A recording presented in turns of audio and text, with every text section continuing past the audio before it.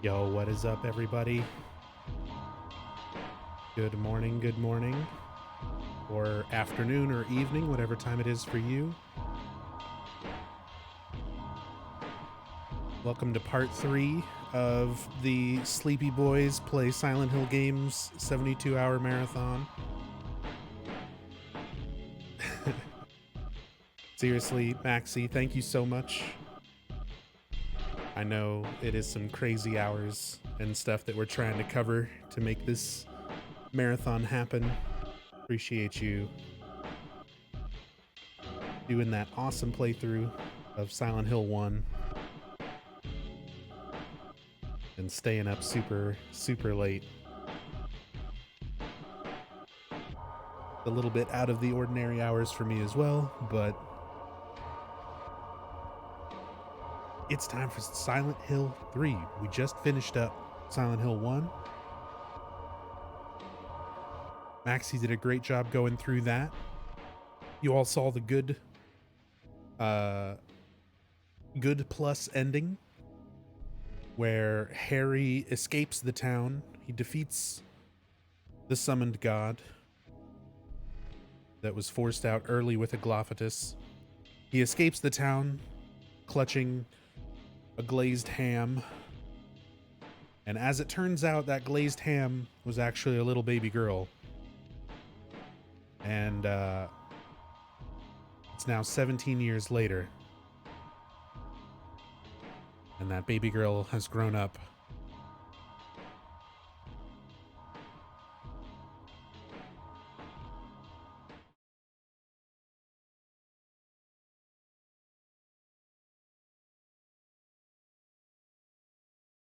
So yeah, this is a direct sequel to Silent Hill 1, 17 years later.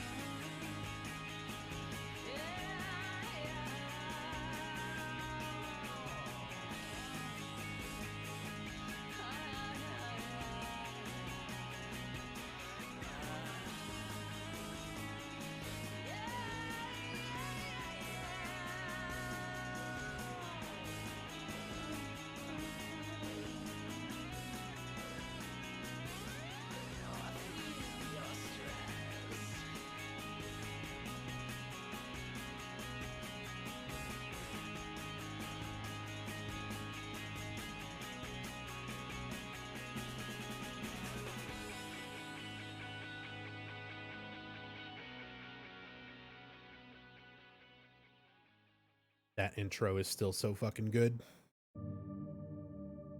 So good. All right. So as said, it's Silent Hill 3, third leg of the marathon. And again, this is part of an overall 72-hour marathon featuring everybody in Team Silent here on Twitch. We started off with Techie playing Silent Hill 2, showing off the first person mod, which was insane. That was super cool. And then we just had Maxi giving us that super in-depth look at Silent Hill 1, covering the story. And we're going to continue on with that story here in Silent Hill 3. 17 years after the events of Silent Hill 1. I'm going to start off with a new game just to show the intro. And then I'm going to quit back to the menu and start an extra new game where that picks up so that I can show off some of the extra stuff. Because there's so many extras in this game with all the different costumes and weapons and difficulty levels. There's a ton of unlockable things in this, so I want to show some of those off, and you just can't do that on regular New Game. But you also don't get the Nightmare intro on extra New Game, so we'll just do normal. Doesn't really matter.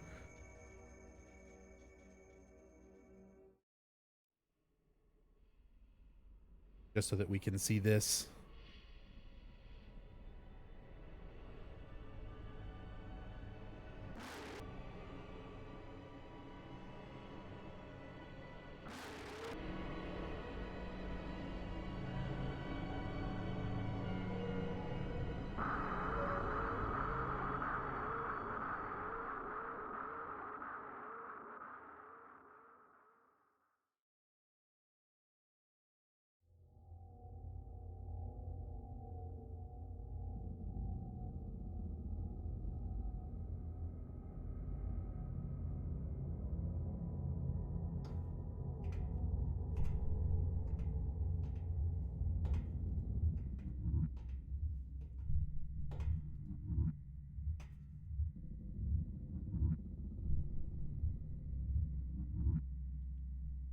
Where am I?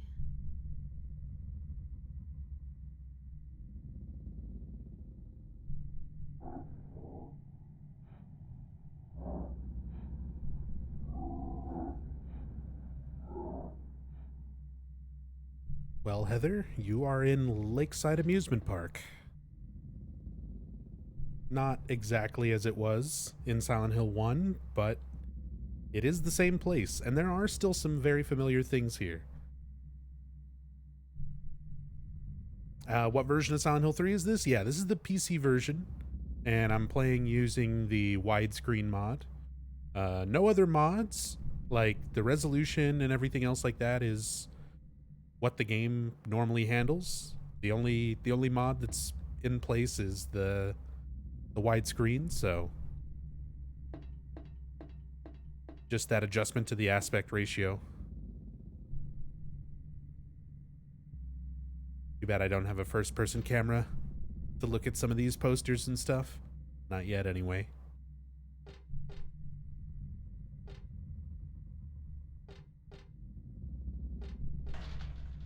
The door's shut tight. It won't open at all.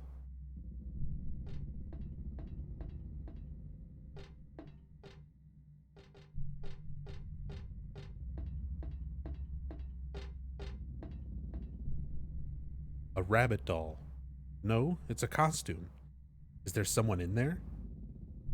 It looks like there is, but I don't feel like making sure. I don't blame you.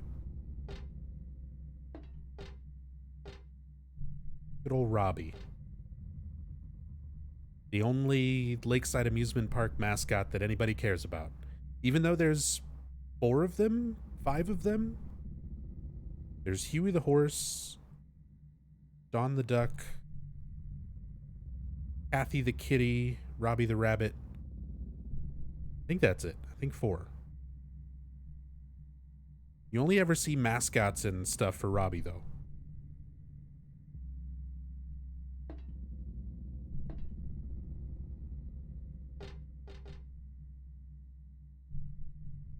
Oh. Giant rabbit costume. Why would this be here? Is this a slow run? Absolutely. We're going to be taking our time, looking at all the things. Heather has a lot of dialogue when you examine stuff. Like in Silent Hill 1 and Silent Hill 2, there's a decent amount of things that you can like look at and examine, and the characters will kind of like talk about it.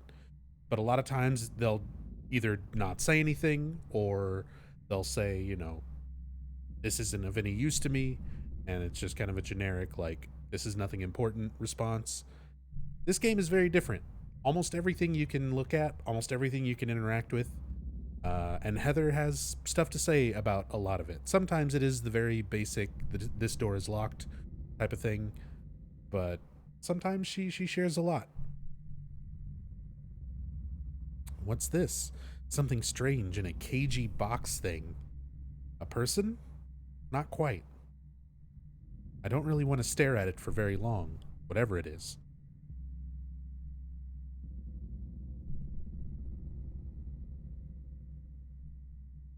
You can see there's these hanging bodies that you saw around in Silent Hill 1 that are actually a recurring theme in this game. There's a lot of stuff that's going to sort of mimic or mirror things in Silent Hill 1 in this game. We can see these bodies hanging up in the cages. One of those things that's pretty hard to see unless you're getting a good angle and zooming in real close. And of course, having the nice PC higher resolution stuff helps.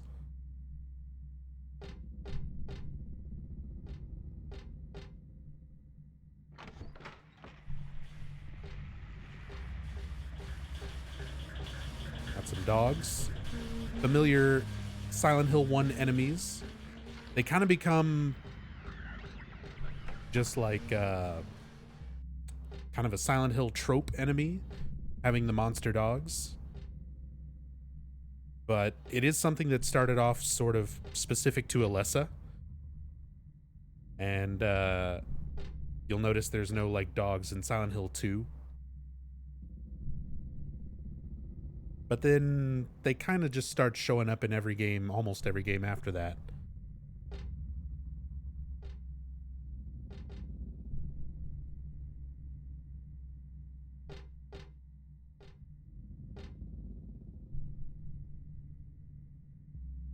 So many little details here. All the little souvenirs. Little Robbie figures, keychains. They all have like texture on them. They say like Lakeside Amusement Park. I think that one says coaster, something coaster. It's the roller coaster thing.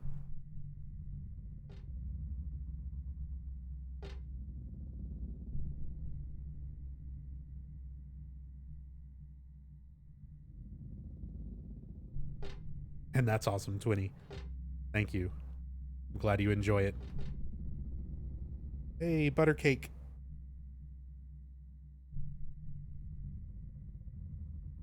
Good old Buttercake. And this is one of those things that is in Silent Hill 2 originally. The Buttercake and the box of cookie. One of those recurring, just kind of like environmental props. It shows up in this one a lot too.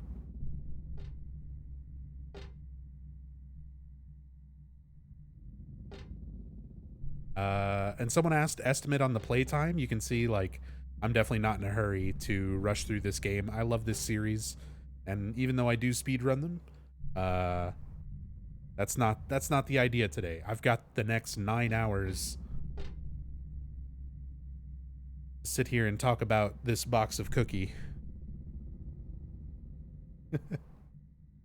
And and also other Silent Hill 3 elements. And this is how I really like going through these games. Like, there's so many details, there's so many little things to look at. And I always tend to, like, even though I've played these games like thousands of times now, I still find new stuff. I still find new things. I'll find new little bits of dialogue, things that I can examine that I didn't realize I could examine, things in the environment that I just didn't see before. I still learn new things about these games pretty much every time I play them. It's a testament to just how much kind of love and detail and care went into these games. Roa shirts for sale. Don't think they'd help me at all. So, you know, kind of a more generic response on some of these things. It's a rabbit stuffed animal here. The mouth part is stained red. Almost like blood stains. Disgusting. Disgusting.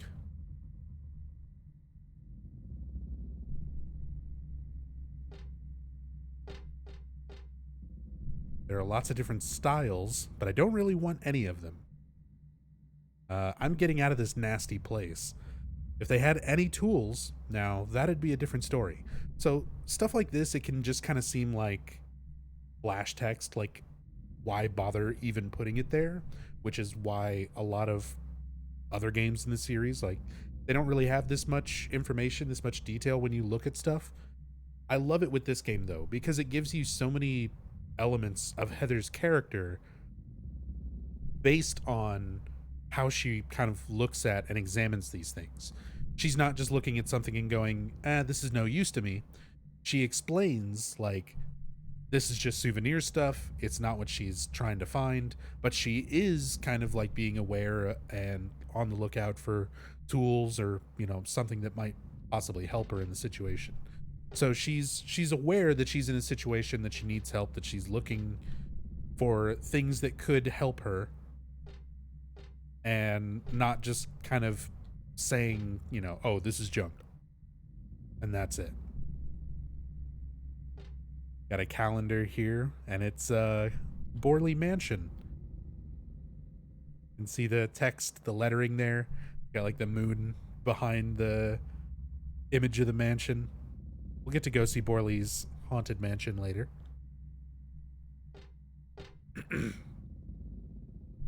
There's a poster with the mascots. So from the top to the bottom, that's Kathy Kitty, Robbie the rabbit, Huey the horse, and Dawn the duck. But we like never see anything else for those other mascots. We only ever see Robbie. Robbie winds up being one of the big, you know, recurring Silent Hill.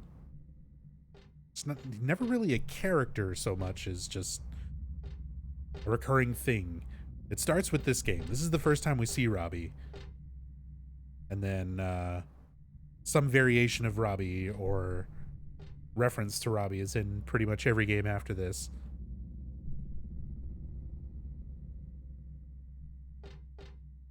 There are boxes of cookies and chocolates on display. I love this kind of stuff, but I don't feel like eating it here and now.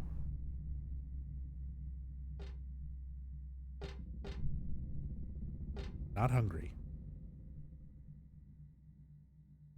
And she says a little bit more about like eating and drinking stuff a little bit later. There's a really good line that I always like in the mall. We'll get to. Talking about how translators apologized for the Shakespeare puzzles. So it wasn't in the Japanese version. No. The puzzle itself was designed for both English and Japanese by the same person. It was all Jeremy Blaustein. They deferred to Jeremy to make that puzzle.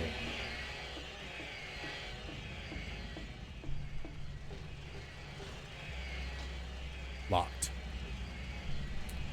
Can't get into that control room. See, there's like meat hanging out in that room, just like up on the wall.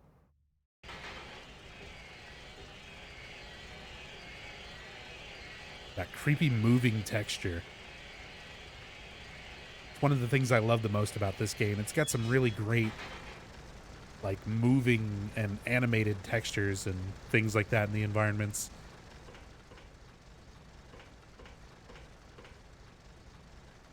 But yeah, Jeremy Blaustein, to kind of get back to what I was talking about there, who was the localization, the translator for Silent Hill 2 through 4.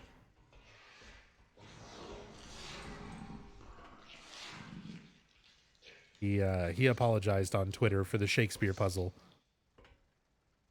And I will be doing that puzzle and stuff on hard.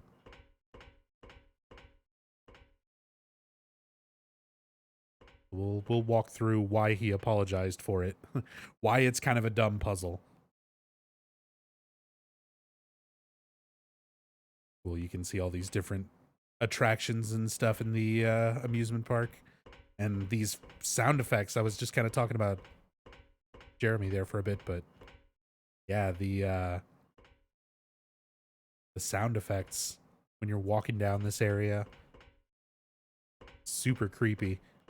Reminds me a bit of the intro to Silent Hill 2 when you're walking into the town and you just have all these horrible noises around you with no real source, like they're not coming from anything. Didn't Dave solve it in a few minutes? I mean, it took him like an hour or two, but not nearly as long as everybody thought it would, especially after the Silent Hill 2 safe. So, I mean, it took him a bit.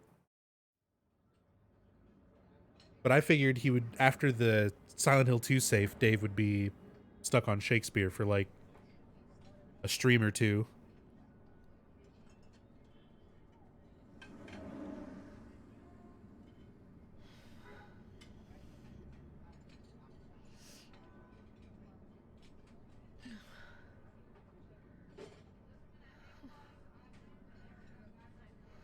What a nightmare.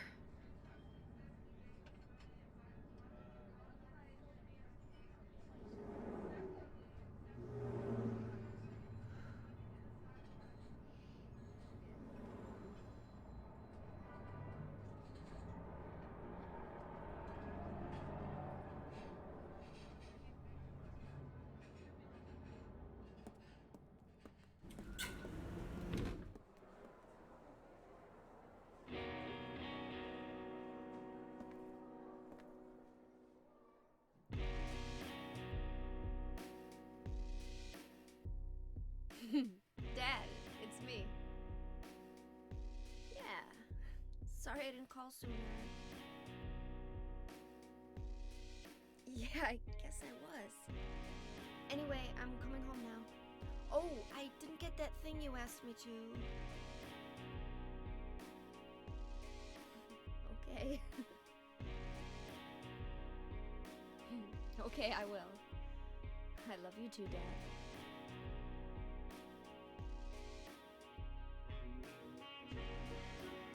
Will we see the perv Douglas today? We will.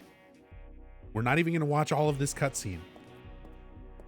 Heather, I need to speak. I just want to show everybody how Douglas normally looks. I'm a detective. A detective? Really? Well, nice talking to you. Okay. Hold So that's how those characters normally look. That's our whole intro. That's our whole dream sequence. We'll talk about that for a sec. So it's I started to talk about how there's all these parallels between Silent Hill 1 and Silent Hill 3. Silent Hill 1 begins with a nightmare sequence. Harry wandering through the alley, experiencing the other world, dying in the nightmare, and then waking up. Heather experiences the exact same thing. She has a nightmare, she experiences the other world. The nightmare itself is a premonition of something that winds up happening in real life. And the wake up scenario happens in a diner. If you want to get really specific, there's the same condiments on the table. It's the same like arrangement of ketchup and mustard and little things that are on the table that Harry wakes up and that Heather wakes up at. So you have that other parallel there. And then you have the sort of authority figure who's introduced shortly afterwards in kind of like a stilted conversation. It's Sybil in the diner in Silent Hill 1. It's Douglas. Douglas. Who I think is personally a much better character than Sybil. I like Douglas a lot more as far as like a supporting role. He does a lot more than Sybil as well.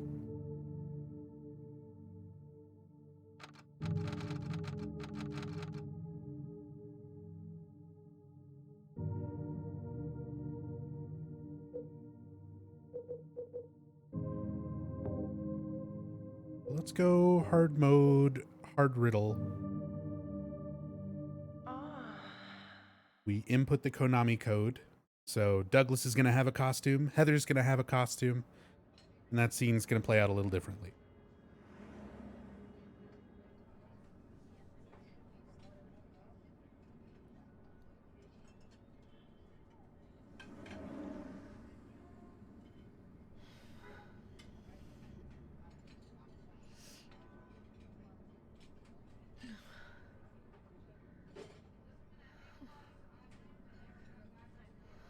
What a nightmare.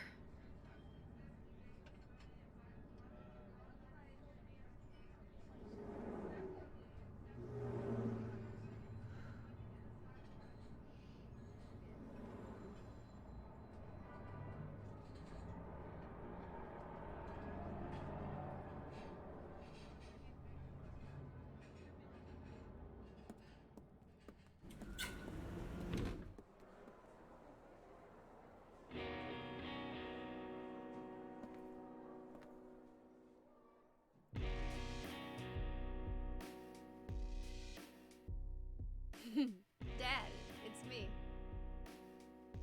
Yeah. Sorry I didn't call sooner. Yeah, I guess I was. Anyway, I'm coming home now. Oh, I didn't get that thing you asked me to. Okay. Okay, I will. I love you too, Dad.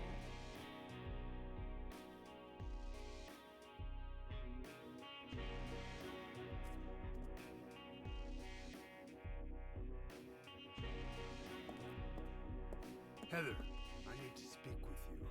My name is Douglas Cartland. I'm a detective. A detective? Really? Well, nice talking to you.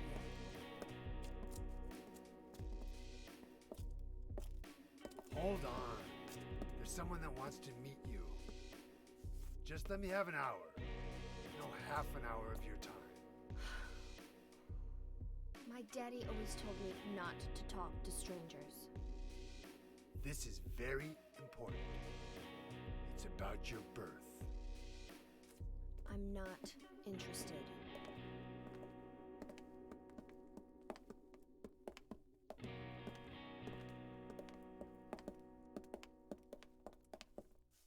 Are you still following me? Do I have to scream?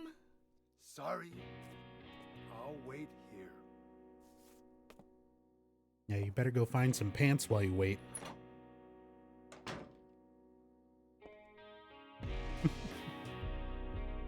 So that's what happens if you put the Konami code, the legendary Konami code, up, down, left, right, BA, start. If you do that on the main menu when you're selecting an extra new game, you get that pantsless Douglas costume. I kind of wish there was more costumes for like the other characters in this game. Heather's got a shit ton of costumes herself, but also, what's up, Trina? in-game voices are much lower than me.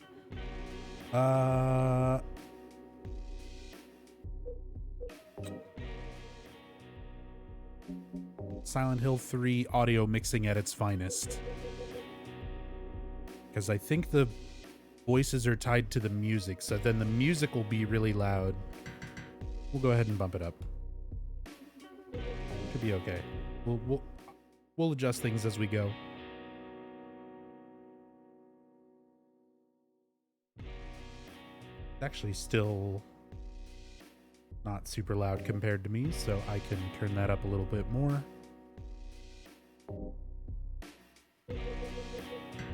Just turn that up all the way.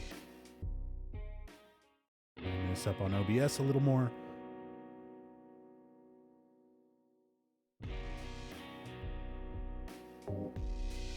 There we go.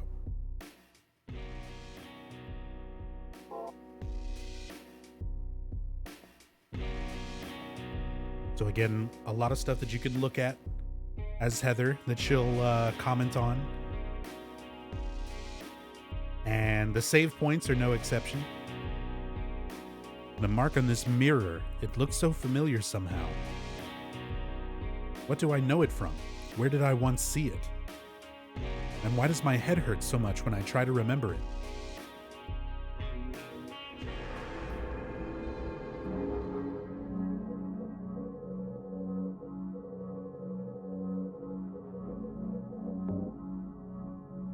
Mall toilet.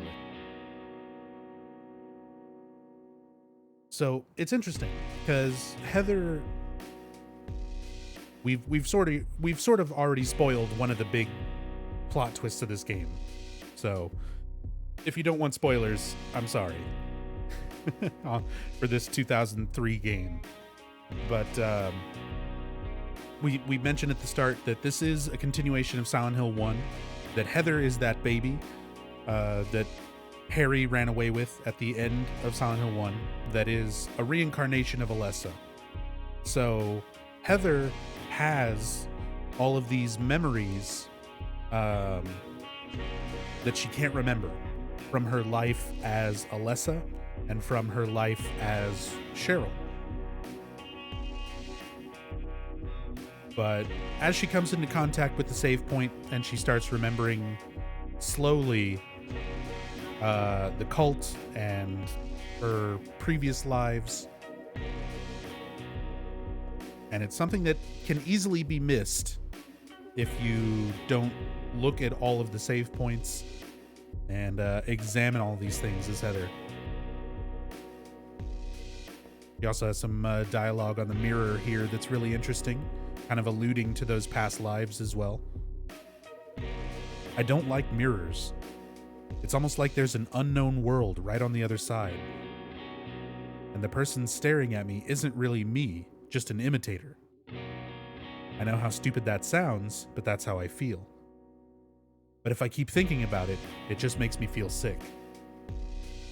So it's that allusion to her, the side of her that is Alessa.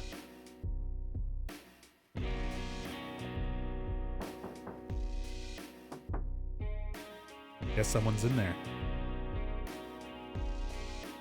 All right, someone's in there.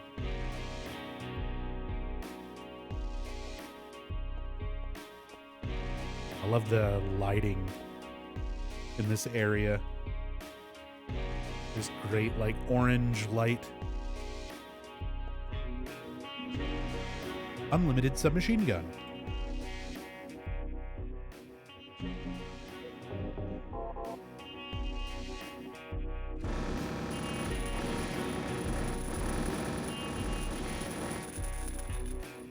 That'll be fun. I also have eye lasers. One of those extra new game unlockable weapons where if you don't have any weapons equipped, you have the, well, since we didn't see this yet, we'll take off the costume for now. When you have Heather just sort of normal, with no weapon equipped and the eye laser unlocked, she shoots the Heather beam, And you can do 2 different variations of it.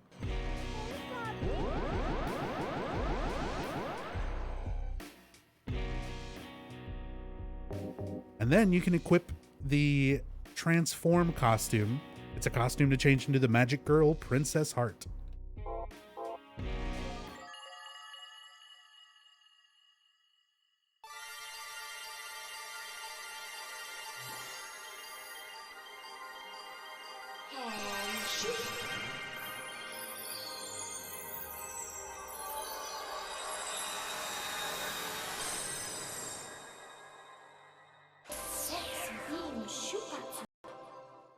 Literally just Sailor Moon. But this also upgrades the Heather Beam to the Sexy Beam. And this also has 2 variations. Sexy beam.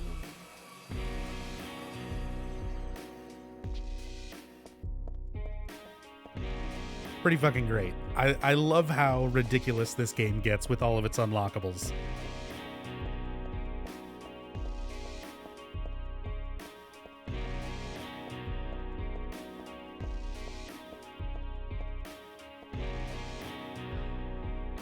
Well, that's helpful. Maybe I should walk around it. Never mind. But how did this car park here? Very, very carefully. And nobody managed to get out of it. Unless maybe they climbed out the back?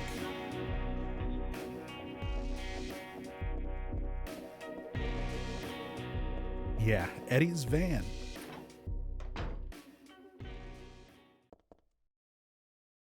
So, Heather started off. She's at the mall. She's hanging out. She's supposed to pick something up for her dad, but she forgot all about it. Ran into Douglas, and he was, walking around. He's not wearing any pants. So she wasn't going to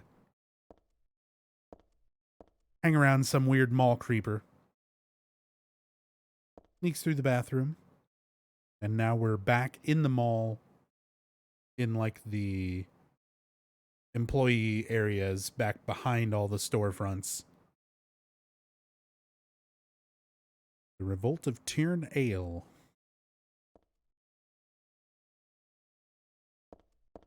A lot of interesting little posters and things like that. Locked. Be able to open that up from the other side. And the locker's open.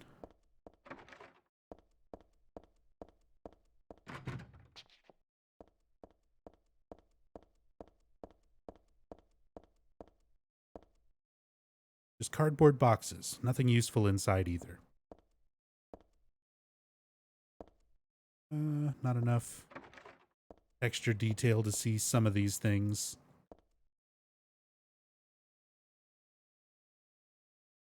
Central Square. Inside of a shop. Something order list of shipping something.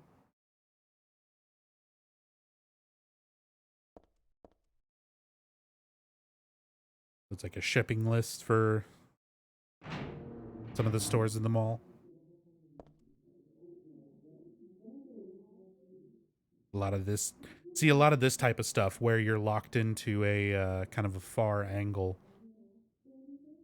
It's going to be so nice when there's when Neko finishes the first person mod for this game. But just some more Central Square stuff. You can see a lot of the storefronts. Cosmetic Angel. And these you can't even, you can still see them like running up to them and adjusting the camera, but not quite as clearly as you see them with the widescreen mod. But at least it does let you take in some of the environments and stuff a little more.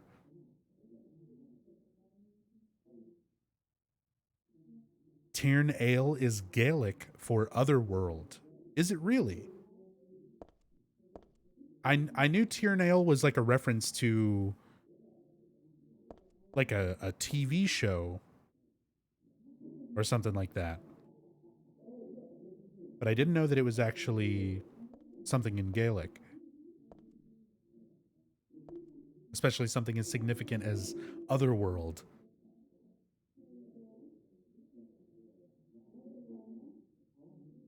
Purple Side.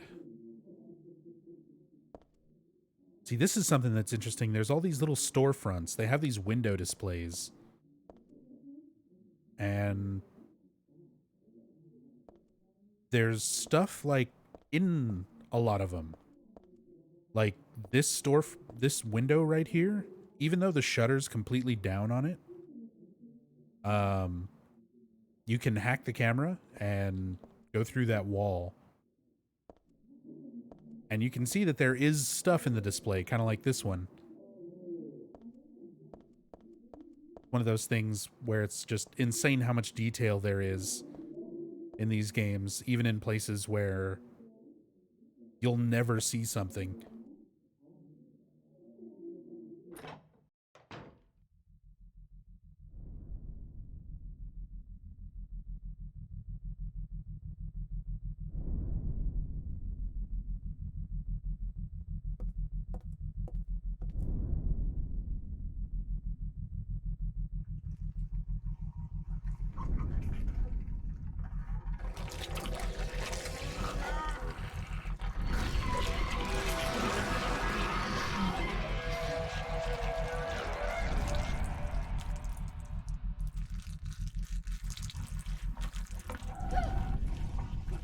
Stay back!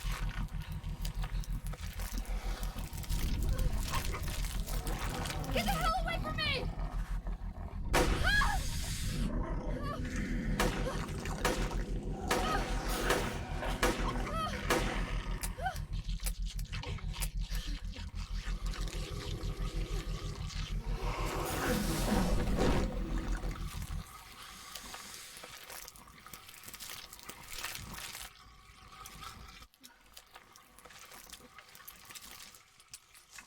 What the hell is this thing?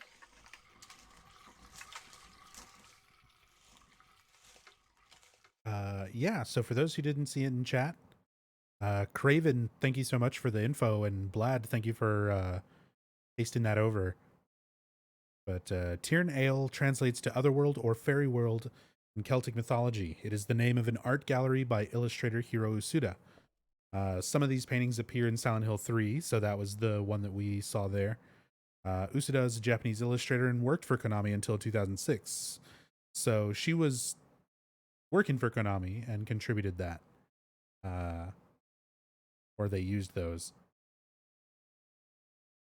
Contributed to environments, model, and textures for Silent Hill 3 and 4, as well as 2 Metal Gear Solid titles. She posted on Facebook that Masahiro Ito was her superior while working on the Silent Hill series. Yeah, that is awesome, awesome info.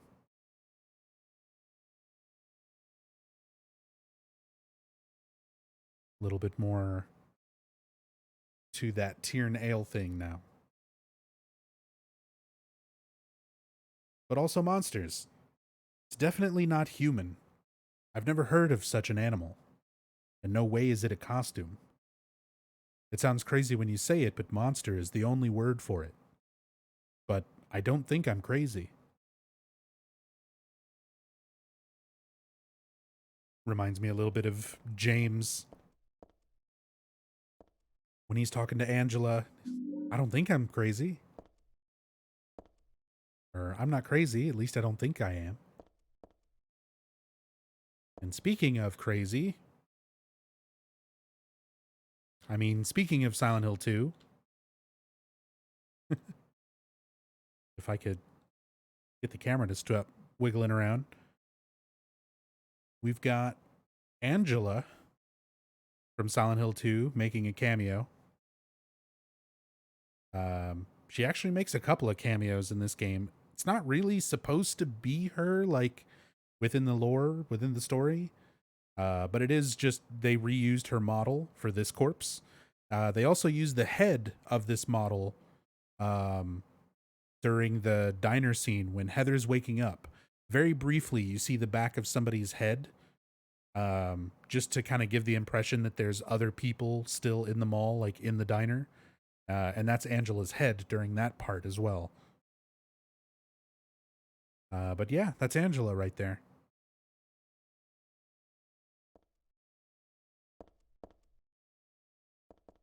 And J-Rock, thank you for the resub. And thanks everybody so much for all the support, all the subs and resubs, everything that's been going already. Again, just for the sake, when we do like team marathons and stuff, I just have the alerts and things like that disabled. Kind of helps with keeping distractions down during story playthroughs and stuff too. But I do still see it all. So very, very much appreciate all the support, all the love. Thank you so much, guys. And thank you, J-Rock. And definitely, if you're enjoying the stream, if you're enjoying the marathon, make sure you're following and supporting everybody on Team Silent.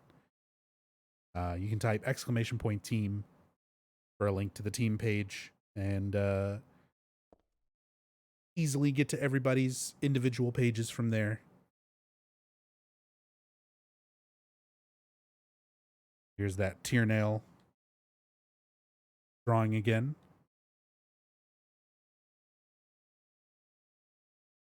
But that was, what was her name? Usuda?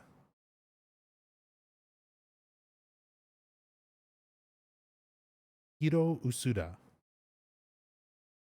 No, that's awesome. He was an artist employed at Konami. And speaking of employed at Konami, a really good Easter egg here. It's a poster for Silent Hill 2. It's Angela's face is the majority of the background, but then you have James's face down there in the bottom left. You've got Laura's face down there in the bottom right, and Mary right above Laura.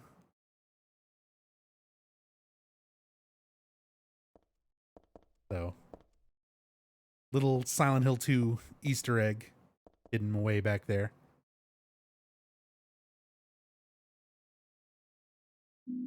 We got our map, shopping mall map for Central Square Shopping Center.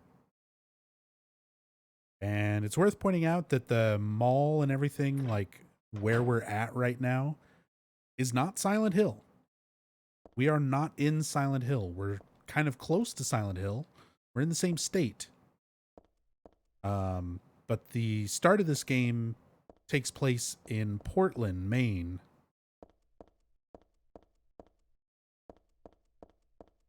And then later on, we're going to get a ride to Silent Hill.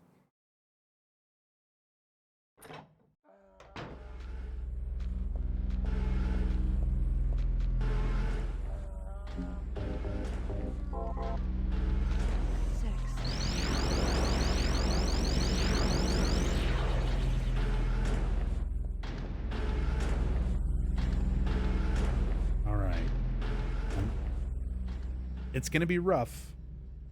Maybe somebody can help me keep count. But if I do this right, I can keep count.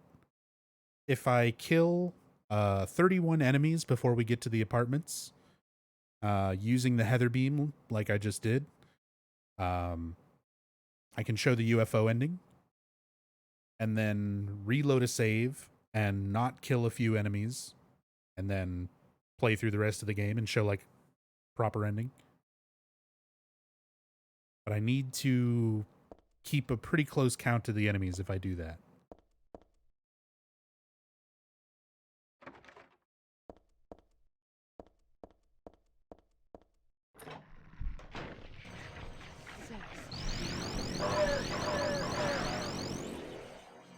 There's 2. And we're starting to see a few more creatures now. Wish. So we started off with that first monster that was in the beauty store, and that was the closer. The closer itself is a reused creature or somewhat reused creature from Silent Hill 2. It's slightly modified. They kind of change a little bit of the legs, a little bit of the body, and they change up their behavior. In Silent Hill 2, they were known as mandarins, and you'd only see them underneath graded floors where they could hang from the floor, and they would attack by these little tentacles coming out of their arms up through the floor when you run above them. In this, they're redesigned as the closer, and they have the same big lumbering arms, but now they walk around kind of like leaning on them, and they have these bones, like these big bone spikes inside of their arms that they attack with. Then you've got the little purple things that were out in the hallway just there, known as the numb body. Supposed to be representative of like an underdeveloped fetus, and we actually see them growing in size as the game goes on. There's a lot of themes around birth and impregnation and babies growing.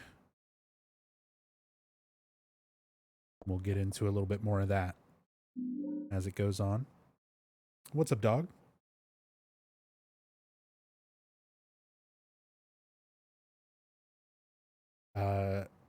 Yeah, and dog said, hold on, what was that? It's pronounced Cheern All. So Cheern All. And that was Gaelic for Otherworld. That's really cool. I didn't know that. As said, as many times as I've gone through these games, every time I play them, I learn something new. So thank you for that. That was really cool info. There's lots of stuff, but none of it really looks like it'll be useful. Alright, so I'm at 2 enemy kills.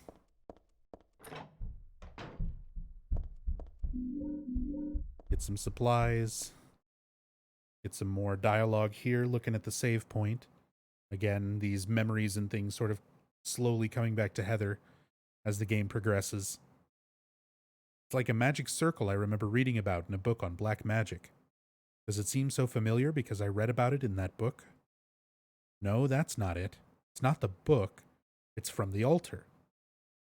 Altar? What am I thinking? So she's like slowly remembering these things. She remembers an altar, alluding to her memories from Alessa being raised in the cult, and sort of remembering these aspects of the cult, their books, their altars,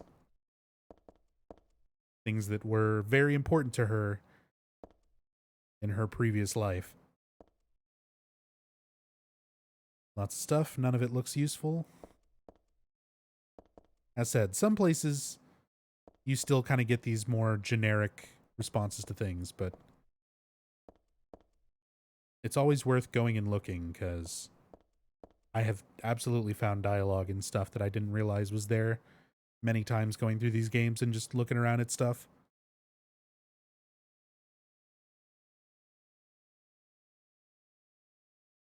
Something's fallen between the table and the floor.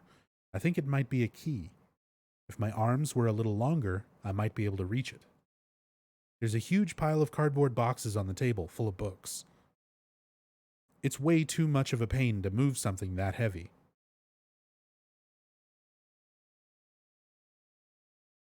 So there's a lot of interesting little details and stuff. It's basically just your first puzzle. You've got to figure out how to get the key, but there's already so much more to it. The key itself is to a bookstore, and she just said the boxes themselves are full of books. So it's like this itself is the storage, for the inventory for the bookstore that's like stacked up on this pallet that somebody dropped the key here. Somebody who worked there. And I like that she responds that it's too much of a pain. It's not that she can't do it. It's just too much of a pain in the ass to do it that way. If she were to individually move the boxes and do all that. She could do it, but it's too much of a pain, so she's not going to.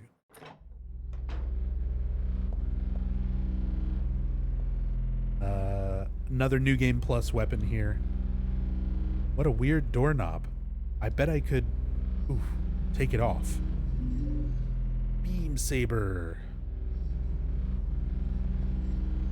It's a leopard print lightsaber. I mean beam saber. Legally distinct from lightsaber. Please don't sue LucasArts. A sword shining with a strange force? A switch turns the blade on and off. Yeah, I love that it's leopard print. So perfect. But yeah, it's literally just a lightsaber. I love the like trail effect on it.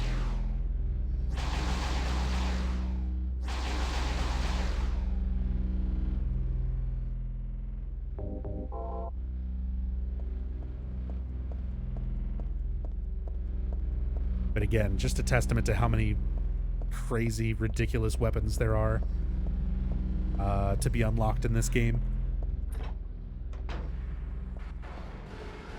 What's up, Queen? Yep, playing some KOTOR. Helen's Bakery, 1967.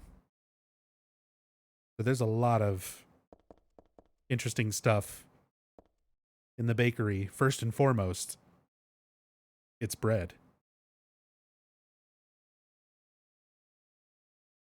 Who would have thought?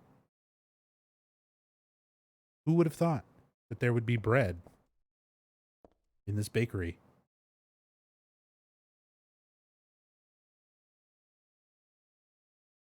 But I'm not really hungry, so I guess I don't need to worry about it.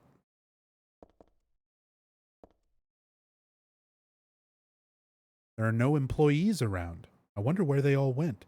So now she's noticing, even though the mall is like supposed to be closed and there's not really supposed to be that many people around anymore, the employees and people who would be closing stuff are not around.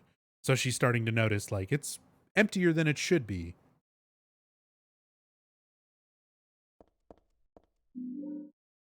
Got a flamethrower.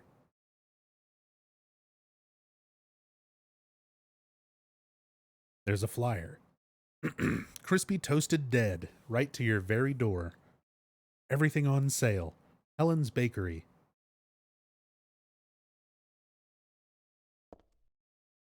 So in regular New Game, it just says the flyer's normal. It's not edited in any way. It just says crispy toasted bread. But this is where we pick up the flamethrower. So they change it to make a little joke there. Crispy toasted dead. But yeah, flamethrower. This thing will roast the bad guys. And I don't have to worry about fuel either. I wonder if that's a little nod towards Silent Hill 1, where you had to have the fuel can for the New Game Plus weapons, like the rock drill and the chainsaw. Yo, Cat. Thank you so much for the raid. And thank you so much for the 23 months. And welcome everybody coming over with Cat Link. We are in the midst of a 72-hour Silent Hill marathon featuring all of my good friends here on Twitch on Team Silent. We already had our teammate and good friend UFO Techie go through Silent Hill 2 in first person with a brand new first person mod. And then just before me, Maxi, good old Maxi Lobes, went through a solid in-depth story playthrough of Silent Hill 1. And now I am following that up with Silent Hill 1's direct sequel, 17 years later, Silent Hill 3. And just going through, looking at everything, reading all the dialogue, going super in-depth, talking about all the lore. Yeah, that was a perfect raid number, the triple threes. Thank you so much, Kat. And again, welcome everybody. We're looking at bread. It's bread.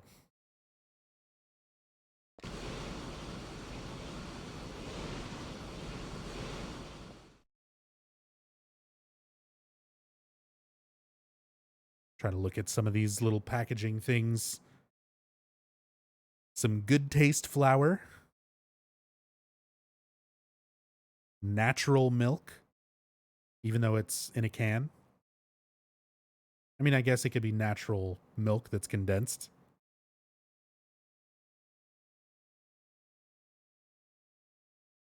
Can't quite see. Fruits paste. Fruits paste.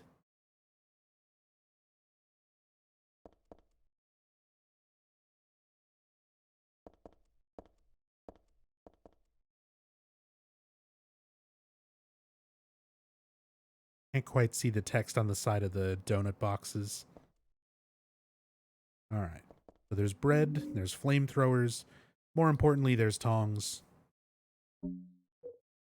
A big pair of tweezer-like tongs for grabbing bread. It'll also work for grabbing keys.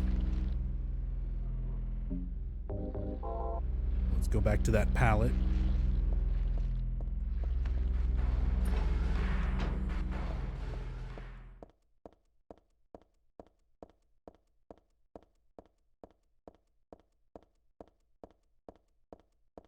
Is Enigma playing Silent Hill 4? He is. I still have quite a long ways to go with Silent Hill 3. We've got several more hours. Another, like 8 hours almost of Silent Hill 3. But then after this will be Silent Hill 4, played by an eternal Enigma, who's an absolute master of that game.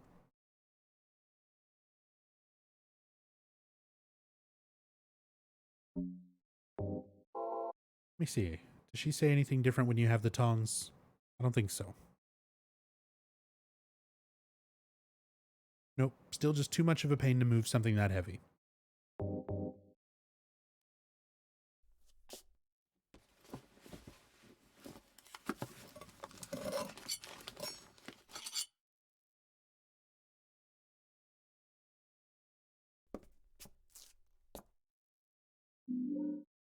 Got the key taken with tongs.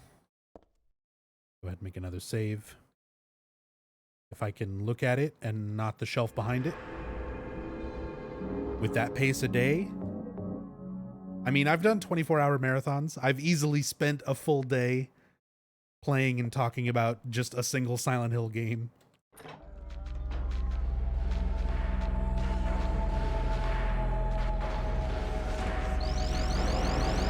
But I'll do my best to keep it within my my 8-hour shift or so, 9-hour shift.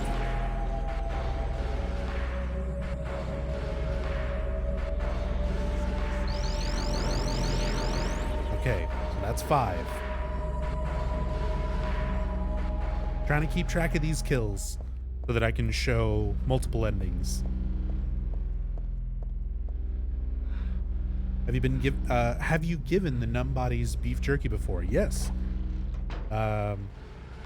We'll do that on the next set of enemies.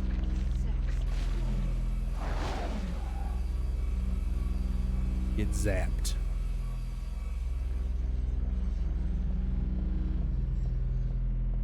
That's 6. Go ahead and get this one over here too.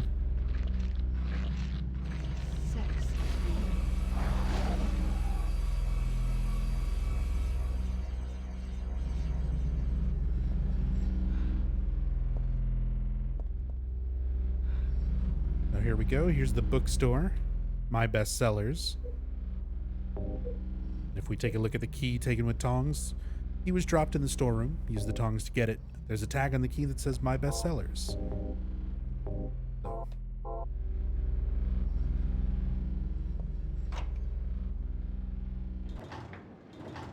What the heck? Don't remember mind lasers? Yeah, it takes a bit to unlock the Heather beam. You have to unlock that, you have to kill, I think it's 200 enemies, and it doesn't all have to be on one playthrough. It can be on consecutive playthroughs as long as it's all on the same save.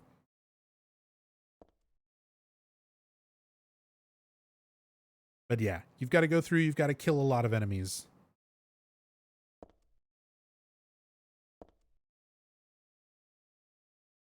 I know, I was just gonna say that, dog. Yeah, as Three Dog is pointing out, like the bookstore, a lot of places like this, like you wouldn't necessarily need to spend too much time here. I mean, I am about to do the Shakespeare puzzle. We'll get into that in a second. But just for an area that you just kind of go through and do a puzzle and then leave, there's so much detail. So many different variants in the book covers, all the different magazine covers, all the different posters. You can see there's more of the, what was it, Chirnall drawings.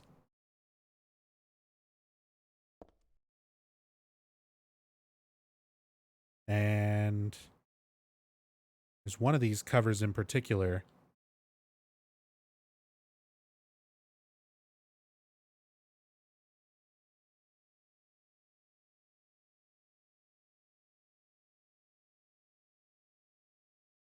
Thought it was down here.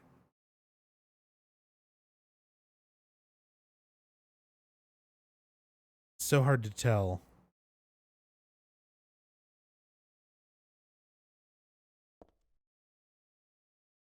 Oh, very nice, rigid.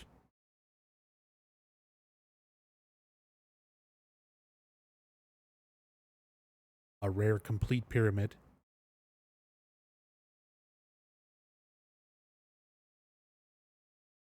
Oh, there it is. It's the one that says college.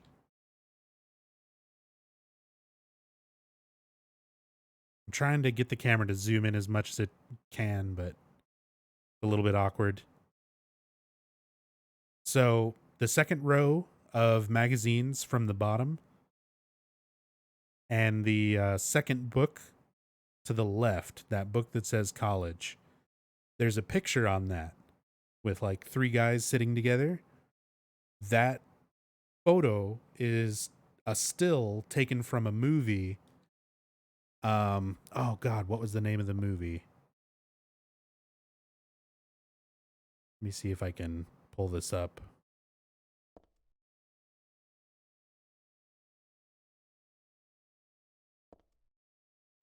Oh, that's not going to work. Well, shit. I can't really look it up right now. But it's a movie with Norman Reedus. It's not,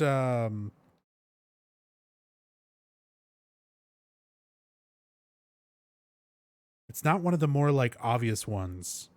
It's not like Boondock Saints or anything. I can't remember the name of it. But one of those guys in that picture on that magazine is Norman Reedus.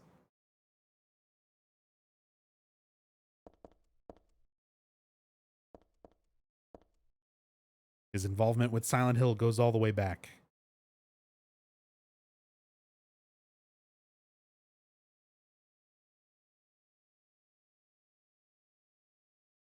But not really. Just one of those interesting little details and stuff.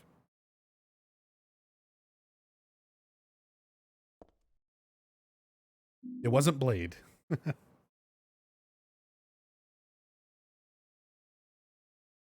No, I don't think it was Dark Harbor.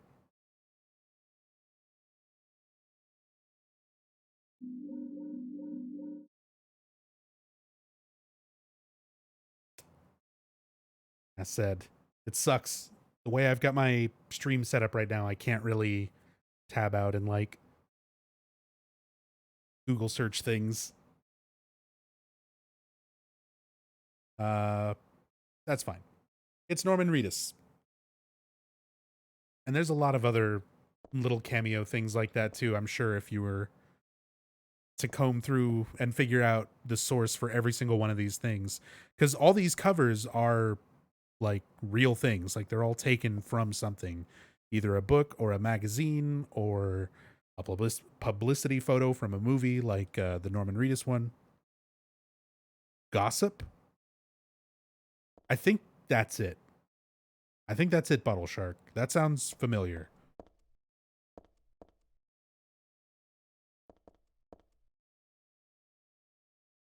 Because it's like a still from the movie.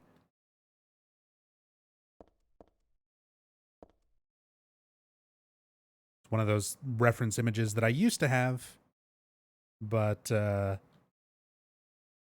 was having a lot of computer issues earlier this year. So a couple of months back, I like wiped everything. So I lost a hard drive full of Silent Hill notes and reference images and all sorts of stuff. It sucks, but it's all stuff that I can put back together. All right. So moving on from Norman Reedus, it is Gossip. All right. Yeah, thank you again for pulling that up, Bottle Shark. But it's time for Shakespeare. So the game's on hard. I picked up some Shakespeare books. And again, just to kind of preface this, the translator and localizer for this game, Jeremy Blaustein, apologized on Twitter because he was the one who was like responsible for making this puzzle. So I'm going to just kind of explain how to work this puzzle out, and then everyone can go, really? That's fucking insane. So you pick up 5 books, 5 different anthologies from Shakespeare. You can examine each one to see specifically which book, which story from Shakespeare each one is. So Shakespeare Anthology 1, it was on the floor at the bookstore, a Shakespeare book, just like it says. I'm not much for sentimental slop like Romeo and Juliet. So first one is Romeo and Juliet. She knows it's sentimental slop. She's familiar with it. Moving on. Most people know Romeo and Juliet. Shakespeare Anthology 2. King Lear is in this one. I've never read that. So Heather herself already admits she does not know enough to solve this puzzle because she doesn't know anything about King Lear. Book number 3, one line from Macbeth. So this one is Macbeth. So we've got Romeo and Juliet, we've got King Lear, now Macbeth. One line from Macbeth that I just can't forget. Life's but a walking shadow, a poor player, that struts and frets his hour upon the stage and then is heard no more. So she knows Macbeth pretty well. She has a favorite line from it. She's familiar with it. Shakespeare 4. Hamlet is in this one. I've never read that. So that's book number 2 out of 5 that Heather has not read and does not have enough information to solve this whole puzzle. Because you need to be familiar with each of these stories. And the game does not give you that information. And Shakespeare 5, Othello is in this one. I must have read it, but I forgot what happens. That's kind of how I feel about Shakespeare. It was required reading material throughout school. I know I read all these books. I kind of remember some of them. But that's 3 out of 5 that Heather does not know well enough to solve this puzzle. So we've got our 5 Shakespeare books. We've got a shelf on which we can place the books.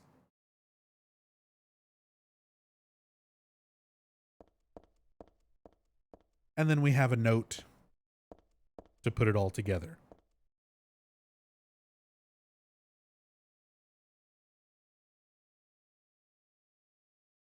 In here is a tragedy. Art thou player or audience? Be as it may, the end doth remain. All go on only toward death. The first words at thy left hand, a false lunacy, a madly dancing man, hearing unhearable words, drawn to a beloved's grave, and there, mayhap, true madness at last. As did this one, playing at death, find true death at the last, killing a nameless lover, she pierced a heart rent by sorrow. Doth lie invite truth? Doth verity but wear the mask of falsehood? Ah, thou pitiful, thou miserable ones! Still amidst lies, though the end cometh not, wherefore yearn for death? Wilt thou attend to thy beloved? Truths and lies, life and death, a game of turning white to black and black to white. Is not a silence brimming with love more precious than flattery? A peaceful slumber preferred to a throne besmirched with blood? One vengeful man spilled blood for two. Two youths shed tears for three. 3 witches disappeared thusly, and only the 4 keys remain. Ah, but verily, in here is a tragedy. Art thou player or audience? There is nothing which cannot become a puppet of fate, or an onlooker peering into the cage. Beautiful. Wonderfully well written. But that's it. Like, that's your whole clue to figure out this 4-digit numerical lock.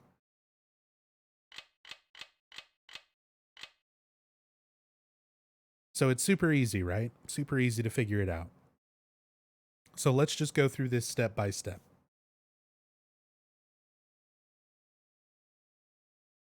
First page of the note. In here is a tragedy. Art thou player or audience? Be as it may, the end doth remain. All go on only toward death.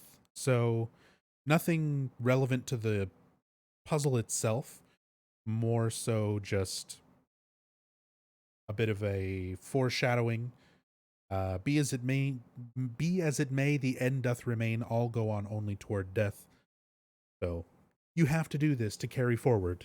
And carrying forward, well, it's only going to lead toward bad things. Mainly death. But we got to do it anyway. Second page of the note. So this is where we start actually figuring out relevant information to the puzzle. So the first words at thy left hand, a false lunacy, a madly dancing man, hearing unhearable words, drawn to a beloved's grave, and there mayhap true madness at last.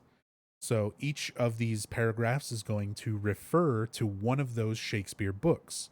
But if you're unfamiliar with those Shakespeare stories, then you might not know which of these paragraphs is supposed to correlate to which book.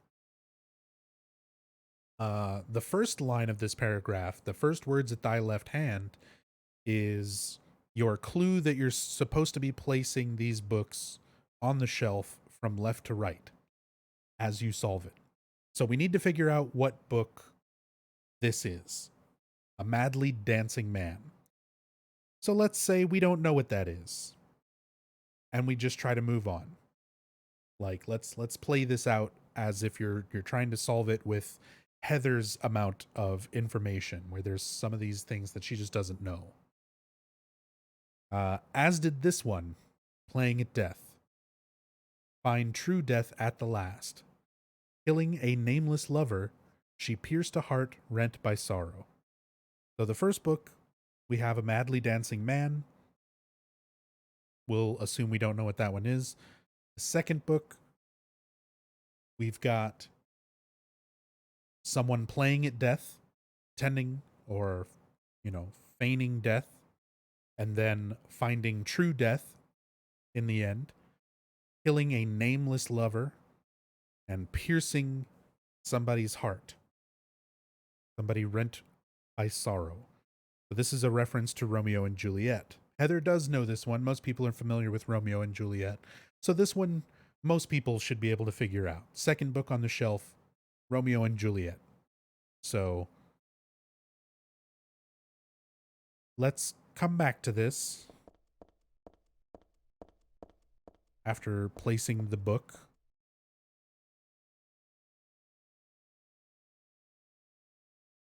So, volume 1 was Romeo and Juliet. That's going to be book number 2. Again, this is the first puzzle in the game. Granted, it's on hard mode. Not a lot of people are going to jump straight into hard mode riddles their first time playing this, but a lot of people do. So, first puzzle in the game. And we're only just now getting started with solving it. So we skip the first book. We'll come back to it. We know what Romeo and Juliet is. Heather knows what Romeo and Juliet is. So that's on the shelf. Book number 3. Doth lie invite truth? Doth verity but wear the mask of falsehood? Ah, thou pitiful, thou miserable ones. So, again, even if you're vaguely familiar with some Shakespeare, lies and truth, verity, wear the mask of falsehood, pitiful, miserable, these are things that could apply to damn near everything that Shakespeare wrote. This is by far the most vague out of all of the descriptions. So let's again try and assume that Heather doesn't quite know what this is. And we'll leave that one blank. We'll try to solve through process of elimination. Still amidst lies, though the end cometh not, wherefore yearn for death? Wilt thou attend to thy beloved? Truths and lies, life and death. A game of turning white to black and black to white. So this one also could be a little bit more vague, but they really give it to you for free with the last line. A game of turning white to black and black to white. So even if you're not familiar with the Shakespeare story, you might be familiar with the board game Othello. So we've got our 4th book on the shelf, which is Othello. So that's anthology number 5. Again, Heather doesn't remember this one, but she could probably figure it out from the board game reference, like a lot of people did.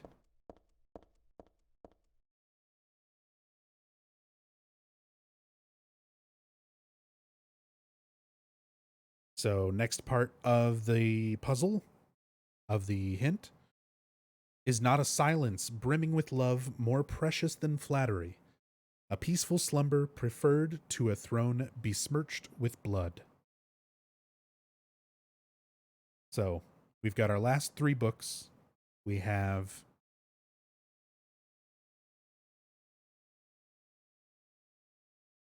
to figure out which book corresponds to each of these pages. And again, if you don't have that sort of knowledge of what those stories are about, you're just kind of screwed on this puzzle. That's what makes this such a rough puzzle to solve, because not everybody goes through the same process of education. Not everywhere is going to teach Shakespeare or make it required reading. So it's not something that everybody's going to know. And they don't give you any way to figure out this information in the game. That's the main thing that makes this such a kind of unfair puzzle. I'm all for puzzle difficulty. I love difficult puzzles that really make you think to work them out and solve them, but not so much when it involves knowledge that you have to have outside of the game, even if it's something that's assumed to be quote unquote common knowledge that not everybody will necessarily have.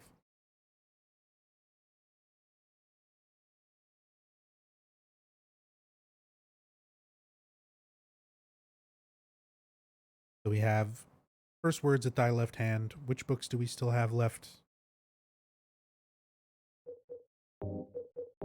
King Lear, Macbeth, and Hamlet.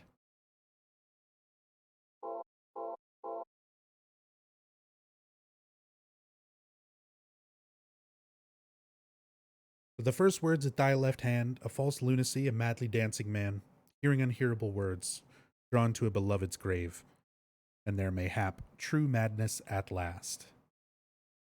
So that most closely fits the story of Hamlet.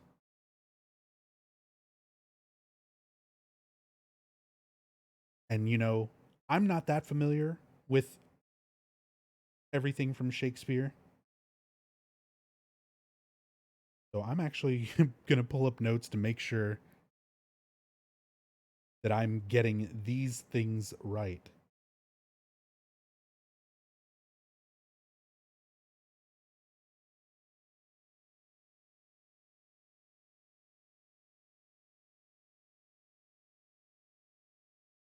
Because again, that's exactly what this kind of puzzle expects of you, is like you've got to be familiar enough with each of the stories.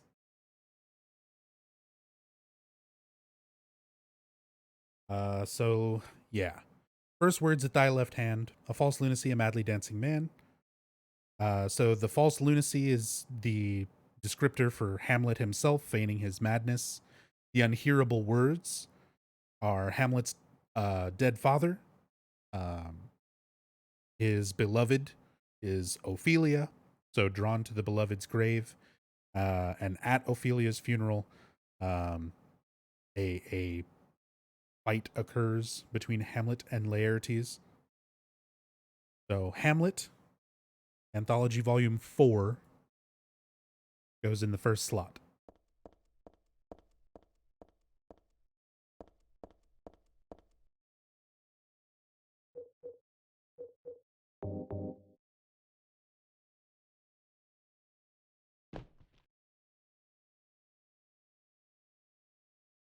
Othello, pardon me for asking, but what is Othello? The board game, I mean.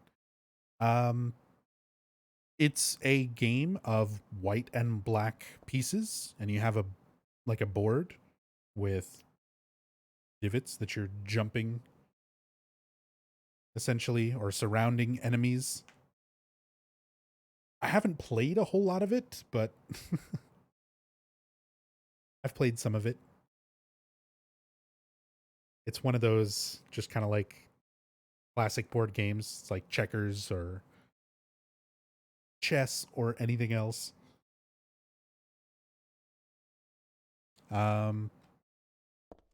So we've got those books up. We have two left, King Lear and Macbeth.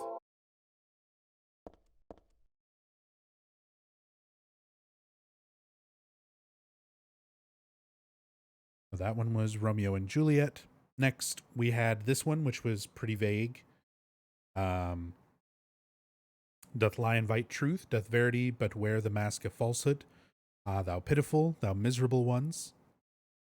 So this one could be interpreted as like, again, a lot of different Shakespeare stories, like truth, falsehood, pitiful, miserable. These are all the key words that are very much applicable to a lot of his writing. But this one in particular is supposed to be more so directly referencing Macbeth. So it's a reference to Desdemona being seen as wearing a mask of falsehood due to Iago's lies against her. So we have Macbeth.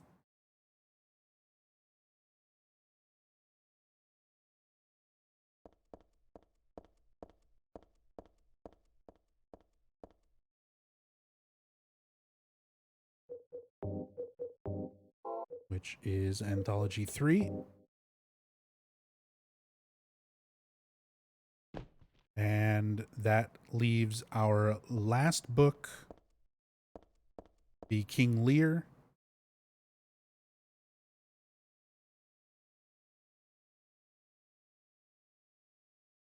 So here we are. It's not a silence brimming with love more precious than flattery, a peaceful slumber preferred to a throne besmirched with blood. So this is a reference to King Lear's daughter, Cordelia, who loves her father the most out of all of her siblings, her sisters. However, she doesn't express it. So and her sisters are, They suck up they flatter King Lear just because they want the throne after he dies. So it's that reference of silence brimming with love, that the silent daughter of King Lear, Cordelia is the one who loves him truly, whereas her sisters do not. And it's just sort of flattery. So, final book, King Lear. So this is how far you could get in the puzzle if you actually interpret all of those paragraphs accurately and you're familiar with Shakespeare. So now you've got it. 41352. 41352. Oh, look at that. It doesn't work because that's just the first half of the puzzle. You still have to solve the math equation in order to get the final 4 digits for this number pad. So not only do you have to know Shakespeare, not only do you have to be familiar with it enough to recognize each paragraph, interpret the notes, put the books on the shelf from left to right in the correct order, but now there's this part. One vengeful man spilled blood for 2. 2 youths shed tears for 3. 3 witches disappeared thusly. And only the 4 keys remain.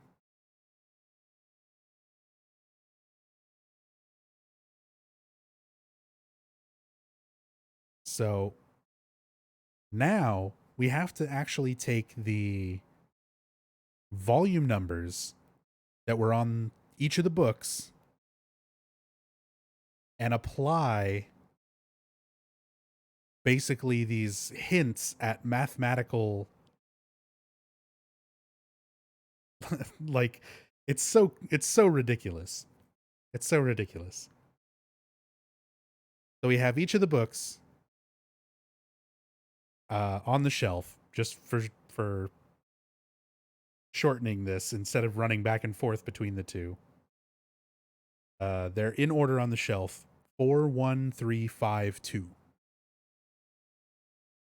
So from left to right, one vengeful man spilled blood for 2. So the vengeful man is a reference to Hamlet. Hamlet is book number 4. And the spilled blood for 2 is a reference that the number is multiplied by 2. Even that, you could if you figure out that it's looking for math, you might not even necessarily plug in multiplication as your first guess at this. But that's what it is. One vengeful man spilled blood for 2. The vengeful man is Hamlet. Hamlet is book number 4. 4 is multiplied by 2. So we have 8. 2 youths shed tears for 3. So the 2 youths are Romeo and Juliet. Shed tears for 3 means that Romeo and Juliet is multiplied by 3. So Romeo and Juliet was book number 1. Multiplied by 3 is 3. So we have the first 2 numbers, 8 and 3. 3 witches disappeared thusly. So the 3 witches are characters from Macbeth. Macbeth is book number 3, which is the 3rd book on the shelf as well. So instead of multiplying or dividing or anything with the 3 witches with Hamlet, with Macbeth, you remove it altogether. The 3 witches disappeared thusly. So book number 3, Macbeth, completely removed from the equation. And only the 4 keys remain. So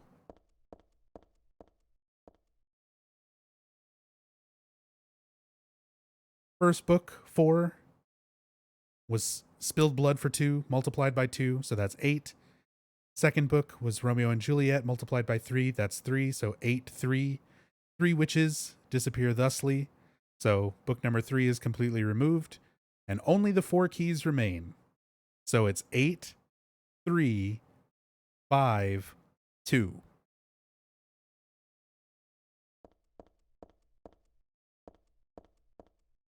Back to the number pad, plug it in.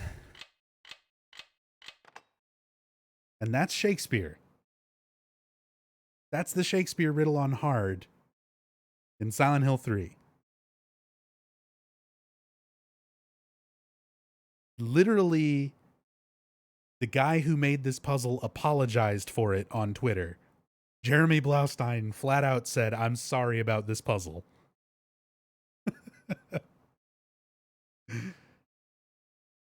It only took him 11 years. But he apologized for it.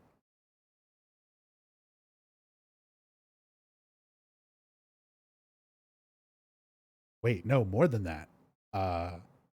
What year is it? 16 years? Shit. Well, yeah, that's Shakespeare. Well, why was he sorry?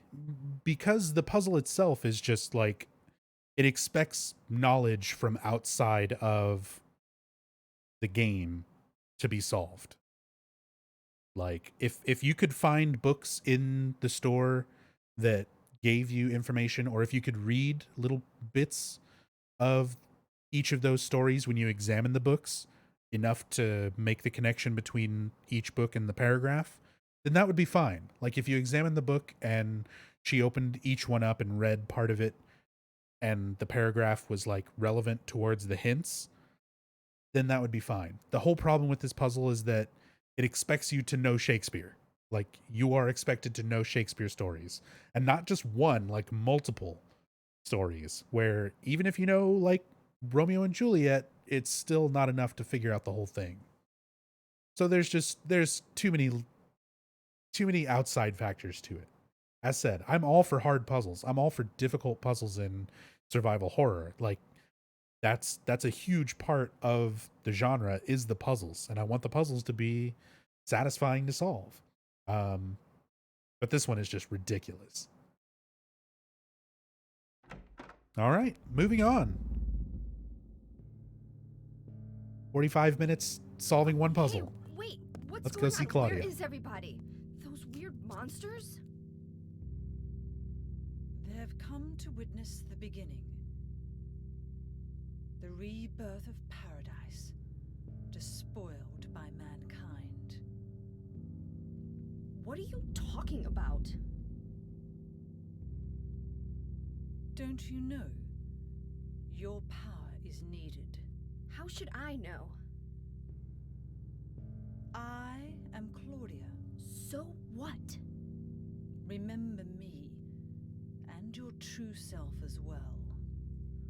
Also, that which you must become. The one who will lead us to paradise with blood-stained hands. Claudia, right? Did you do all this? It was the hand of God.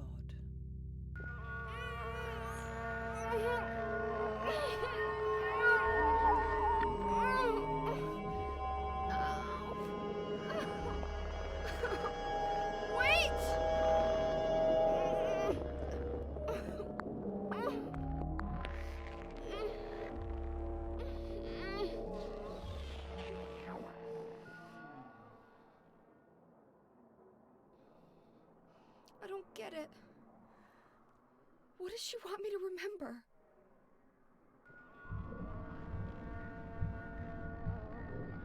So there's a lot of stuff to talk about there. It's our first introduction to the character Claudia Wolf. So I was mentioning all these parallels from earlier, from Silent Hill 1, Silent Hill 3, and Claudia is kind of the parallel to Dahlia She's a high-ranking member of the Order, of the cult, and she's kind of giving you information, leading you along, not only to help you in a little bit of a way, like giving you some information, but mostly leading you along for her own personal, motive. And she gets this reaction. Claudia, Heather asks her what's going on. Claudia tells her it was the hand of God, and Heather doubles over in pain. So I mentioned we're not in Silent Hill. This is Portland. We're not even in the town yet. So how is there the other world? How is this stuff going on? Well, like Claudia said, it was the hand of God. Like I talked about earlier, Heather is that baby that Harry ran away with at the end of Silent Hill 1. So she is a reincarnation of Alessa. But Alessa also was impregnated with the cult's god, which is what you were fighting at the end of Silent Hill 1. So that seed, that element of God that was inside of Alessa, is still in her, even after she reincarnates into Heather. So as that God inside Heather is growing, Heather is feeling the effects of it. She's doubling over in pain. And the God itself is creating the other world and the creatures around Heather, even though she's away from the town.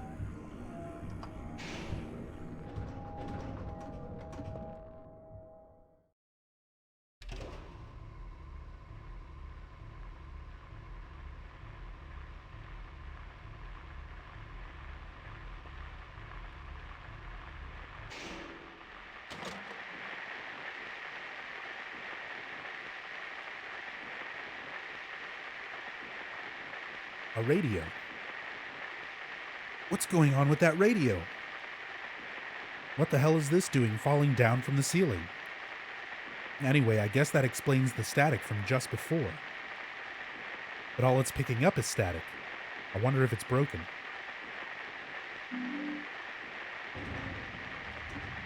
We've got the trademark Silent Hill radio. Functions the exact same way that it did in Silent Hill 1 and 2. Static goes crazy when there's monsters nearby. Bit of a reference to electronic voice phenomena.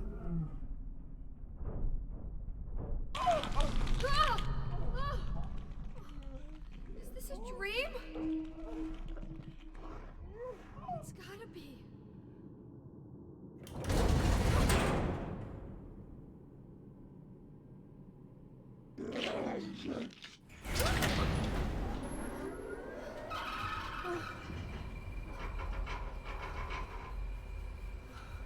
Not even a kid could believe in this.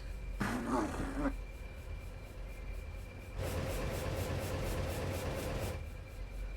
when am I going to back up?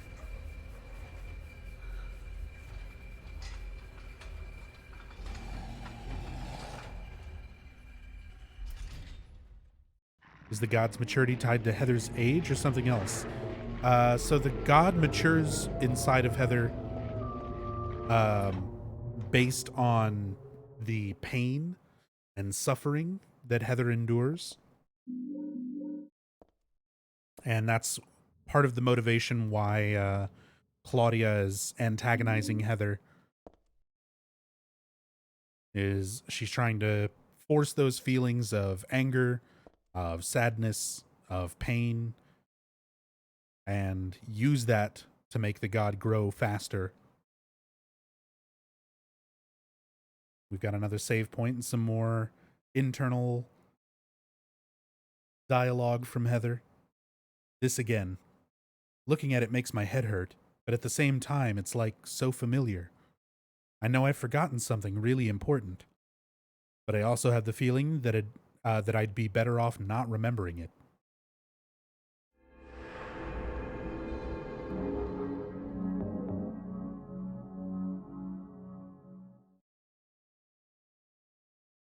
How deep into the game is this? Not very far, actually. This is still just the first area.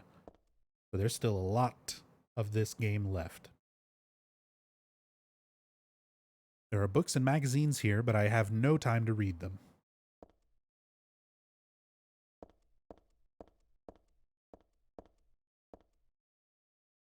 Doesn't look like there's anything useful on the shelf. Already got the important stuff from it. Some health drinks, ampule.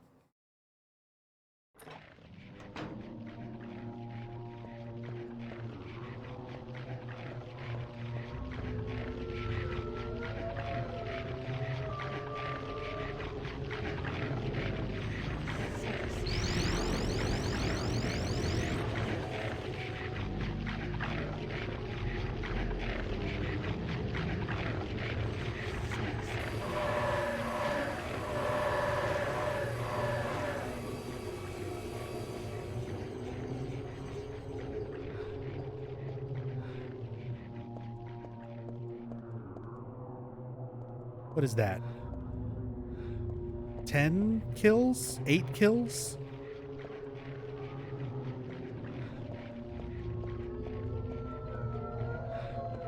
Let's overestimate and say 10.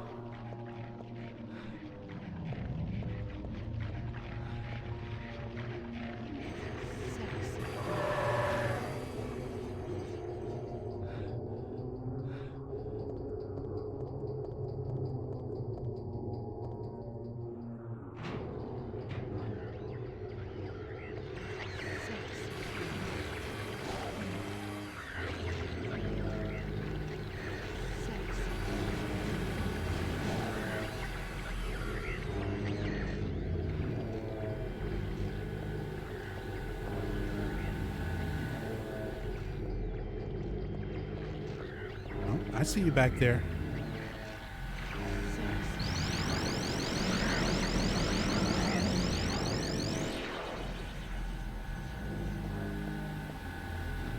Yeah, with Vincent, the same way that there's a lot of character parallels and story parallels between Silent Hill 1 and Silent Hill 3, with Claudia sort of representing the parallel to Dahlia, Heather representing the parallel to Harry. Kaufman is kind of the parallel for Vincent, where Vincent, he's more involved because he actually is a member of the cult, whereas Kaufman wasn't. But Vincent still has the same kind of personal motivations. He's not interested in the cult actually succeeding and birthing the god. He doesn't want Heather to do that. He wants Heather to kill Claudia because that'll give him higher status among the cult. It gets the troublesome Claudia out of his way, who's trying to more or less end the world and humanity. And he doesn't want that. He likes his own selfish desires. He likes money. He likes the pleasures of this world.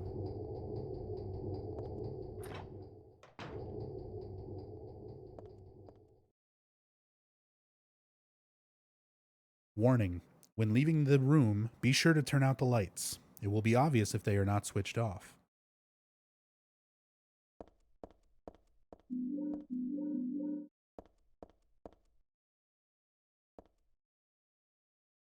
Oh, you can switch the lights here, and it'll reveal the location of the flashlight. And what's kind of interesting is, even if you don't read this and turn off the lights, the flashlight is still there. You can just barely see it wedged in between those boxes. So you can actually just run in here and pick it up if you know it's there. But they try to give you some hints and things there because it is a necessary item to progress. So they didn't want people to miss it.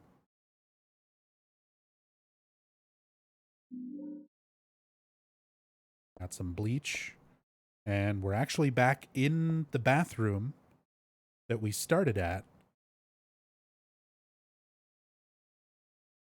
Full of filthy, muddy water. Looks like something's stopping it up. Will you remove the blockage? Oh,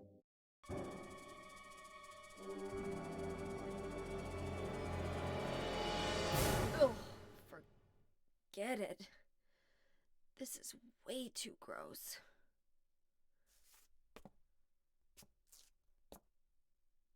Who would even think of doing something so disgusting? Yeah, James. Who would just stick their hand in a toilet? Not even wash their hands.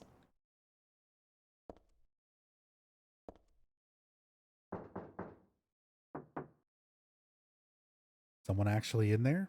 There's still somebody in that stall. They've been in there the whole time. They were there before the other world.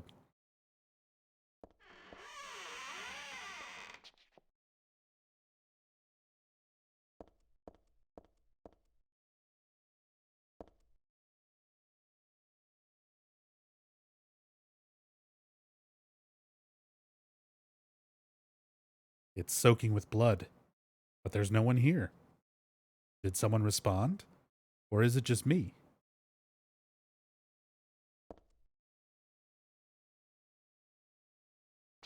So creepy.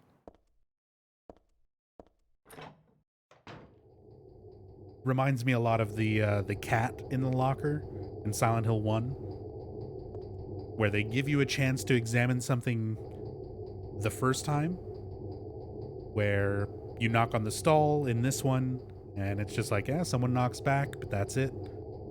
But then you revisit it later and something creepier happens. And it's the same deal in Silent Hill 1, where there's a cat in a locker. You open up the locker and you just let the cat out. And then later you revisit the locker in the other world. You open it up and there's just blood inside.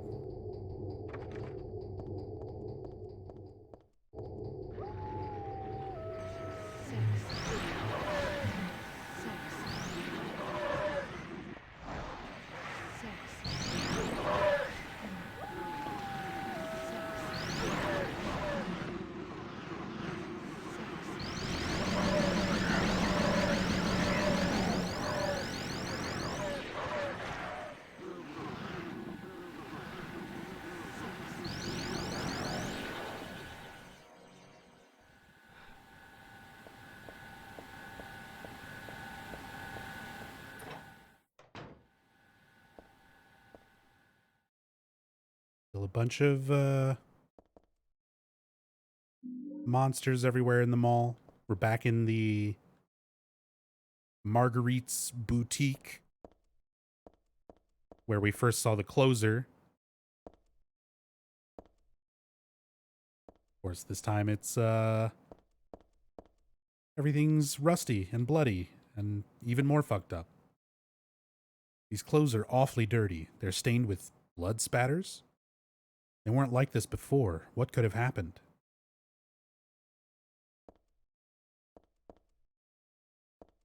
There's some important stuff you can grab in here. Main thing we needed was the hanger.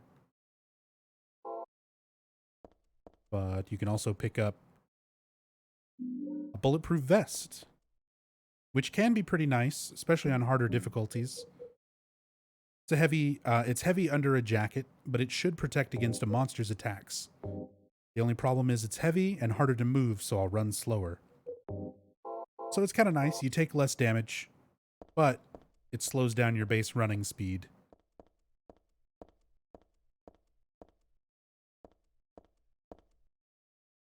I'm on hard mode. So I'm just going to wear this for a while. I don't care too much about running fast. Not trying to get through the game too particularly quick. We got plenty of time. Also, creepy sound effect.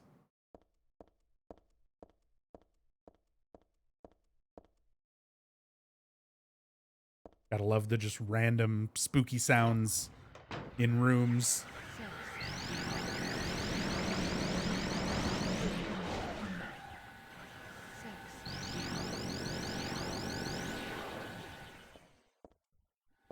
And yeah, I am completely lost on enemy kill count.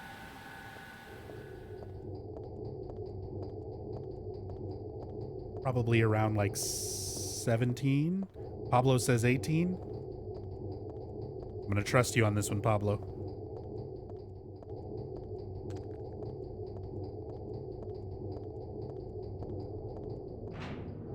Because the idea is I want to kill 31 enemies before the apartments, but I want to make a save before I kill all 31 so that I can show the UFO ending and then reload the save, not kill a few enemies, and then play through the rest of the game, show the normal ending.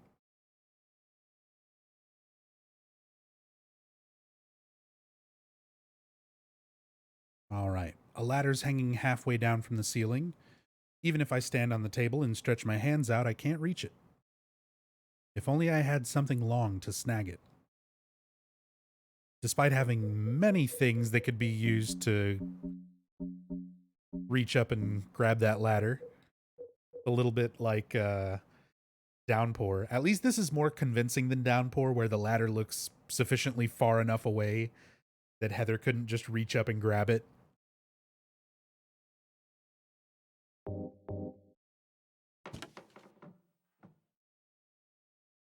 Yes, alerts are off for the stream, Blad. It's in the title, ! Alerts. But the support is very much appreciated.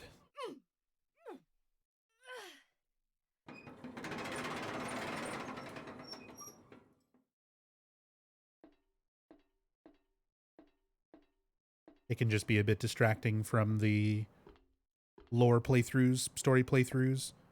And since this is not just, I mean, it's just me here for this part of it, but this is a team stream.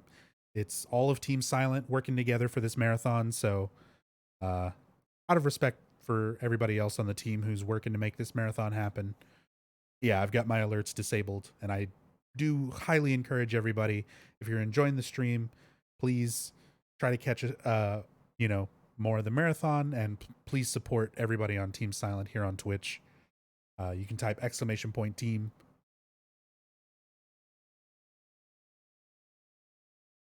There you go. Link to the team page, and that is myself, Maxi Lobes, UFO Techie, and Eternally Enigma, and Ravenheart.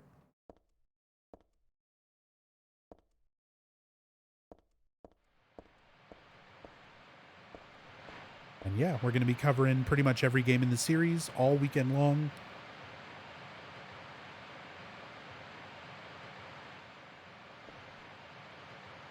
Playing in order of games or story. It's mostly in story order except for a little bit. !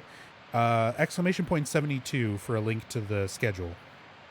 If you want to see everything being played, when it's being played, who's playing it.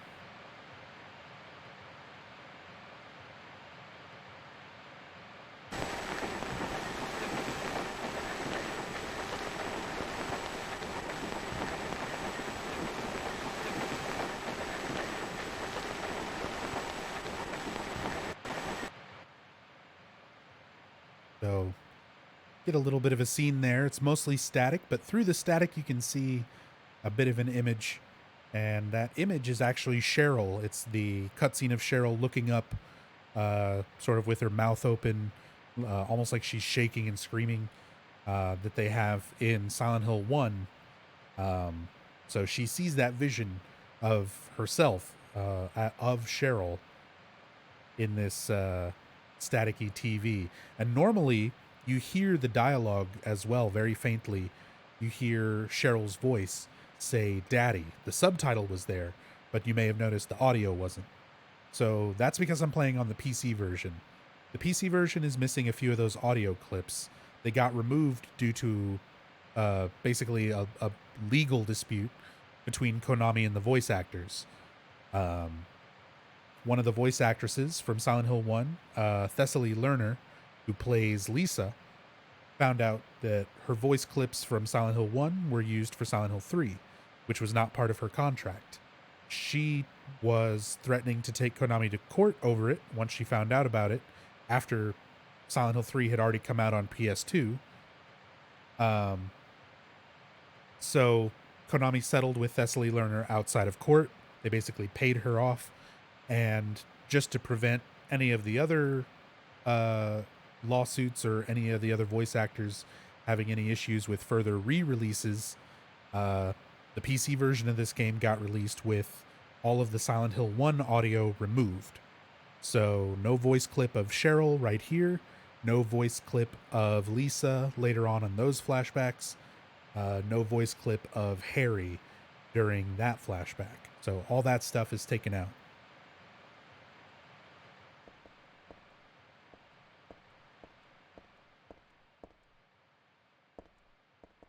But now we're in the mall proper. There's some spooky stuff here. There shouldn't be hospital gurneys with bodies on them, but they're here. Why would something like this be here? This isn't a hospital. Very reminiscent of, again, Silent Hill 1. Finding those hospital beds, all references to Alessa's past, basically living in the hospital for 7 years, if you can call it living.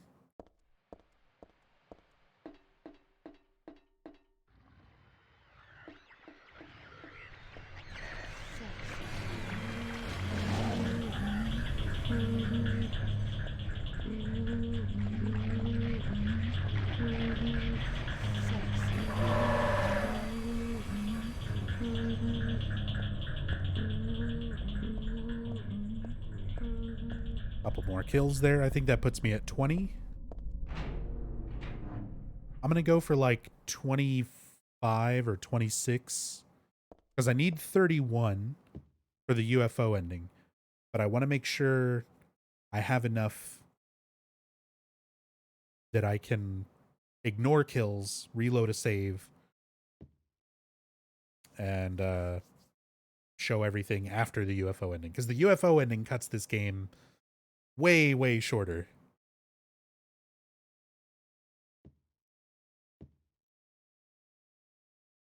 What is this? Barbecued dog? Who the hell would make something like this? Furthermore, who the hell would eat it? There's something in the dog's stomach. Got a cooked key. There's nothing else to worry about here. Other than who the hell is sick enough to do something like this, that is. And even that, I'd really just rather not know.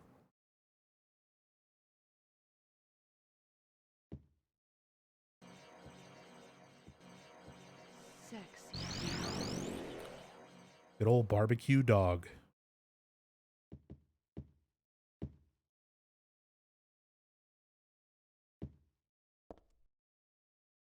I like how you can see it's still like sunset outside. You can even see some of the buildings and things across the street.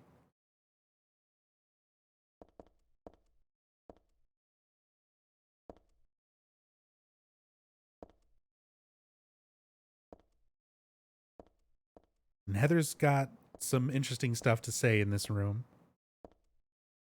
This is one of my favorite lines. Rows of wine bottles.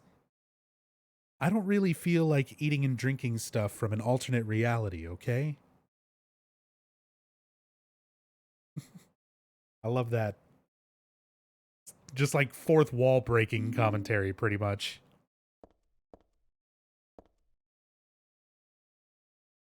There's a disgusting smell coming from the pot. I think I better keep away.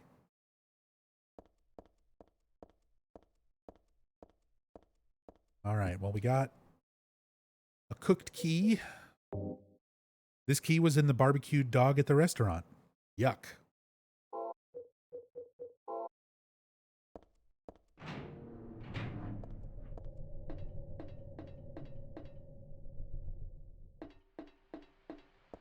And for the sake of speedrunning, I'm not going to do it here, but there's just to mention it, there's a glitch here where normally in New Game Plus runs, you just skip them all. You only have to run them all up to this point. And then once you get to this escalator, you can see that there's like a transition from the bottom part of the escalator to the top part. And if you open up your menu, right on the frame that you're transitioning from the lower part to the upper part, and if you force a cutscene to happen there by equipping your Princess Heart outfit, it breaks where the game puts you on the next screen, and it kind of loads you out of bounds. And then you can run out of bounds and basically just leave the mall. You run straight to the exit or the cutscene at the end of the mall with Douglas and just go on with the game from there. Completely skip the rest of the mall. But as said, I'm not going to worry about doing that this time around. There's too much interesting stuff in the mall that I want to stop and look at.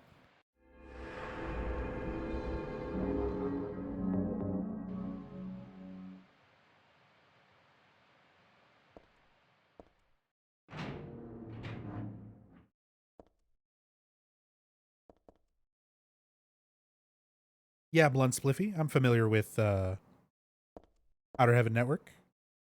We've had Three Dog join us for streams and stuff before. I mean, we've thought about doing the conjoined channel thing, but it gets a little bit confusing with 5 people trying to split up revenue and things like that. So then we'd also be starting with a channel fresh from the start, like no followers. So we'd have to try and get everybody who's already following like 5 team members to try to follow another joined channel. It's just a lot, and it's easier for us to kind of do it this way. So this is how we do it.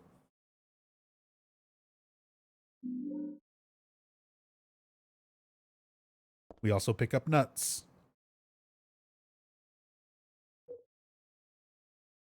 Got a walnut. This is a good sized walnut from the jeweler's showcase.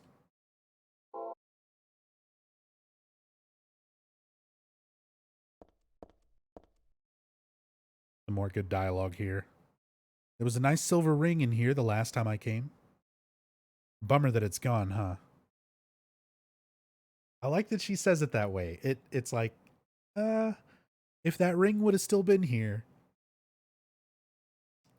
might have thought about stealing it. And she does kind of have that klepto tendency. She admits it herself later on. She straight up says she might act like a bit of a thief every once in a while. And again, this kind of, from a lore standpoint, this kind of goes back to Silent Hill 1, where they carved the word thief into Alessa's desk.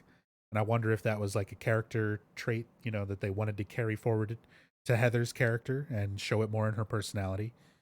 And it's also kind of funny just from a video game logic sort of standpoint, because in every survival horror game, you've got these protagonists, these people who are going around like, oh, here's a rubber ball, I better put that in my pocket. Like, here's this random valve, I better put that in my pocket. And keeping all of these seemingly random items, you know, that are going to be used. Where it's like, it makes sense from a video game standpoint. It's your stuff to solve puzzles and progress the game. But from a logic standpoint, it's like, why would this character be picking up all these things? It's like, they're just a bit of a klepto. They're just going to collect all this stuff.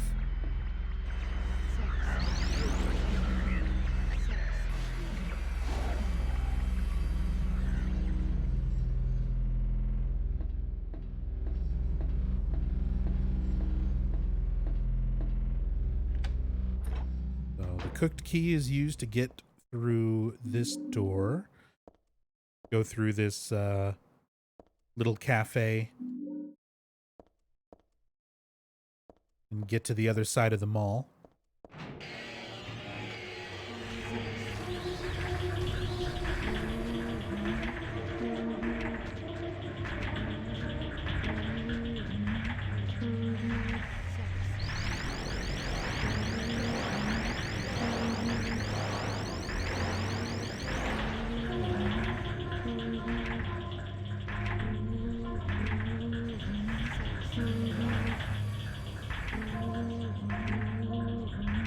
What is that? We're at like 24.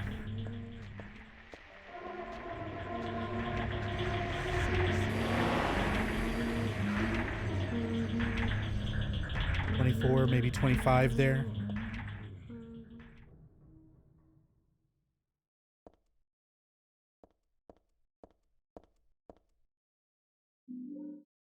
Got some detergent. So earlier I picked up some bleach. Now I can look at these two things together. Sort of stuff you'd use to clean a toilet. Think I have the same kind at home.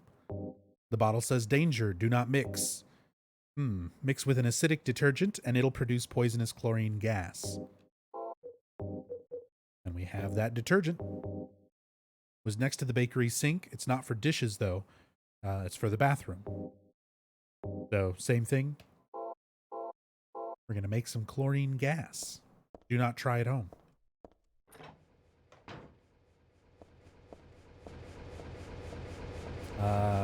And this puzzle's kind of interesting, the way that it changes from difficulty to difficulty. So we got to shut the fan off so that there's no these fans aren't running. And the air in here in this hallway is not moving. We have all these bugs. I'm not going any further. It's creepy and dangerous to boot. There's got to be a way. I can't very well stab them one by one. Some insecticide would do the trick. I mean, personally, I feel like this would do the trick.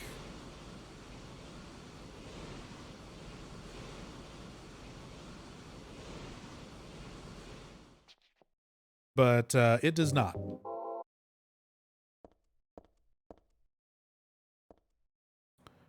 So, empty trash can over here. Combine our bleach and detergent.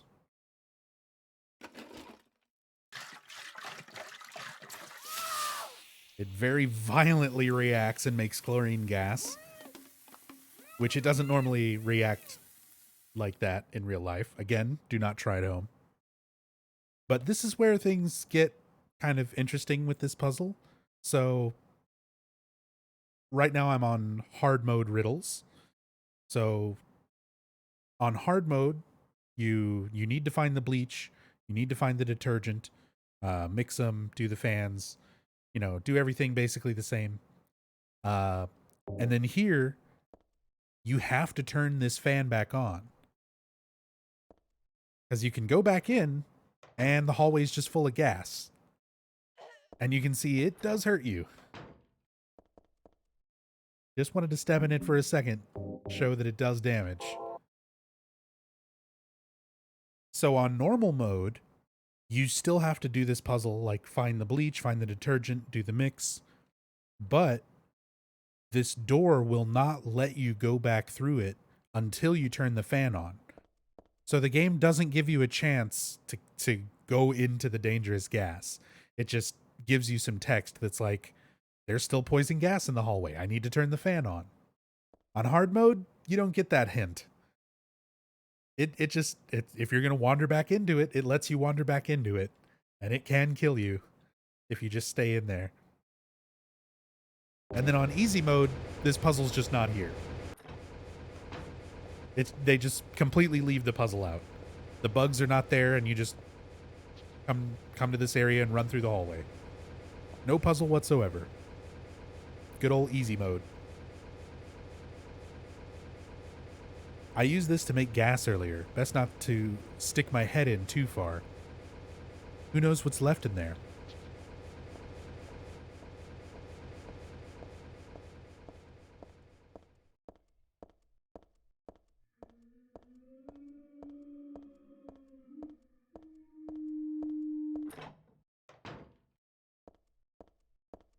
Grab some supplies that I'm probably never going to use.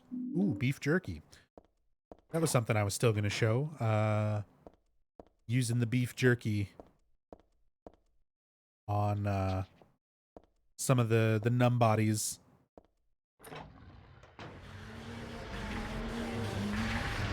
You're not a numb body.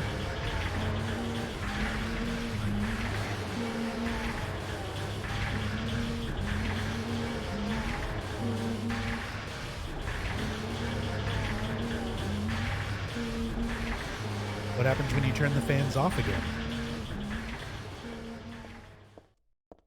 Let's go back and find out. Like after the puzzle is done? I don't know if you can still interact with it. I don't think you can.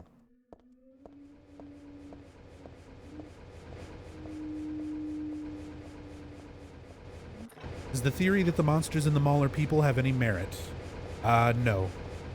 Not it. If you play these games and you understand enough of what the town's power is and what the monsters are, it pretty much shuts down every single people are the monsters theory.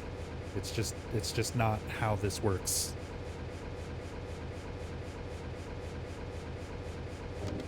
So yeah, you can still flip the fan. Once the gas is gone, it's gone. But that's cool. You can still interact with it.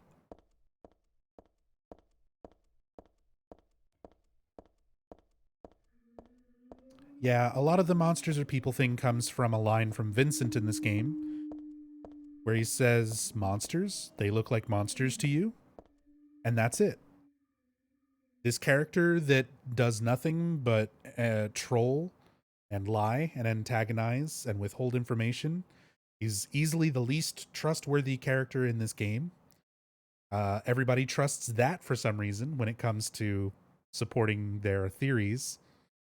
So, first off, it's a joke from a character that you're not supposed to trust anything that he's saying. And second off, he doesn't say anything about people. He doesn't say anything about humans. He just says they look like monsters to you. The cult sees them as gods and angels.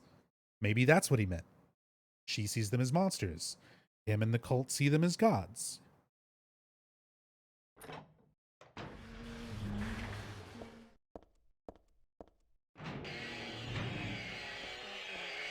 But there's nothing to infer that they would be people. And again, just the way that all of the games handle the creatures, like the creatures themselves are always manifestations from the mind of a character. In Silent Hill 1, it's Alessa. The town is taking Alessa's nightmares, her fears, and turning them into physical representations of those fears. So she has a fear of dogs. There's monster dogs. She has a fear of fire. She was very badly burned. So it's like, you have the burned, bandaged aspect to the dogs. So that's where like the creatures themselves come from. They're manifested from the minds of the characters. They're not people being turned into creatures. It's people vanish. That's within the town's power. The town can absolutely, or the power, because in this case it's not the town, it's the god that's inside of Heather. It can take people out of reality. It can make people vanish. So more likely that's why there's like not as many people around as there should be. But it's not that they're being turned like into monsters. Oh man, this room. This is a good creepy room. That stain on the restraint is shaped like a human. I don't want to even think about what this platform was used for. Very reminiscent of like Pyramid Head's room in the Labyrinth in Silent Hill 2, with like the cages hanging from the ceiling, like bloody torture equipment.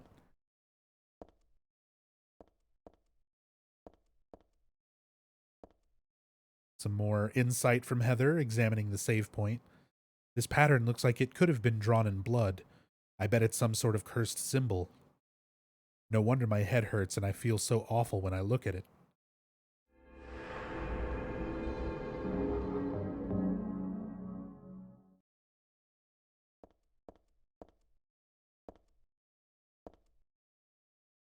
What is this? Trash? No, it smells different somehow. Like blood or rotting meat. So this might be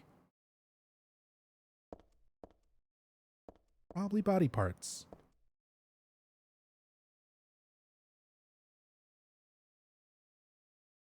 Tell me if I'm wrong, but in Silent Hill 1, the nurses were some humans before, if I remember. So no, they're the nurses and doctors and things like that you see, it's a common misconception because of their design. They have like a parasitic organism on their back. So a lot of people assumed that they were normal nurses and doctors, and then they were infected with this parasite and became, you know, controlled that way. But the entire thing is a manifestation. Like, it's not a corpse, it's not a person. The whole being is manifested from Alessa's memories of the doctors and nurses in the hospital. It's not literally them. And then the sort of like puppet aspect to them, which is what they're referred to as puppet nurses and puppet doctors. The parasites themselves are symbolic. Yeah. They're not meant to be literal parasites that infected a real human. It's part of the manifestation. It represents how Alessa thinks about those people, those characters, the nurses and the doctors that are puppets under Michael Kaufman. No. Like, that's the thing, Skull Monkeys. Like, it's worth discussing those kind of aspects of the games. Like, that's one of my favorite things about these games, is that there are so many things that can sort of like be approached in lots of different ways. You can take a lot of different trains of logic to figuring out the story and kind of applying it to things. So it's worth bringing up. It's worth talking about and discussing. Yeah, same thing with Lisa. Lisa says it herself. She says, I didn't realize it before, but I'm just like them, referring to the other nurses, in the fact that she's not really Lisa anymore. She's Alessa's manifestation of Lisa, the way that she remembers Lisa. And because she cared more about Lisa, Lisa was able to retain more of her humanity. She has some of her memories, and she's not just a monster, like she's not just a puppet nurse. But she's still a manifestation. Still something created by the town. All right. So we busted a nut. No nut in the walnut shell, just a jewel. Get a moonstone. We can evolve our Clefairy. It's just a type of jewel, not really from the moon. It was inside the walnut somehow.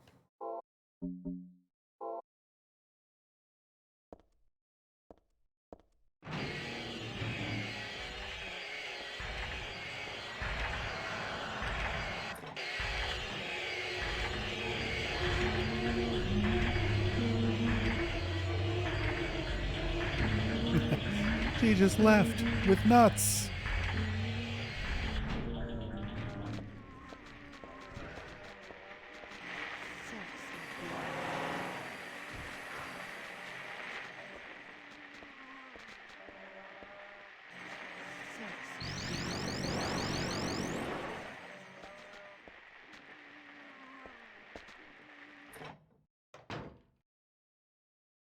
Yeah, we're going to talk about it.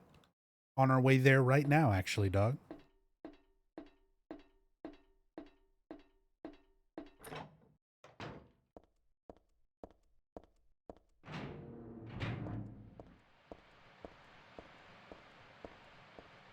Because this is one of those things that I didn't really get for a long time until talking about it, and again, discussion with other fans and other people.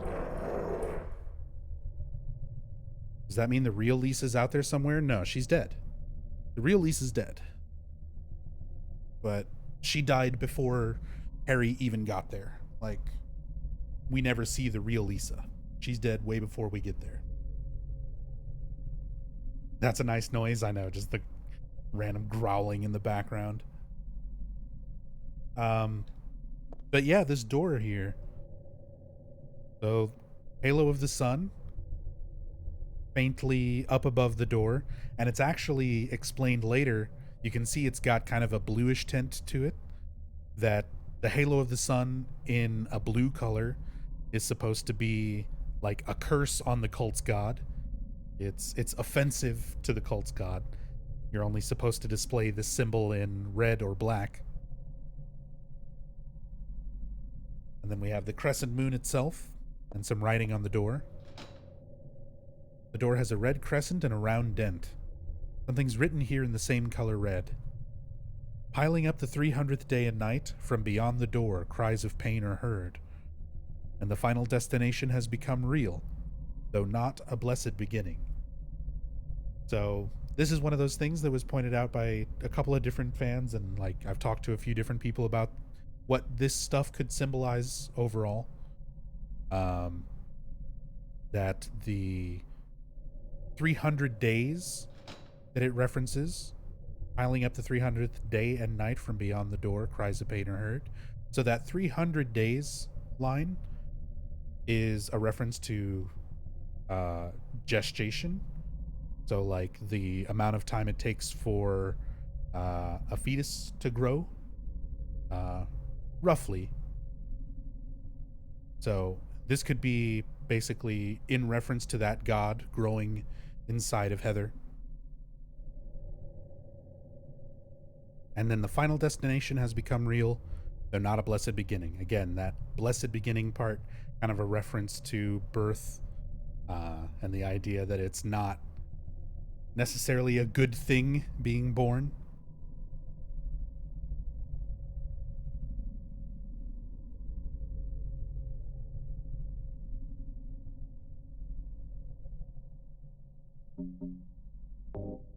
So we've got our crescent moon. Pop it into the door.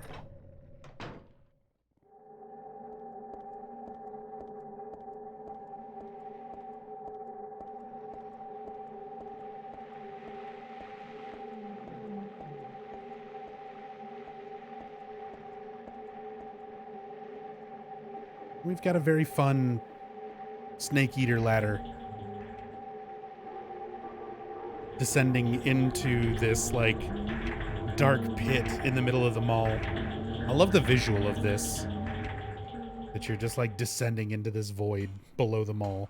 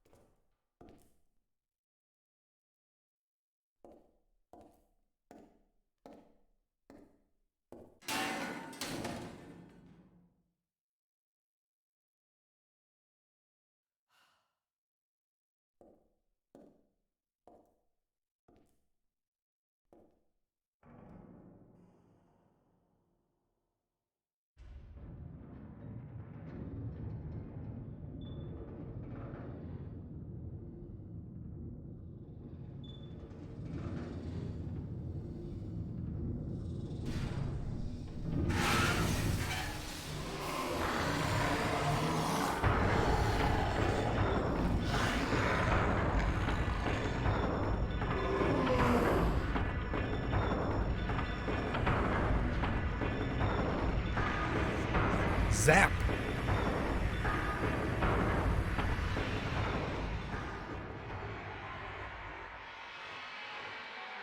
Sexy beam, motherfucker.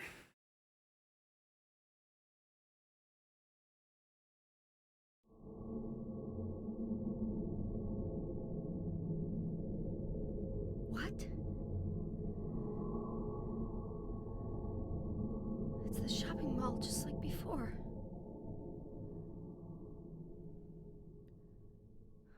No, the boss should not count, Pablo.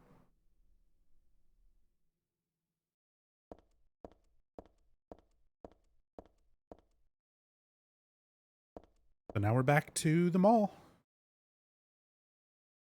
Everything's back to normal. Gatekeeper.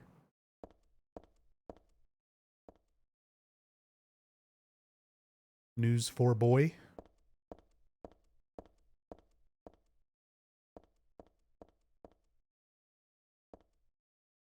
Allie's ice cream. Most important one of these is Happy Burger. From the very beginning when Heather woke up.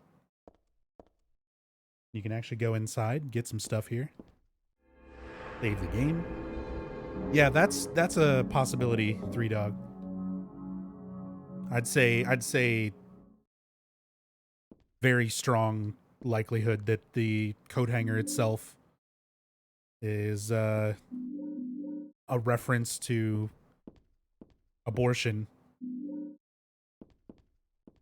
considering that's more or less the plot of the game. Is Heather discovers she's impregnated with a god and aborts it.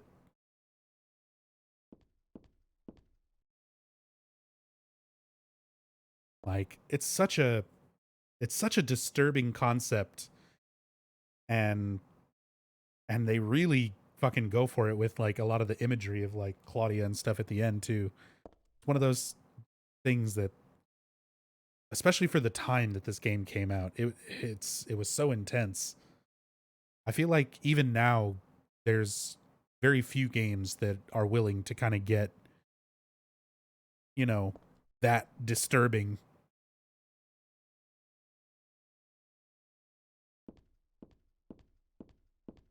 I mean, there's definitely games that still do it, but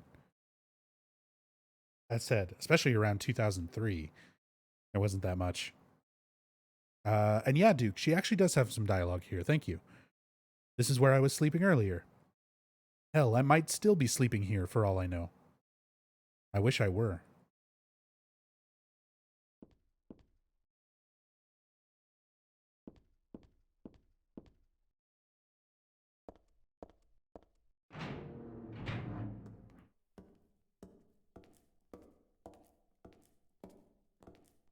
Heather, It's you. what just happened? You must be one of them. What did I do? And what do you mean by one of them? You're in on this with that Claudia, aren't you? Claudia? What about her? She asked me to find you, that's all. So you are one of them. Claudia did all that? Look, I was just hired to find you. I'm not on anybody's side. I don't know anything about this. Why don't you start by telling me what happened here? And that monster. What the hell was that? I don't know any more than you do. All I know is that things are getting really screwy around here, and I got a weird feeling it's got something to do with me. Maybe you're just an innocent bystander, but I can't feel sorry for you because you dragged me into this. You know, if you hadn't found me... What are you talking about? What's so special about you anyway? If I knew that, I wouldn't be so confused, would I? But I know there's something. Something I've been running from and forgot for a long time.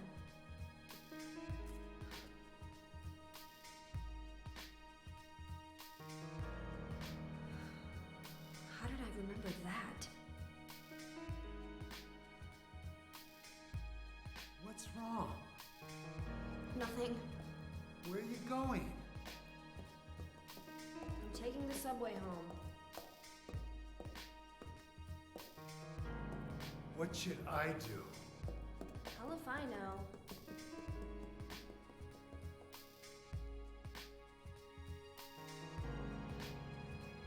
Man, I love it when dialogue in the game, like a cutscene, answers a question that somebody's asking in chat. Like asking about Douglas seeing the monsters, and hey, there you go. Douglas says it himself.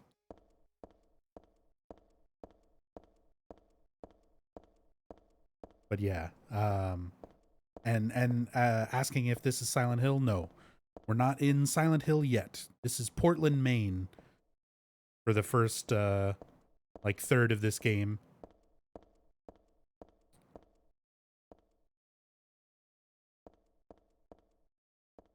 So the power is not coming from the town. The monsters and the other world, all of that is being created by the god that's growing inside of Heather. And also Minmo. Growing strong and healthy.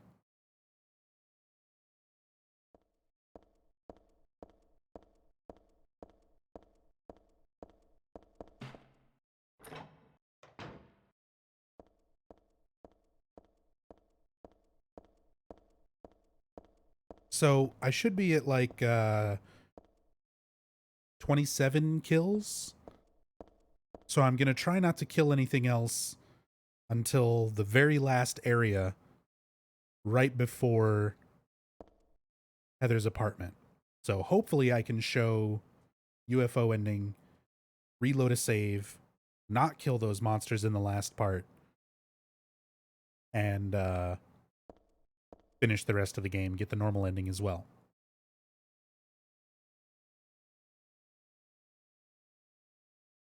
There's a newspaper left on top of the ticket machine. Fatal accident at Hazel Street. At about 11 p.m. on the 4th, a man waiting on the platform at Hazel Street Station fell onto the tracks and was decapitated by the arriving St. Renata College-bound train. The victim died instantly.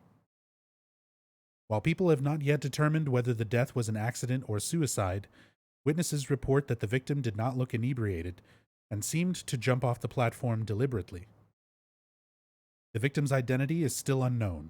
He was approximately 40 years old, 5 feet 10 inches tall, and was wearing a black jacket. This newspaper is 4 months old. What is it doing here now? So this is a cool little optional thing. There's a little sequence you can get to happen if you look at that newspaper. And then there's another thing we need to read. And then a certain part of the subway that we need to go to.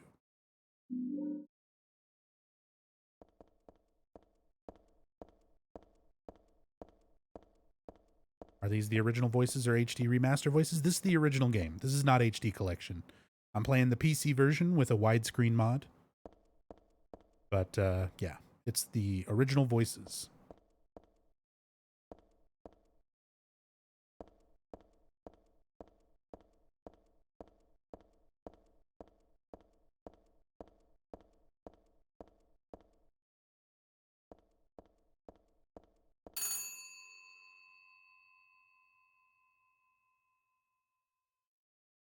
A row of phone booths, but they're all broken.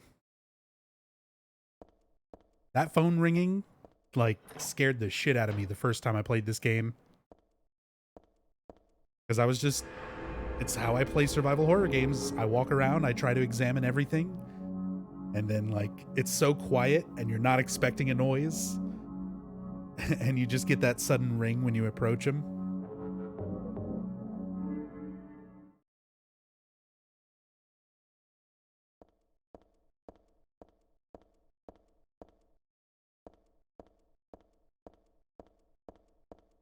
Hey, Fungo, thank you so much for the raid, man. Welcome. And yeah, everybody, all the raids, bits, subs, follows, all that good stuff, all the support. I do have alerts off for the stream, since it's a team marathon, and just to distract a little bit less from the gameplay and the story. So the alerts are off for the stream, but I do see all the support. And again, thank you all so much for that. And yeah, Fungo, thank you for the raid. Welcome, everybody. This is part of a 72-hour Silent Hill marathon with all of the members of Team Silent here on Twitch. This is part 3. We've already gotten through Silent Hill 2 or Silent Hill 1 and Silent Hill 2. So I'm covering Silent Hill 3 for the next, like, 6 hours. And then after that, we'll be jumping over to An Eternal Enigma playing Silent Hill 4. And so on and so forth. You can type !72 in chat for a link to the full marathon schedule. But yeah, we're going all weekend.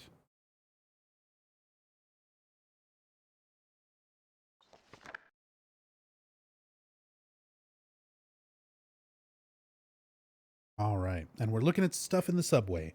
Read that newspaper earlier about a person who was decapitated here in the subway. And now this. I read this a long time ago. It's a Nothing Little Occult magazine. Seemed like a bunch of crap to me. It's not so bad if you just read it for fun, though. The souls of those who died suddenly by suicide or accident don't realize they're dead.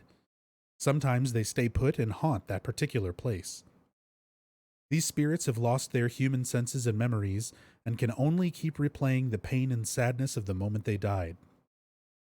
The pain can get so bad that they turn to humans for salvation, or they begrudge humans their lives.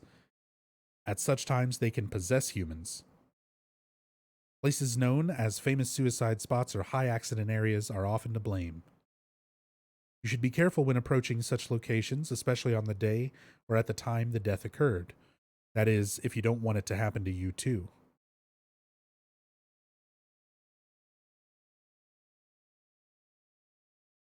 Oh yeah, Fungo. You've been at it. You've been playing Origins for a super long time. Again, thank you so much for the raid.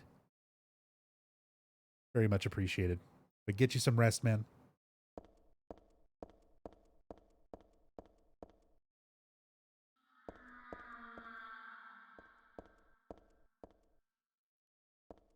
All right, so we read our Nothing Little Occult magazine and go explore the subway.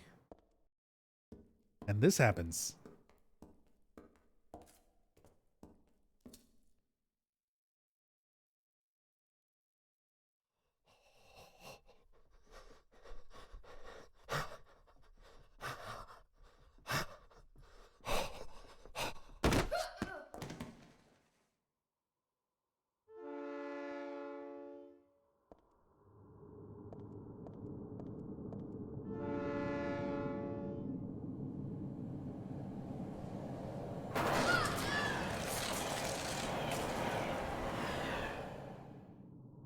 So a ghost shows up, pushes you onto the train tracks, and if you stay on the train tracks, you get hit by the train and die.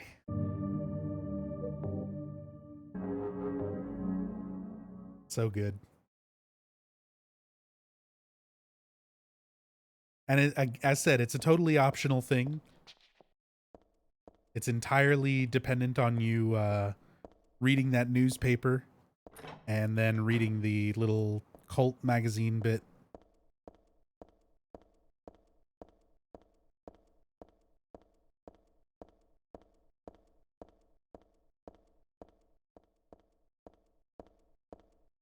But pretty interesting. There's a few little scenes like that too, where there's like special death sequences. A ghost of who, or just something random? It was the ghost of the person that they mentioned in the newspaper article that jumped on the train tracks and died. Ghosts exist in Silent Hill? They do. They're a pretty prominent part of Silent Hill 4, actually.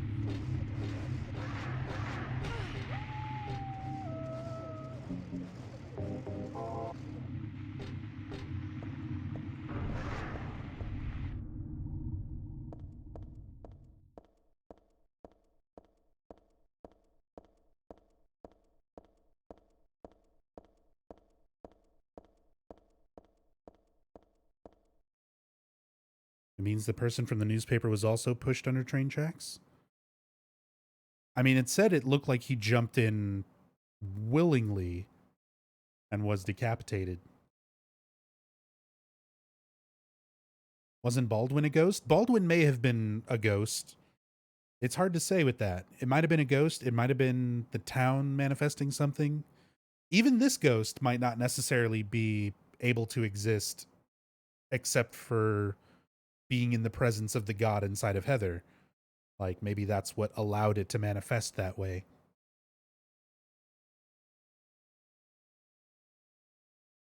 The chains holding the doors together are secured with a bolt and nut. The nut is screwed on tight. I can't turn it with my hands.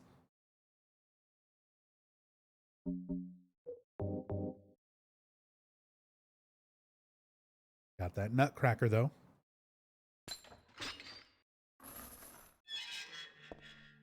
Busting nuts left and right.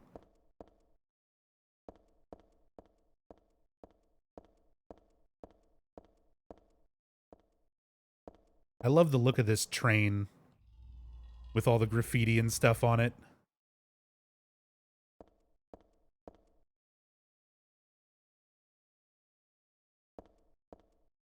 so much unique graffiti too. It's not just like a generic texture that's like copied around everywhere. Like they keep the reuse of textures and details and stuff like that to a real bare minimum. It's a gift wrap box. Could it be a birthday present? No, I guess not. Nobody I know would give me something this gross. But I'll take it anyway. It should come in handy against the monsters. Who calls a shotgun gross?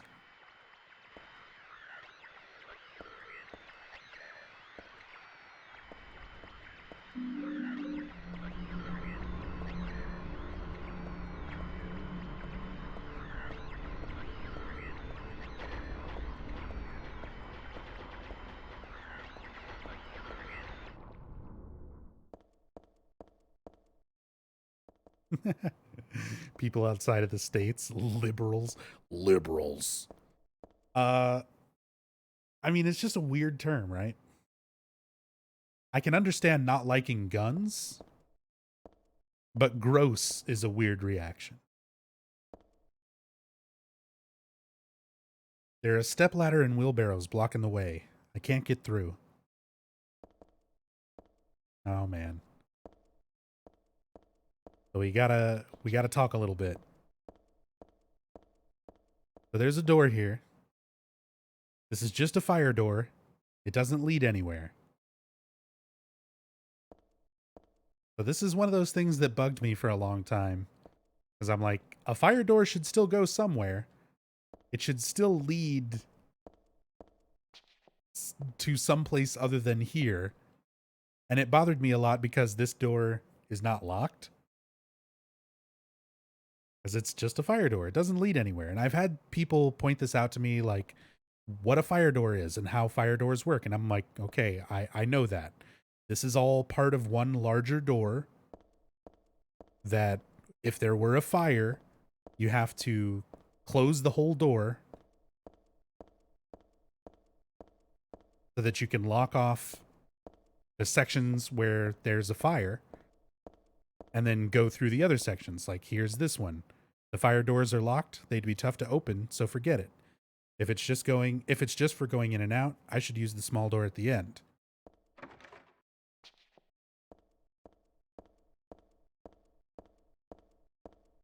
So they've got these fire doors in place. I know how the fire doors work.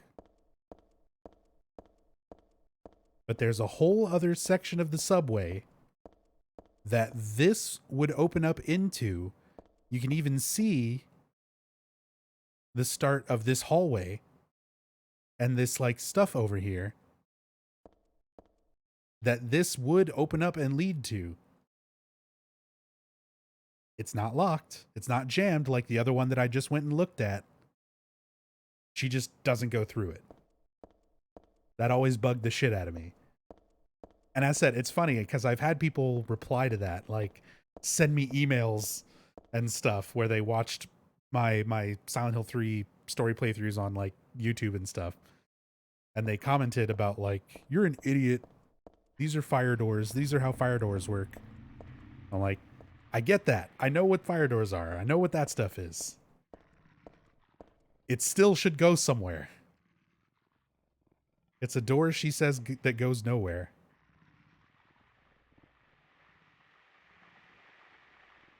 If you look at the larger wall, there's a bigger door set inside. The bigger door would swing shut. That fire door would allow you to go through. No, I get that. I get that there's like the smaller door that's part of the bigger door. The whole thing, like that whole metal section of the wall would swing open. You don't need the whole thing to swing open though. Like you just go from section to section through the normal door. Like regular size door. That's part of it.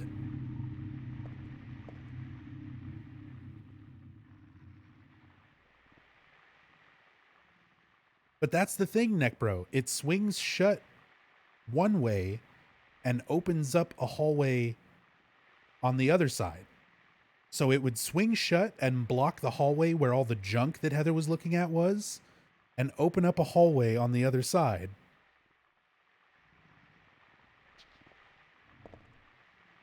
I said there's part of the subway there, and it's a door that is not locked or jammed that Heather refuses to go through.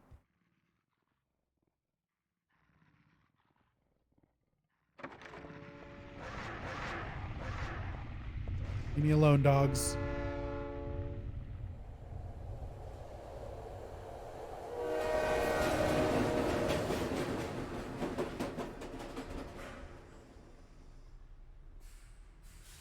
I love the tension of that train approaching and Heather like just barely climbing up onto the platform.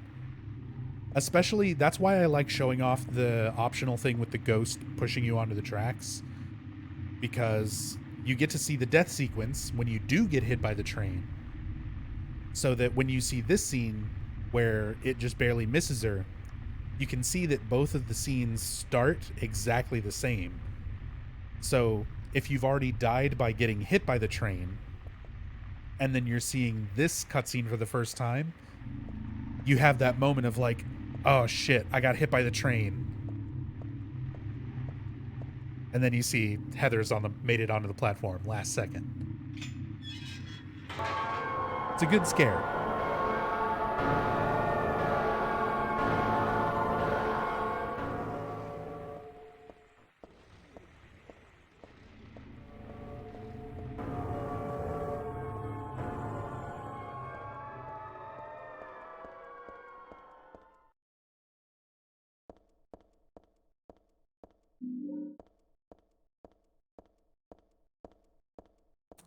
Subway's a reference to Jacob's Ladder. Absolutely it is. We're on the Hazel Street stop, but this is the Bergen Street. You can see the sign up at the top there.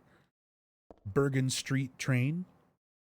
Bergen Street is the stop on the subway in Jacob's Ladder, like during that scene in the movie where he's going home and getting on the subway, he's going to Bergen Street. And the inside of the subway itself, the panels, like the map panels and the advertisement panels that are on the top part of the subway, are things that were taken from actual advertisements that were in the Jacob's Ladder subway. So very, very heavily referenced in this part. All these little ads and things up top are all based on things that are in the Jacob's Ladder subway.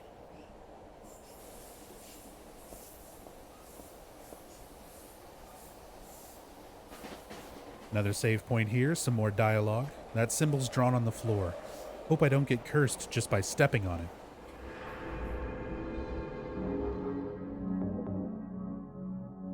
Using an HD mod. Nope, I'm using a widescreen mod so that the game is in widescreen aspect ratio. But otherwise, this is just the PC version. The PC version for Silent Hill 3 is a very nice looking version of the game.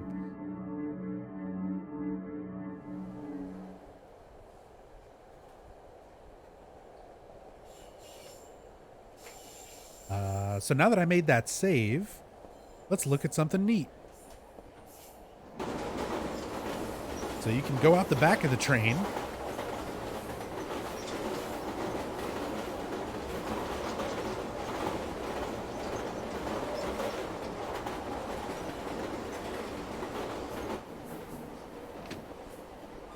And as you progress through the train,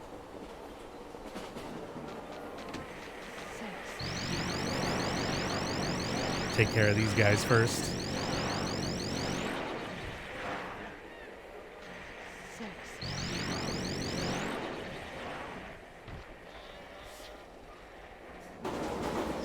Shit, that's gonna put me at 30 kills. I gotta be careful. So now the previous car is not there anymore. Every time you go forward, the previous car is just gone. And you can jump off.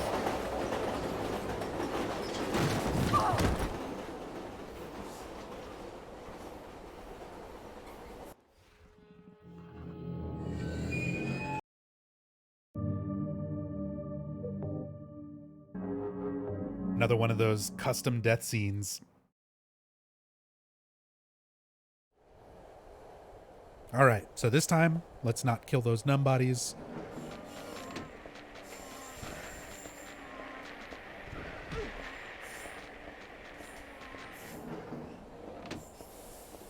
Trying to keep this kill count to a minimum until right before the apartments.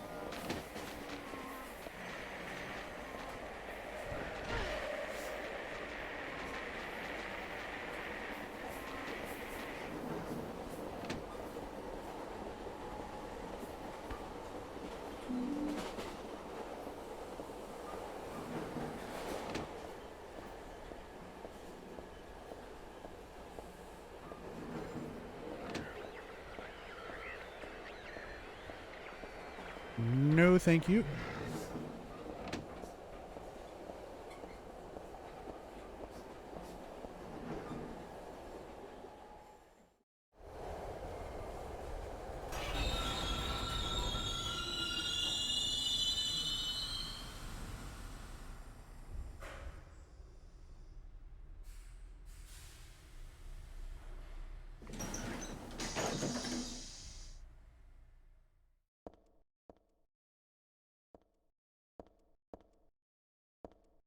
The doors are shut tightly. I can't pull them apart either.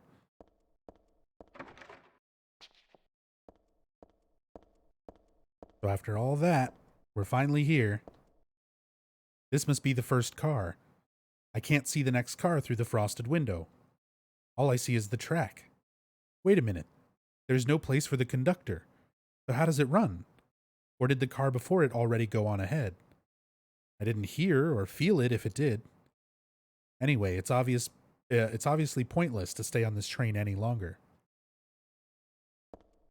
So not only was every car behind us disappearing when we went into the next car, but there was also no cars in front of this car.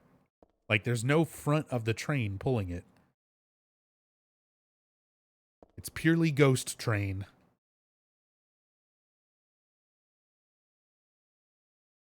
The infamous Silent Hill Dragon Gang.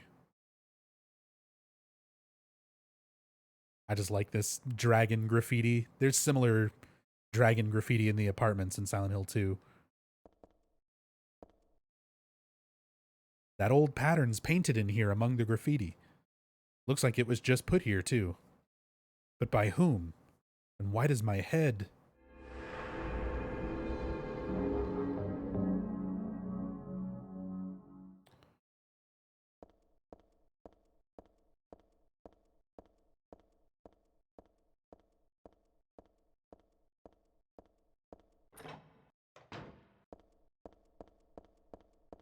So this is New Game Plus only. This hallway gets a new effect. So when you do this on regular New Game, it's just like a normal hall, like nothing different happens here. But on Extra New Game, you get this bleeding effect as you descend further down. And because I'm on hard mode, you can see my health indicator going off in the bottom right corner. You're actually taking damage while you're in this hallway. It'll drain you all the way down to basically 0 HP, like one hit away from death. Because in this game, you don't die when you hit 0 HP. It's weird. You go down to 0, and then if you get hit while you're at 0, you die. But it doesn't go past 0. So like if you have 5 HP and you get hit by an attack that does 10, it doesn't kill you. It puts you at 0. And then once you get hit again at 0, you die. So like right now, I'm at 0 completely. And if any of these things hits me, I die. But it's no use healing yet, because it's just going to drain again immediately. Until you get to this point.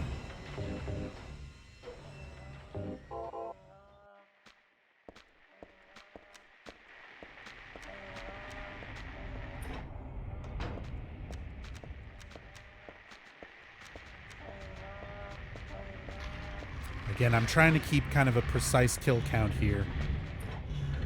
So I'm avoiding most of the enemies throughout the underpass. Get the mall. The side of the locker is badly bent, as if something hit it very hard. As a result, it's impossible to open.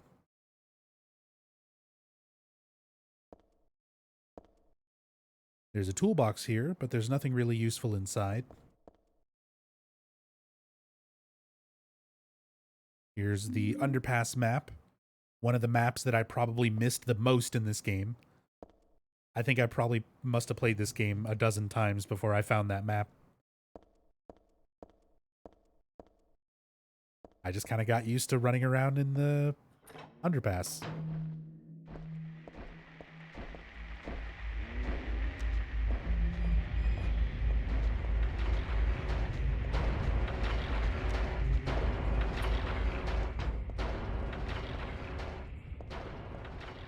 Yeah, skull monkeys.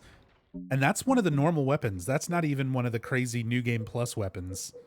Like the lightsaber or the flamethrower. Oh, I guess I could be killing enemies with other weapons. As long as it's not the Heather Beam, we should be good.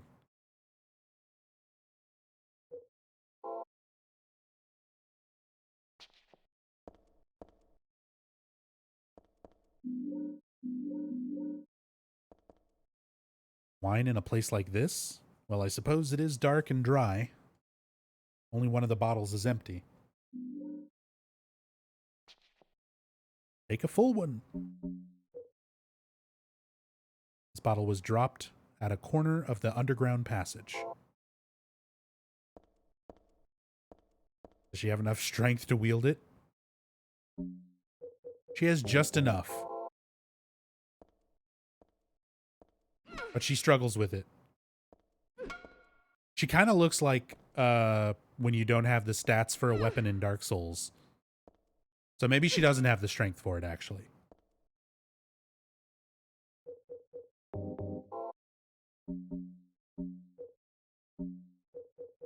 The description on it. Like a big round pointy hammer. It's super heavy, but at least it's got some oomph.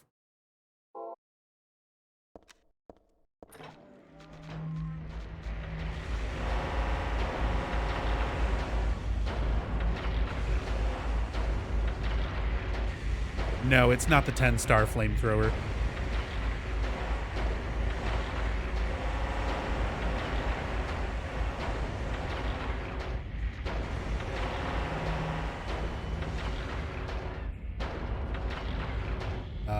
And yeah, that's a good thing to bring up, though. The ranking of your game can actually affect some of your weapons. So the flamethrower is one of them. If your previous game clear was 10 stars, the flamethrower has a larger flame, does more damage, and it's blue. And the beam saber. The beam saber also powers up if your previous playthrough was 10-star ranking. The beam saber will do more damage and is longer.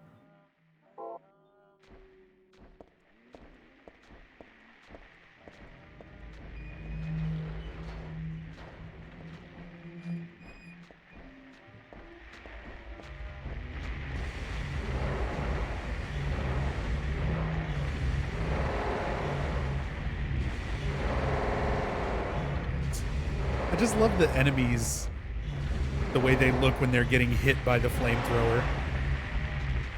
They just like spaz out.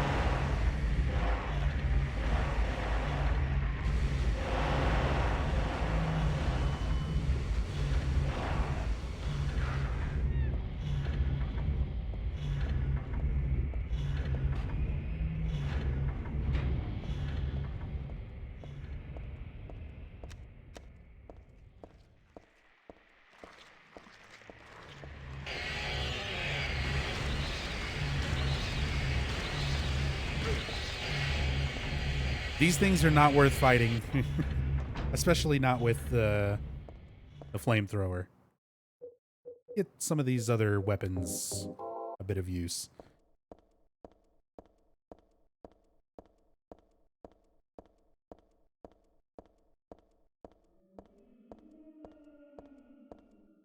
Oh yeah, she doesn't need any flame for the flamethrower. It even says it in the description.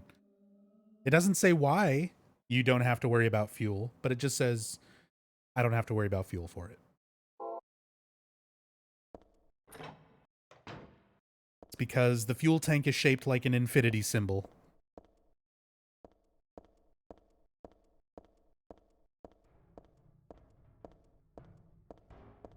Does it only work if the previous run was 10 star, or do you just need a 10 star? It's only your previous run. So if you do a 10 star run, your next run will have it. If you do a run and it's, you know, not 10 star, then your playthrough after that, they go back to normal.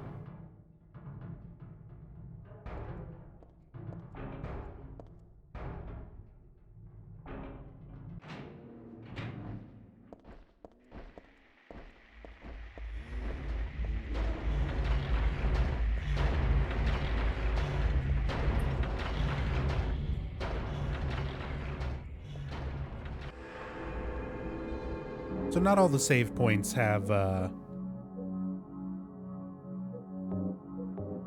dialogue where Heather's remembering things or like kind of talking to herself. That's one of the normal save points where you don't get that.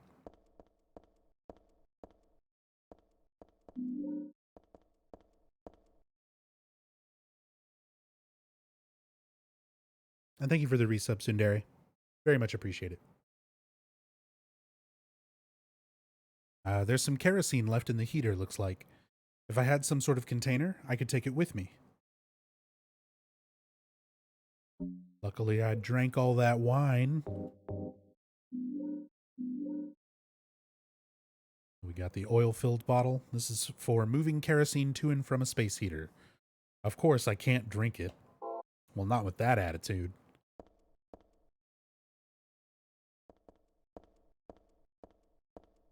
Some good dialogue back here, though. Again, little bits of flash text that are totally unnecessary, but it gives you so much more of Heather's character and her personality. The locker's filled with junk. Pretty much any other Silent Hill game, you know, even Silent Hill 1, Silent Hill 2, you examine something that you don't need, it won't say anything, or it'll say, you know, it's a bunch of junk. It's nothing for you. You don't need it. For Heather, it's a little different. This locker's filled with junk, but then she kind of second guesses herself and thinks about it. No, it's not junk. It looks like somebody's stuff. So she still has that like awareness of other people, that it's like, it might not be useful to me, but it's still stuff that belongs to someone.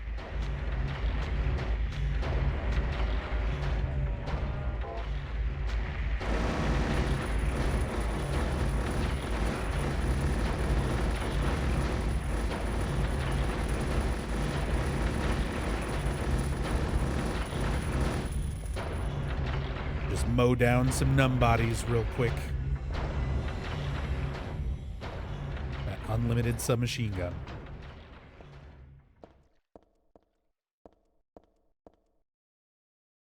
This might be the fuel tank. There's nothing in it, though. Looks like a hoist on and off switch. Throw the switch. Fuel tank's empty, so the switch doesn't do anything.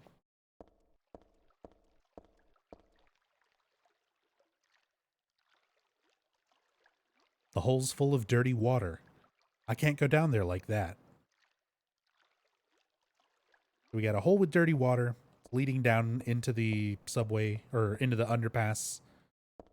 Further, the sewers, pretty much. And I always kind of hated the way this was set up, where it's hard to even know what this is. It's just, there's a hoist here, but how do I get it to work? There's muddy water here, but how do I get it to go away? And it's like, you get that you're supposed to turn the machine on. What kind of machine is this? Looks like it doesn't work anymore.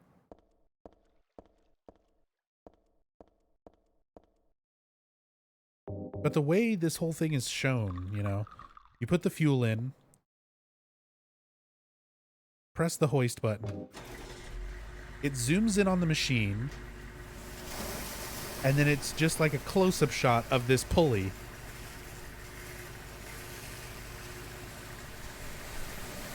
It doesn't really show you what it's doing. So this one was just always came off as weird to me. Like, I feel like they could have conveyed what you're accomplishing by doing this better. Like, show it visually in a better way. Because that drains the water. Thanks to that thing, all the water's finally drained out of the hole. Looks like I'll be able to get down there now, if I can stand the smell, that is.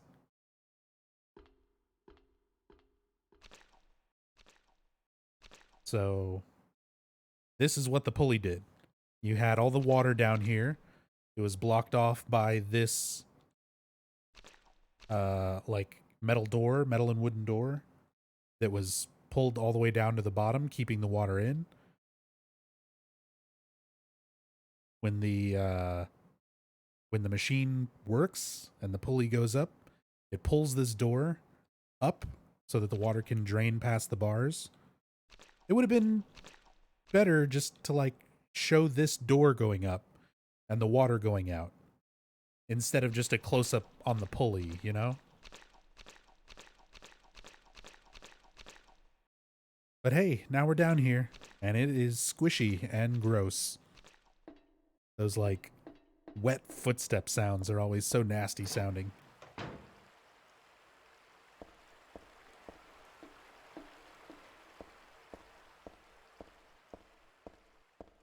Isn't that called a sluice gate?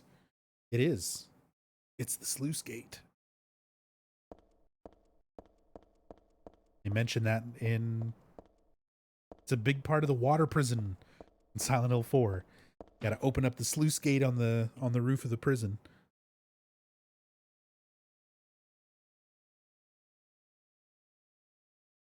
Would you say Silent Hill 3 is the second best game in the series? It's all opinions. The second best game in the series is the one that you personally like second most. If you want to see how I rank the games, you can type ! faves. Silent Hill 3 is my second favorite, but saying best or worst or anything like that is totally subjective. It's all personal opinion.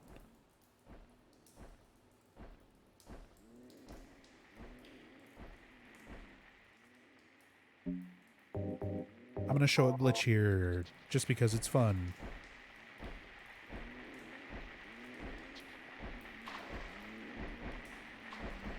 Never mind. This guy ruined it. You can do this weird zip to get to the other side of the sewers here.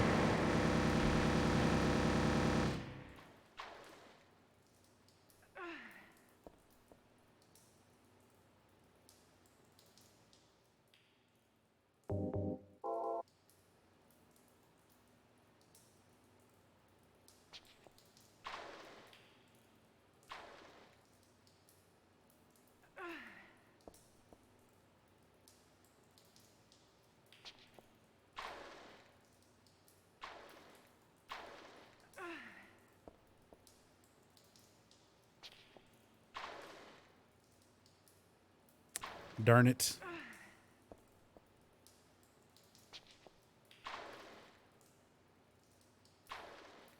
I can't remember. Do I need to have a one-handed weapon? I thought I could do it without a weapon, but...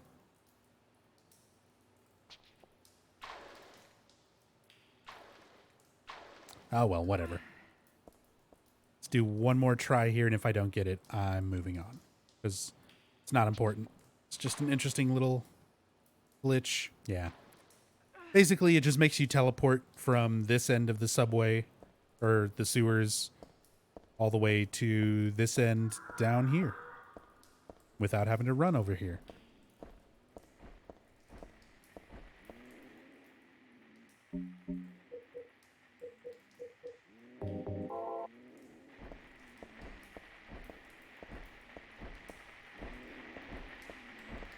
So yeah, if I would have done that glitch, it would have teleported me right here.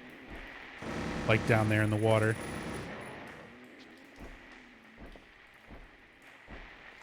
All right, see you later.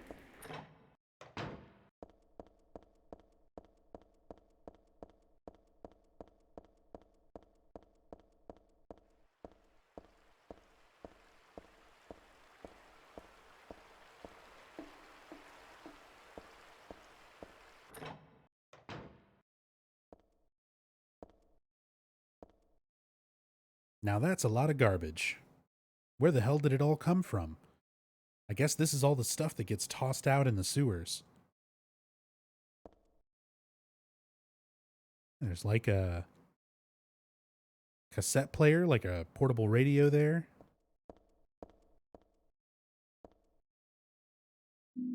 Some ampules.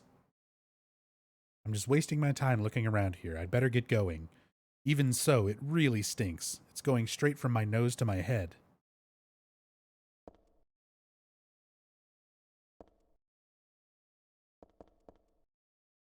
Nothing useful in the cardboard box. There's a deodorant inside, but it would probably be a waste of energy. Heather does not wear deodorant confirmed. She might want to reconsider that after spending so much time in the sewers. It's a broken clock. This is from the sewer too.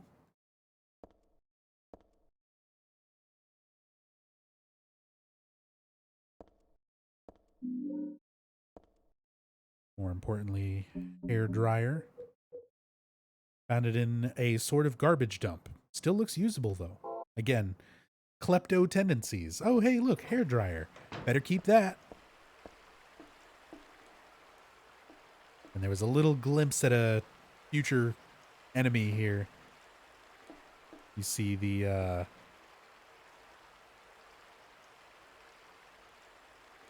slurper hanging out down there in the water. And then when you come back out, it's gone.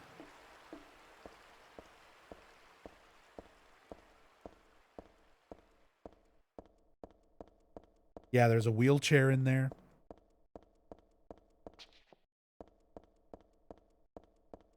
I think she might even have some dialogue.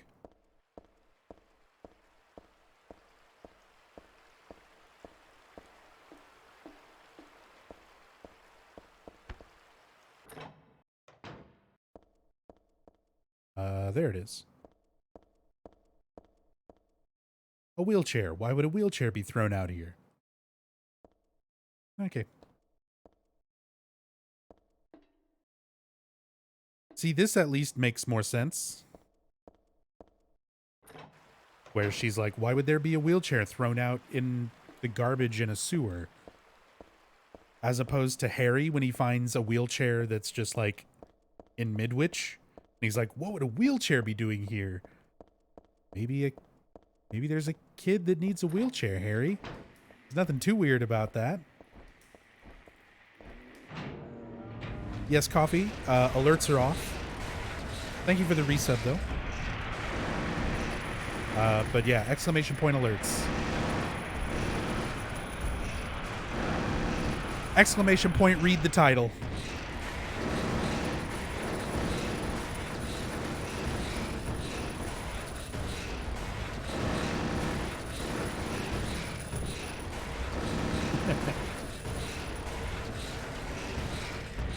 I know. I should make it a command.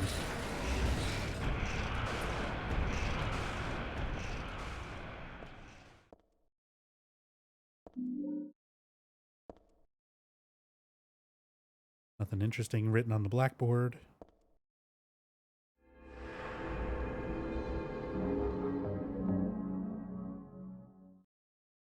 Another game save.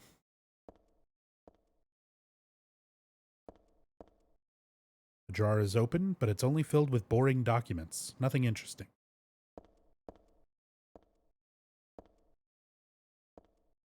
Danger. Keep out. This was probably pasted on that door there. You can see where it fell off. I like that detail's actually there too. You can see the dark like outline on the door where the sign was.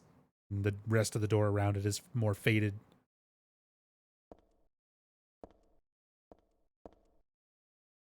Something written on the notebook. We got the notebook left behind by some random badass. There's a monster in the water. The bastards killed 2 of my buddies. I should never have doubted that old urban legend about alligators in the sewers. That was no myth. But no one believes me. They were drunk and slipped? We're not that damn stupid. Even calling it a monster isn't quite right. This is something else. All I know is something's in there. I'm going in now to beat that thing's head in. If you find this note, consider it my will. Revenge is futile. Or so you may think reading this. But Jose and Jaime were my best buddies. Wish I knew how to do the deed. Guns won't work underwater. Even my famous knife work won't do much. If only I had a hand grenade. Famous knife work and hand grenades? Like, who is this sewer worker? Where's his spin-off? Bone Disturbed, thank you so much for the sub. Appreciate the support.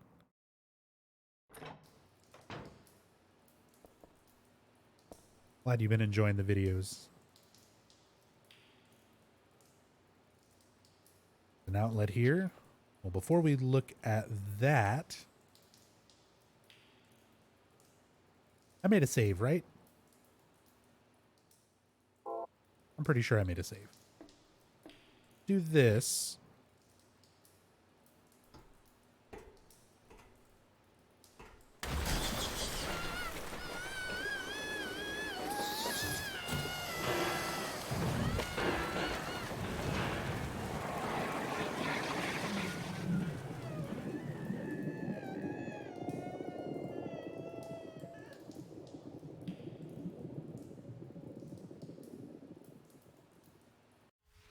So brutal.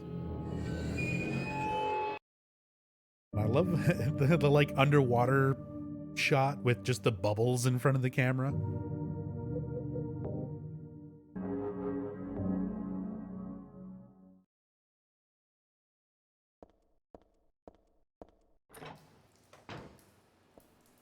All right. So this time we're just going to examine the pool of water. Will you drop the steel pipe into the pool?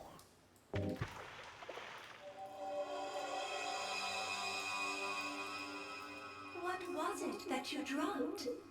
Was it this precious gold pipe? No. Well then, was it this magnificent silver pipe? No, mine was a lot shittier than that.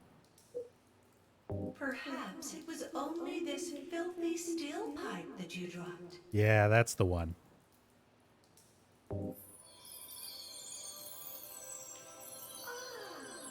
I have finally found a truly honest man. In return, I will give you both the gold pipe and the silver pipe to keep.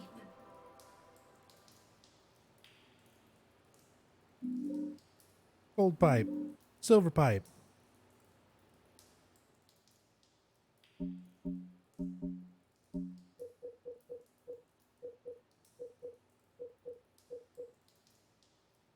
Yeah, everybody's got a comment on the honest man thing.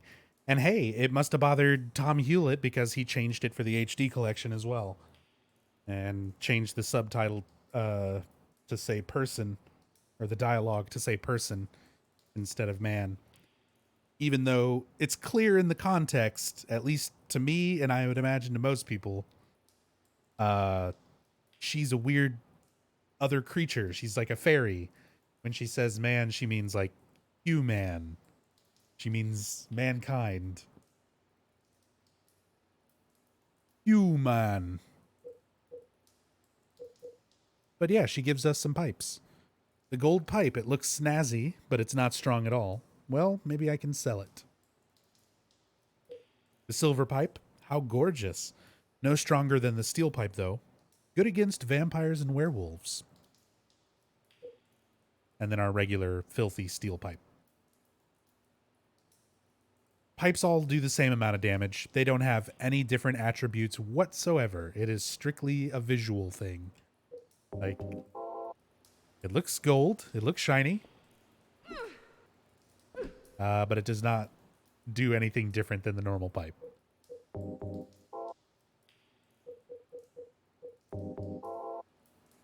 All right, so we still got a tentacle hentai monster down there.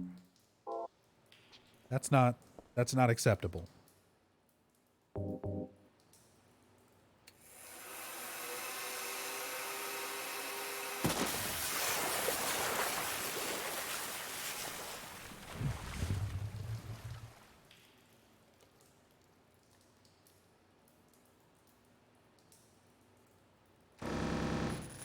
Got it.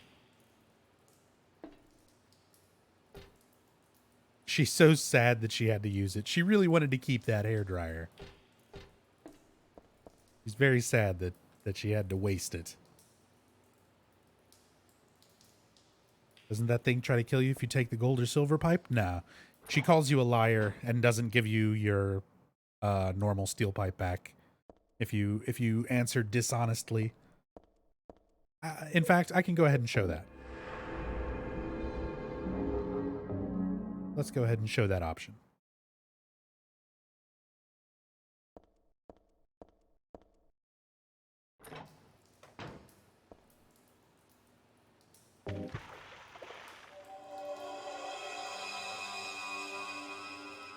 What was it that you dropped? Was it this precious gold pipe? Yeah, that was totally mine. That shiny gold one. You are a liar! I have nothing to give to you! And that's it.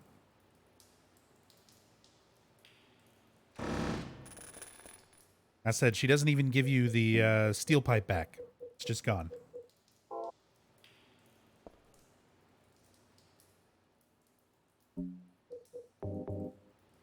But we'll carry on pipeless.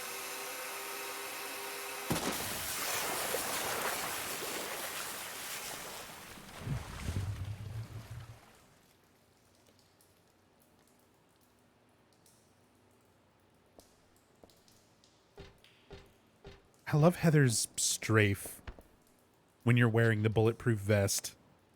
That's like slow walking strafe.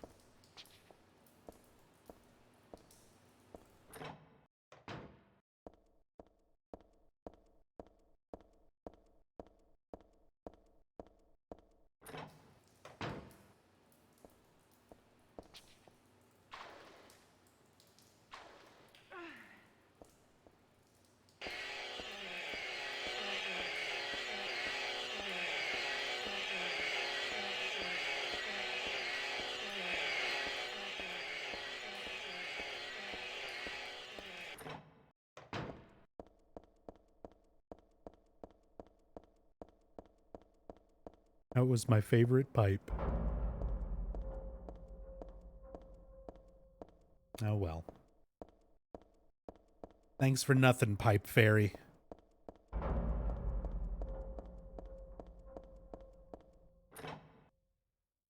A well-lit area. It's a little bit unsettling almost. And going through everything else in these sewers, and it's like, oh man, now it's just like a brightly lit hallway. That doesn't match everything else. But it's a good sign. It signifies the end of this sort of area. I can't get in. There's an iron gate blocking the way. That's fine. We don't need to go in there. Stuff all over, but definitely nothing worth bringing along. Well, oh, there's nothing in the drum can. Well, forget about that.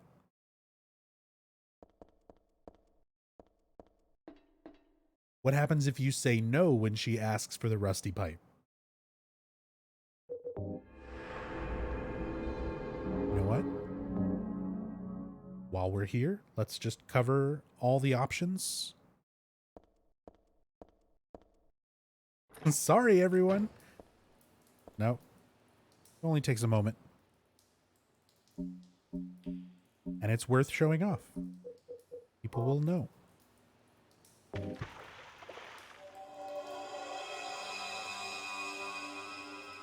What was it that you dropped? Was it this precious gold pipe? No. Well then, was it this magnificent silver pipe? No. Perhaps it was only this filthy steel pipe that you dropped. No. You are a liar! I have nothing to give to you! Okay. It's the same thing.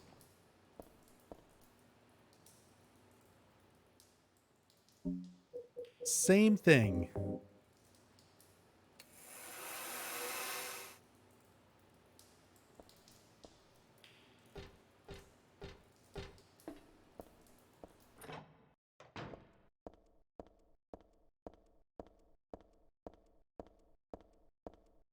We're never getting out of this sewer. It'll be fine.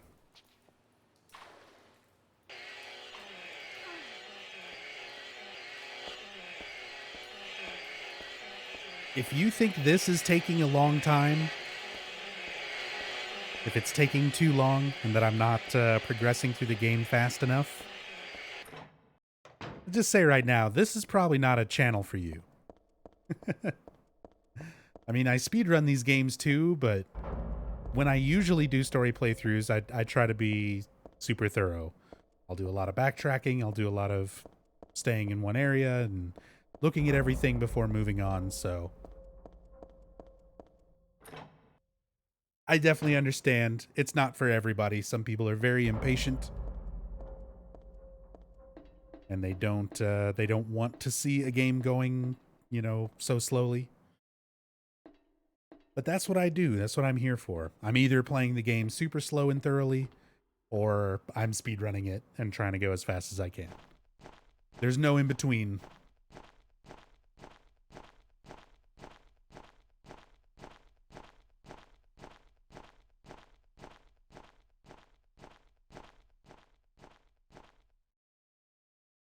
There we go. Another save point. No dialogue from this one either.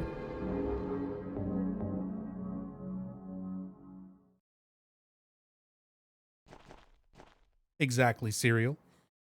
These games, they put so much time and effort into making these environments and having all these details. You know, it's worth taking your time with these games and reading into every little thing that you can, sort of looking at and analyzing everything that you can. Because a lot of times there's meaning behind it. There's reasons for all these things being included. The electricity is off. The elevator won't work.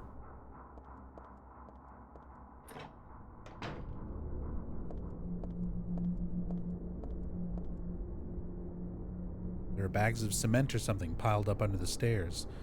I don't particularly feel like lugging these heavy things around. I doubt I could use them anyway. Just understood something. The fairy lied. That's true. It's not our pipe. We just found it. It became ours when we took it.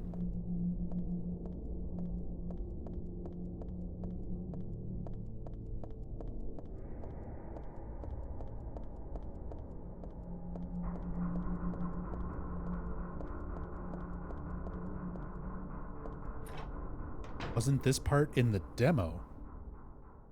I don't remember a demo featuring this part. There's a demo that is the intro. It's like the nightmare segment. That's the only one that I'm familiar with. Toilet. Thought this building was still under construction, but it looks like this has been used. A plain old wash basin. Nothing special about it.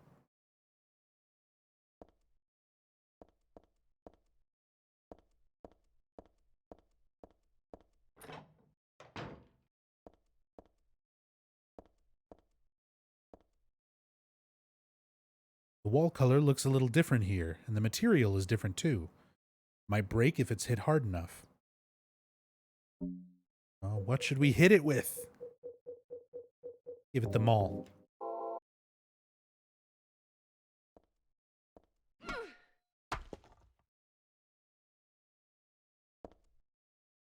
can see legs through the broken part of the wall. I hope those are just mannequin legs, but I guess I'm not that lucky. Just like the black cat. I wish I hadn't seen that. So, interesting reference there. The Black Cat, which is an Edgar Allan Poe story that was adapted into a movie multiple times. There's like an old original one from, I want to say like the 30s, and then there's a remake of that with Vincent Price. So interesting little reference there. The Black Cat. And it's also the source of some false information. The Brady Games strategy guide for Silent Hill 3,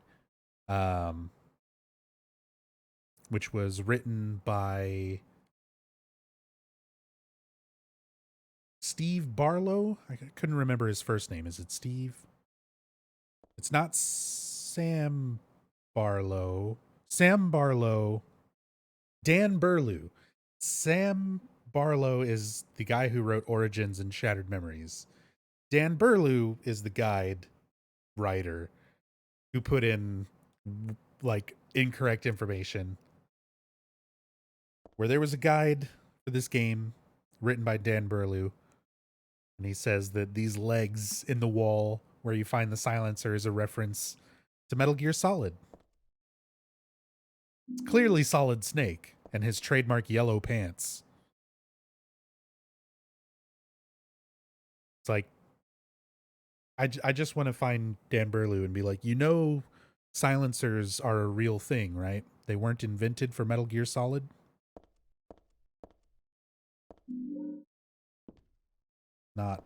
It's not a reference.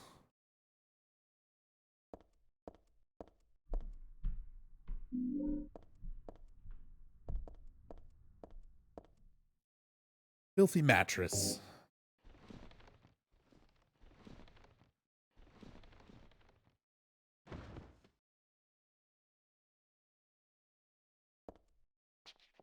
Now we can drop down. Any relation between Dahlia Gillespie and Claudia? Other than being part of the same cult and being similar in character, like, they're not directly related.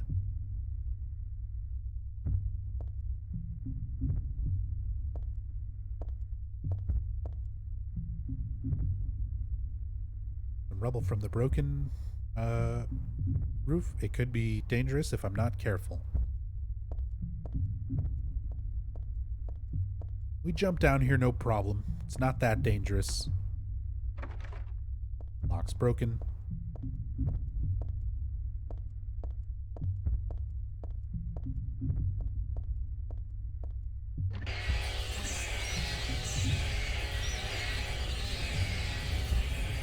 Bunch of pendulums I am not going to deal with.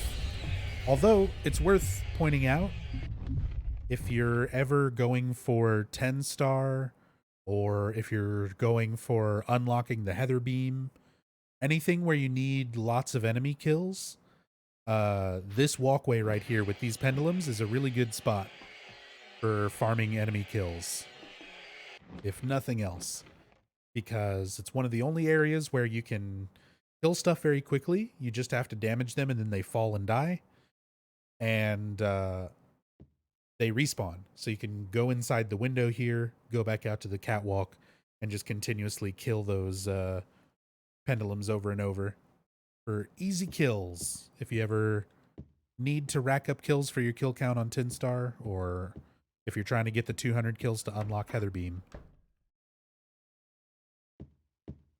Good spot for it.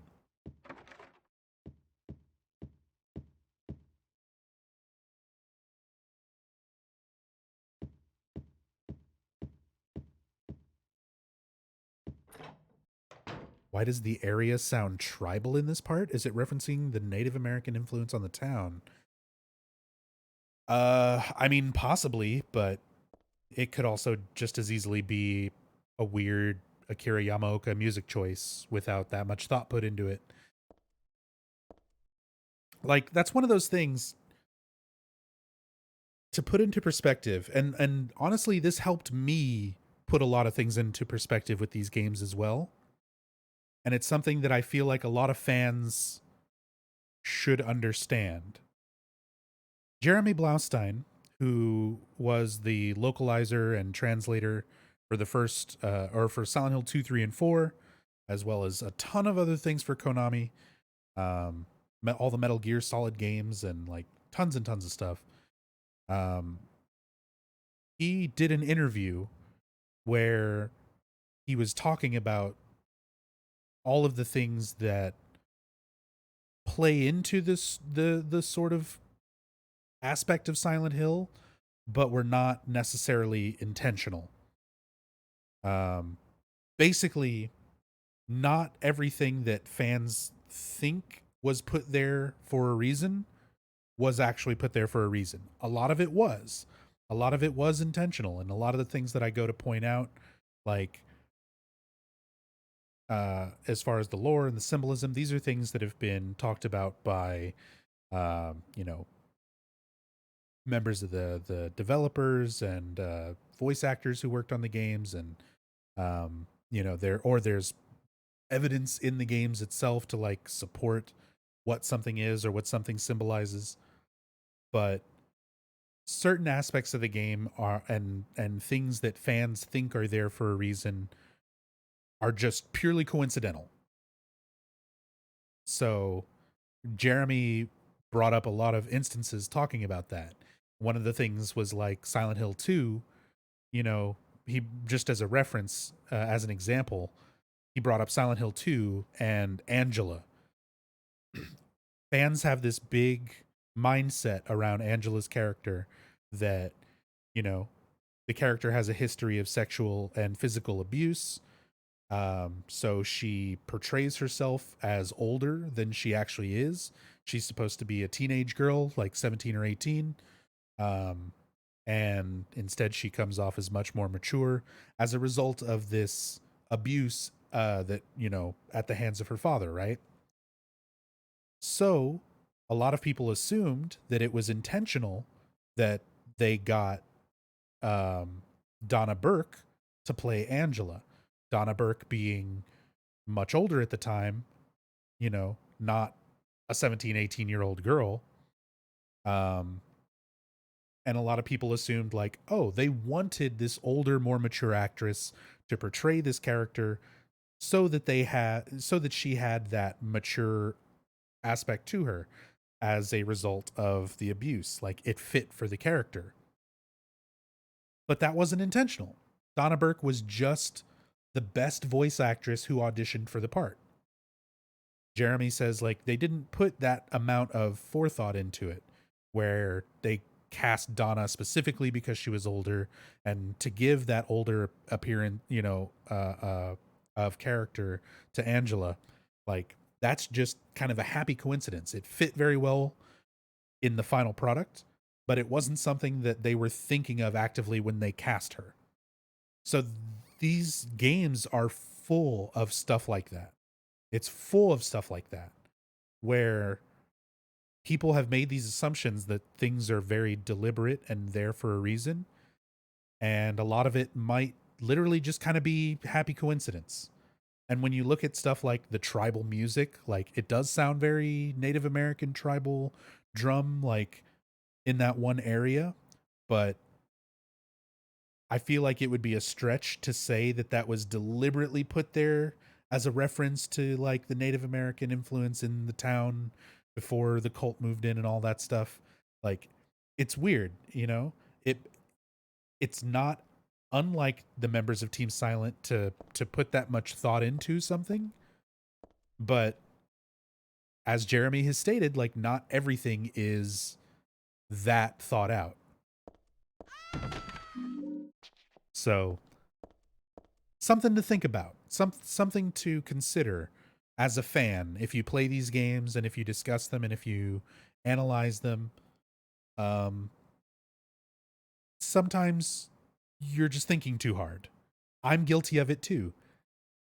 It's a good way to discover new bits of information that wind up getting confirmed, but it's also something where you need to take it with a grain of salt. Anything that's a theory without concrete evidence within the games or from the devs or whatever, then there's always room for interpretation. It might not always be what it seems. It might not even be intentional.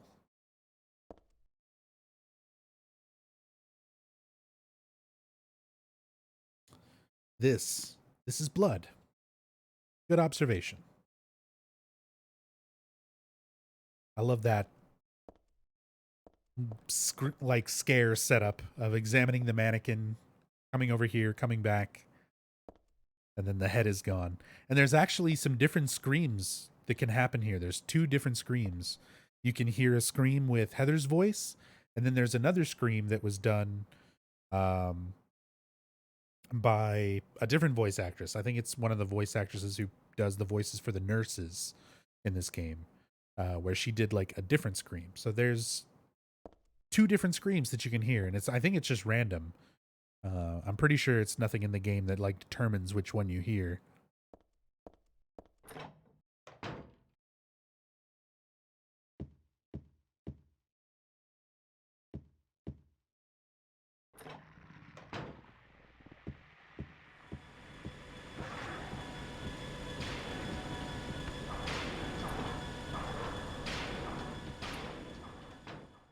Yeah, exactly, Serial. Like there's stuff like the coat hanger where it seems so likely, and it most likely is there intentionally, but it could still be, left open. It could still be a very, coincidental thing that you can make the connection if you're thinking about it enough. You absolutely make that connection to abortion. But as said, that one is obvious enough. I feel like there's no way it's unintentional.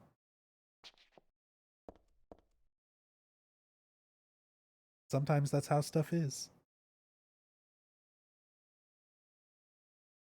Because, yeah, that's one of those things that bothers me a little bit when stuff like the Silent Hill Wiki, and there's some YouTubers and content creators that do similar stuff where they'll present information with all these resources of how they got that information, but no proof that it's accurate to what was intended for the game.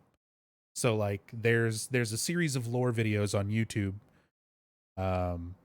where they go into like lots of individual things. They'll take just like an individual thing and talk about it.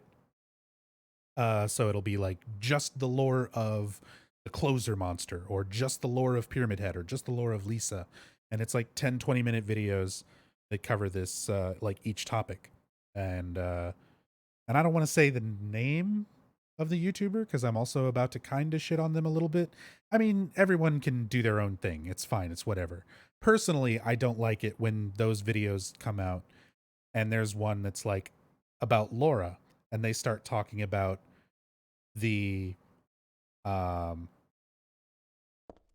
like the history of the name Laura and what it means, and its significance in other languages, and the root words that make up the name Laura, and like all these different things where they're like, oh, this is all supposed to be symbolic towards the character of Laura just based on the origins of her name.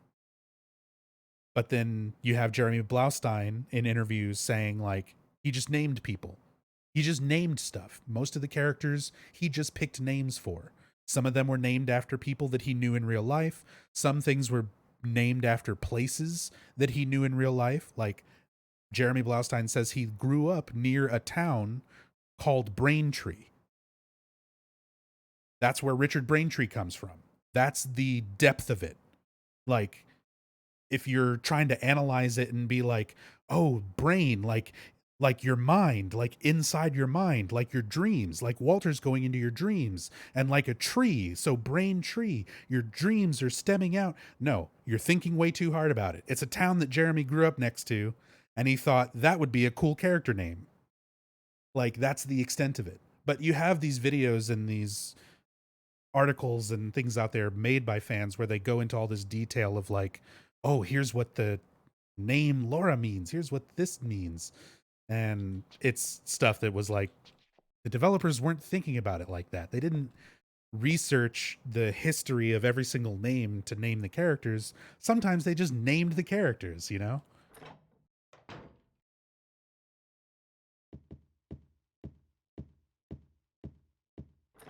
Now, that's not to say that all the names are not significant.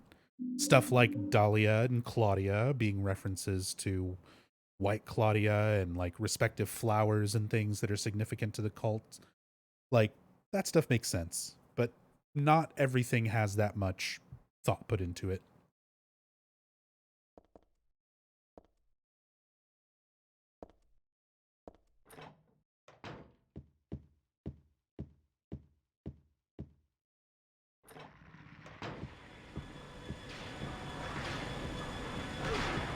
Oof.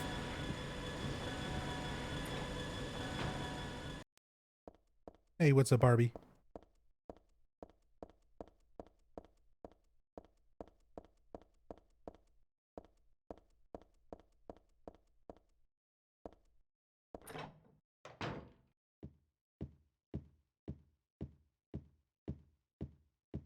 Let's see. We got some stuff in here. A little art gallery room. Its title is Repressor of Memories. What the hell kind of title is that? I don't get this picture at all.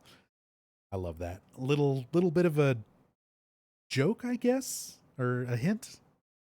That the picture itself is called Repressed Memories, and Heather has repressed memories, but at this point she hasn't recalled them yet.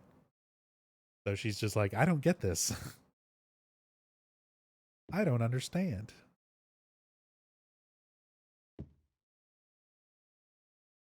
No tip notification. Sorry, Sunny. Alerts are off for the stream. It's just a little too distracting during story playthroughs, and out of respect for the other team members of Team Silent who are part of this marathon, like, I've got my alerts off, but all your support is still very much appreciated. And I highly suggest following and supporting everybody on Team Silent, coming together, making these playthroughs happen, making this big marathon happen all weekend.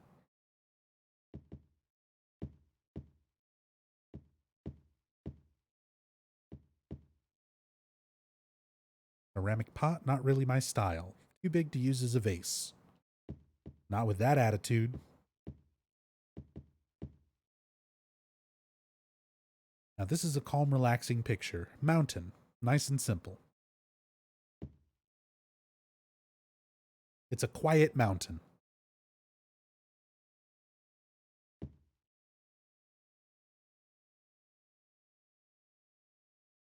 There's a price written here. Let's see. 5,000? Man, what a world. 5 whole thousand. I don't know if that's dollars or yen or... I mean, this is in Portland, so it's probably dollars.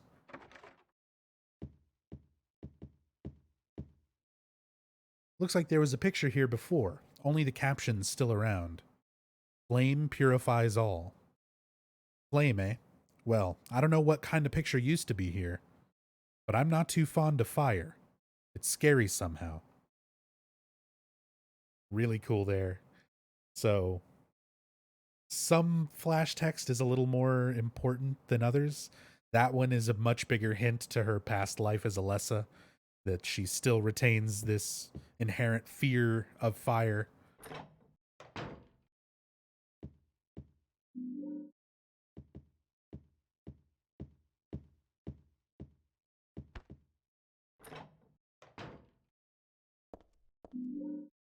And the katana.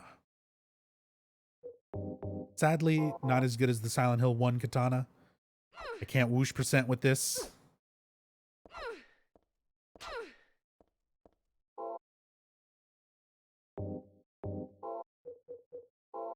But it's still a really good weapon.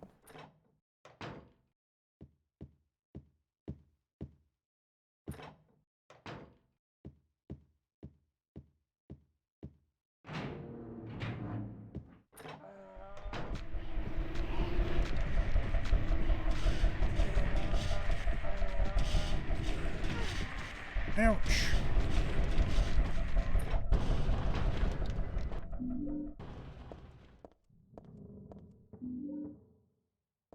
So, KMN Auto Parts. Not too much in here. Few supplies. Main thing you need to get is the car jack.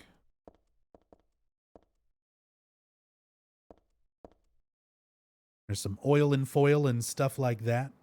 Can't use any of it.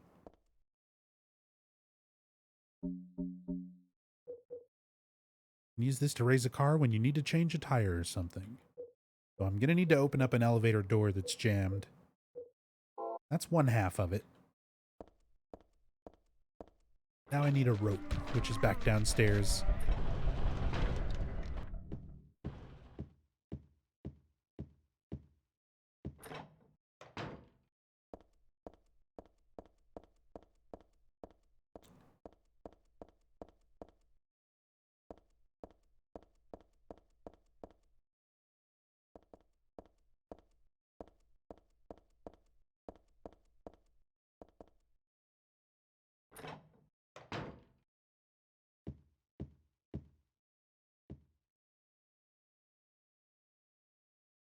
Question, if the fire was unintentional, why is there so much in Silent Hill 3 that shows it was intentional? The painting puzzle hints at it, Harry's notebook says it, the Book of Lost Memories you read before the Leonard fight talks about a cult sacrifice by immolation. So, it's one of those things that comes up really often. Honestly, like, at this point, I'm kind of tired debating that point, because it's, I don't know, it can literally be either or. Personally, looking at that one, they go through the trouble of giving you the Monster Lurks Leonard Rhine book in Silent Hill 1 to allude to the psychic abilities, not being in control of young girls when they're at heightened stress levels. So it gives you that whole plot point. If the boiler fire was a cover-up and the fire was part of the ritual, why did it bother talking about the Leonard Rhine book, like mentioning the stress levels, and then that in conjunction with the boiler fire note from Silent Hill 1? They don't even go and try to say that it's a cover-up type of thing until Silent Hill Origins. Origins is the game where they bring that whole plot point into, like, mainstream. That's where a lot of people started taking that theory from. There's the Silent Hill Kanzeki, whatever, the guidebook complete that talks about the fire ritual, but that book was written by anonymous authors after the game's release, probably had nothing to do with Team Silent, is not credited any of the people from Team Silent. Silent Hill 3, fire does not appear to be any part of the birthing ritual for the god to be born from Heather. As far as Harry's notes referring to the ritual sacrifice, Harry's not part of the cult. He wasn't there for the ritual. So I feel like there's enough evidence pointing towards the fire being unintentional. There was a ritual going on in the basement of the Gillespie home. I also feel like it wouldn't have been in Dahlia's own home if she was planning to burn it all down. It's also got to be like she's burned a very specific amount. She's burned not to death, but only to the point of disability. And even at that, like, it gives her the opportunity to split her soul. Like, the fire itself works against the cult in their final, like, goal. it just doesn't seem it ultimately is the thing that allows Alessa to delay the ritual, you know? It just doesn't seem intentional to me. It doesn't seem like it was part of the ritual. It feels like there was, you know, the cult tried to make it seem like it was more of a part of it, and fire being a part of, you know, religious texts and doctrines and things like that is not uncommon. But I just don't see the fire as being a part of the actual ritual. But again, at the end of the day, what does it change if it was or wasn't? Like, it's one of those things that so many people have, like, sorry if I sound defensive about it, because I feel like out of everything that I talk about in my story playthroughs, I've had more people respond to my comments in my previous playthroughs on that. Like, out of everything else that I talk about, it's that one aspect of the fire being intentional or not. And it just, yeah, as said, in the terms of growing the god in Silent Hill 3, you don't need fire. You need pain, you need suffering, you need a ritual, you need a host, you need a god. But fire seems totally optional there.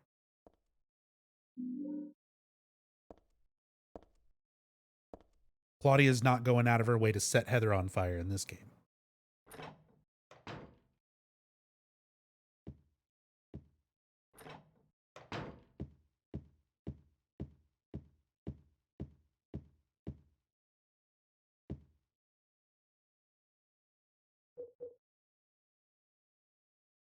The seed's already there, though. Again, show me something that says that the fire is necessary to put the seed into a host.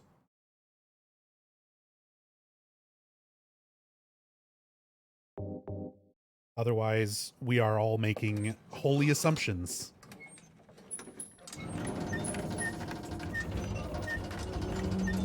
And that's it. It's fine. Whatever you want to believe, whichever evidence you want to look at, because there's evidence for both sides.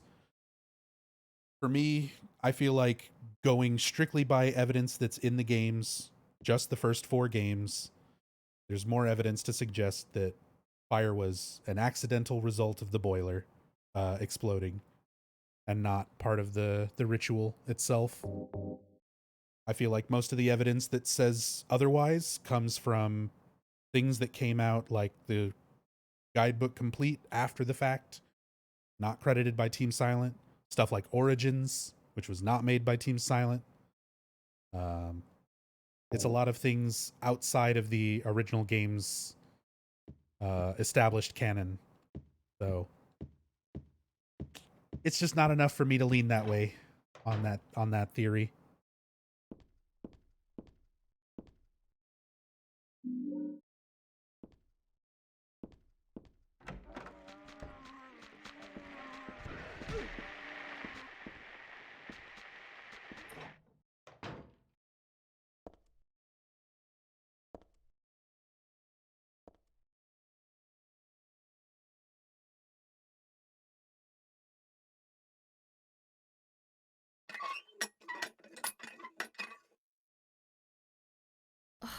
I knew it.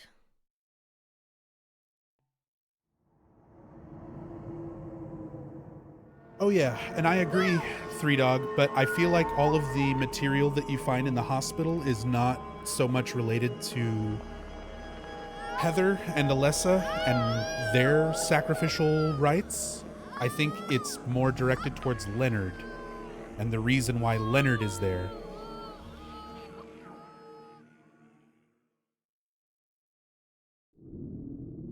It's being invaded by the other world, by a world of someone's nightmarish delusions come to life.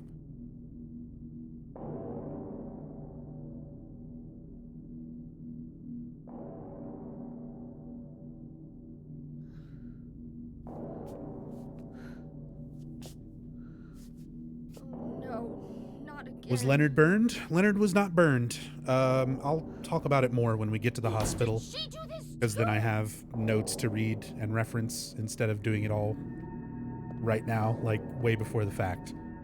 But Leonard was a member of the cult. I'll give a short version. Leonard was a member of the cult.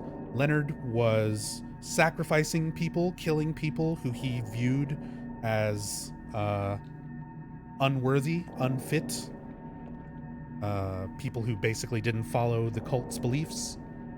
And they make a distinction about how he killed them, because stabbing them and bleeding them is something that is specific to sinners in that sort of ritualistic mindset. And it specifically points out burning as being something reserved for members of the clergy, that it was something above your everyday normal non-believers that get killed. So rather than that being something directed specifically towards Alessa, I think it's more to give contrast to how Leonard was killing people. As said, we can get a little more into that when we actually get to the hospital. But that's my thoughts on it. The mummy-like thing in the wheelchair is just a doll. Or is it? Something about it makes me uneasy. Why, I wonder? And why is there a wheelchair in this building, or a doll for that matter? There's a doll in the wheelchair. I have a bad feeling about it.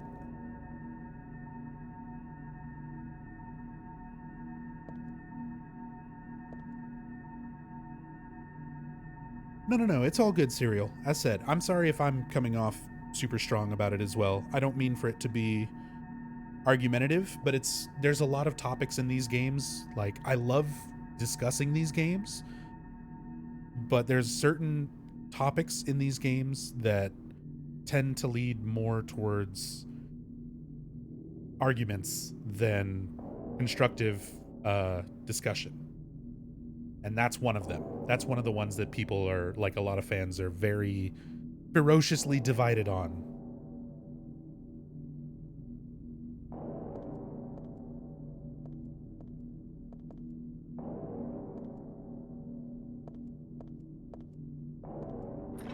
But I just don't want to take it that way. I just don't want it to seem negative. I don't want it to come off as like I know everything and nobody else's suggestions can be right. Like, that's not the case at all. I am very often wrong about these games. It's how I've learned so much about them. You know, is you're wrong about something and then you learn more about it. You correct your thought process. And as I said, I'm all for discussing aspects of these games. Like, it's how you're going to learn more and kind of have the fun of like figuring those things out. Don't know what kind of plant this is, but it's withering away. Poor thing. This is the PC version. This is the official PC release with a widescreen mod added.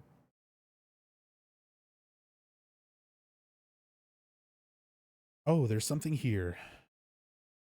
Find the Holy One. Kill her?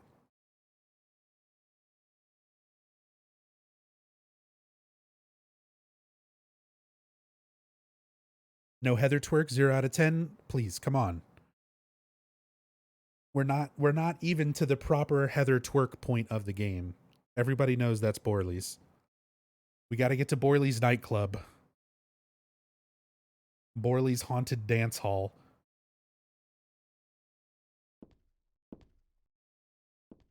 Sounds like the title of a Hatsune Miku song. Borley's Haunted Dance Hall.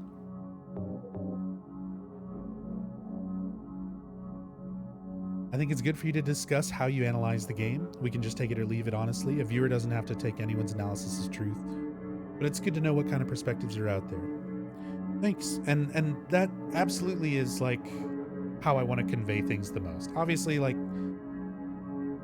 it doesn't always work out that way. Sometimes I myself am guilty of getting too like argumentative and kind of passionate about a lot of things with these games, and that's really what it comes down to. I just love these games. I just like them a lot, and it can be frustrating at times when you feel like you've got a good understanding of something and somebody doesn't see it the way that you do. But that's kind of the element of these games that makes them so good. Like that there are so many things left open and left unanswered that in context they do have an answer, but you have to kind of work for it. You have to piece so many other things together, sometimes outside of a single game. You know, you've got to look at other games in the series that follow different trains of logic to kind of put together certain things that make sense, like the town and the town's power. Like, what is the power? What can it do? What's the extent of it? And you know, you can't just look at any one individual game to like piece a lot of things together, but if you look at everything, like all the games as a whole, the first 4 anyway, you can piece things together more. And like I said, how you analyze the games also is a big part of it, where there's a lot of things that I don't take into consideration that more people do. Like for me, it's tiered.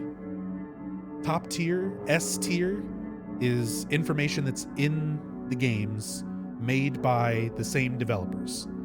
So the first 4 games, it's largely the same staff. Really, the first 3 games, it's largely the same staff, same writers, same creative input. So it follows a lot of the same established lore and story and rules. So you're able to, I don't know. There's a lot to it. There's so much to it. These games are good though. Anyway, I need to take a quick break. I'm ranting, I'm rambling. I need to use the restroom. I need to grab a drink. So I'm going to take a few minutes here before we go see Vincent. And just going to take a couple moments. And then we will get back to Silent Hill 3. Still quite a bit left. Again, this is all part of a big 72-hour-long marathon going on all weekend with myself and all my friends in Team Silent. So definitely check out the schedule if you want to see what games are being played next and who's playing them. And go follow everybody on Team Silent here on Twitch. Boom. All right. I'm going to take a quick break and be back in just a couple minutes. We'll get to go see Vincent. Back in a bit.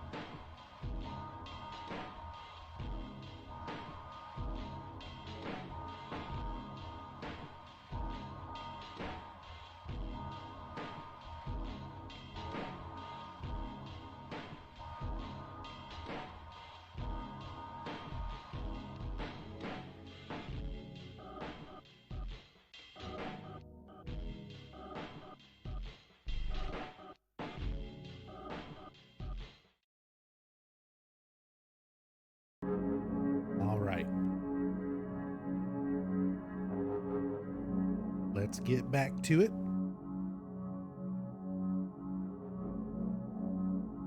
We've made our way up to the mental clinic.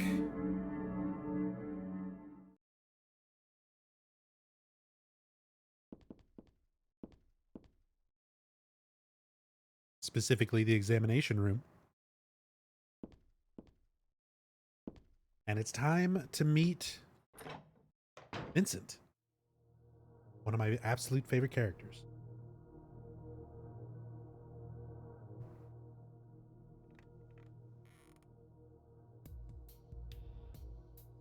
Heather. That's what you're called now, isn't it? And who are you? The name's Vincent. Don't forget it, okay? I'm on your side. So you say. But how do I know you're not with her? Her? You mean Claudia? Please don't lump me together with her. She was totally brainwashed by that crazy old hag. Well, I guess crazy old hag is a bit harsh. She is your mother, after all. My mother? What do you mean? You don't remember? Ah, so Harry didn't tell you anything. I guess he hid the truth to keep you on his side, eh? That figures. He's a pretty sneaky guy. Don't talk about my dad like that! Sorry. I apologize. Please, calm down. How do you know my father anyway? I know everything.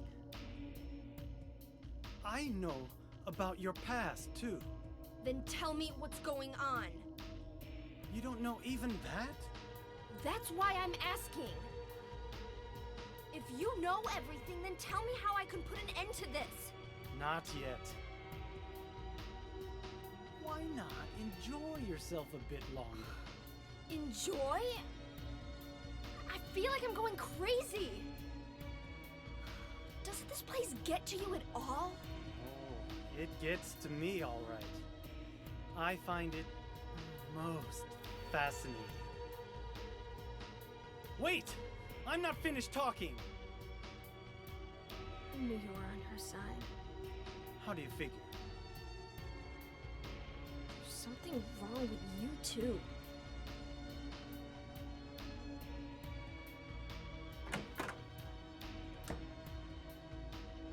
So, yeah, we get our first look at Vincent. Vincent is super evil? Not really. He's not super evil. He's definitely not a good guy, but he's just selfish. Like that's kind of the big thing. He's just selfish. He's super selfish. He is manipulative. He is, all these other things, but at the end of the day, it's to get his own means. It's just to get what he wants out of at the end of the day. So even his presence, like within the cult, doesn't seem to be based in faith. He seems to view the cult more as like a business opportunity.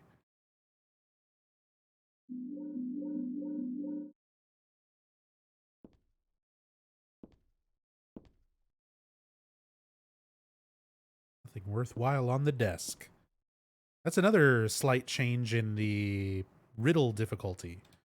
So I picked up some Oxidol on that shelf, used to disinfect cuts and stuff. It foams when you put it on. So we're going to need to collect some things to start a fire. And this is one of them. But it's not very clear how you're supposed to use it when you get the other items. There is a book that you find here. There's a textbook, like a science textbook, that you pick up on the shelf if you're on easy or normal riddles, that basically tells you, you can create oxygen by using oxidol, and like it gives you a hint at using these items to create fire or to create oxygen that'll work with making a fire.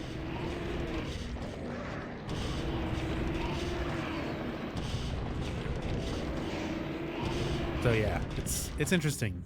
They give you that textbook there as a hint on easy and normal, and then on hard, nothing. No book. No hint.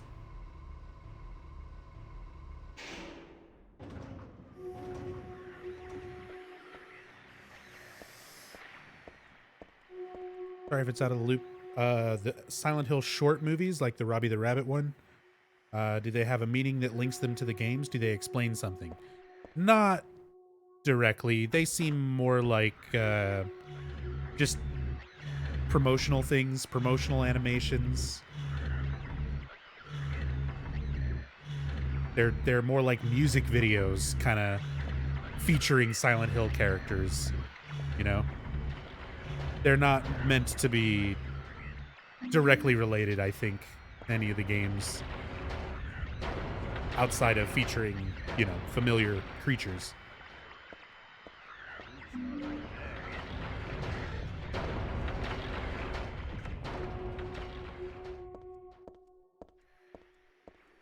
So, ran in there, got the second part of our fire making, the pork liver. What's in the cafe's fridge. Got to do something with it before it goes bad. And then before I move on, of course, we got to stop and look at lovely Mr. Glutton. I love this creature. So this is the Glutton. It doesn't attack you. It's not aggressive. It's just in the way. What the hell? I don't want to get too close, but I don't think it'll attack me now. Why not? All bark and no bite. Anyhow, it's in the way. I can't get past it. And it's the ground floor, too. This ought to be the exit. So, the reason I love the Glutton so much, I feel like this creature visually represents the style of Masahiro Ito's monster design, like, in the best, most obvious way.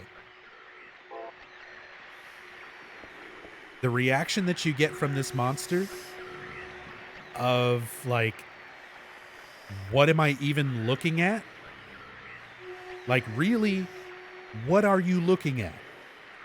You can see, like, that kind of looks like a mouth, but there's two of them, and they're on these discs, and they're spinning in these weird ways. It's like that looks like human feet down at the bottom, but what is that torso? Is it supposed to be wrapped up in something? You know, you see the pillars, like bleeding textures on the sides. So you're just kind of looking at this thing like, I don't like it. I don't want it anywhere near me, and I don't know what the fuck it is. And that general reaction is so, like, synonymous with Ito's monster design. Like, to me, that is good monster design. When you can look at it and be like, I don't want to have anything to do with this thing. Like, I don't even know completely what I'm looking at.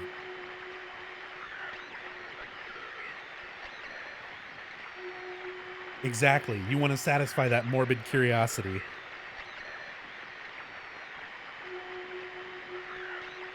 All right. I'm going to read this after I turn off my radio.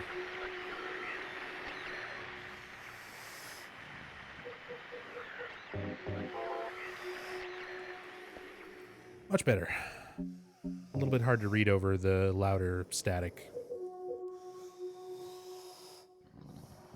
Once upon a time, there was a monster living at the gates of a village. It was a very scary and a very bad monster. It would catch people and crunch them up with its big teeth. The villagers were not afraid of the monster. Or, excuse me, the villagers were afraid of the monster, and no one would dare approach the gates. Everyone was stuck inside the village. When the king heard about this, he summoned his knights. The knights eagerly rode out to defeat the monster. Ha! Take that! Their swords slashed and their spears flashed, but the monster wouldn't die. The monster tossed the knights into its mouth one by one, horses and all. What was the king to do? He fretted and fussed and paced the floor, but could think of no solution. Soon after, the village priestess came to the castle, who was a very kind and good person. The king asked her to defeat the monster guarding the gates.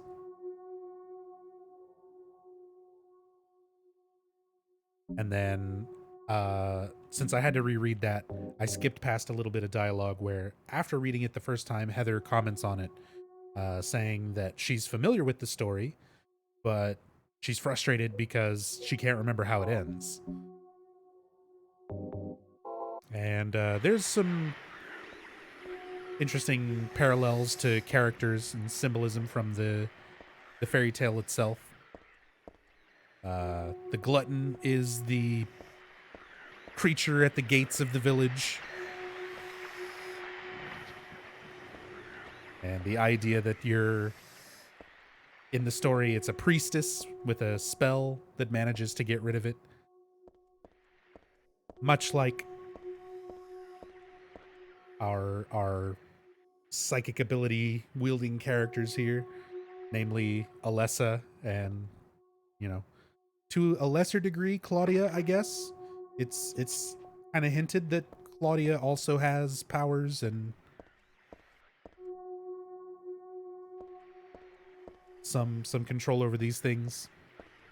But she could also be seen as a priestess, someone with some magic ability.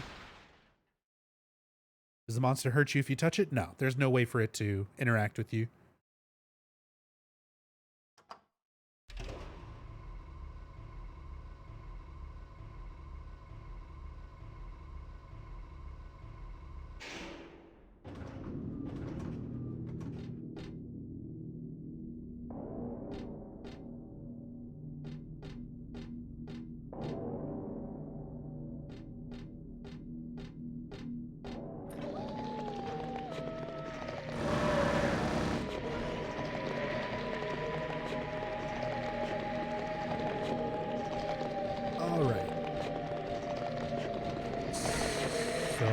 Fuck slurpers.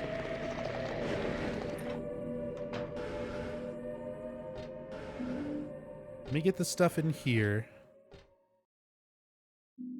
Matchbook. Oh, this is good. Some more good dialogue. So we get the matchbook. We've got everything we need to make our fire now. Oxidol, pork liver, matchbook. Gonna have a barbecue. Gonna make some grilled liver. But this is interesting.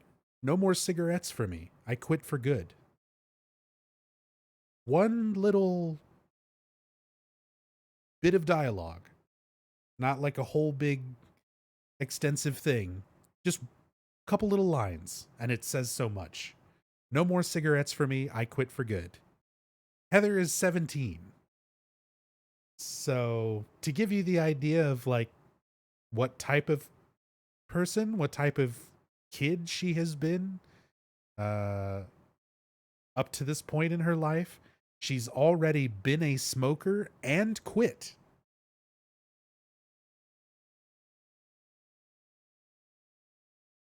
So she must have started smoking like pretty young, you would assume. Gives that impression that she would have started smoking, probably smoked for a while. But now at the age of 17 is like, no more. No more for me.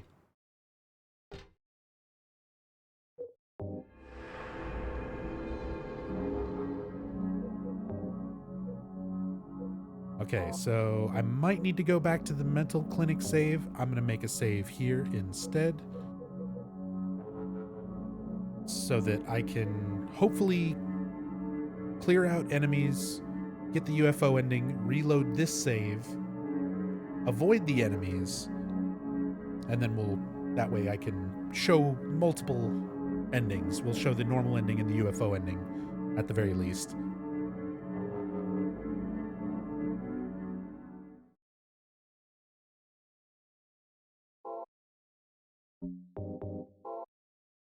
Really confused on in this game. Whose nightmare is this? The monsters in symbolism would suggest Heather, but then at the end, Vincent says Claudia's nightmare. It always confused me.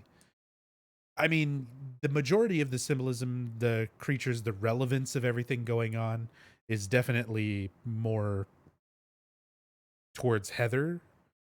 But again, they make reference to Claudia having some sort of power, some sort of influence on things. She apparently gives the order for the missionary to kill Harry, and like she has some sort of control over this stuff. So I think it's more that it's Heather's nightmare, but Claudia still has some influence on it.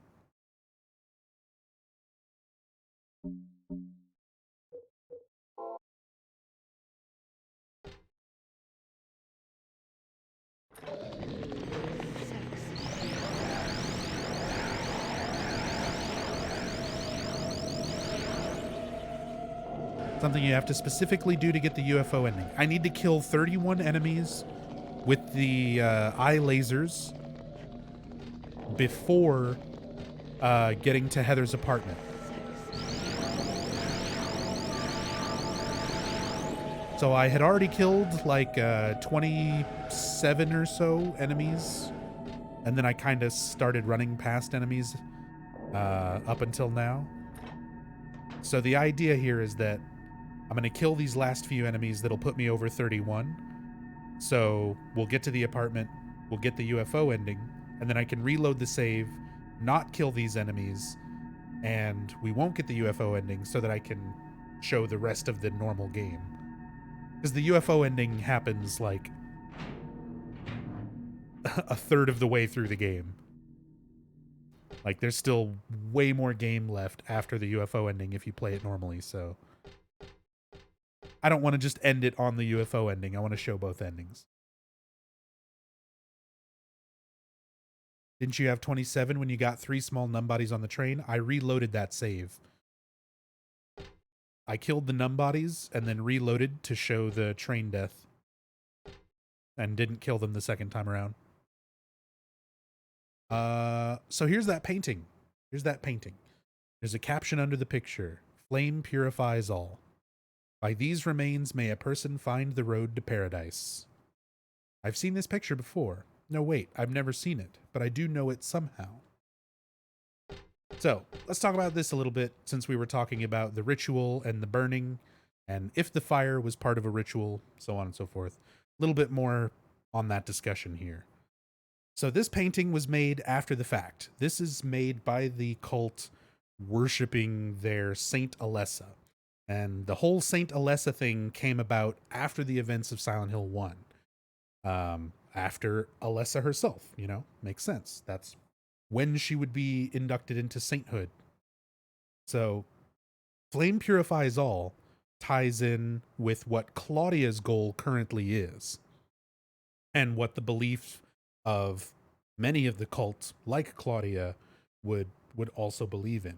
She is looking to cleanse the world with fire. She wants to birth a god that can completely wipe out humanity, basically, so that everybody who is a believer can live in, you know, paradise. That's what she believes. So the whole idea of fire being this element of purification for her belief is something that fits in line now. But like when you look at Silent Hill 1, that wasn't Dahlia's goal. You know, that wasn't necessarily what she was looking to do. Whereas Claudia, she's got this idea. She's going to birth the god, or go through the ritual so that the god is born through Heather, and then use it to basically purge humanity, cleanse the world in fire, and let everyone go to paradise. So we've got just kind of all of these symbolic elements tied together in the painting. We've got Saint Alessa, which is just the cult's beliefs in Alessa as this reincarnating god. which is something that like the cult belief changed. You have the element of fire, kind of representing that purification element that Claudia so vehemently believes in.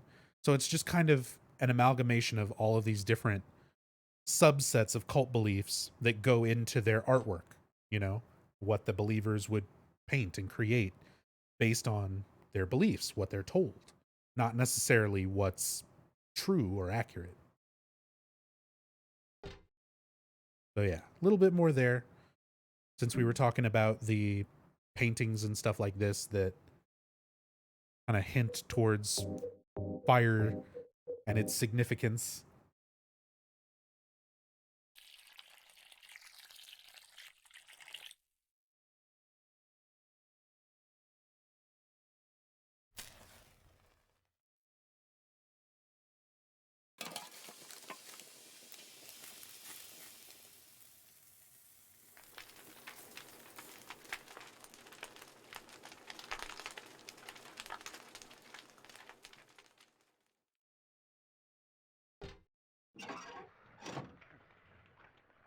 So, burn away the flame purifies all. And now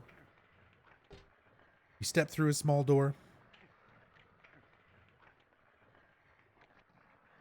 and find some interesting imagery. So you can see there's like medical sutures up there, like holding stuff together, and this weird collection of images. We've got all these bleeding ears topped by a open bleeding mouth, which Masahiro Ito himself commented on this imagery. So this is one of those things where fans debated for a long time. It means this, it means this, it means that. And then Masahiro Ito just flat out talked about it. He said that the bleeding from the ears is supposed to represent that, that loss of sanity that would have been happening to Alessa as she sort of broke down into madness, all those years kept in the hospital, kept in this nightmare, her sanity breaking away. And then even more so, that kind of implying that this aspect of Alessa still exists through Heather, as, since she's a reincarnation. And that like Alessa in that sort of, as a part of Heather, is still sort of suffering, still feeling insane, or delving into insanity. And the mouth specifically, Ito described it as Alessa's shrieking insanity. Those are the words he used. So it's all supposed to be symbolic of this kind of breakdown of Alessa's mental state, at least what's left of Alessa within Heather.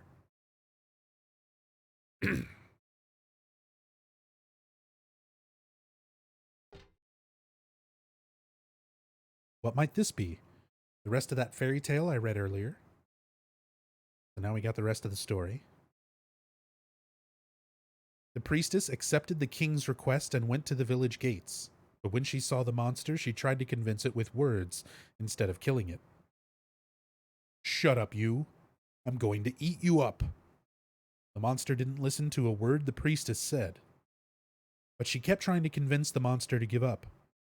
"It's wrong to eat people, you know." The monster grew very angry at this and attacked her, killing her with a single mighty blow. The end. Hey, what's up, Ratio?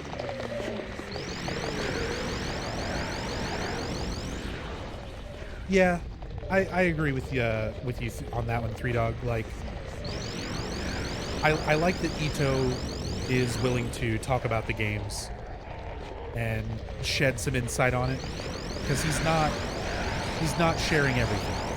And there's definitely a lot of stuff that, you know, people ask him, and he'll just say, you know, I'll leave that to your imagination, and not say anything else.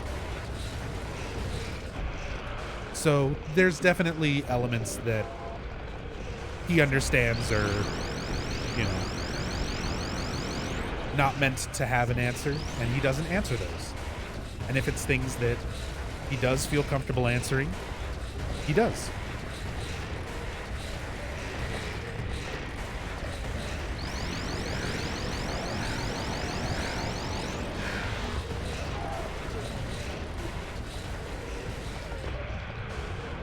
I hate slurpers.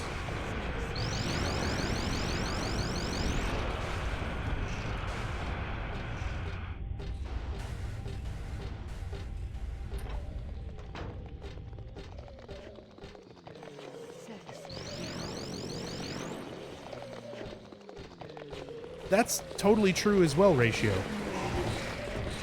Like, he had a lot of creative involvement in the series, but he's not going to know absolutely everything.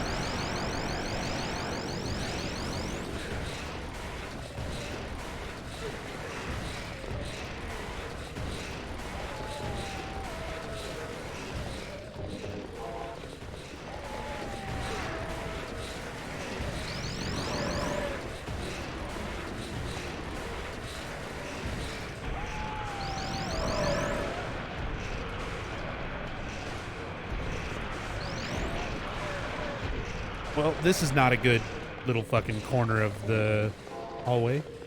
Like, all three of them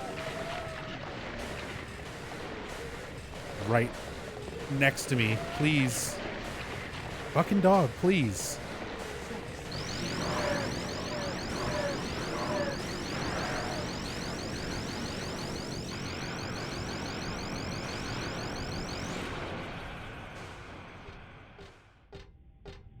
Yeah, that was a nightmare, little nightmare situation. Slurpers and dogs, just some of the worst enemies right next to each other. And especially on harder difficulties, like when you play this on the extreme difficulties, if you get grabbed like I just did, where the dog bites you and you kind of go into a struggle animation, or the slurper grabs your foot and you go into that struggle animation, when you're on like the extreme difficulties, those attacks just fucking kill you. Like, you can wiggle out of the attacks, and the longer you take to wiggle out by mashing buttons, like the more damage you take. But on extreme, you take damage so quickly and it takes longer to wiggle out. So by the time you can do anything, you're just dead. I don't need any more coins. Oh, I missed some dialogue there. This is the dialogue where Heather talked about acting like a thief every now and again, being a little bit of a klepto. Standard coins and bills over here. Of course, it's not like money might not come in handy, and it goes without saying that it would be nice to have, but I think I'll pass on it anyway. Has Ito ever debunked any big Silent Hill fan theories? I mean, he's debunked and confirmed a lot of stuff, like, that would be considered big. Mary's body being in the car in Silent Hill 2, like being in the back seat, was a big one. And Ito mentioned on, you know, Twitter and stuff that, yes, like, Mary's body's supposed to be there in the car. Even though it's not visible, it's not something you can go and look at in the game, it's not a model that's there. The intent of the creative team was her body was there. So that's like one of those things that he's confirmed. And then you had other people on the dev team further that, like Guy Seehee talked about it.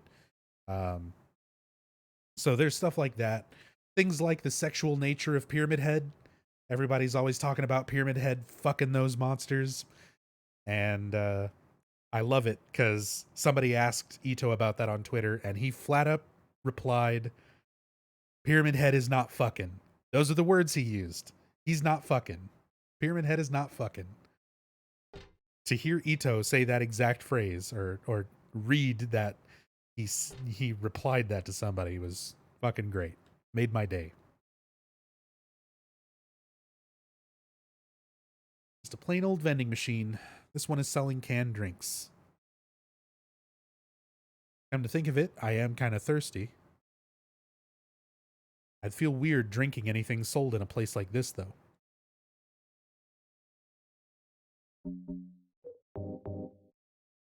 But we're going to buy a drink anyway, even though she doesn't want to drink it.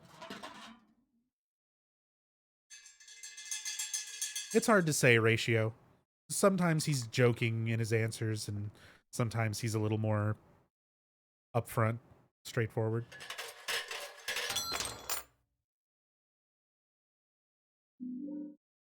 But I feel like he was being truthful on that one. He wasn't just messing with people. It seems like the kind of response that somebody's asked him that before. Like, he's probably had to answer that before. And it just kind of seemed like that sort of response, where he's like tired of people saying it. And he's just like, he's not fucking.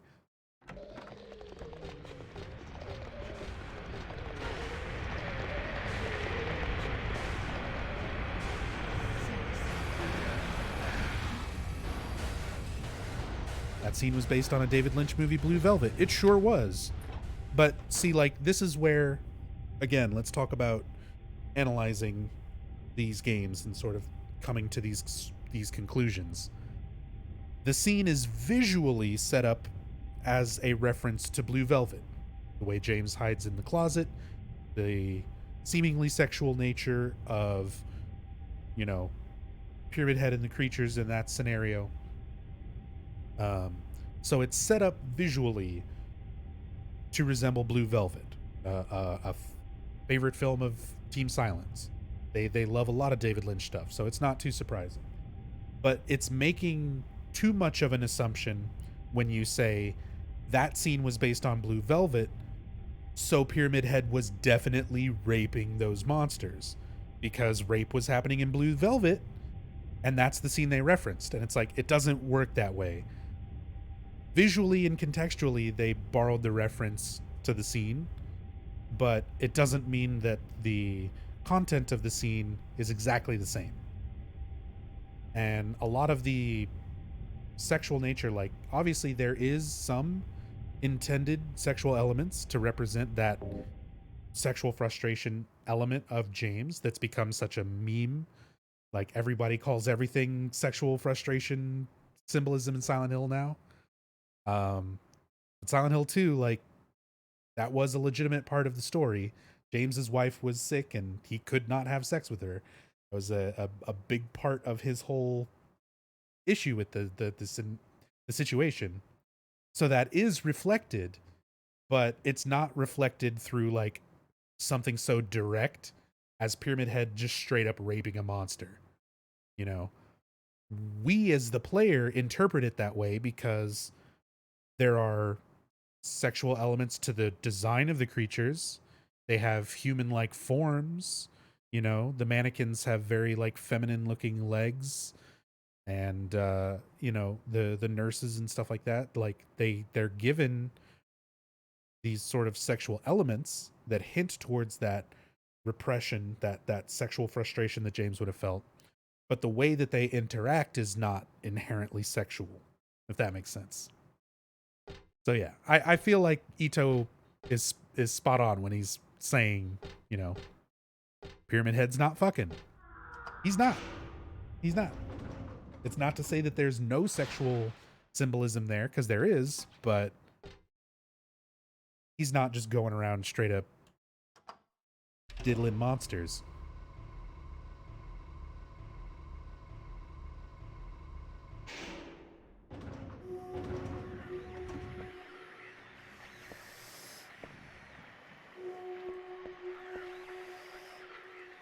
All right, Glutton. Your time is near. Your time is nigh. Never understood why the monster tries to kill Heather. Isn't she supposed to be kept alive so that the god can be born? Who says that Heather dies when a monster kills her? We get a game over, But Heather's still moving, and a lot of times you get a sequence of Valtiel dragging her off.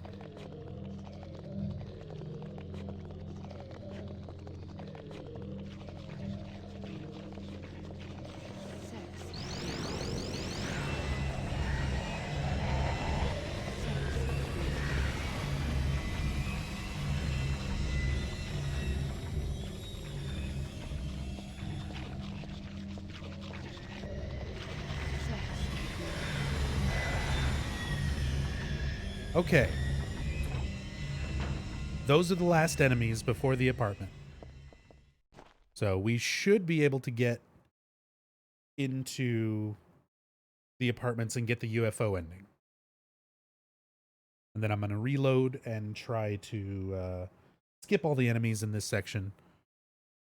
And hopefully we can play out the rest of the game and get the normal ending as well.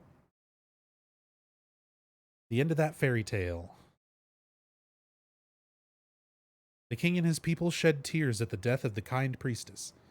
God took pity upon them and, granting their wishes, healed the priestess. The priestess opened her eyes just as she had done every morning of her life. She went once more to the monster's lair.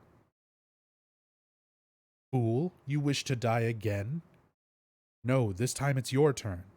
The priestess had come to defeat the monster once and for all. As the priestess was very, very kind, she felt sad about this task, but it had to be done. Swords and spears won't work. Arrows and bullets will just bounce off. You can't kill me. The monster laughed, but the priestess used neither sword nor spear. She chanted but a single spell. Tu fui ego eris. Do you know what happened then? The monster let out a huge cry, then died and vanished.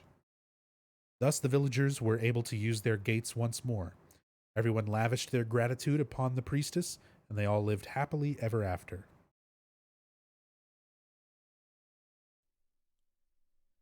Tu fui ego eris. Weird writing. What was that? So just like in the story, we had a monster blocking the gates, blocking our exit from this area. But luckily, Heather is a priestess. She found the magic words to make the monster go away. But again, there's so many little references there in that story that Heather says she's familiar with. The idea that the priestess dies and comes back, like the obvious reincarnation parallel. So the fact that she says the words and it works, the monster's gone.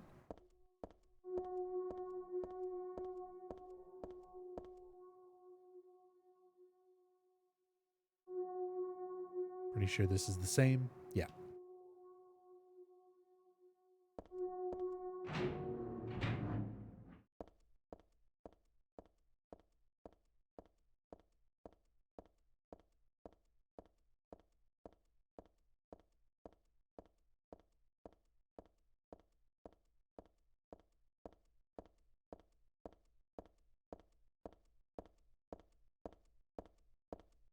Kung Fu'd the shit out of the monster.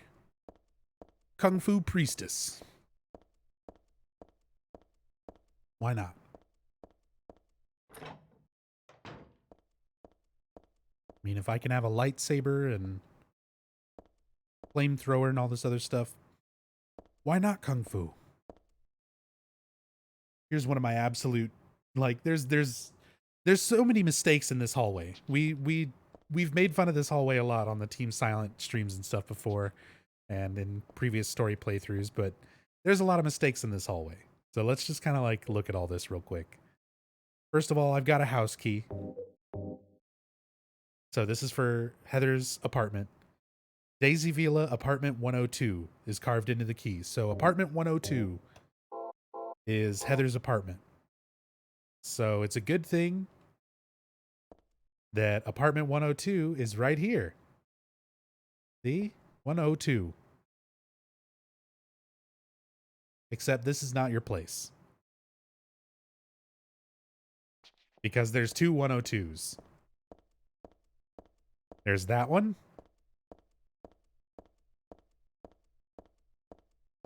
And then there's this one, which is your actual place. But for whatever reason, they put the 102 thing on 2 doors. And it's not just like they repeated the texture. They have the proper numbers on the other doors.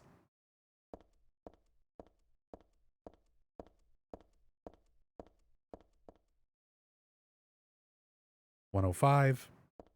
There's all these things. That's the first mistake. Next, you've got some dialogue over here. I don't know whose stuff this is, but I think I'll leave it alone. None of it is really can help me out right now.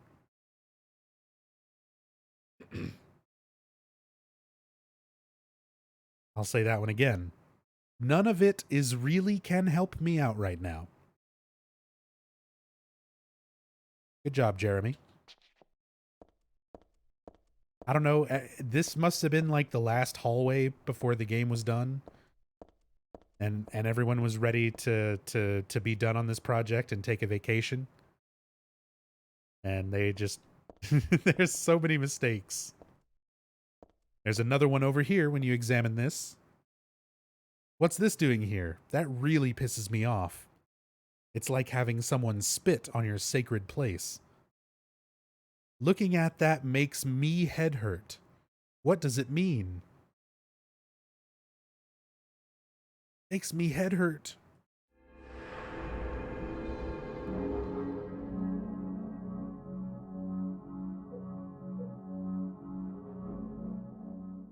Okay, so I don't actually want to save here because I need to reload those other ones. The mailbox is empty. There's no letter from a dead wife or otherwise. Well, I don't have one of those anyway. No dead wife here. Another one of those great Silent Hill 2 references.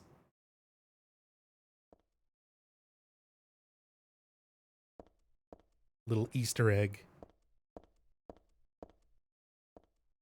All right. This should be the UFO ending. So I'm going to go start this. I'm going to take a quick break while this is playing out. And then let the credits and stuff play out. And then I'm going to reload the save and not kill those monsters. And we'll still be getting the regular ending as well. But for now, enjoy the UFO ending. I'm home, Dad. Listen, something crazy is going on.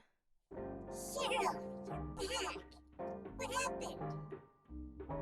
Well, it's like this. And that's about it. Oh, my poor little Cheryl. I can't believe that. I'm going to Silent Hill, and I'm gonna bust some heads. Oh, Dad, you're the coolest!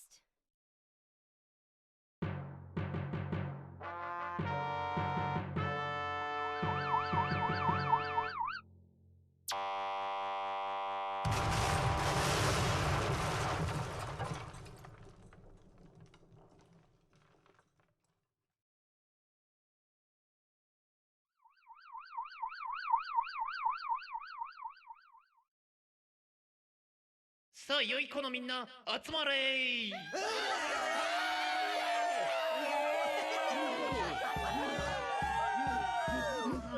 い子のみんなそろそろ UFO エンディングとか飽きちゃってんじゃないのかい？よーしみんな素直だ。素直が一番成長するぞ。それじゃあそんな成長期のみんなでサイレントヒルの歌を歌おうかな。よーしいくよ。ワン、ツー、ゴー、ナナ。シェイク。ヨーメン。ヨー、シェイク。シェイク。ヨー。ザ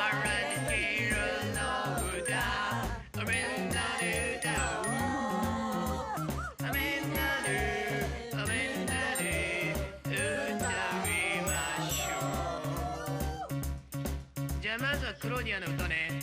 みんなは歌わなくていいよ。クローディア、クローディア、本当は優しいおばさんだ。お菓子とか買ってくれるし、落としてはくれるし。だけどね、怒ると怖い。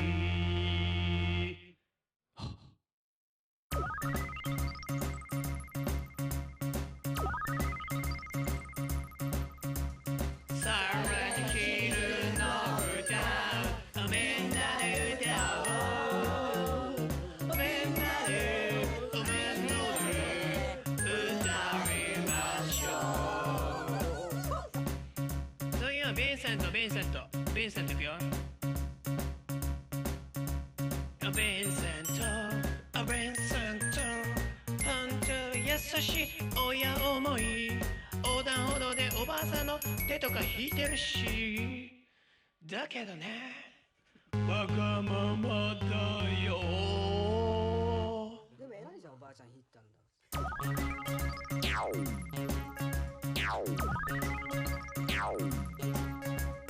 さらに昼の歌、みんなで歌おう。みんなで、みんなで歌いましょう。次はダグラス。ダグラス、ダグラス。本当は探偵じゃないんだ。朝とかやたら早いし、磯の香りするし。それはね、魚屋さんだから。カンパチやすいよ。カツオください。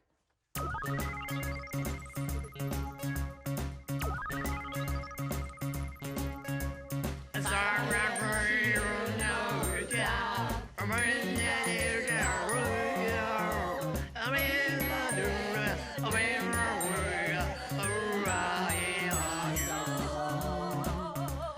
じゃあ最後にヘザーね。ヘザー。ヘザー、ヘザー。本当はバツ1、2児の母。育児とか大変だし、パートも行けないといけないし。だってさ、ヤンママだからなめんなやって感じ。さらに昼の歌、みんなで歌おう。みんなで、みんなで歌いましょう。さらに昼の歌、みんなで歌おう。みんなで、みんなで歌いましょう。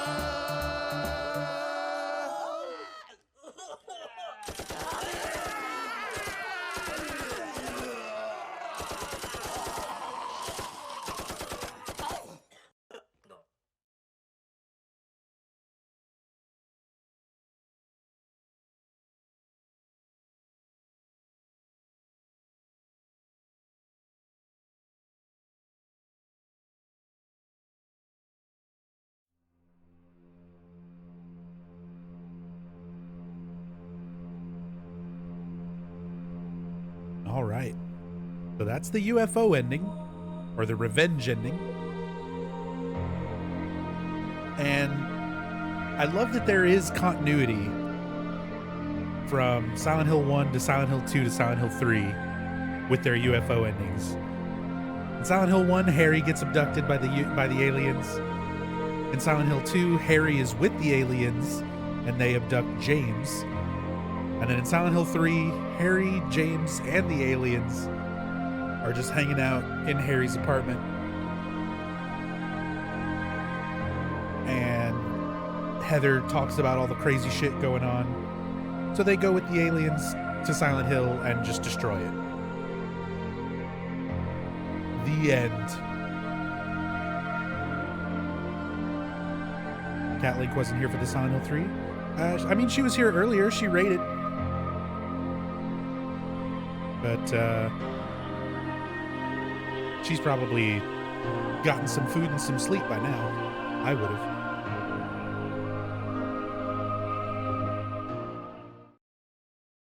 All right. So that is it for the UFO ending. Now I'm going to reload that save in the office building.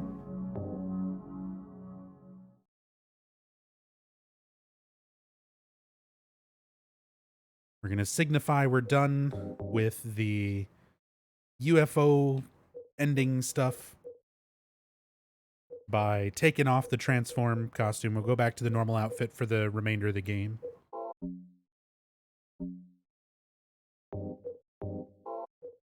And now I just need to not kill enemies with eye lasers between now and the apartments. And it should not give me the UFO ending, so we can just continue the game.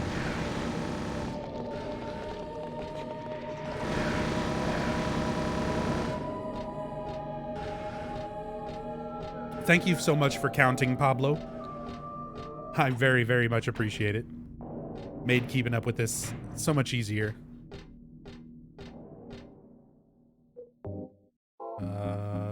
Whoops.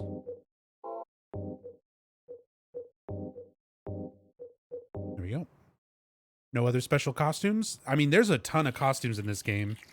I just don't have anything else that's unlocked on this particular save. It's not like you need to do anything to unlock them either. You just type in a code in the costume unlock section on the menu, on the main menu. Like, there's stuff you do in-game to unlock those codes, but the codes never change, so once you know them, you know them. You can just type it in.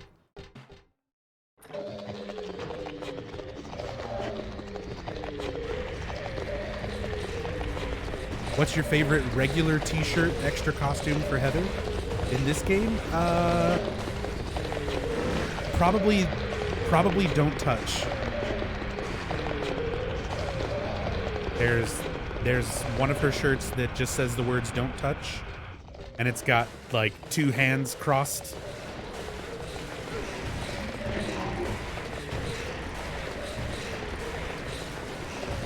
That one's probably my favorite. Stream froze. I did not drop a single frame. My connection is still solid, so that must be on your end. If anybody else is having trouble, let me know. If you're not having trouble, tell Skull Monkey to refresh.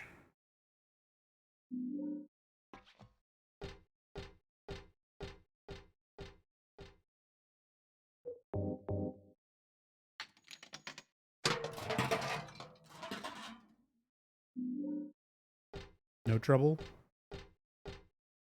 Have sound but the image is frozen? Yeah, you just need to refresh.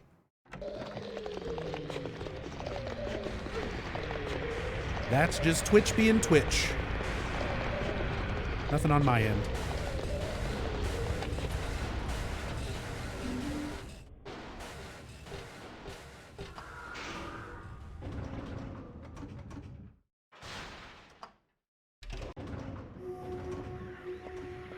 I'm going to take the bulletproof vest off as well. Oh man, she feels so fast now.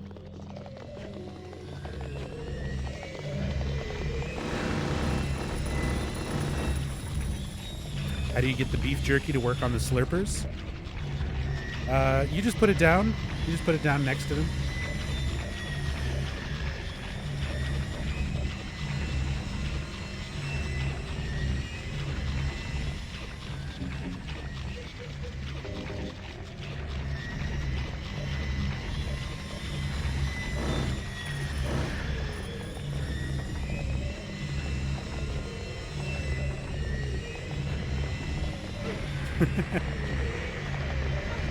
If you've already attacked him, it doesn't work.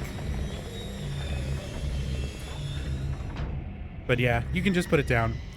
The beef jerky works for dogs and slurpers, and I think that's it.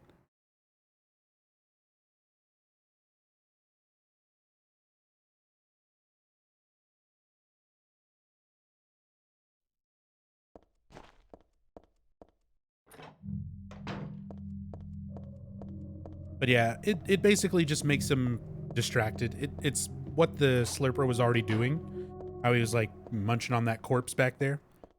They do that same animation just wherever you drop jerky.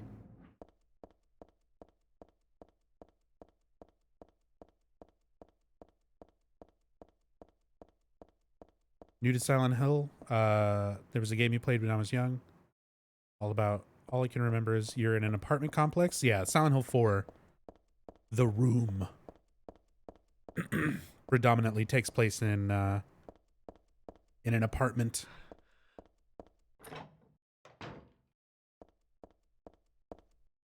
I mean, there's apartments in a lot of the Silent Hill games, to be honest, but 4 is where it's like the main story is focused around an apartment.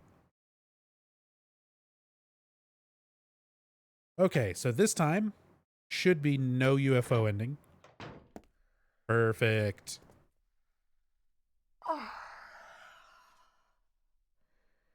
Dad, I'm home. Listen, something really crazy's going on. I think we should... Dad? Dad?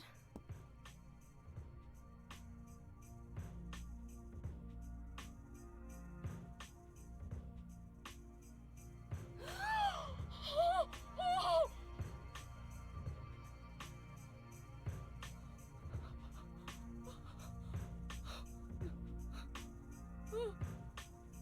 No! No!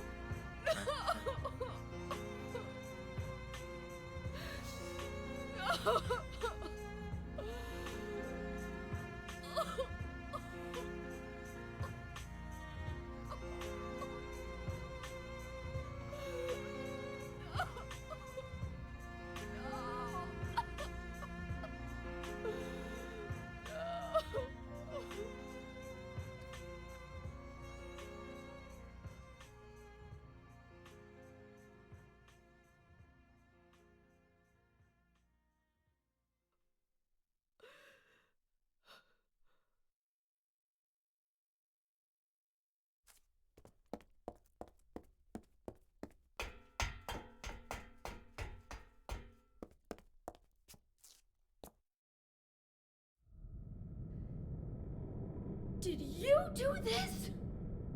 You're late. But why? Why? Revenge for 17 years ago, for one thing. If not for him, our dream would have come true. And then he took you away from us. I'll get you for this! There is another reason. To fill your heart with hatred. It must be this way. One day you'll understand why. No, I'll never understand! You must try to remember me, and your true self as well. You will birth a god, and build an eternal paradise.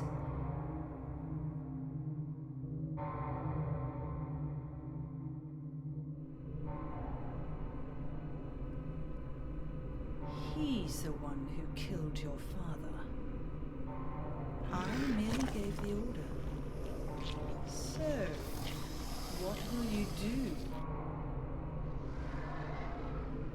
I'll be waiting where all begins. In the town of Silent Hill.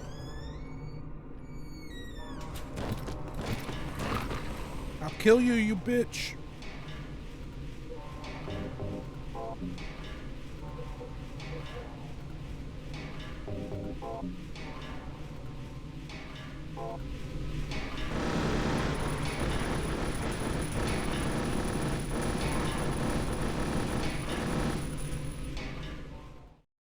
Got him.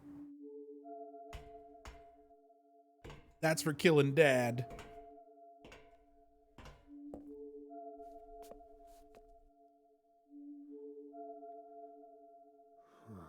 I don't know what to say. Then don't say anything. I'm fine, so Just get out of here and leave me alone already! Calm down. Calm down? How am I supposed to do that? My father is dead! He's murdered! Get out! This is all your fault! If it weren't for you, I'm sorry. then go! If it'll make you feel better, I will.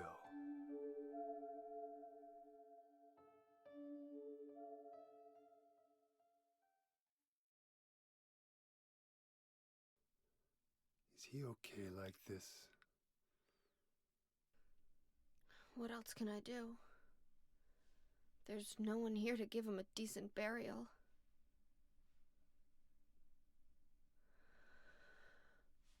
I'm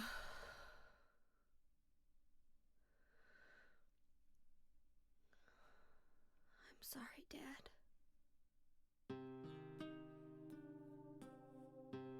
What do you do now? I'm going to Silent Hill. What's in Silent Hill? I don't know. Do you think it's safe? Of course it isn't. I don't know what kind of hell is waiting for me there, but I've got no other choice. I don't care about God or paradise. If that's what she believes, then fine. But she won't get away with what she did.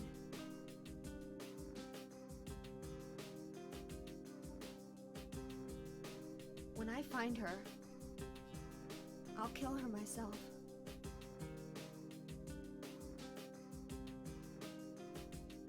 Revenge doesn't solve anything.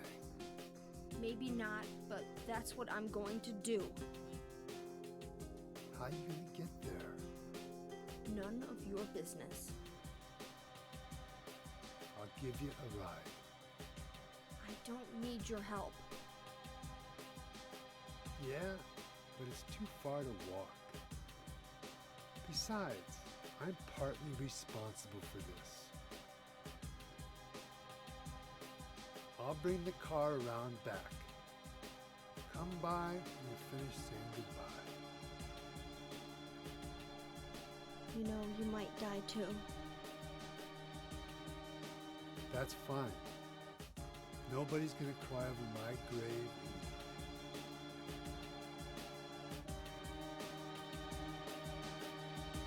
Ugh, so sad. This is still such a Gut-wrenching part of the game.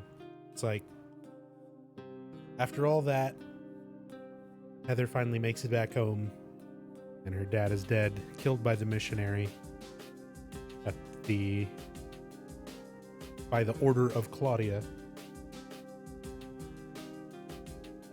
And it's one of those things that's just so gut-wrenching, especially if you're like already a fan of the series, and then, you know, it's Harry Mason. It's the main character from Silent Hill 1. And he died like that. Super sad. And then you've got Douglas hinting at some of his backstory as well.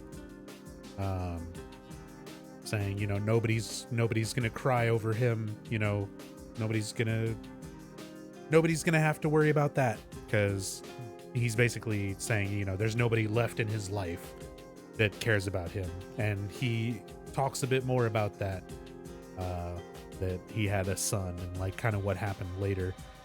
So we'll find out more about it, but you get those first kind of hints towards Douglas's sort of sad story as well. There's so much going on, so much hitting all at once, and this music, very emotional, very well done.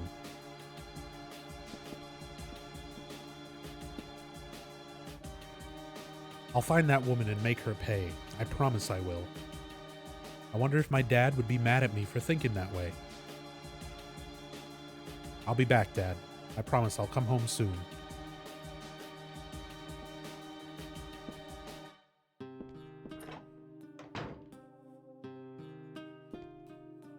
There are books on the table, just as usual detective novels. My dad loved them. A lot of stuff that she'll comment on around the apartment now. Some stuff that she won't comment on that is very interesting either way, like this painting. So it's like a child's painting or a child's drawing. It's, you know, simplistic and just kind of has that like childlike sort of quality to it. Something that Heather probably drew when she was, or painted when she was very young. And if you look at it, it's Alessa standing in between two other young girls, one dark-haired, one blonde, representing her soul as Cheryl and her current incarnation as Heather. So it's literally all her. It's Alessa, it's Cheryl, it's Heather. And the fact that Heather most likely painted this when she was, you know, a child shows that she's had these memories of her past lives, you know, as a part of her subconsciously, you know, since she was born, basically, since she was a child. So just really interesting getting to see things like that. Nothing to do in the kitchen. I'm not hungry at all. Who could eat something in a situation like this? I mean, I guess that's fair.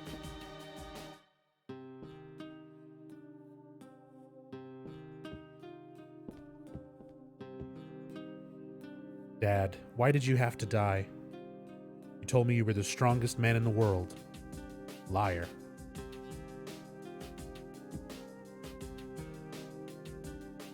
You can see like the blood trail from the chair, or from outside the chair.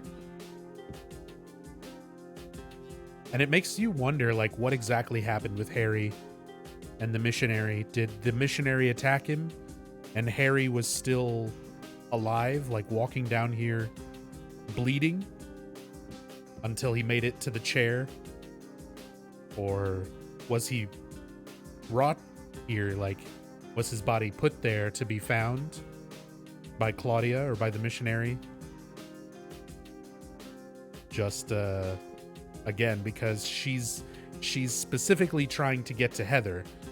She's trying to make Heather full of hate, full of pain, to basically stimulate the god into growing faster.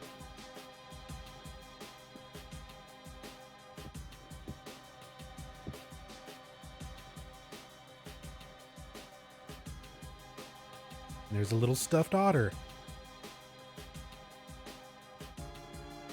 I don't know if it's supposed to be a teddy bear or something, maybe, but it's kind of tall. I think it's more otter shaped. I think it's an otter. 'Cause there's like a normal teddy bear.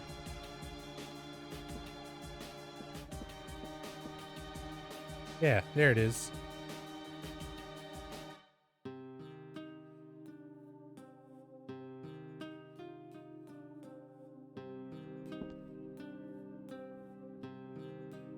What year does Silent Hill 3 take place? There is no definitive timeline. Team Silent intentionally did not put a year to any of their games, like what current year they're supposed to be taking place in.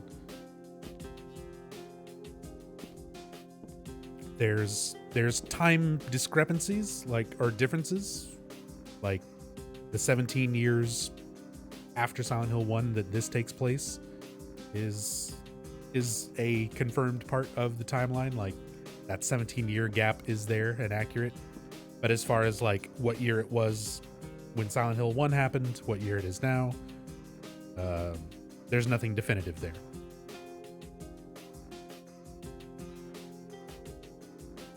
There's a shop in Silent Hill 1 that says since 1987. So what kind of store opens and then puts a sign up that says since 1987?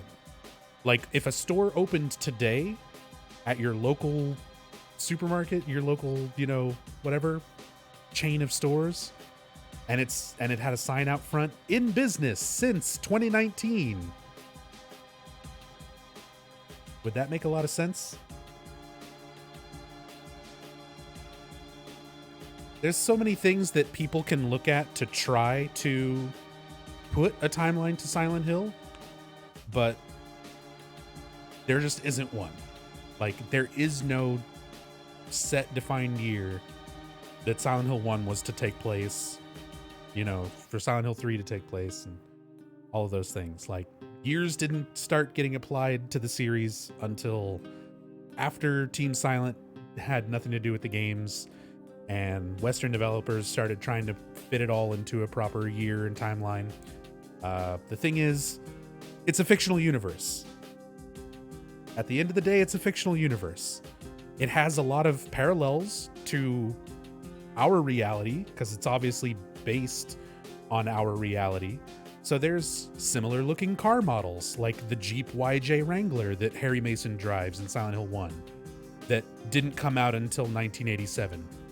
Does that mean that in Silent Hill's universe, it's the same as our reality, where it's exactly that model and it only existed from that year, and like so on and so forth?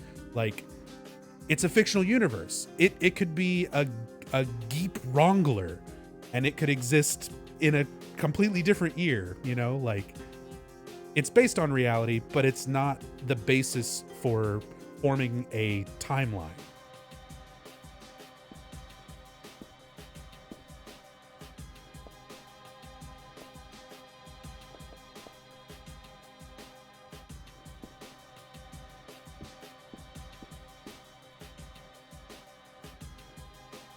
I don't remember exactly when, but I think I got this doll at a garage sale. I still like it, but there's nothing I can do with it right now.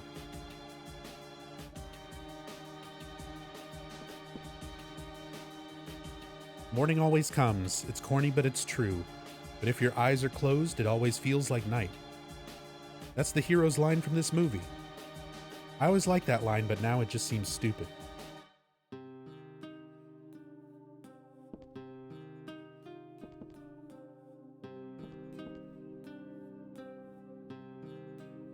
A very important picture to look at here. What the fuck is wrong with your face? What's that even, like, who's that supposed to be? And what is wrong with their face?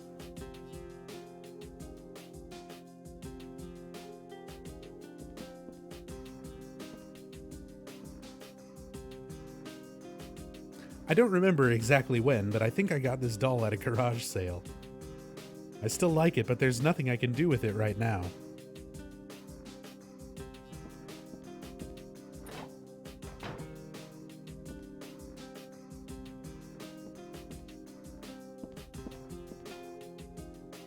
I can't reach anybody, not the police or the church.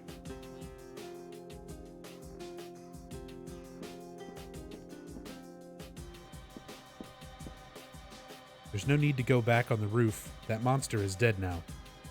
Besides, Douglas is waiting outside. Alright. Won't keep Douglas waiting any longer.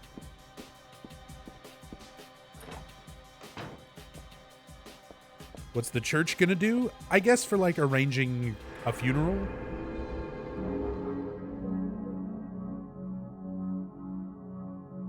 But I always thought that was kind of a bit of a weird thing to say as well.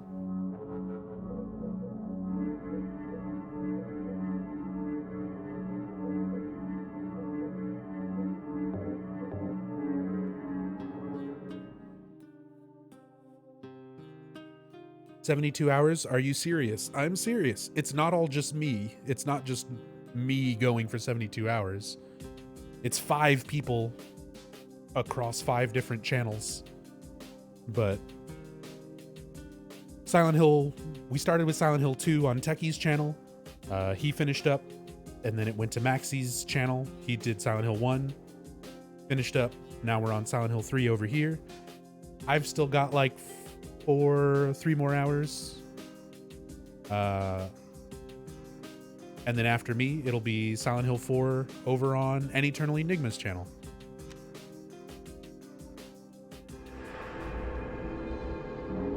And so on and so forth. You can type !72 if you want a link to the full schedule.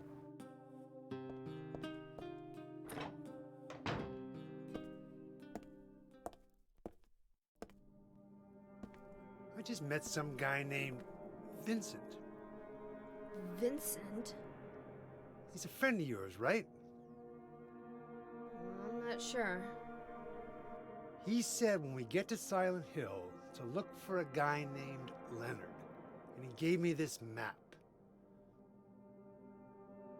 What do you want to do? We can't trust him, but we've got no other choice.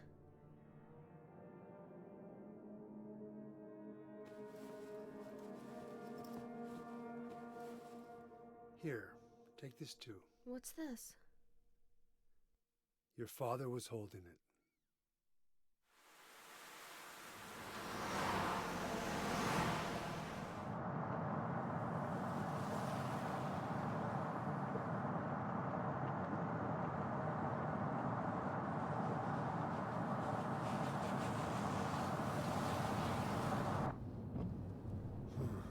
Started raining. Are you sleeping? I'm awake. You cold? What's the deal with Silent Hill anyway? It used to be a nice, quiet little town. But now... You've been there? Once. On a missing persons case. Never did find him. But I'll tell you, that's one screwed up town. My line of work, you hear a lot of nasty rumors. I was born and raised there. Sorry. I didn't mean to offend you. No offense taken.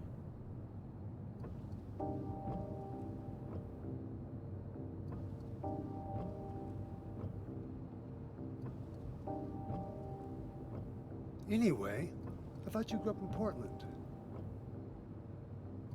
What's wrong? Feeling sick? My head's pounding like the worst hangover ever. Maybe you're car sick. No. I'm just trying to remember. My childhood. Something terrible happened in Silent Hill 17 years ago. A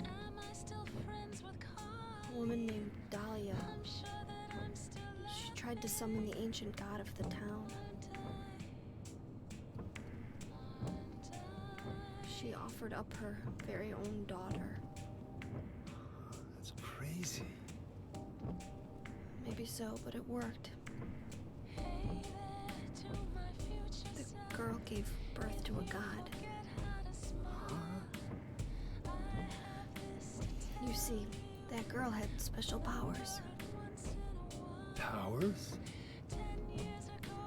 Her classmates called her a witch. She could make things happen with her mind.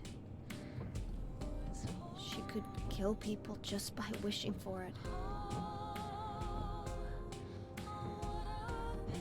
But in the end, that god was killed by a single person. My father, Harry Mason. I guess it wasn't much of a god if it could be killed by a human being.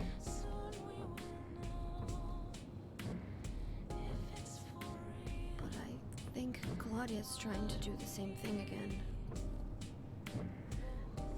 And I've been chosen as the sacrifice. You've got some kind of power in you too? After the god was killed, the girl reappeared. She was holding a baby in her arms.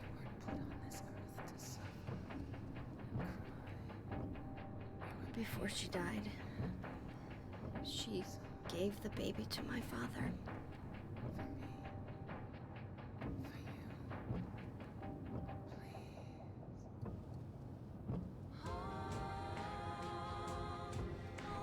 He loved me just like I was his very own daughter.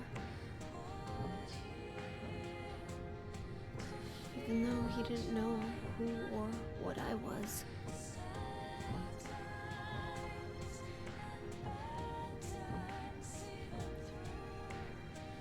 It was so sudden.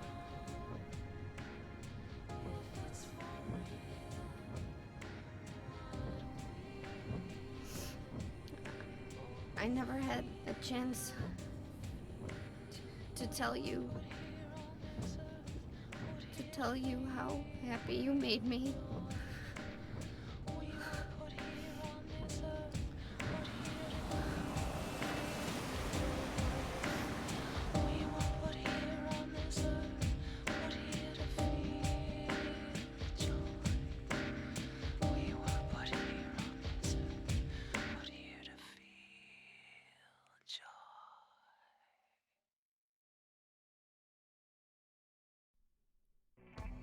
I'm gonna head for that Leonard guy's house. You check out the hospital. You got the map, right? Yeah,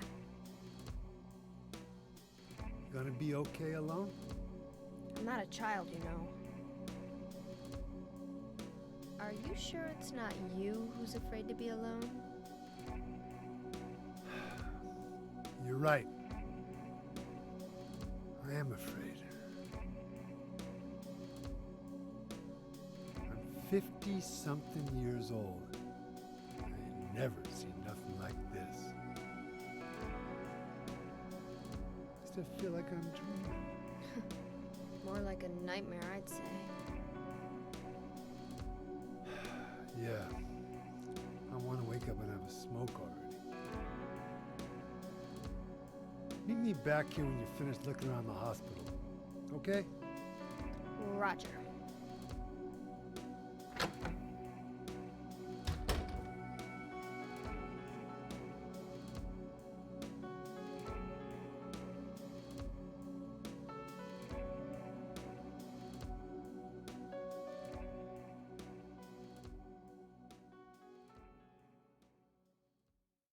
Man, such a good set of cutscenes. I love the whole driving to Silent Hill sequence.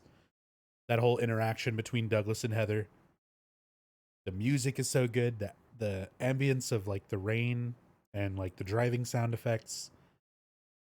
And the conversation itself is good. You know, it's just kind of a little bit of a, for those who didn't play Silent Hill 1, you know, kind of recaps a lot of the main plot points, a lot of the crucial information of Silent Hill 1, confirms that Silent Hill 1 is, you know, that this is a direct sequel to Silent Hill 1.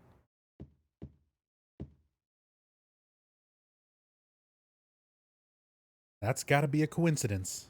But still, that's pretty weird. Who could have done this?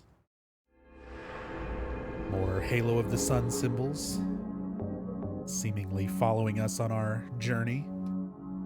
But now we're actually in Silent Hill. This whole time we've been in Portland for the last 6 hours. We were in Portland, Maine.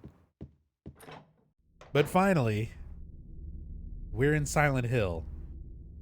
Somewhere familiar right off the bat too. We're in the motel area.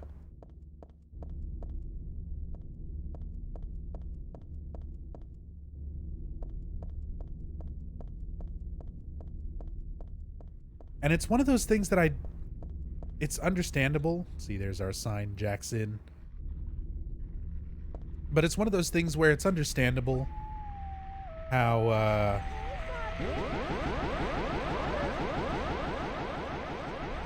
oh man, these dogs are going nuts now. So it's understandable how the game wound up the way that it is, like for the section of Silent Hill itself. But it's still weird to me. Because Silent Hill 3 is a direct sequel to Silent Hill 1. It is copying a lot or mirroring a lot of the same plot points, a lot of the same elements. You have H-word Mason waking up in a diner. In Silent Hill 1, it's Harry. In Silent Hill 3, it's Heather. First person they talk to is an authority figure. Silent Hill 1, it's Sybil. In Silent Hill 3, it's Douglas. You have a crazy cult lady leading you along who's telling you lies and kind of leading you to meet her own means. In this game, it's Claudia. In Silent Hill 1, it's Dahlia. So you've got all these elements that are sort of repeated. But when it comes to the actual town itself, for whatever reason, you're in New Silent Hill. You're in Silent Hill 2 Silent Hill. It would have been really, really cool if you were retracing your steps, or rather retracing Harry's footsteps through old Silent Hill so that you could see a lot of the places that Harry was in PS2 graphics, sort of redone for this game. I would have loved to have gone through all those familiar Silent Hill 1 areas with like this level of detail in the environment. But that would have been too costly. That would have taken too much time. And Team Silent was working on 2 games at the same time. They were working on 3 and they were working on 4. They had the main people working on 3, and then they had a lot of the B team working on 4 at the same time. So they had less resources. They were kind of pulled between the development of both games. They were trying to get both games out relatively close to each other, like barely a year apart. So I feel like it's one of those moments where things got a little bit more crunched than I would have liked. It would have been cool to see more of the Silent Hill 1 town. And you do see little bits of it. A few rooms here and there towards the end with like Midwich and nowhere basically.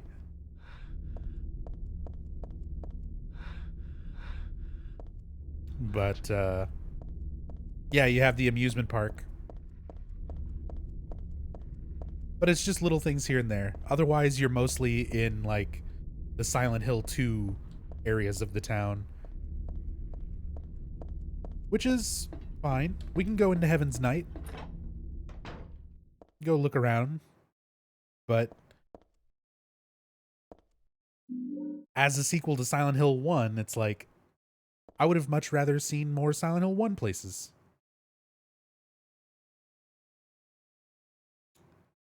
Tourism pamphlet. I had forgotten it, but it's true. Silent Hill was originally a resort town. So I want to talk about that line. Again, since we were kind of talking a little bit about timeline for these games, I don't want to set years. Obviously, I don't think it's right to try to set a year to these games where it's like Silent Hill 1 happened in 1986. Silent Hill 3 is 17 years later. Like, I don't want to do that, but I do like looking at the instances where they reference time passing and how people think about the town in the current time of the game. So in Silent Hill 1, the town was already like, it had peaked as a resort town and then had already fallen off, where there was still some people around. It was mostly cult people, but then there was still a lot of townspeople, a lot of people in Silent Hill that were not related to the cult, that, just lived there. And then you had the tourists. But then the tourism started dropping off already by the time you go to the town in Silent Hill 1. It's mostly abandoned already. Like there's very little going on. 17 years later, Heather reads this And she says, I had forgotten, but Silent Hill was originally a tourist town. So like the tourism aspect of Silent Hill has been like so long ago by this time, the current year of this game taking place, that younger people like Heather at 17, like they don't even really remember, like they don't think of Silent Hill as this resort town. They're just like, oh yeah, I forgot. That creepy abandoned rundown town actually used to be a tourist town. So I like those kind of aspects where it gives you something to think about as far as how much time is passing and how that is affecting how characters sort of think about things. But yeah, so here's the actual tourism pamphlet. This pamphlet, by the way, is found in Silent Hill 2 originally. You can find this in the Blue Creek Apartments. And it's the exact same pamphlet. It's the exact same thing, word for word. Silent Hill, a quiet little lakeside resort town. We're happy to have you. Take some time out of your busy schedules and enjoy a nice, restful vacation here. Row after row of quaint old houses, a gorgeous mountain landscape, and a lake which shows different sides of its beauty with the passing of the day, from sunrise to late afternoon to sunset. Silent Hill will move you and fill you with the feeling of deep peace. I hope your time here will be pleasant and your memories will last forever. Editor Roger Widmark.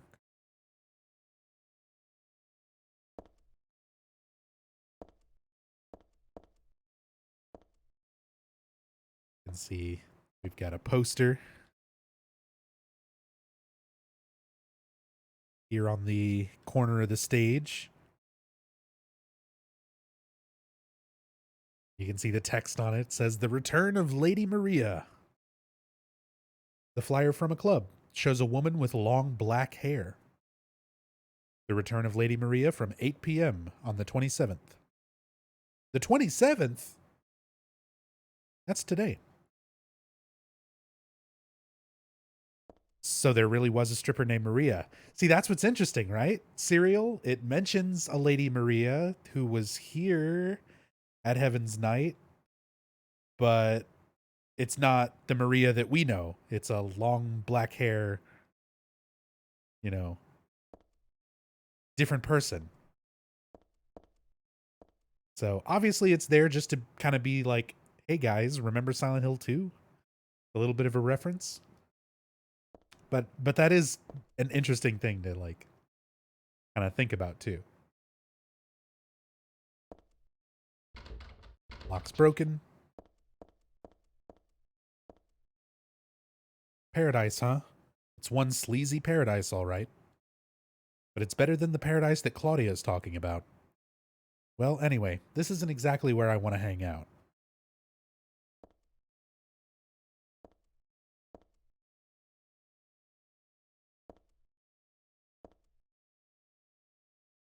So people still lived there after the events of Silent Hill 1? What is the default state of the town when no one's nightmare is being projected on it? I mean, it depends on what point in time you're talking about. Like, before the events of Silent Hill 1, like right before Harry shows up to the town with Cheryl, the town would have been largely abandoned, with practically no tourists coming anymore. Predominantly cult members living in the town.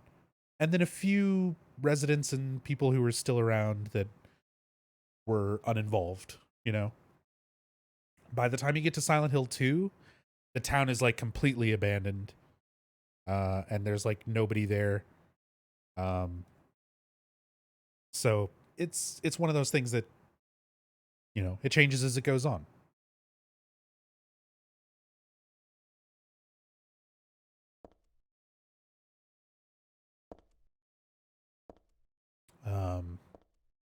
What was I going to say? But yeah, there's not like a default state of the town, like, oh, the town is normal.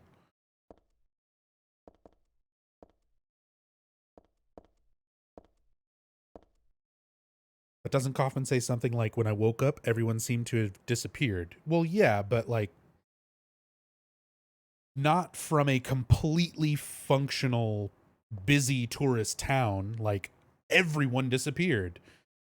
It's like the town was already emptying, but you would have still had people working at the hospital. You would have still had people working at the gas station. You would have still had someone working at the diner. You know, those people disappeared. The few remaining people still around the town had disappeared by the time Kaufman woke up, because everything happens like that in Silent Hill 1. Harry gets back to the town, like he shows up at the town with Cheryl, and then once Cheryl is within the influence of Alessa, pretty much as soon as she gets to the town, Alessa's like, that's the trigger for everything. Alessa's soul is reunited. The ritual starts back into progress. Alessa's able to project herself around the town. You know, the nightmare itself, the other world starts affecting the town like after that. So it really would have been a situation of Kaufman's doing his thing with the cult. He doesn't really care what they're doing as long as he's like making money off of his drug thing. He goes to sleep in his office in the hospital. Harry shows up with Cheryl. Otherworld is able to happen. He wakes up and the nightmare has already taken effect. People are gone. Roads are cracked. All that good stuff.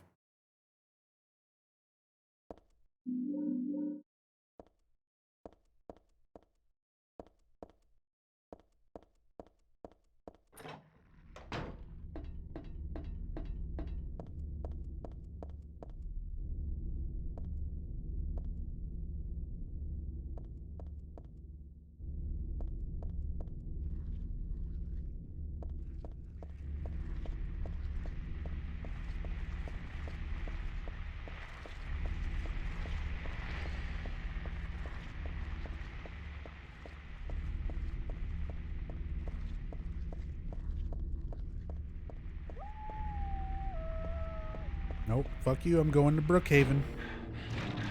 They fixed the sign, so it says Brookhaven instead of Brookhaven. Haven't found Leonard yet. No idea if there's any point to it or not, but I'll try looking anyway. That doesn't let you leave once you're here. Hello.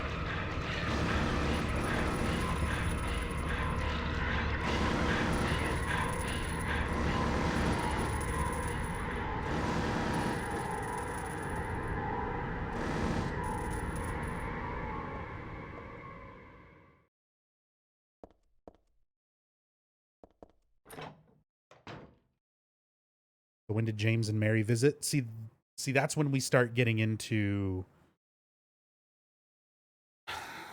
like difficult to talk about timeline stuff, because everybody by default would be like, okay, Silent Hill 2 happens after Silent Hill 1. That's kind of how I think about it too, but not necessarily. Like, there's lots of different things, situations that could allow Silent Hill 2 to have happened before the events of Silent Hill 1, during the events, after the events. Like, we don't know how long James and Mary were married. We don't know exactly how long she's been sick. We don't know exactly how long from the events of Silent Hill 2, like how long before that was their trip to Silent Hill, like their vacation. You get like some general things, like you get the flashback audio with Mary's doctor, and you figure out like that's where the 3-year timeline comes from, where for James, he's like, oh, 3 years. But, you know, that was proven to be false. Yeah, Mystic, like, that's the thing, is the timeline for Mary's death is accurate. That's one thing that we do know about Silent Hill 2. Mary was dead within a week of the events of Silent Hill 2. James drove to Silent Hill 2 with Mary in the car. He was planning to kill himself, be with Mary forever in death. He snaps on the way there, comes up with the 3-year delusion, either has a hallucination or a manifestation from the town of Mary's letter, which is proven to not be real in the game. So you have all these things that you build up James's 3-year delusion timeline just so that the game can break it at the end when you're talking to Laura. She mentions her birthday. She mentions, turning 8 last week.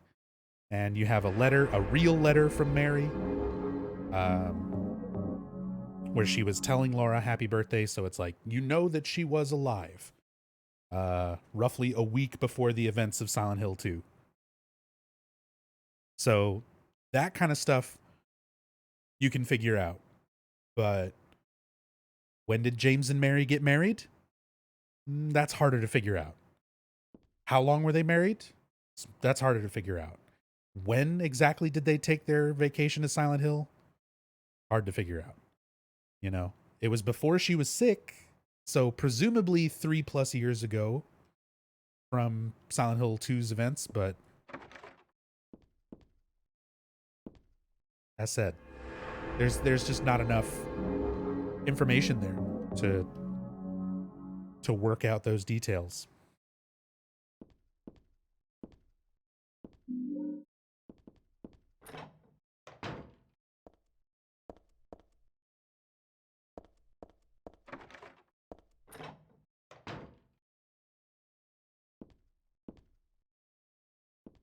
The letter at the end of Silent Hill 2 is real.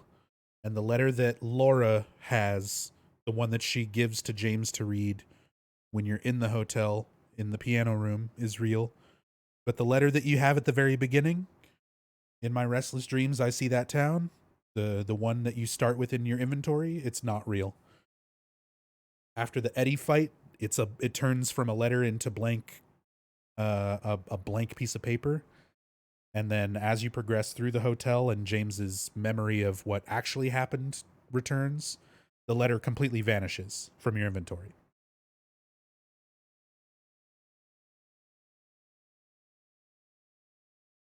I love this. So we're in Brookhaven. We get to read some notes and look at some little cool things. There must have been kids here too. So she sees a doll. And she's like, oh, there must have been kids. Like, how nice. There was kids in this hospital. In this mental hospital. I played with dolls like this when I was a child, too. It really takes me back. So she's like, oh, that's nice. There's a doll. There must be kids here. Like, nostalgia. It takes me back. And then you read this.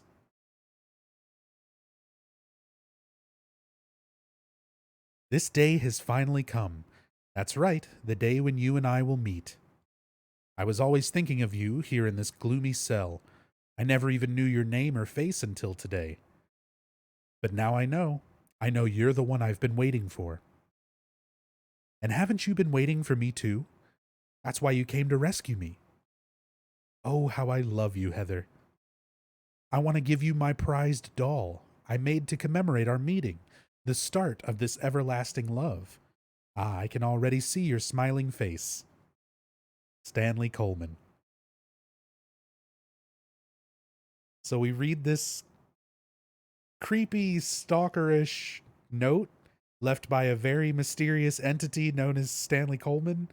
I don't know if this is a ghost or a manifestation or a weird guy who's very good at sneaking around an abandoned mental hospital, but we don't know a whole lot about Stanley, but he is creepy. They managed to make a character who you never see, never hear, like, so creepy just through these notes and through this dialogue. So she sees the doll the first time. She's like, oh, cute, whatever. You read the note. You find out that it's from Stanley. You examine it again. This time she says disgusting. I won't touch that with a 10-foot pole. I love that complete 180. And for an extra bit of creepiness, you leave, you come back. It's gone.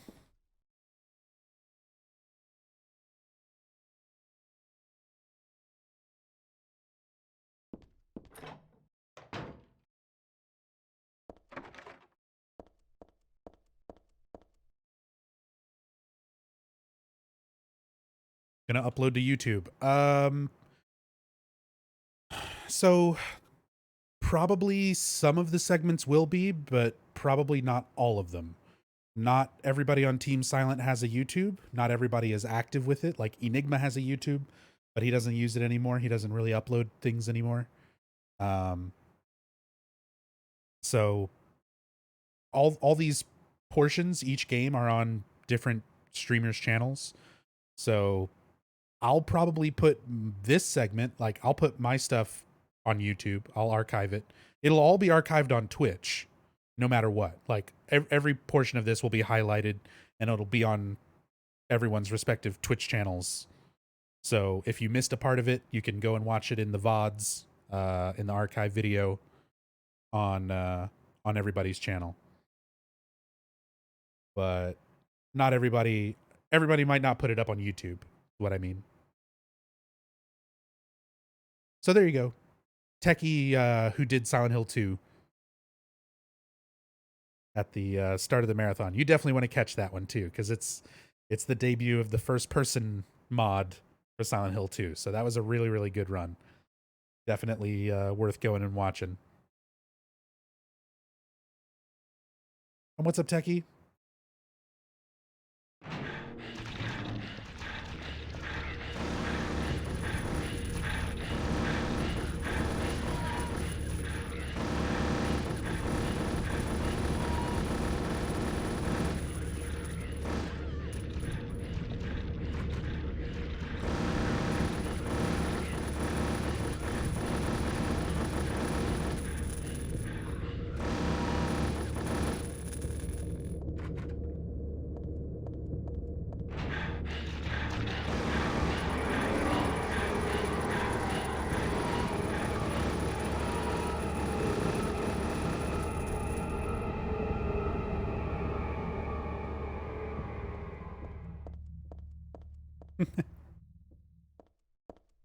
Just come in and murder them.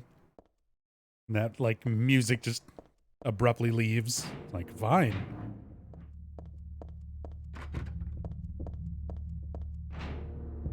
The famous troll room, yeah. This game's got a couple of troll rooms.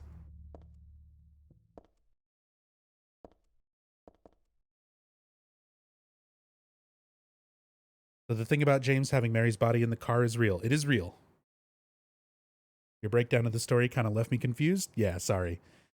You can go and check out some in-depth Silent Hill 2 playthroughs. I've got some archived on my channel. I've got some on my YouTube. We've got our Team Silent group in-depth playthroughs archived. Where we go through the whole Silent Hill 2 plot in depth.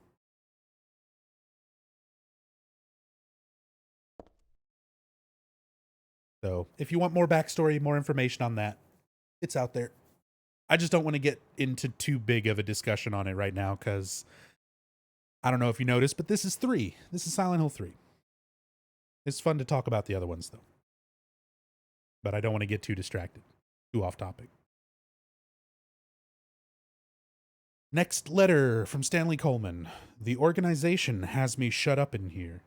They mean to break my will, to make me forget about all that. But I'll stay sane even if they throw me in here with lunatics. How about if I stick this to the wall? That would be worthless. You can peel it off, can't you? With that junk those nasty wenches won't stop using. If a thing has no meaning, there's no reason for it to exist at all. Just as you exist for me. But why haven't you taken my doll with you? Ah, my gift must have embarrassed you. How cute you are, Heather. Stanley Coleman. Getting creepier and creepier.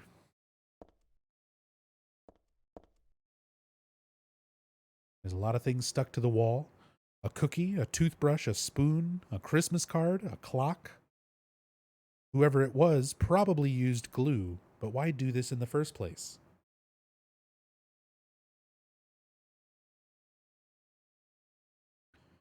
There's a key glued to the wall. I'd love to take it with me, but it's really stuck tight. I can't even pull it off.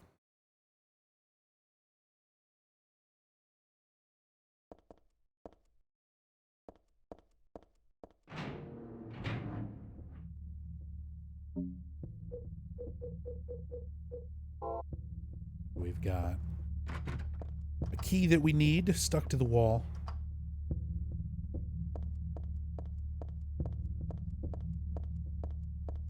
Need some way to loosen it.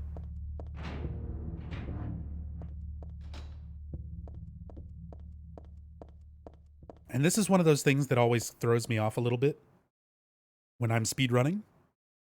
But with Silent Hill 2 and Silent Hill 3, the layout for Brookhaven is exactly the same. So this Brookhaven, the location of all the doors and everything like that, the layout is exactly the same as it is in Silent Hill 2. But you're sort of doing things backwards in 3. So this can get kind of confusing. Like in Silent Hill 2, the stairwell is unlocked, but the elevator is locked. So you need to unlock the elevator by using the stairwell to go from floor to floor to get the elevator key. In this game, it's the exact opposite, where the stairwell is locked, and you're using the elevator to go from floor to floor to get the stairwell key. And you even go into some of the same rooms and things like that. It can make it a little bit confusing if you're super familiar with where to go and what to do in Brookhaven and Silent Hill 2, and then switch over to 3.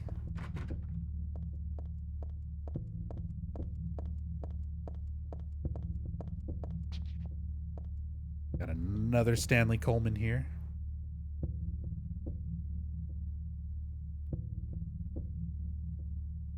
You may not yet have realized your own true feelings, but you sense them unconsciously. And so you're trying to get closer to me. That's a virtue, the path to paradise. If the door's locked, open it. Use the password for the prison gates. Dr. I've forgotten his name. Anyway, that quack has it posted. He should be here too. I mean, 4 numbers would have been good enough, but he kept on going.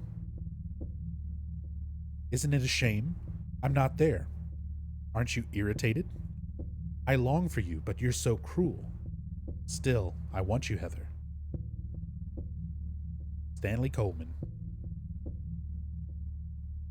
And what's up, Raven? Doing pretty good so far.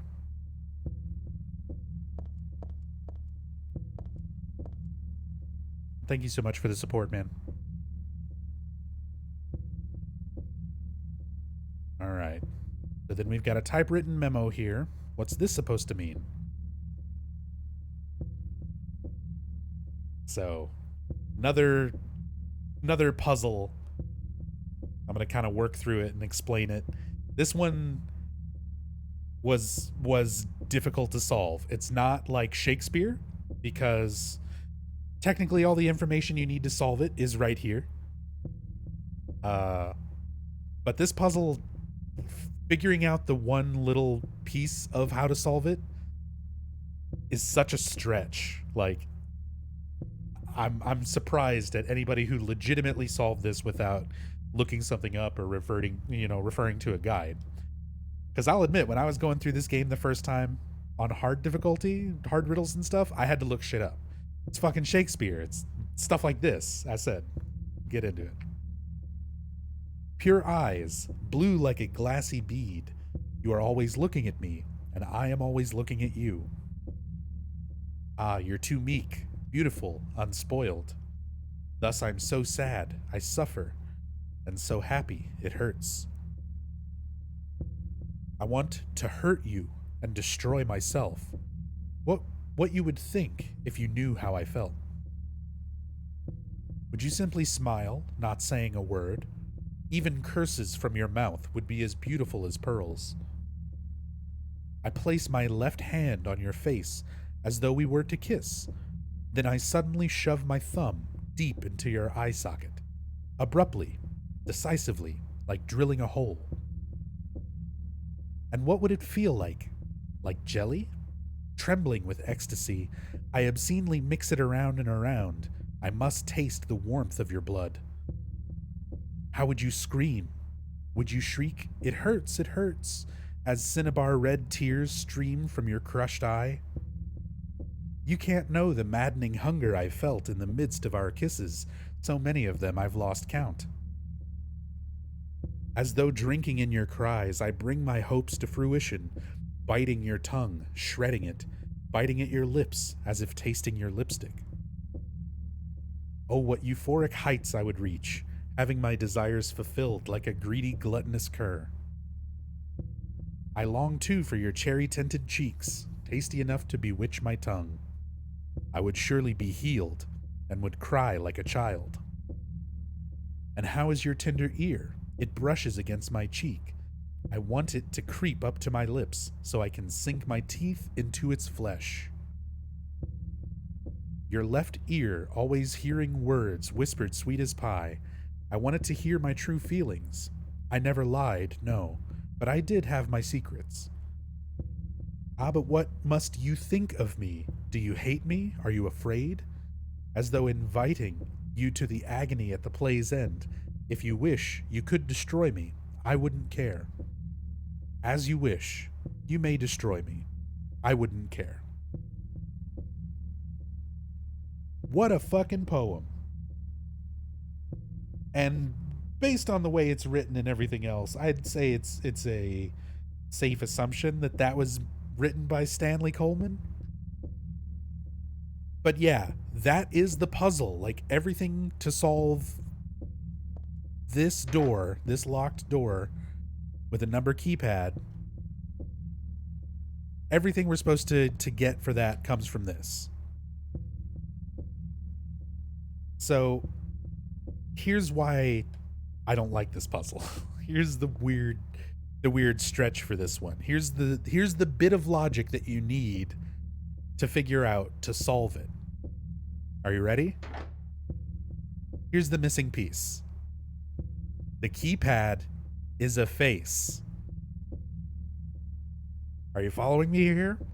The keypad is the face. So if we were facing a person and assigning parts of their face to the numbers, this would be their right side. This would be their left side. So this would be their right eye. This would be the bridge of their nose. This would be their left eye. This would be like their right ear, their nose, their right cheek, their mouth. So every part of the face is, or every number in the keypad is a part of the face. So then you're looking at each time the person who wrote the poem does something to the other person's face. So, simply smile, place my left hand on your face as though we were to kiss, and then suddenly shove my thumb deep into your eye socket, abruptly, decisively, like drilling a hole. So, if you were to put your left hand on somebody's face that's facing you, it would be the right side of their face. And thumb goes into the eye socket.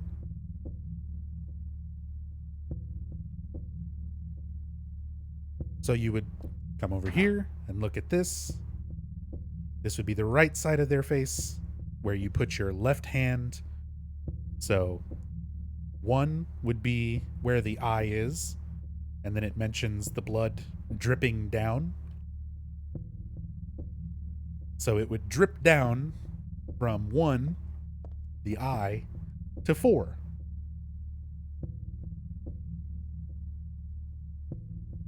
So what would it feel like? Like jelly? So how would you scream? See, it goes to the next part. Biting your tongue. So that's the mouth.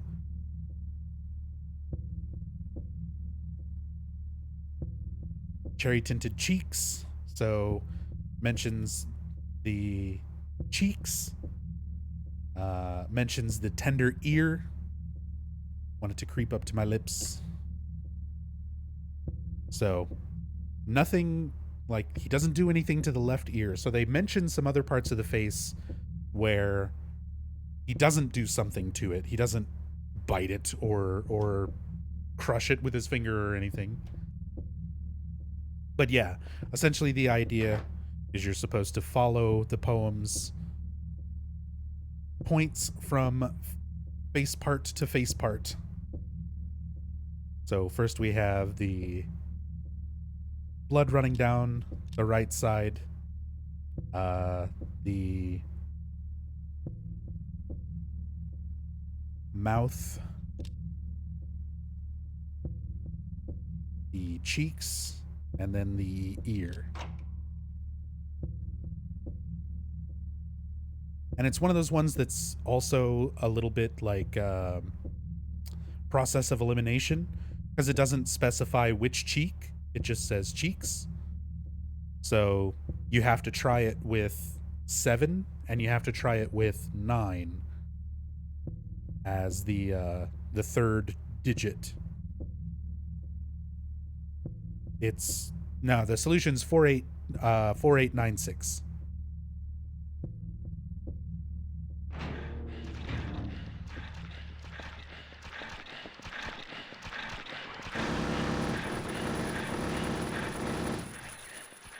But like, it's a pretty good puzzle. I like involved puzzles that really make you think.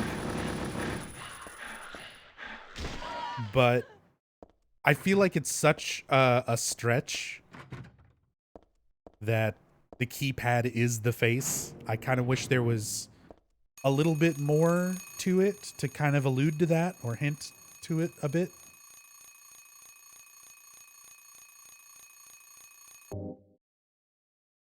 But still not a bad puzzle, and definitely like well written, super creepy fucking dialogue for solving all of that. But right on to the next puzzle. We've got the clock. We have a briefcase we need to open. With this one, it is different from difficulty to difficulty. So on easy difficulty, you run up and the number for the briefcase is just written on the clock. So right across the face of the clock, what you need to plug in is just written there. On normal difficulty, it's not written in, so you just need to read the clock hands and tell what time it is. On hard, you need to read the clock hands, tell what time it is, and convert it into PM time. So we've got 1:34, but it's actually,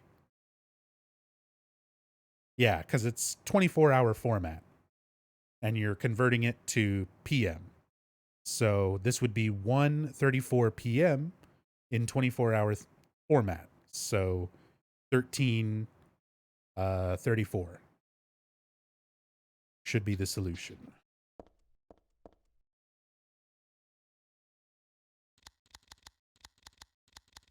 There it is. Gives us our camera.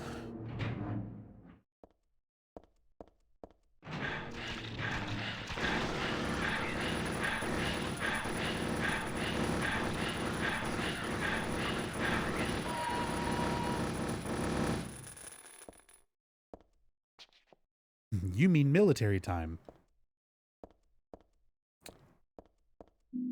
Yes, it is the time, like the way that the military phrases time. There's also lots of places that just do that just tell their time like that. It's not strictly military. But it's most commonly, I would say, I've always heard it referred to as military time up until like I was much older.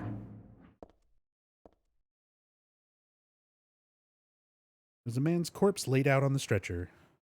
The hand that's sticking out of the sheet has something written on it.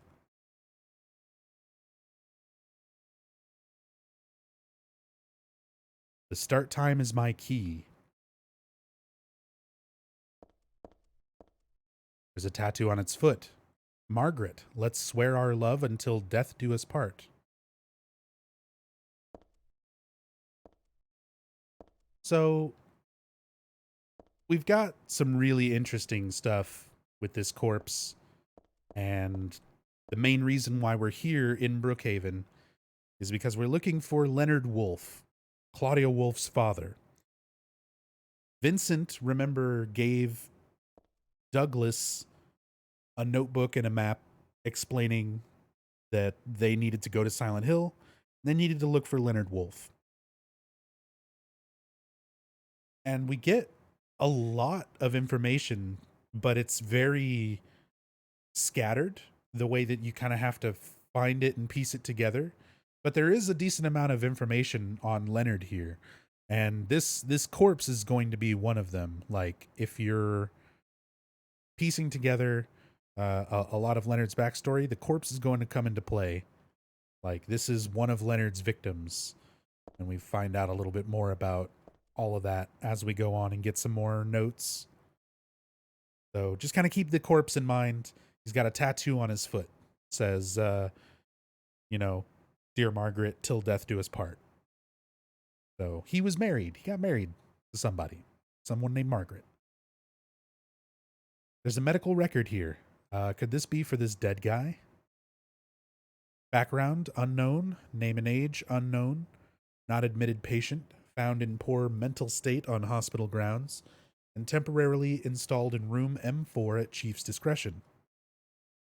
Died late tonight from blood loss due to severed carotid artery. Was grasping own kitchen knife in right hand. Assume this was cause of neck wound. Possible suicide, but wound angle suspicious. Sent to second floor treatment room for further investigation. Have received no proof or corroboration of event from patient residing in same room. So this is not a patient. This was just somebody who they found on the medical grounds. They put him in a room with Leonard Wolf. And the guy wound up dead. He got stabbed in the neck, and he was holding the knife, or it was placed in his hand, but the wound angle was suspicious. Have not notified police. However, for future necessity, leave victim's bed and effects intact. Room M4.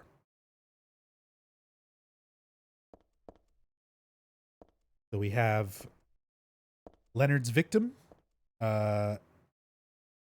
Somebody who was just found in poor mental state.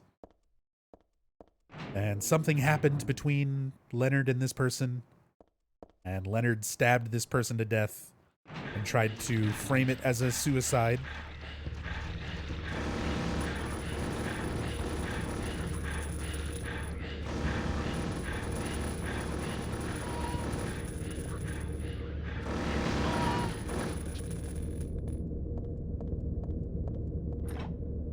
Let's pick up nail polish remover and some perfume. Perfume's a weird item. It's a totally optional thing that you can pick up. This stuff smells a little strange. It's interesting it gives you a use command because it's not an item you can ever use anywhere. But you can equip it. And equipping the perfume makes monsters more attracted to you. Like, they will notice you and become aggressive from further away.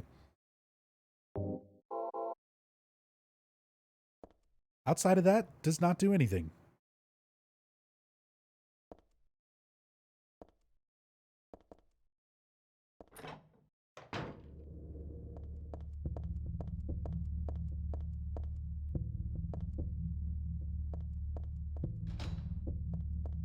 All right. That's all open.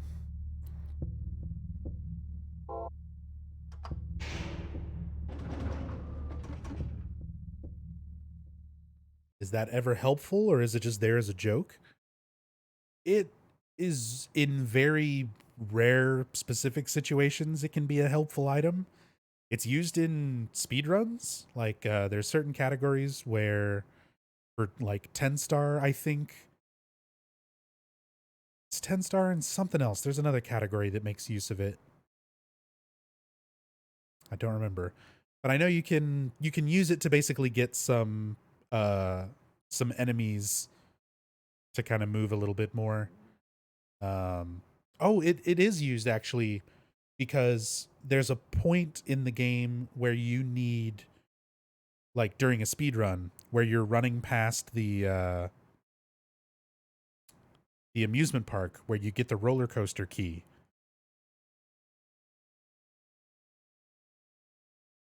But yeah, there's a closer that you manipulate by equipping perfume so that you can run past it faster.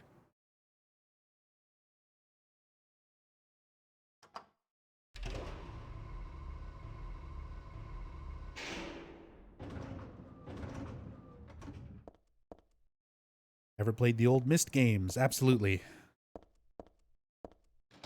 Played the old Myst games, Riven, and oh yeah. Used to play those a lot when I was younger. Been a long time since I've played anything in the Myst series, but good games.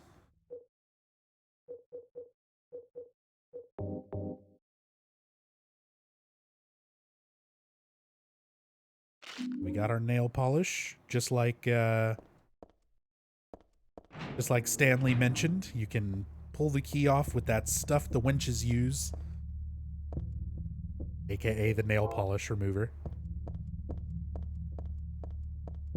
Just look at these wenches.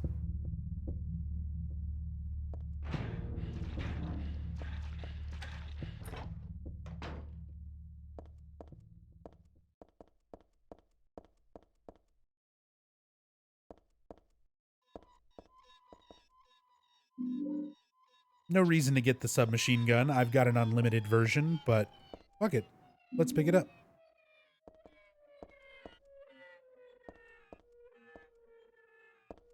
Love that creepy wheelchair sound. It's a wheelchair. Where's the person that was using it? I mean, we follow the blood.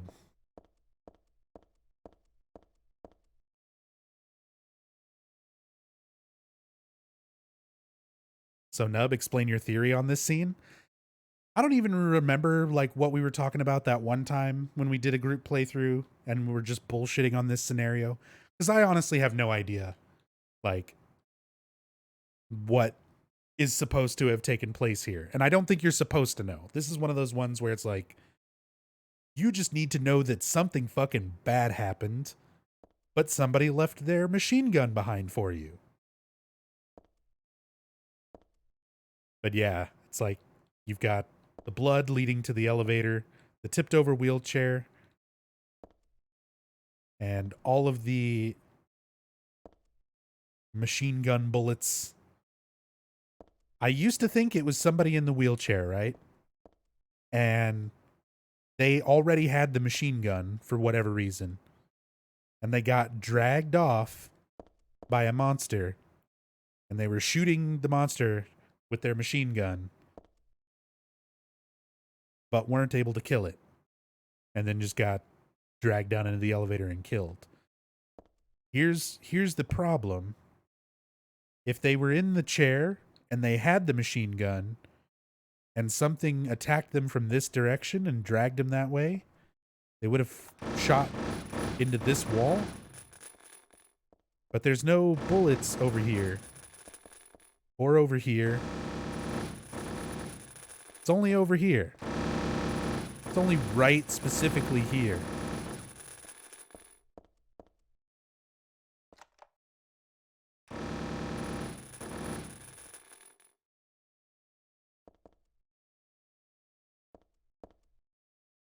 Maybe the blood is the monsters?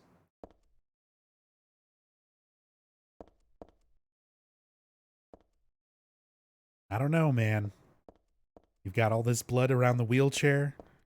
If it would have been just the monster, the chair probably wouldn't have been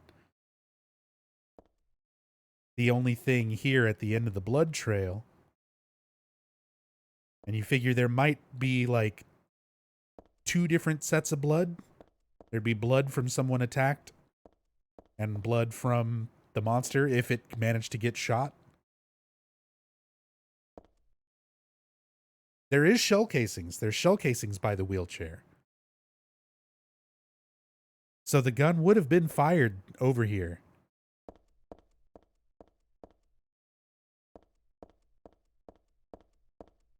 So that would have been the bullets that made it into the monster?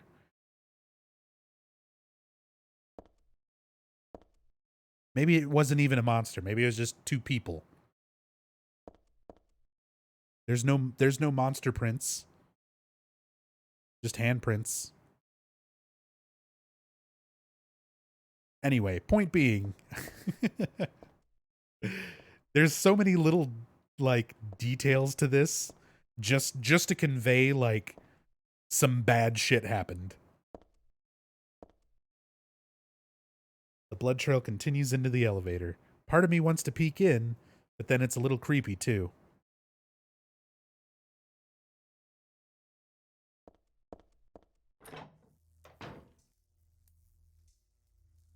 All just junk. Don't think there's anything important here.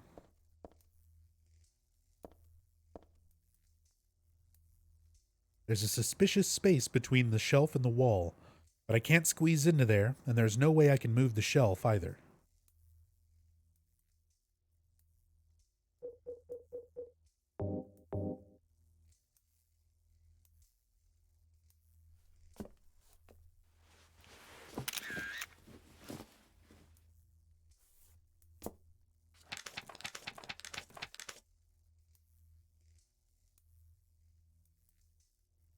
$7186. We got our numerical code for the 3rd floor.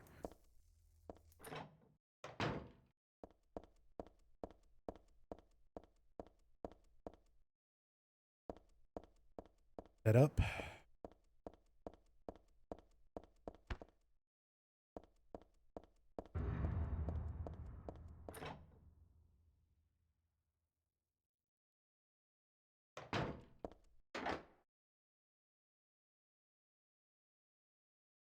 Damn, I kind of need to speed up a little bit.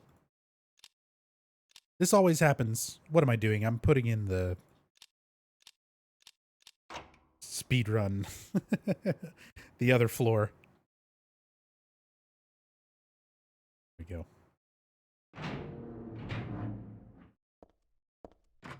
Yeah, I was trying to do 7335, which is the code for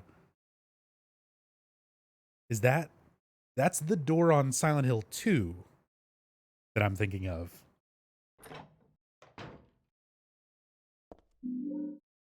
Again, confusing. Got a little over 2 hours? Yeah, a little over 2 hours, and I'm not even out of Brookhaven. Speed up a little bit. Tissue and an alarm clock. Oh. The clock's broken, but otherwise no big deal. And here's an important magazine cover. Or just an important magazine. It's a magazine, just some kind of gossip. Hope House! So this is where we get our first article in the series from Joseph Schreiber. Joseph being one of the predominant side characters, important characters in Silent Hill 4. He was the person who lived in room 302 before Henry, and he was the journalist that was researching the Order and Walter Sullivan. So here's an article. Teaching to Spare Hope House. This exact same article is also in Silent Hill 4 with one change. They change Hope House to Wish House. Here's my theory on this. I haven't had a chance. Well, I have asked Jeremy about this before, Jeremy Blaustein, who's this game's translator, localizer. But I've asked him about this. I've never gotten a reply. So here's my sort of theory on it, I guess. Silent Hill 3 and Silent Hill 4 were being produced at the same time. Like, Silent Hill 3 went into production. Maybe a month later, Silent Hill 4 went into production. So they were being worked on pretty much side by side. So they wanted to make a connection between the two games, between Silent Hill 3, between Silent Hill 4. So they put in the Hope House article to be that sort of bridge. You've got just this little reference with Joseph Schreiber and, you know, stuff that's more involved with Silent Hill 4. Then by the time this game comes out, there's another gap between this and the amount of development that continued on, and then Silent Hill 4 coming out later. So in that gap between Silent Hill 3 coming out and Silent Hill 4 coming out, I think they did a little research, because there's a real organization called Hope House that is like an organization for orphaned children to find new homes, to be rehomed. It's like, it is an organization for orphans in the Ukraine. I believe it's based in the Ukraine. So there's a real Hope House, and it's a real, like, good cause. Like, it's a good charitable, you know, organization that deals with orphans. So I'm thinking, this game came out, they did a little more research, they found out about the real Hope House. They didn't want to have their story about abusive cult orphanages using the same name as an actual organization for orphans. So they change it in Silent Hill 4 from Hope House to Wish House. That's my guess. That's what I'm thinking happened. Respond to my tweets, Jeremy. Answer that question for me, because I would love to know. Anyway, Hope House. It's an orphanage on the outskirts of Silent Hill, but behind its false image is a place where children are kidnapped and brainwashed. Hope House is managed by the Silent Hill Smile Support Society, a charity organization sometimes called 4S. It's true that 4S is a well-respected charity that takes in poor children without homes and raises them with hope. Shit. I skipped a page. Whatever. We'll come back to this. I hate how every single button... So, I've been gushing on Silent Hill 3. This is one of my favorite games, but it's time for me to complain about something very, very minor. When you're examining text in this game, any single button will make the text progress. So you don't just have to press like X or circle or whatever. Like, if you move, if you push direction left, it goes through the text. Like, any input, any button makes the text go forward. And there's a lot of text in this game where if you miss it the first time and then examine something again, Heather won't say the same thing. So it's really easy to like try to read text, accidentally skip it because you're like still holding the forward movement button or whatever. And then you can't look at it again. Hope House. So here we go. Here's the page that I missed. But at its heart, it's a heathen organization that teaches its own warped dogma in lieu of good religious values. Mr. Smith, temp, who lives near Hope House, had this to say. Sometimes at night I can hear their weird prayers and the sounds of children crying.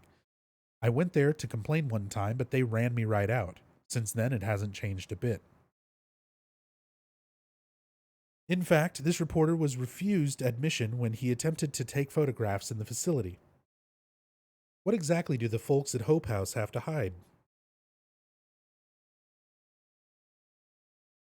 During my investigations, I was able to discover, however, a suspicious-looking round concrete tower, which appears to be part of their facilities. Unfortunately, no one was willing to tell us what the tower was used for. But it seems unlikely that it has anything to do with the business of raising orphans. It may in fact be a prison or a secret place of worship.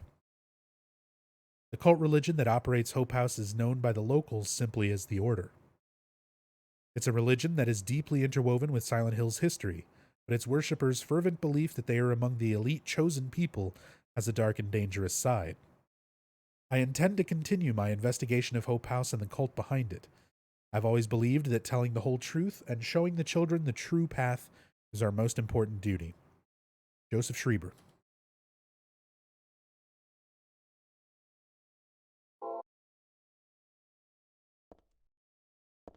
So yeah, a lot of info there.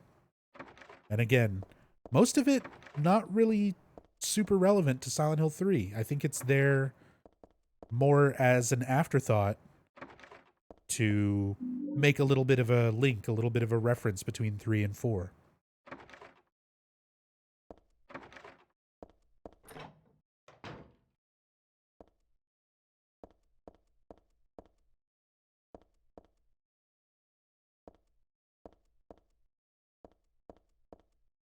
There's a nice room with nothing in it.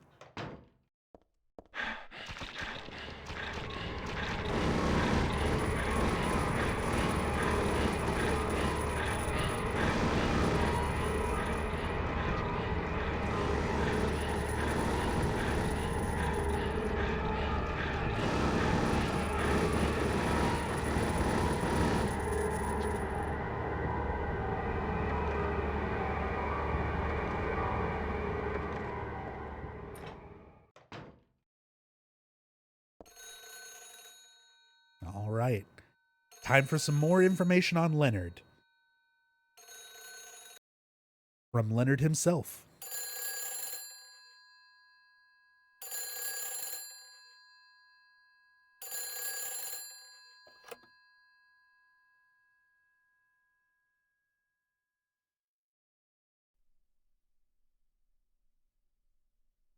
Hello? Claudia. No, I'm not. Don't lie to me, Claudia.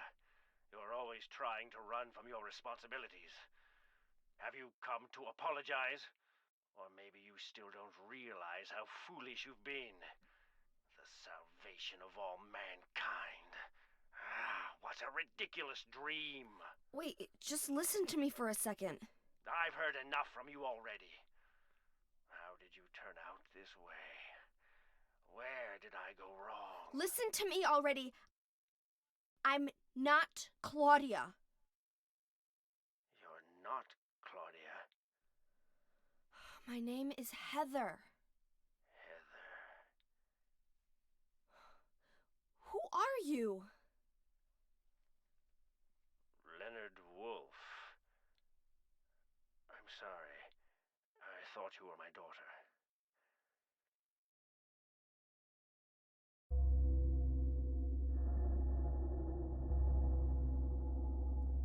Claudia is your daughter? Oh, so you know her, do you? Are you one of her followers? No, never. When I find her, I'm... I can feel the hatred. What? Behind your words. The anger. You plan to kill her, don't you? I'm sorry, but... She killed my father. She's a fool. But she's still my daughter. I was going to forgive her if she changed her ways. But I see it's too late. Heather, will you help me? Help you? I'm locked up in here. And I must stop Claudia. Where are you now? I'm not sure myself, but the door is at the end of the hall on the second floor. I think I can be of help to you. I have a seal. Please. A seal?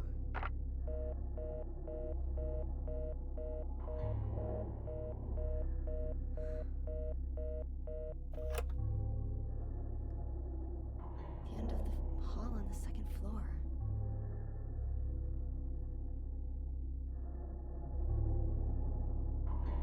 All right. So there's like so much information from that interaction there between Heather and Leonard. So it's hard to even like get into it all. So first of all, the phone works, which makes no sense whatsoever. By this point, Heather had even forgotten that Silent Hill was a tourist town. Like, the town shouldn't have any functioning phones, things like that in it whatsoever. So what we do see is a few situations where Heather talks on a phone, and as we come to find out, Leonard himself is a creature, but he still maintains some of his humanity. He can still talk, but he doesn't really talk through his mouth. It's more like he's talking psychically. And Heather is a reincarnation of Alessa. She's supposed to have psychic powers. So we could assume that the phone is just kind of more of a link, that they're communicating telepathically, but the phone is kind of like it's what allows them to connect, you know? So you've got the two of them talking telepathically. So the call gets made, and Leonard assumes that it's Claudia calling him. So from that, we can figure out, 1, Leonard has been in Brookhaven for quite some time. 2, Claudia would come here to Brookhaven and talk to him on the phone. Whether that was literally or telepathically, I don't know. Claudia is also inferred to supposedly have some powers, so you could assume that she does the same thing. She talks with her father telepathically. He doesn't know where he is, so that's like the next portion of it. So he's been here against his will. He's not like just inhabiting this place. He was put here, most likely by Claudia herself. He seems to really have this animosity towards Claudia, but at the same time, he mentions, like, I would have been willing to forgive her if she changed her ways. So despite them having these very, very, opposing views and abusive, relationship, there was still some familial bond between Claudia and Leonard. Leonard still cared about her, despite not believing what he believes. He wanted her to change her ways, and he would have forgiven her. And on Claudia's side, spoilers, we're going to go kill Leonard. And when Claudia figures out, when Vincent tells Claudia that Leonard is dead, Claudia is upset by this. So despite them having, as said, this like abusive relationship, there is still somewhat of a bond between Claudia and Leonard. So it's one of those situations where I think Claudia rose to prominence within the cult because she had Leonard locked away in this mental institution. She basically had him locked up. And mostly she did that so that he would not interfere with her goals. Because she's trying to birth a god. She wants paradise for all of mankind. She wants to birth a god and purge the world in fire. And Leonard does not believe in that. Leonard thinks that only the cult members, only the true believers should have access to paradise. And everybody else, fuck them. They're sinners. They're just kill them. They're unworthy. So those religious differences are what drove Leonard to kill that other victim. He most likely would not have seen eye to eye, with that person's religion. And you get a little bit of a hint from that. They have the "Till Death Do Us Part" Margaret tattoo on their foot. which is usually part of wedding vows in more traditional Catholic and Christian style weddings. So this guy, that random victim, would have had more of a traditional view on God, and it would not have gone well if he was in a room with Leonard talking about religion. He probably got stabbed to death over that religious dispute. And we find some more notes here that are going to mention Leonard and his tendency to push his religious beliefs on others and get violent when people disagree. So there's just so much. There's so much to Leonard. And as said, the game doesn't really give you too much of it outright.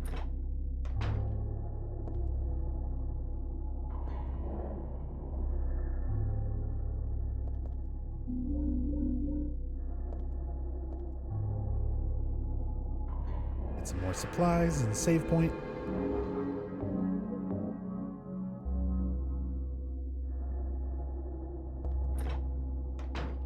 An eye for an eye, father for father. Yeah, that's interesting too. Claudia kills Heather's father, kills Harry, and Heather, in turn, kills Leonard, Claudia's father.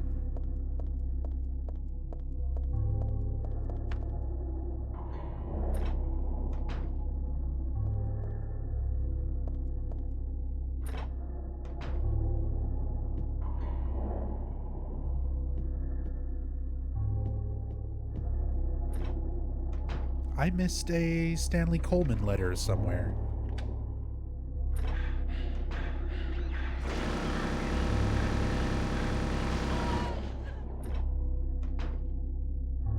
Because normally there would be a Stanley letter in that first room. But it's only there after I've read one of the other ones. I must have missed it. Oh, I know which one it was. I think I can still go back to that. We'll find out. There's a memo on the wall. Punishment for brutality towards patient. 12 hours confinement in the special treatment room. So this is how the people who worked at Brookhaven got treated. So somebody who worked here was brutal towards a patient. 12 hours confinement in the special treatment room. Dismissal policy no longer in effect. Contact the chief if you have any questions. There's something handwritten on top of the typewritten sentence. The trick is not to leave any marks. One other thing, this looks like it was written by a different person. The chief is a pervert. Christy would have been better off if she had been fired. So they're not talking about a patient attacking another patient and then getting put into confinement. They're talking about people who work here that are attacking, assaulting these patients and then getting put into isolation by the chief, who's apparently a pervert and is specifically trying not to leave any marks.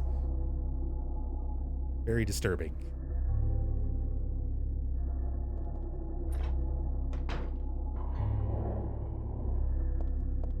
Leonard's appearance. It's one of those things I don't know. I literally don't know for sure. There's a lot of different theories on it. A lot of different things we could, like, trains of logic we can follow there. Leonard could be similar to Lisa, where he is a manifestation who, for whatever reason, is allowed to maintain more of what he was when he was alive. So instead of just, being a sort of mindless manifestation creature, he can still talk. He still has his memories as a human Leonard Wolf.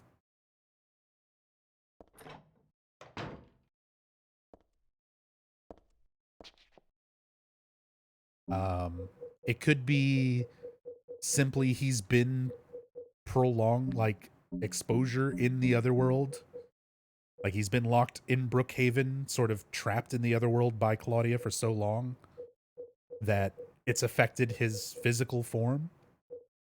It could be because of his faith, because Leonard was such a faithful believer in the cult, sacrificing the unworthy in the name of his beliefs and his gods, that maybe the gods allowed him in turn to have this powerful, monstrous form, but still maintain his mind. It's a lot of different things, a lot of different stuff that you could sort of apply there for logic. But it's nothing that's ever confirmed. Like, it's nothing that's ever really there for sure one way or the other.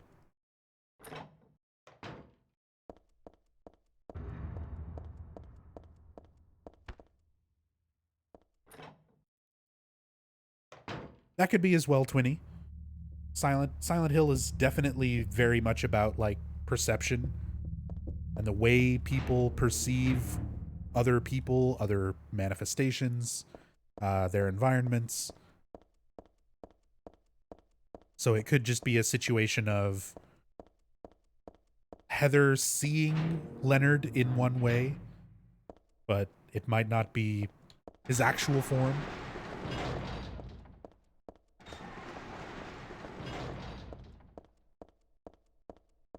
There's definitely a lot of ways that it could go. But Leonard himself is mostly a mystery. Like, there's not a lot of conclusive evidence on things like that, like why he is able to talk and, you know, appear as a creature. But it is cool seeing all the other little bits of backstory they give you, with like him murdering the other patient, getting an idea of how he tended to push his religious beliefs, the details on like his his relationship with his daughter Claudia.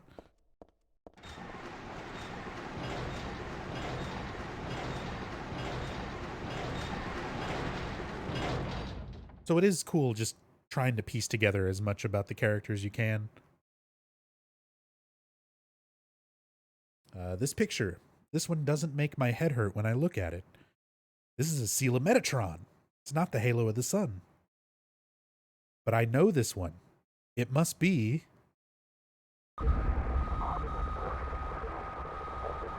Still has an unusually high fever. Eyes don't open. Getting a pulse, but just barely breathing. Why? What is keeping that child alive?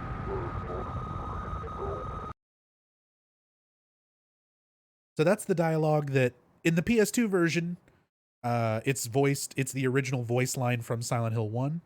Since we're playing the PC version, those voice lines from Silent Hill 1 got removed.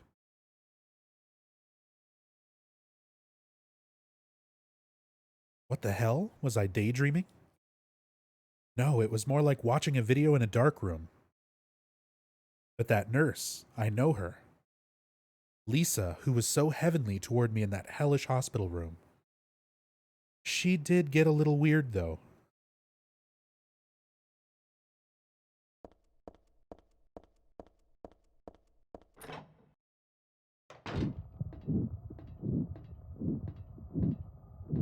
So again, more of our flashbacks to Silent Hill 1. More of Heather's memories from her time as Alessa and her time as Cheryl coming back. Some text. There's some writing on the wall there. We once again see the Alessa's shrieking insanity, open mouth image, along with the text, "What a wonderful world," written in blood behind it. Valtiel doing his thing, spinning the valve, powering the otherworld machine.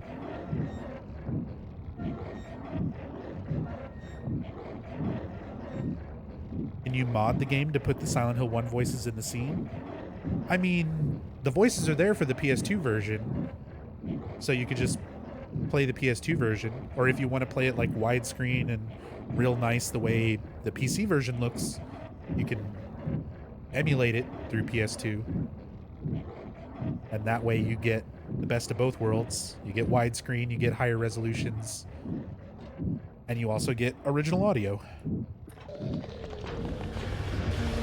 Real quick thing over here, if you don't look fast, you miss it. Valtiel dragging a nurse back into that section of the wall.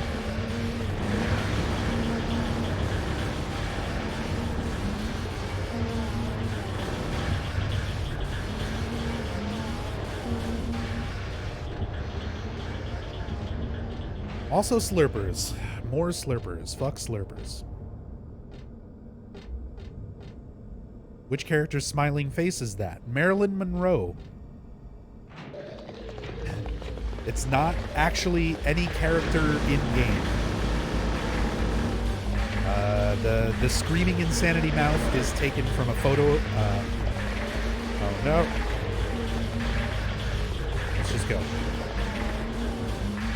But yeah, the shrieking insanity mouth image, it's not any of the characters in-game. It's a photoshopped, edited part of a photograph of Marilyn Monroe.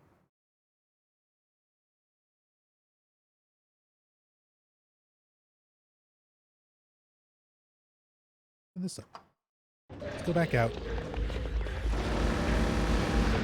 God, I hate these fucking slurpers so much.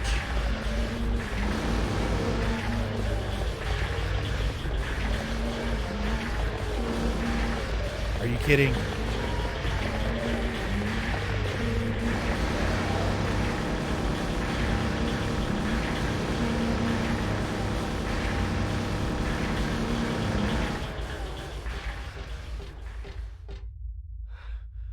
All right. Time for one of the best rooms in the game.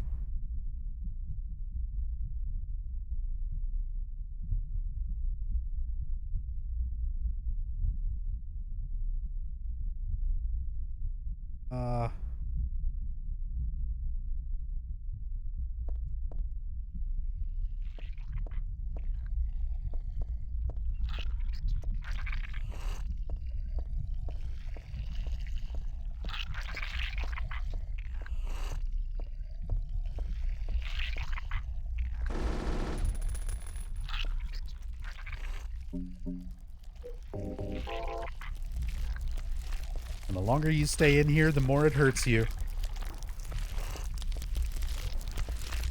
Look at it. It's like all the way up Heather's legs.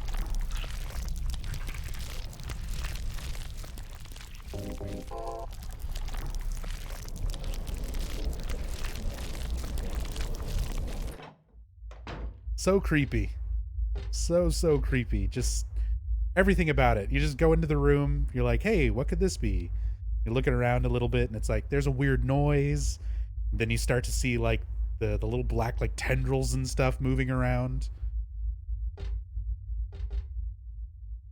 And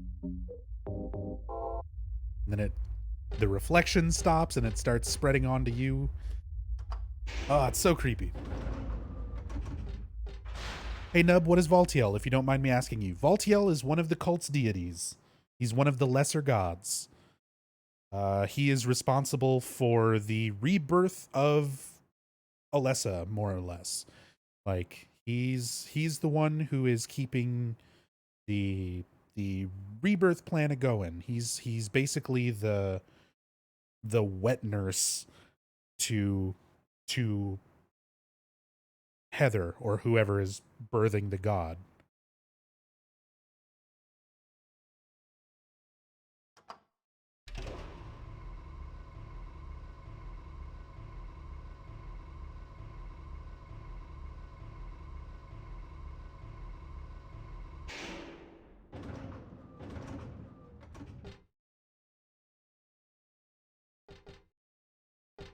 Okay.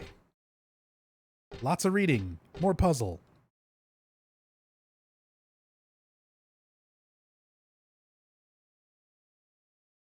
This is another puzzle that it's a little bit abstract solving it.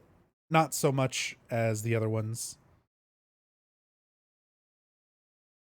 Like Shakespeare or the number pad face one. But this one, it's still a little bit weird. We'll go through it. Burn the one who knows no death, pure, adored by those above, no prayers within, just simple love. And now the pining hunter, the flames longing for his rebirth, a distant breath within the earth. Burn up that heavy body of his, make it wind, dancing in the sky, that bottomless gut, now a cloud, now a sigh. The sweet blood on his laughing lips now calls him to the gates of hell. There burns evermore that soulless shell. 4 bodies return to ashes. Thus the door is opened. Thus the door is opened. So we need 4 bodies. We need to find which 4 bodies need to be burned. Each body has a number on it. So those bodies will make up our 4-digit code to solve this lock. And we're in a room with many bodies, many corpses on tables, and each of these tables has a poem. So what we need to do is find which poem corresponds to each part of this main poem. And that will be the numbers and their order. So body number 1, there's a memo here. Who killed Cock Robin? The sparrow, they said. He wants them all dead. To him, honey sweet is their sobbin'.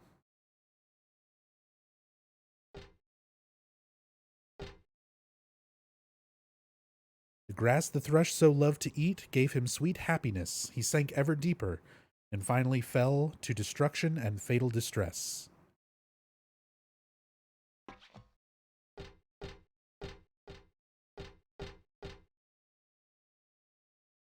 He seeks out her soul by his own black ambition, frightening her out of her wits, whispering love songs into her ear.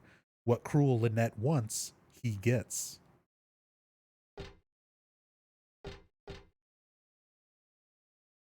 Cock Robin, who hid the key away, is ash in the oven. All right. The place he held is empty now, and the doors remain shut tight.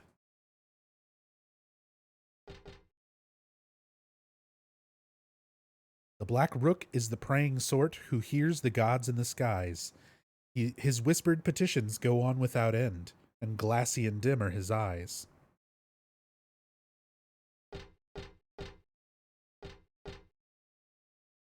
The lark's child lost all his words, and walled himself up all away, heart and mouth both locked up tight, in a cage where none want to stay. The wren with pure heart as yet unrefined makes us laugh with his feeble lips smacking.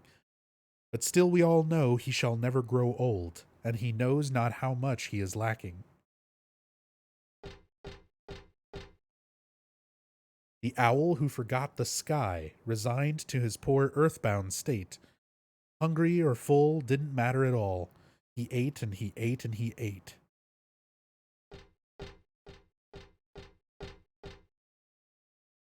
The dove's hope died. He chose his path. His flapping wings fell still. Drenched in scarlet, here they lay, his cheeks pale white and chill.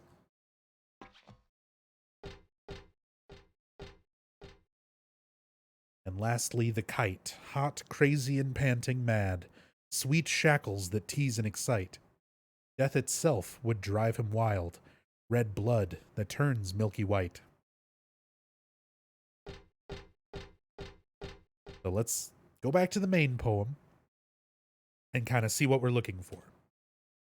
So, burn the one who knows no death, pure, adored by those above, no prayers within, just simple love. So one who knows no death, pure and adored by those above.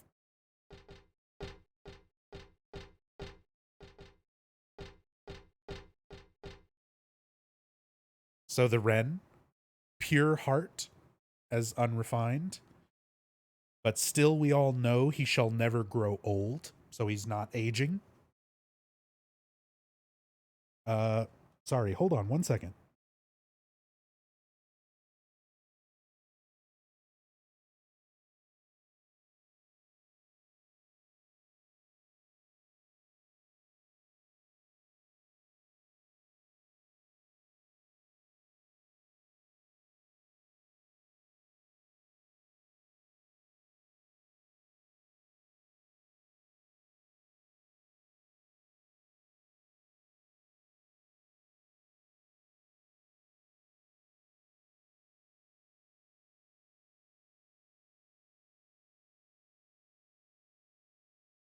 All right, sorry. I thought I heard somebody knocking outside.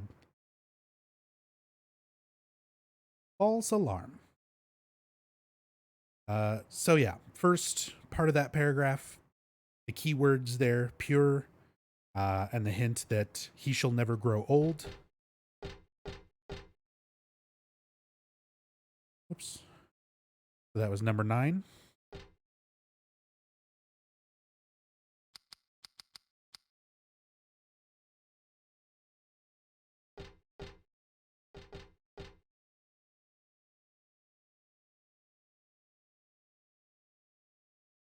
Next, now the pining hunter, the flames longing for his rebirth, a distant breath within the earth. So that was the owl, resigned to his poor earthbound state, so both mention earth. And the owl itself is a silent hunter. Or a pining hunter. So the owl was 2.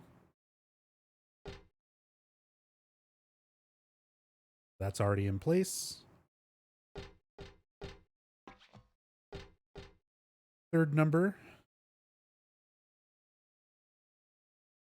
Burn up that heavy body of his, make it wind, dancing in the sky, that bottomless gut, now a cloud, now a sigh. So this one, a little bit different. It relates to number 7. So he seeks out her soul by his own black ambition, frightening her out of her wits. So this one, it doesn't relate to the poem as directly. Instead, the whole burn up the body and fly and all of these things. Let's read it again. Can be more accurate there. Burn up that heavy body of his, make it wind, dancing in the sky. That bottomless gut, now a cloud, now a sigh. So this is more of a reference to Stanley Coleman himself. And we actually get reference to this body here, number 7, being Stanley Coleman. We're going to go watch a scene with a mysterious happy birthday caller who tells us that Stanley is underground and his new name is number 7. And when we very first entered this room and approached this, very faintly, you can hear the sound of somebody like sort of choking, struggling to talk, but not being able to. So for our third digit here, our boy Stanley, number 7.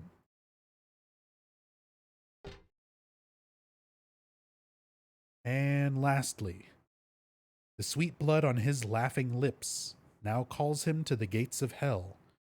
There burns evermore that soulless shell.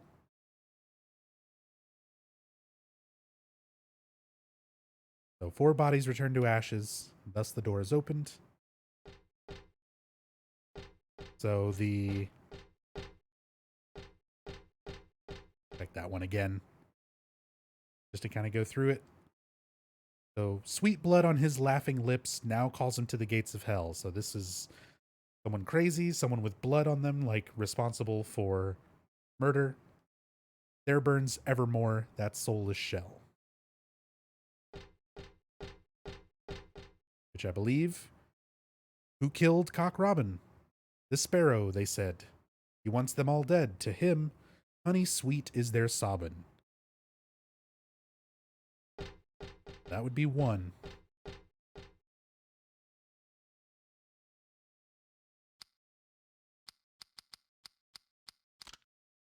And that's it.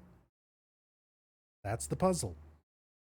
So this one, as said, it's not so bad. It's not so abstract or obscure. You don't need to know Shakespeare. That's not explained to you in the game, you know, that kind of stuff. But it's a little bit of a stretch on some of the poem connections. Like the owl, like, and that whole section of it is literally one word. It's just the word earth. It's the only connection between the two that you can really make. So I don't know. Some of them are easier to make the connection than others. Still a little bit abstract. Let's go do this.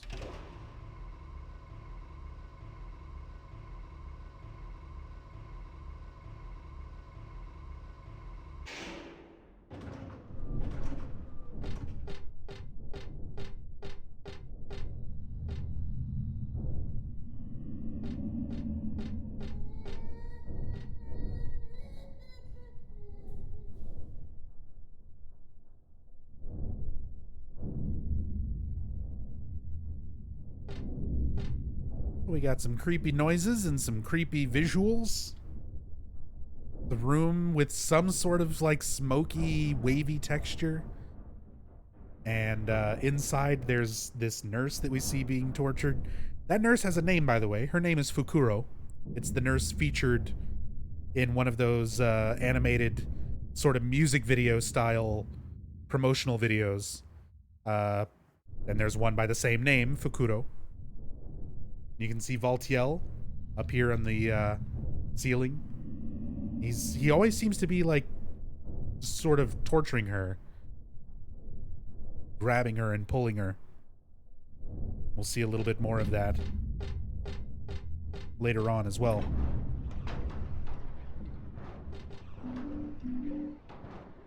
So, plastic bag in the garbage, gonna need that.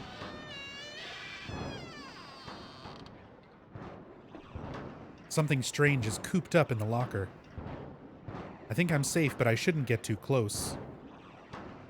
Actually, the more I look at it, the more pitiful it seems. Like a child locked up in there with no chance of escape.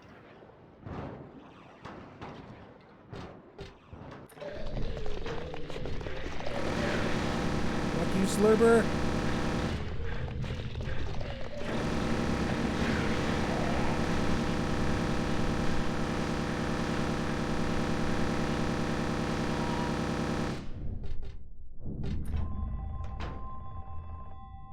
Okay.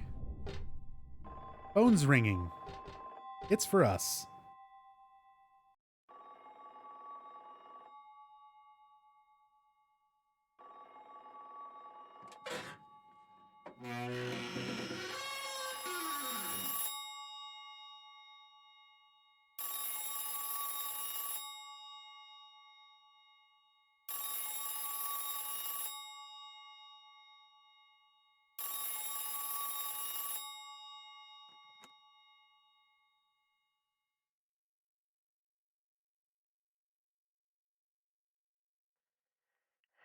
Happy birthday to you.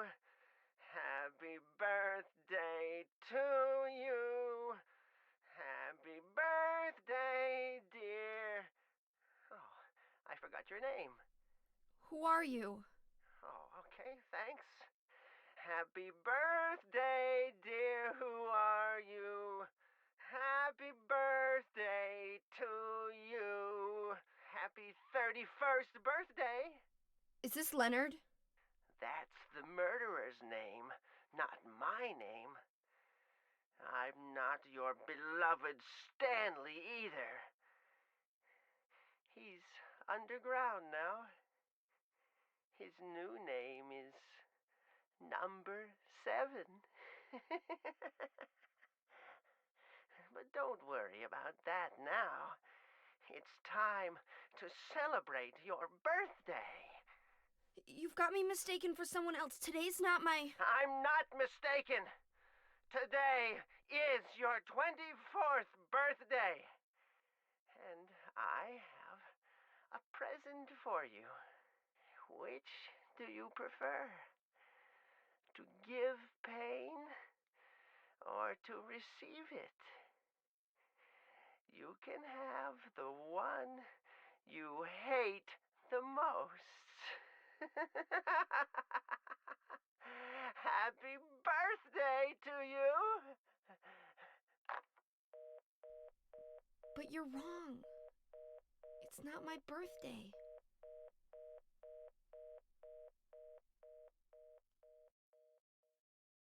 And before anybody starts to ask and gets into that conversation, nope, I have no idea who that is. You're not really supposed to. You're not supposed to know. It's just eerie, it's mysterious, it's creepy. It's a random voice. It's definitely not Leonard. It's definitely not Stanley. That much we know. But beyond that, no idea. Could be a cult member, could be a mental patient in Brookhaven, could be a ghost, could be the town.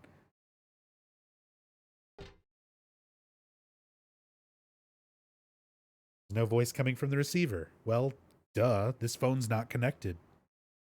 But what about that phone call? But who was phone?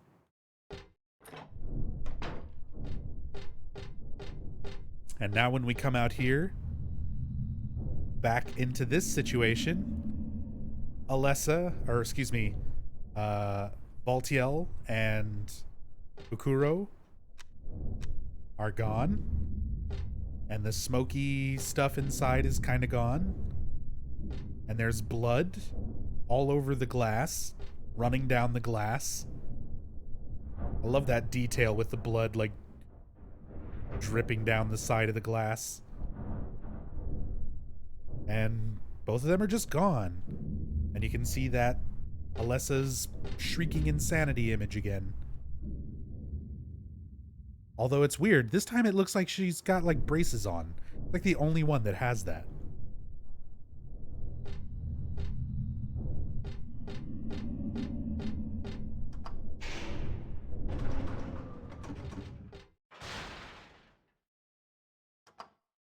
Alright, so I got a plastic bag out of the trash.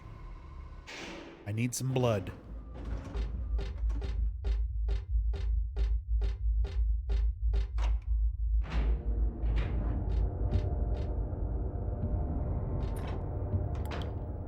It does sound a bit like Ravenheart. The voice on the phone. Ravenheart does a very good impression. That's why I had him record the Scarathon version of that call for my Scarathon segment.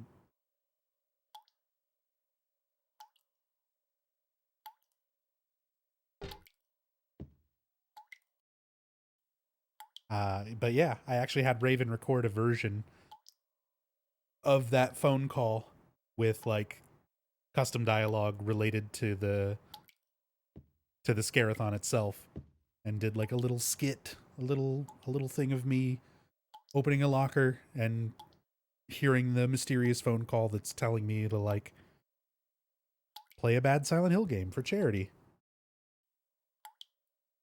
That was a lot of fun. Hey Nub, so where are we at in Silent Hill 3? We are way too far behind, is where we're at. I've only got like an hour and a half. So as much as you guys know I love these games and I could fucking talk about them forever, I do want to try to keep things on schedule. I don't want to ruin the whole schedule for the whole weekend just because I talk too much about Silent Hill.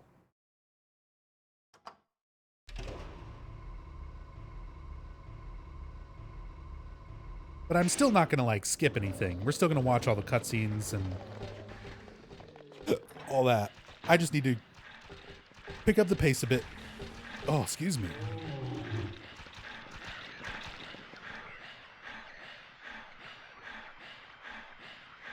So here we've got a message written by Leonard.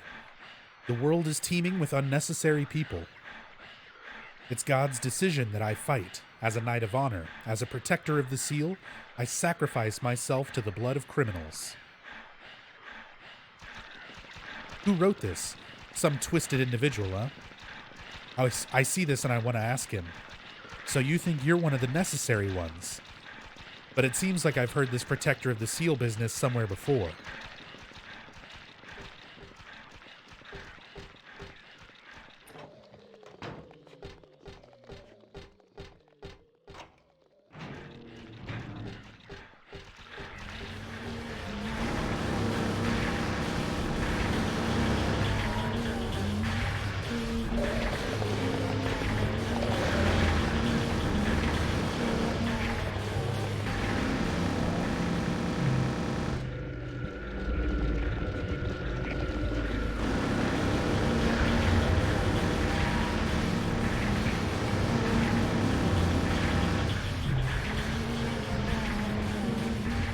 There's all these happy birthday messages on the walls and stuff.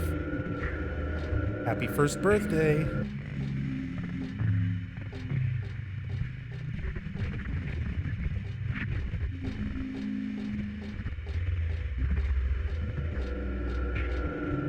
All right.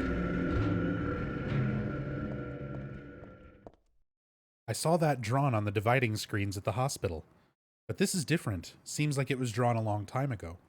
Somehow.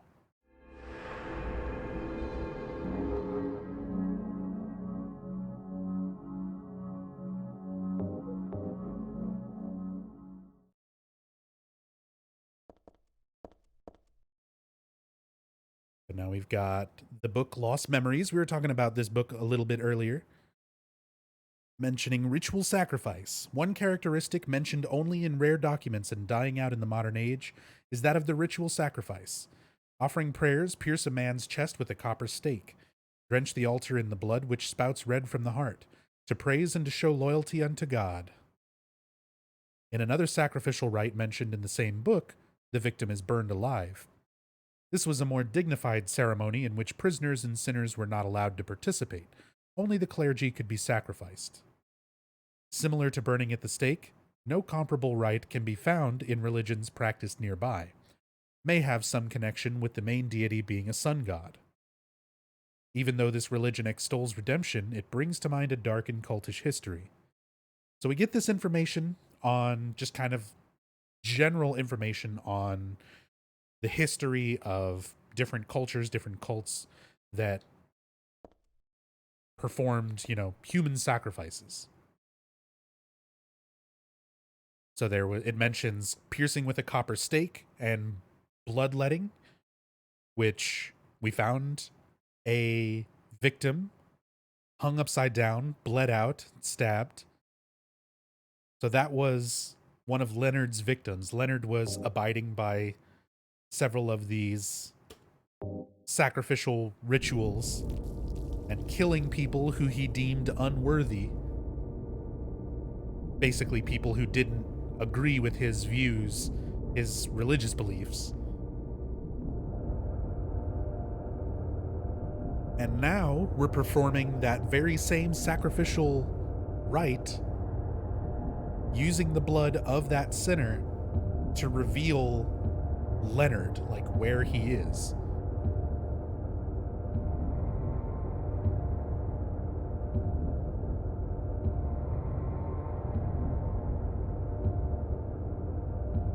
So it's cool. You're kind of following in Leonard's footsteps. You're seeing a bit of his history as you go through Brookhaven. Why he got put there, his relationship with his daughter,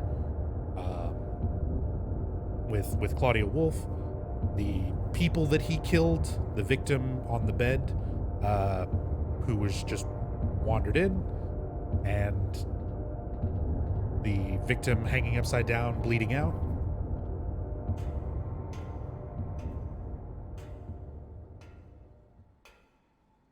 So as said, all this interesting stuff about Leonard. Now it's time to meet him.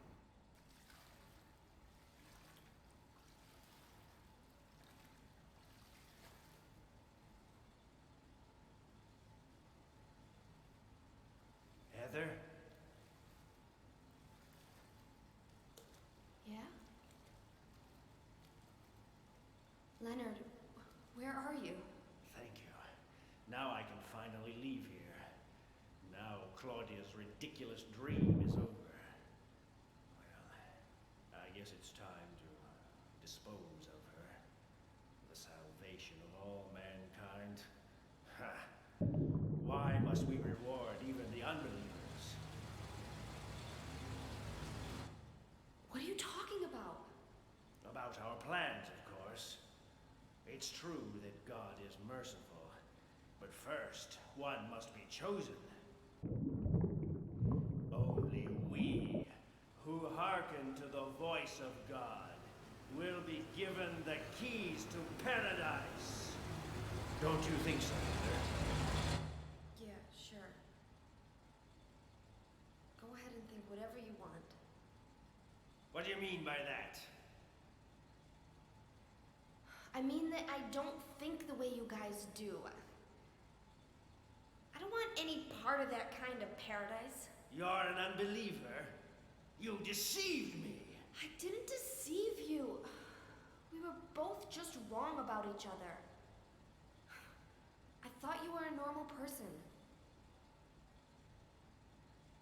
So you tried to trick me so you can run off with my seal, eh? Heretic! You plan to destroy God! I told you I wasn't trying to trick anyone. What is this seal thing anyway? Don't play innocent. You can't fool me anymore. The seal is mine! I was appointed by God to be its guardian! The only thing you'll get from me is a gruesome death.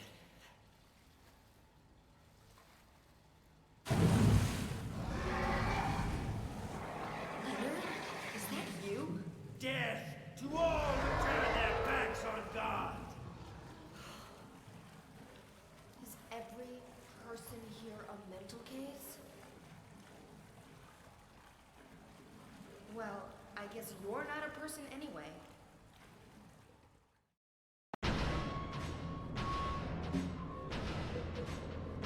What a sick burn.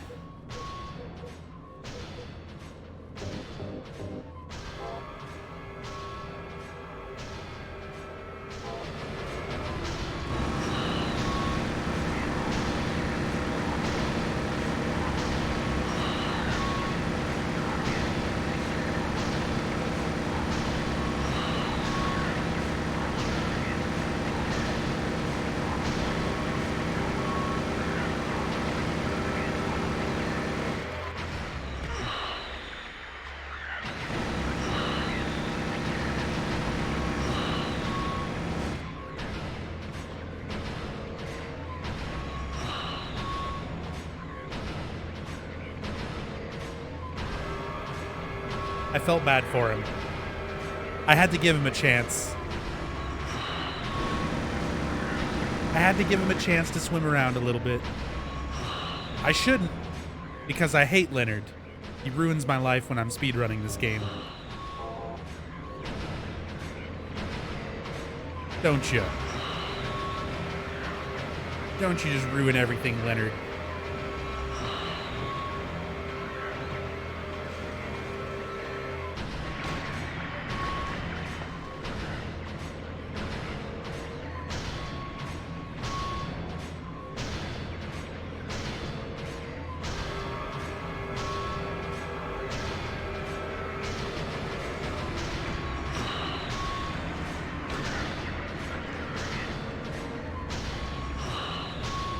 Surprised Silent Hill Reddit has made some odd theory that Leonard and Pyramid Head are both the same person. I'm not surprised at all. That theory's been around pretty much since Silent Hill 3 came out.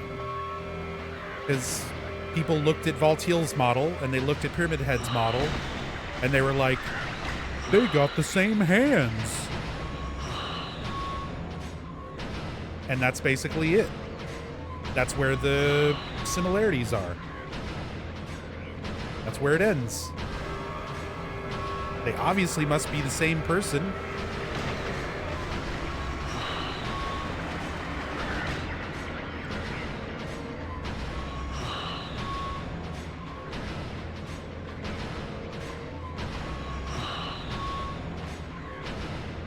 They both got weird white glove, like fingers melded together hands.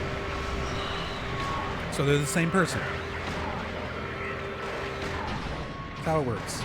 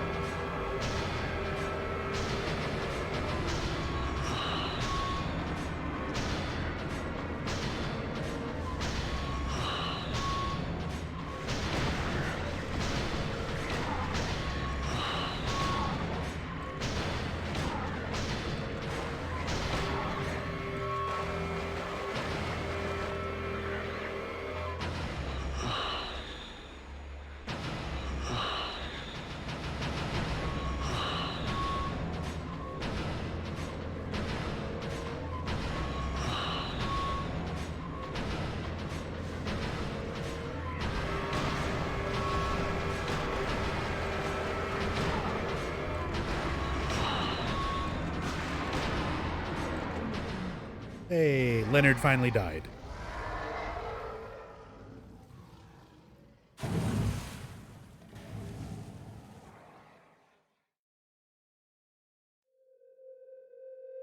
Claudia is not going to be happy about that.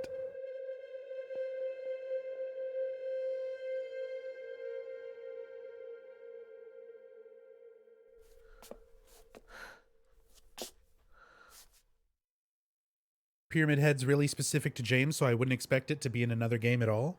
Yeah, but then they put Pyramid Head in a bunch of fucking games and the Guess I should head movies. back to the motel now. Valtiel also shows up in other games. Specifically, Douglas is okay. he shows up in fucking Silent Hill Book of Memories. He's your quest giver. Huh? Valtiel, What's one of the this? cult's gods, one of the most important figures in the religious lore of these games. The one in charge of Saint Alessa's reincarnation and the birth of the god. Why did you send her to He asks you to get lunch boxes for him. Is that wrong? It's your fault that he... Oh, but surely it's a good thing. It means he was one of God's beloved, no? Those who mock God will never receive salvation. You'll go to hell, Vincent. You'll never feel the joy of God's everlasting paradise. And you think God is going to save you? Ha! What do you know anyway?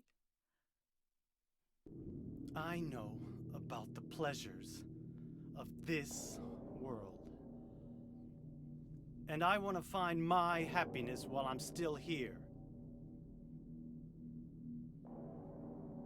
You hated your father, didn't you?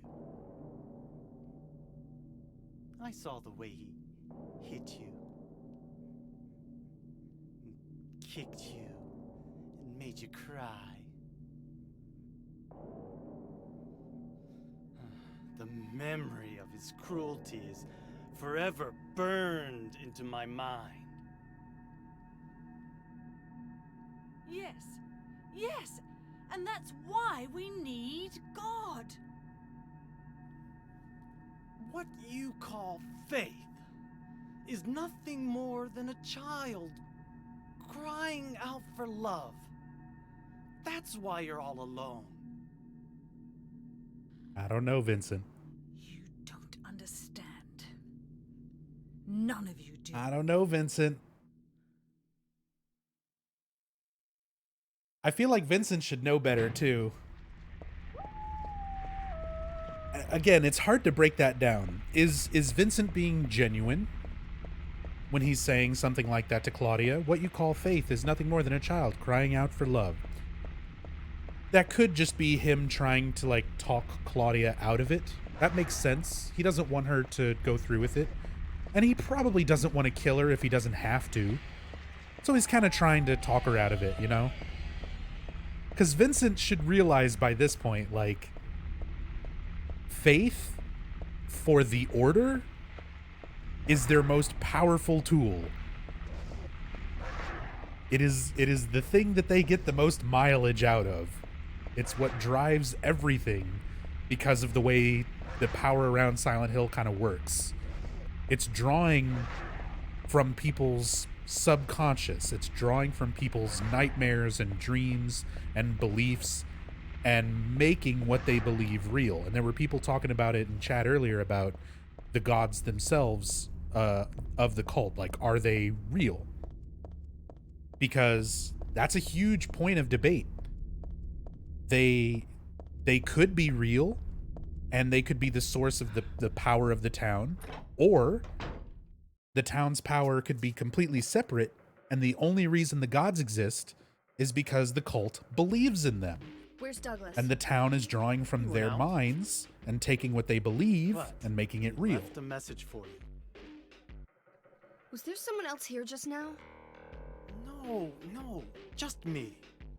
Don't you want to know what the message is? Yeah, what did he say? The church is on the other side of the lake. Church? Wonder what he meant by that. You don't understand? That's where Claudia is. Across the lake. On the north side. If you're going, you better go through the amusement park. It's probably the only way in now. Go northwest on Nathan Avenue. It's a bit far, but closer than heaven. Is that it for the message? Uh-huh. Thanks.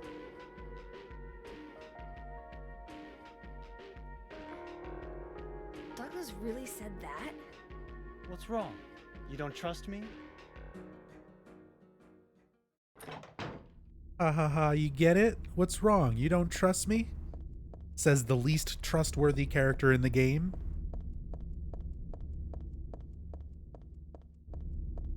But let's all believe him when he makes one little offhand remark about monsters.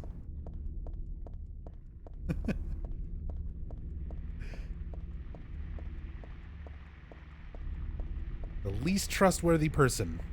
Let's believe exactly what they say at face value.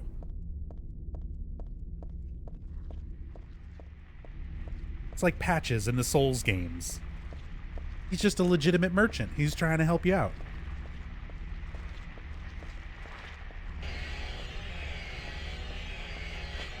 Why would you ever think it was anything other than that? He's nothing but a good guy. He's super trustworthy.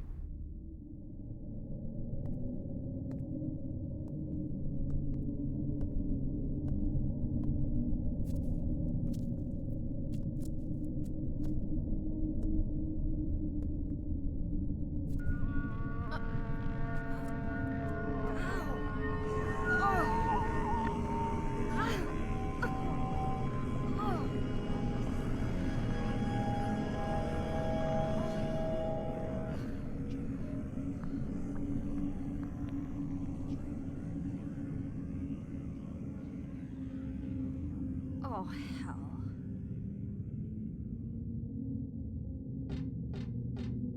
Oh, we're back.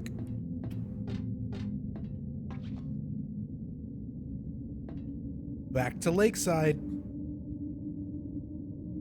It's been 8 hours since I was here in the very beginning of the game. But we're back.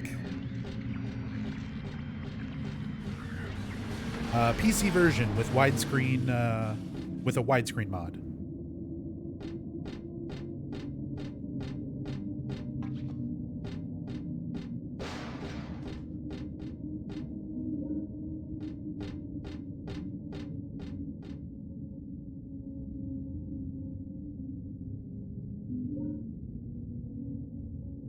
No, it's very different. Cutesy Neko Cat. The Evil Within, it's more of a technological thing. It's the Matrix, basically. Whereas Silent Hill is more akin to like Twin Peaks. There's a lot of weird history in the town, and there's just like a presence, a power that's there that affects reality.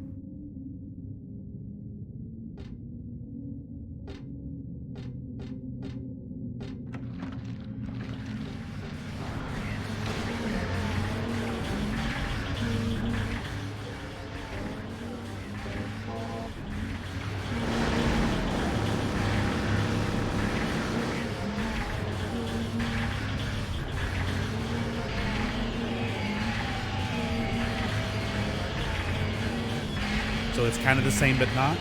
The end result is kind of the same. Like, you're taking characters and you're putting them into situations where they are living out a reality that's been affected by their past, you know? Like, the things that happened to them and the things that they're afraid of, and like all these different things are manifested. But like Silent Hill, it's happening through a supernatural force.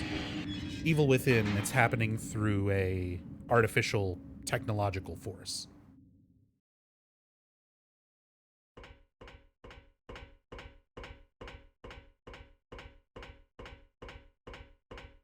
Oops.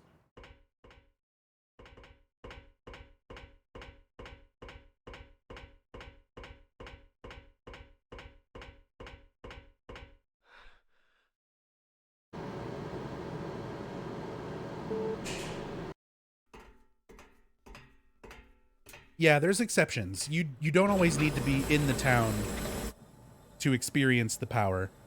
Heather has been experiencing the other world and creatures before she went back to Silent Hill because of the god growing inside of her. Henry and the people in Silent Hill 4 are experiencing Walter's variation of the other world, and Walter's got that power because of the ritual he performed, the Holy Assumption. What is it now? You lied to me about Heather, lady. I don't like being used. Lie? What lie? That Heather was kidnapped from you. But it's true. She was originally one of us. That man, Harry Mason, stole her away and kept her hidden from us. Yeah, but she says she was happy.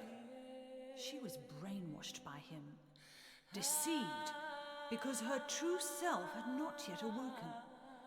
She carries God within her.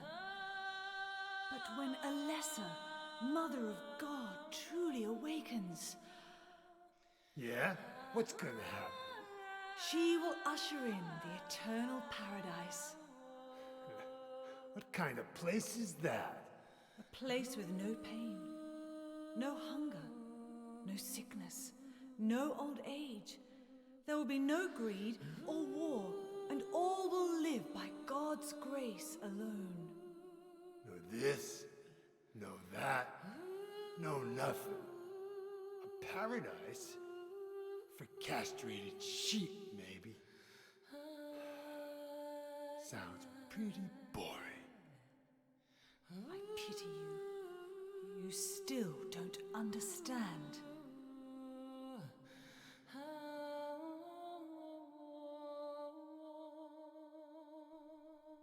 You're going to kill me?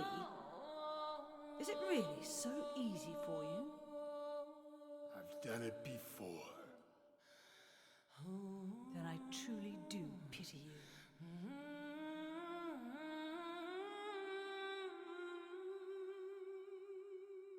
Some more Douglas backstory there. When he mentions he's done it before, he's had to shoot someone, had to kill someone before.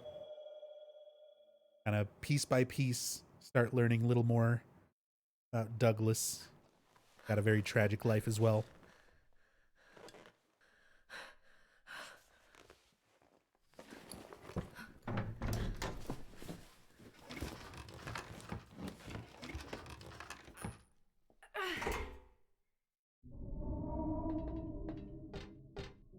Have you mentioned yet the noise effect? I have not, but that's definitely a good thing to bring up.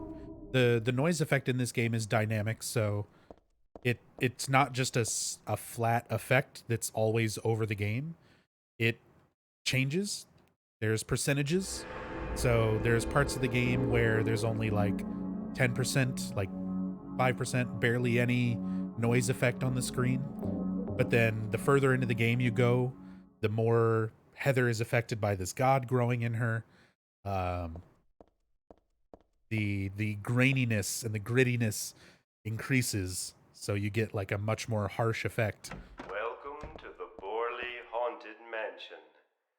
We're so glad you came. Please come inside and look around. When you feel you're ready, then go through the door. Help! Help! Do you hear those voices? A family of 4 was sliced into bloody pieces. Ah, the cries of the children. The murderer was caught. Do you know why he said he killed his family? Because I felt I had to! Anyway, I'm lying. It's all just a joke. I wanted to scare you, that's all. The truth is, only one person died. By suicide.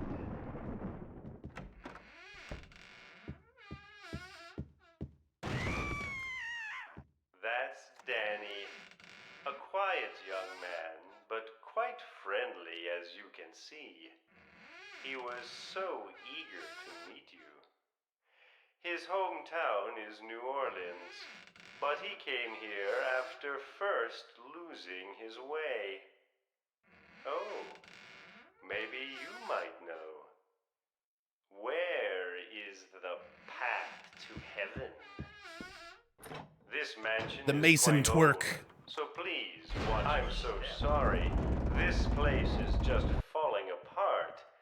The mechanism is broken, you see. It wasn't supposed to stop there, I assure you. That was supposed to be the exit, but it seems that no one wants Shit. to leave. Everyone really likes you. They want you to stay with them forever. I have...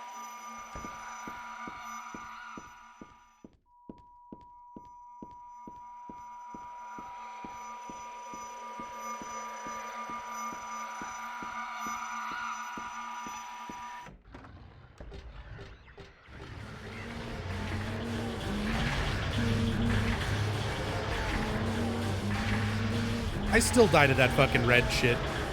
I still die to the red glow. Every once in a while. Especially running on hard mode when I like bump walls like that.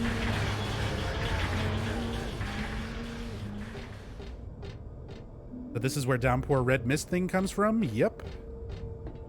They use it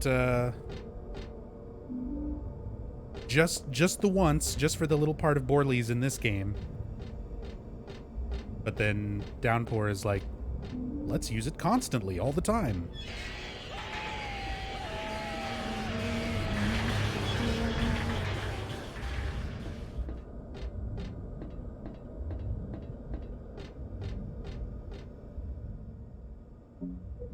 with 300% less screaming in Silent Hill 3. Yeah, because Heather's not a little bitch. Not like Murphy.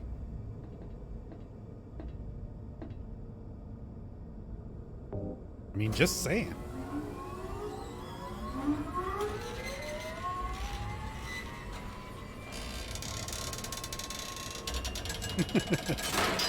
Lore.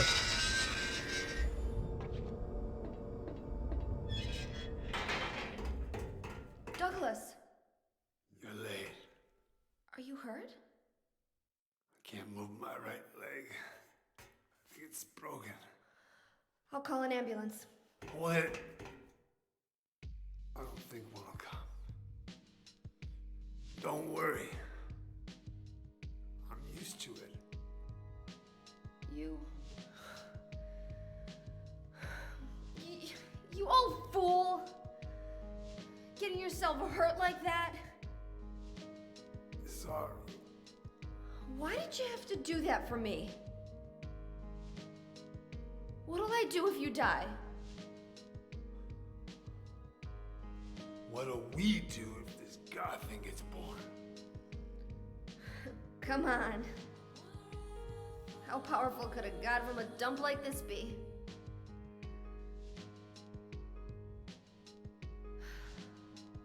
I'm sure it'll be no big deal. Yeah, but anyway, something's gonna happen. Who knows? Maybe we'd all be better off if it did. But if this is how God of Mercy acts, I don't want to see any more of him. That's a pretty good reason to risk my life, don't you think? Plus, I'm just an old fool, right? You think you're Superman or something? You know, I always wanted to be him. Besides, Yeah. I want to help you out. You don't have to feel responsible.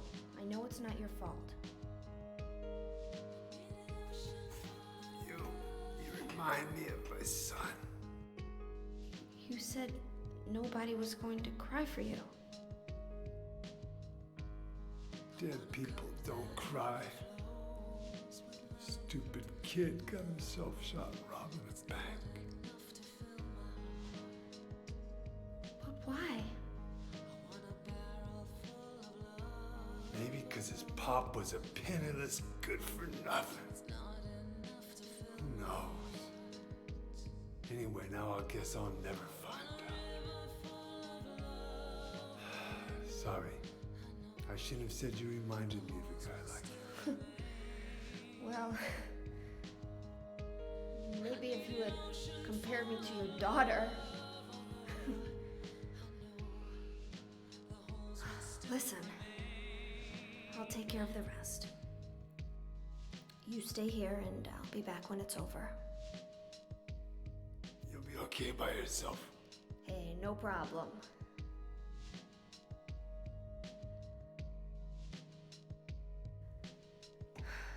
Besides, my dad's not around anymore, so only I can do this.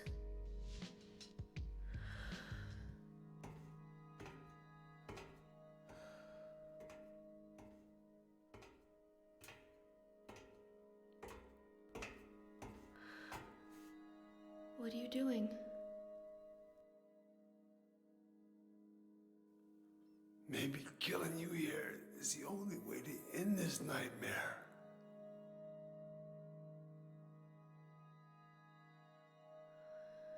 Yeah, you might be right. He might be right. He might actually be right. Obviously, it doesn't play out that way.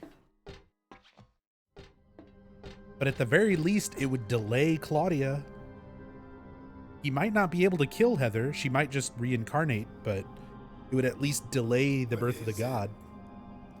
I just came by to make sure you were still alive. Sorry. I'd come with you if I wasn't hurt. Yeah, well, I guess that's the problem with older guys, huh?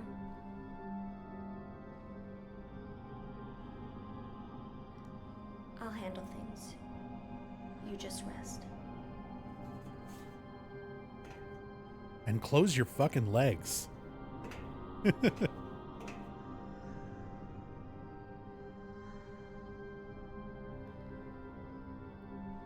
die on me, okay?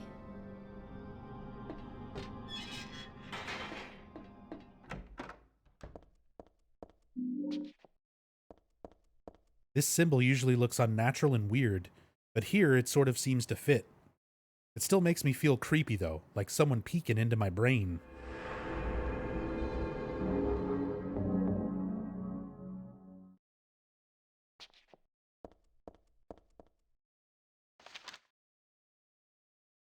Douglas's notebook.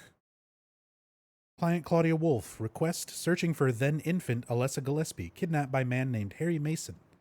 No word from police. Kidnap location unknown. Old Silent Hill newspaper article. Alessa Gillespie, 7, dead in fire. Links to current case to be investigated. Priority low. Using alias Heather. Neighbors do not know real name. What is she hiding?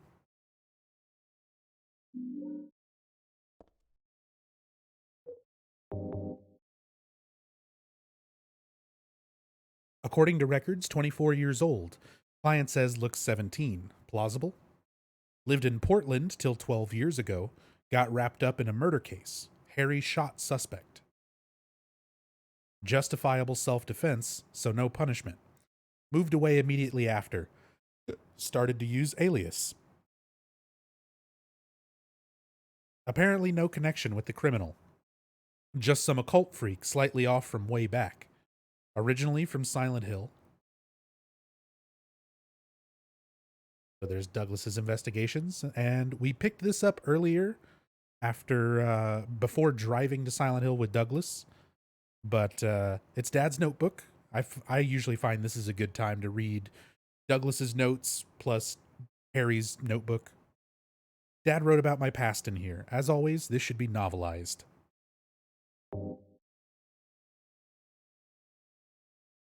I hope this will never come to any use. Maybe it's better if you never know. More than anything else, I fear the possibility of your going away far from me. But sometimes we have to tell the truth. That's why I'm writing this, before I'm lost in death and oblivion. What happened back then? That has something to do with who you are. It all started 24 years ago.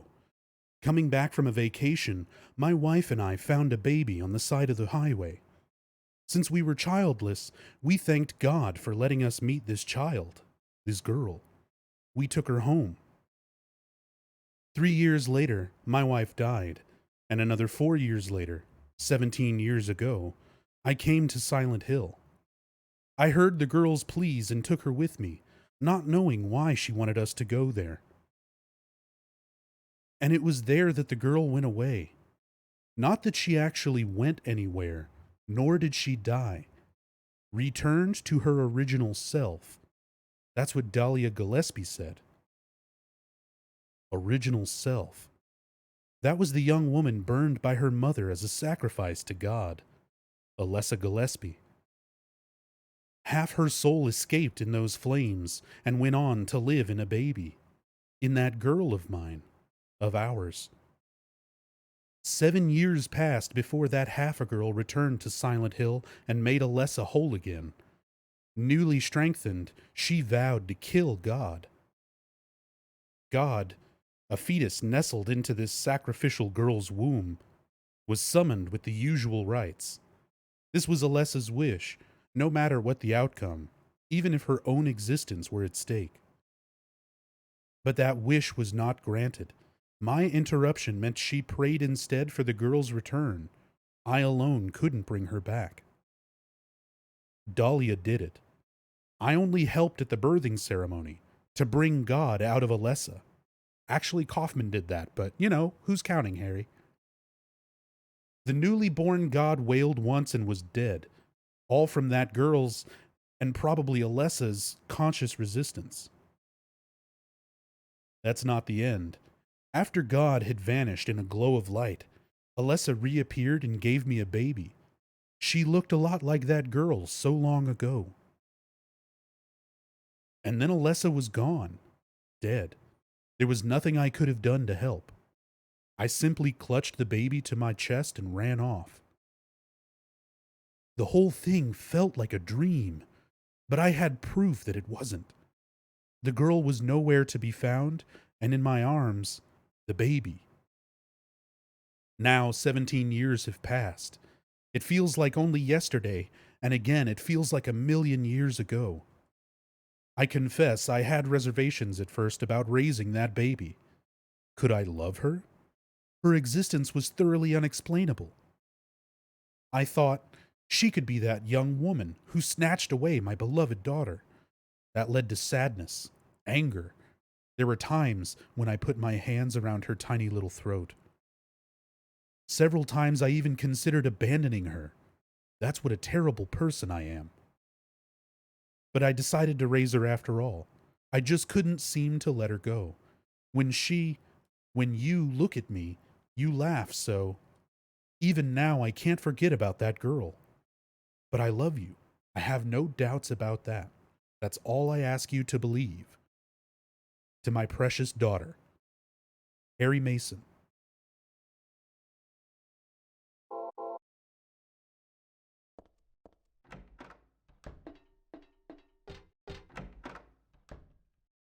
So again, it's mostly kind of like a little bit of fill-in plot in case you didn't play Silent Hill 1 or didn't remember Silent Hill 1. But there's so much more information that you get there too about like Harry's character, his personality, while he was sort of dealing with the aftermath of the events of Silent Hill 1. He killed a god and escaped with a baby. And he's like, what am I supposed to do now? Like, I don't even know if this baby's technically human, you know? It's like, how are you supposed to react to that? So I like that they flesh out that element of his character so much.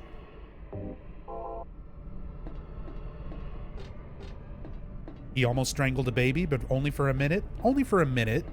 And he decided not to.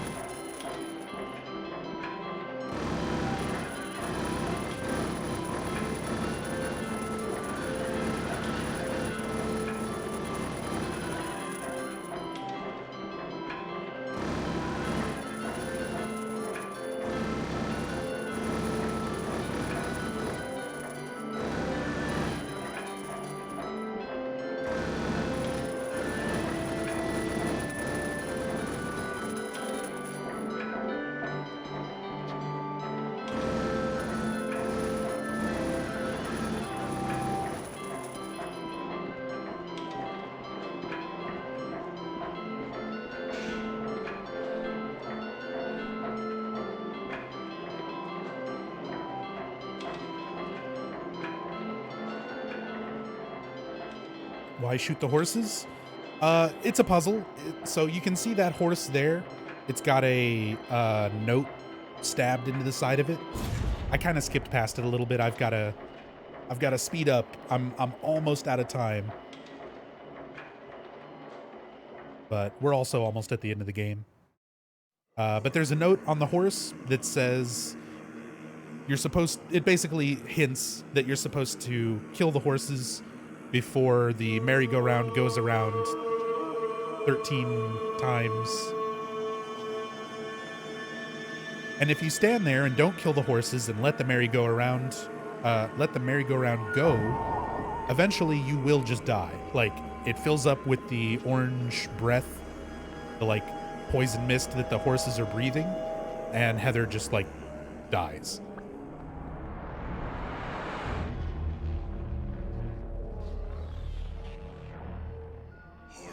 It takes like 10 minutes in real time of just sitting and waiting.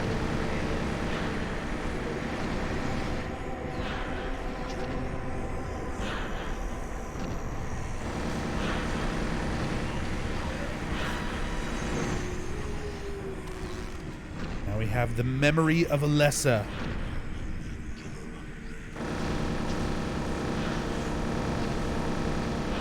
Which is basically just goth girlfriend Heather.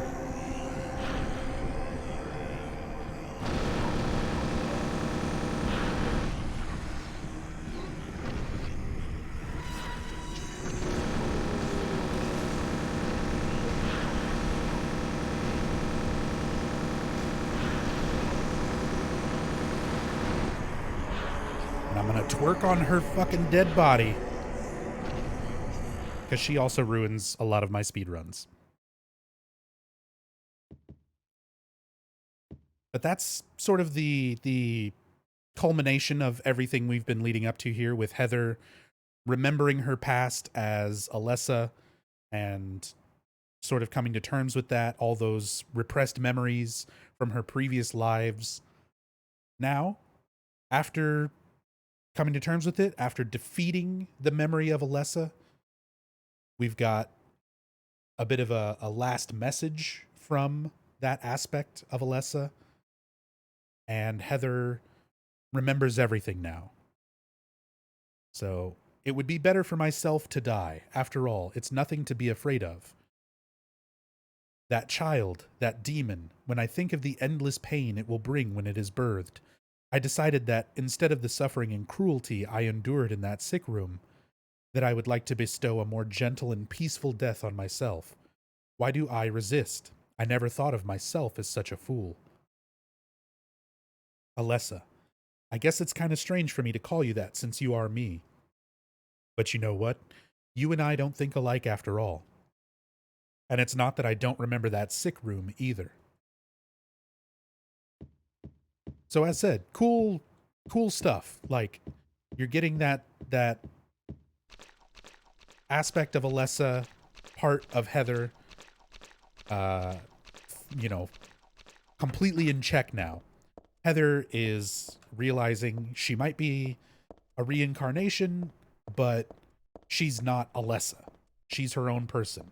She thinks her own way. She feels her own way, even though she still has these memories, these experiences as Alessa and as Cheryl. So she's grown as a person. And I love that aspect of kind of gradual growth as she comes to terms with who she is. There's something written on the door. This door is the gate which leads to the road to paradise. Embrace the bosom of the Holy Mother. Admit your sins and be forgiven. Eternal tranquility can be yours.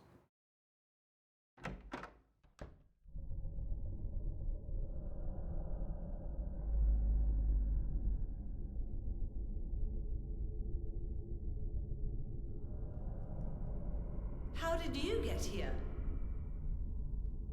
It was Vincent, wasn't it? He led you here. When will he cease his meddling? But it's just as well. Luring you here also serves my purposes. Checkmate. Not yet. The time is not yet at hand. The time when all will be forgiven their sins. When the paradise we have long dreamed for will arrive. After the judgment and atonement, an eternity of bliss. Oh, Alessa, the world you wanted is nearly here. That's not what I want. Not you. Alessa, your true self. But I am Alessa. My little Claudia, my dear sweet sister. Alessa, is it you? Oh, how I've missed you. I don't need another world. It's fine the way it is. But you said it yourself. The world must first be cleansed with fire. But that's not what I want now. Alessa, don't you want happiness? Have you become blind to all the hopeless suffering in the world? We all need God's salvation. Listen, suffering is a fact of life. Either you learn how to deal with that or you go under. You can stay in your own little dream world, but you can't keep hurting other people. Besides, I'll never forgive you for hurting my father. I wish only for the salvation of mankind. But for that to happen, the world must first be remade. And for that, we need God. You self-righteous witch! No one asked you to help! God is growing within you. You despise me, don't you? You're damned right I do! That's good.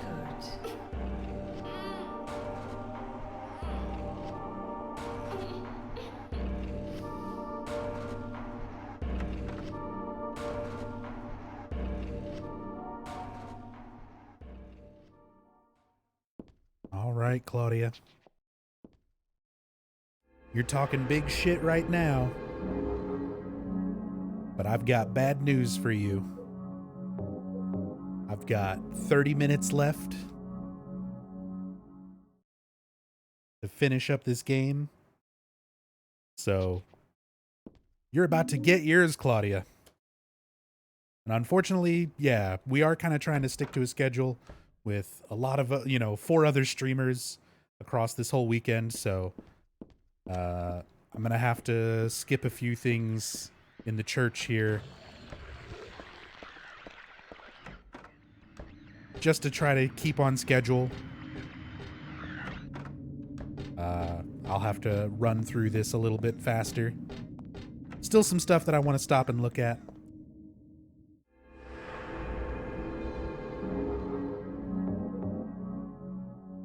And still going to watch all the cutscenes. All the remaining cutscenes.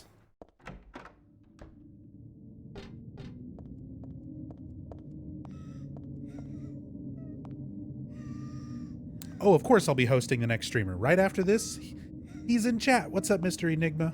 And Eternal Enigma is going to be up next, going through Silent Hill 4. So, we're almost here at the end of Silent Hill 3. We're going to wrap this up. Kill a god.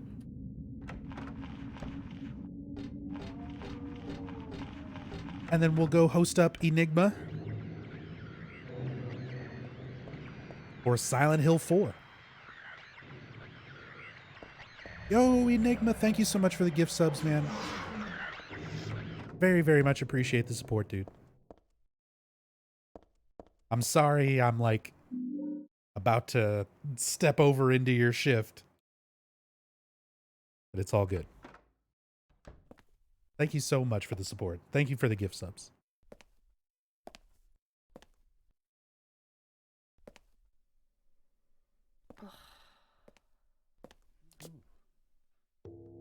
Hiya, Heather.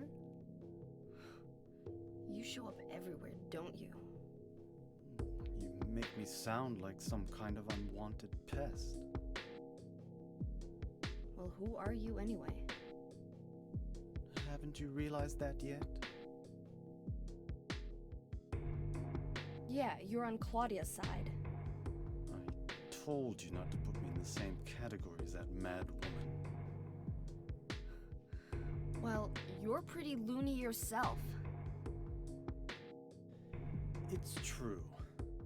We believe in the same God. But I'm quite sane. So why did you help me out then? Was that also part of trying to resurrect God? It's not uncommon for people to worship the same God and still disagree. God? Are you sure you don't mean devil? Whichever you like. The point is that now I really am on your side. I don't want God to be born. Wouldn't be convenient. Much too unpredictable. So you've been using me to stop Claudia, is that it? Do your own dirty work. My dirty work? I think we both had our own interests in mind. You hate her too, don't you? You're the only one who can get it done. I don't have powers like you two. Besides, I always hated getting all hot, sweaty. Oh, really? I'm just looking out for myself. Everyone does it. Huh. Don't stand there looking so smug. You're the worst person in this room. You come here and enjoy spilling their blood and listening to them cry out. You feel excited when you step on them and snuff out their lives. Are you talking about the monsters? Monsters? They look like monsters to you? Oh no. Don't worry. It's just a joke. It's just a joke, everybody. Chill out. Chill out, Silent Hill wiki theorists. By the way, I forgot to ask you. Did you get the Seal of Metatron? What's that? You don't have it? Leonard was carrying it. You mean this thing? Yes, that's it. As long as we have that, we're fine. Here, take this.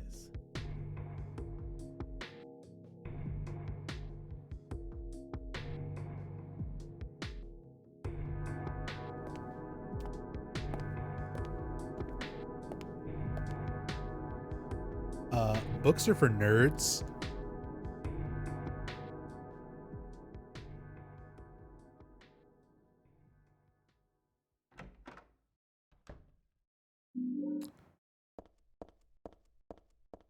You think I care about your otherworld laws?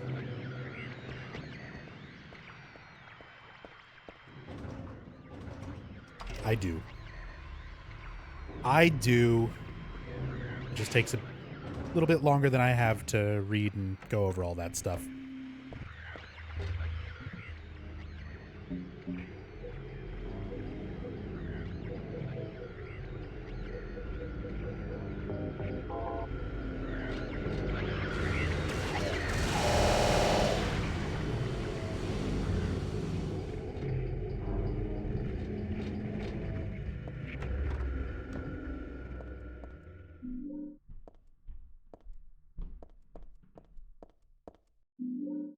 Nub is a nerd. I didn't say I'm not a nerd. Just Heather is not a nerd.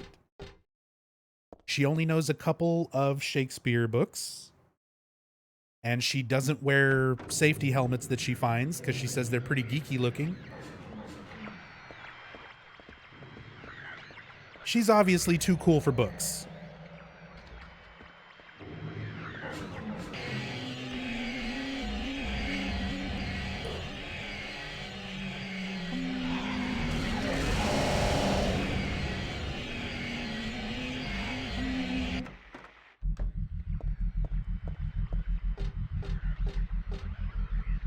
Heather is a jock confirmed. Speaking of jocks, look at Valtiel getting some lifts in.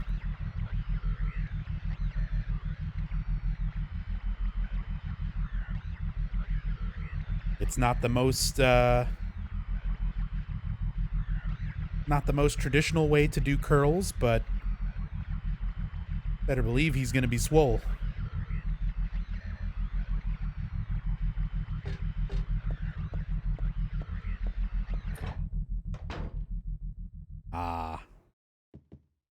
Alessa's room. One of the few Silent Hill 1 locations you get to see redone for this game. You get like parts of Lakeside Amusement Park. You get a like one room of Midwich. And you get this room. And a little bit of Alchemilla.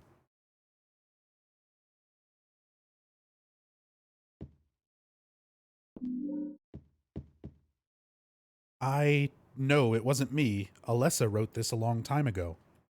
That chapel altar. It wasn't that one beautiful chapel. It was some other altar somewhere else.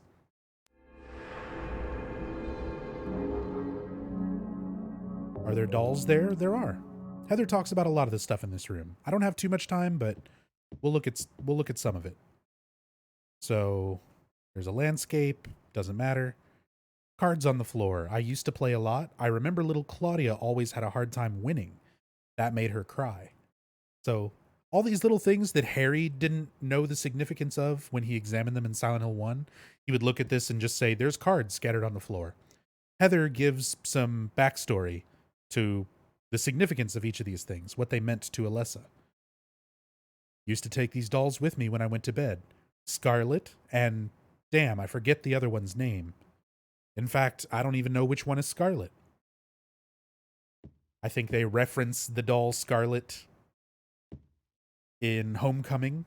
I don't think that's a coincidence that they have a big doll boss named Scarlet.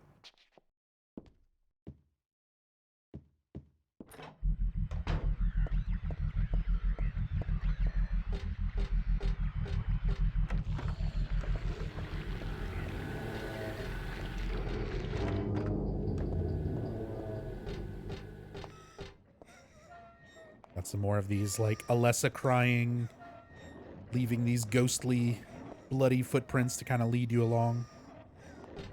But while that happens, let's take a look at this. Malthael's over here again, still working on his arm strength. This time he's doing valve turns instead of nurse curls.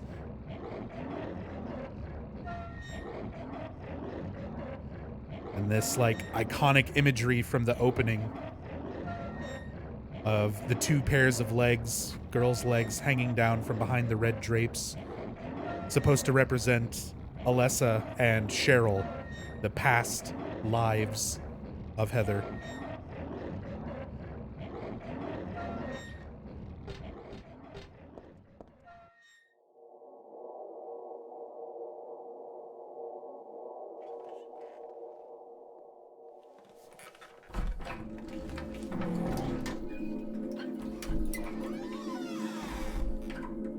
Wish you could get dressed as Alessa? Me too. Me too. I'm with all the crazy, like, New Game Plus costumes, all the stuff that you can unlock in this game. I'm really surprised they didn't have an Alessa costume for Heather, where she's wearing the long blue dress and has, like, the short black hair.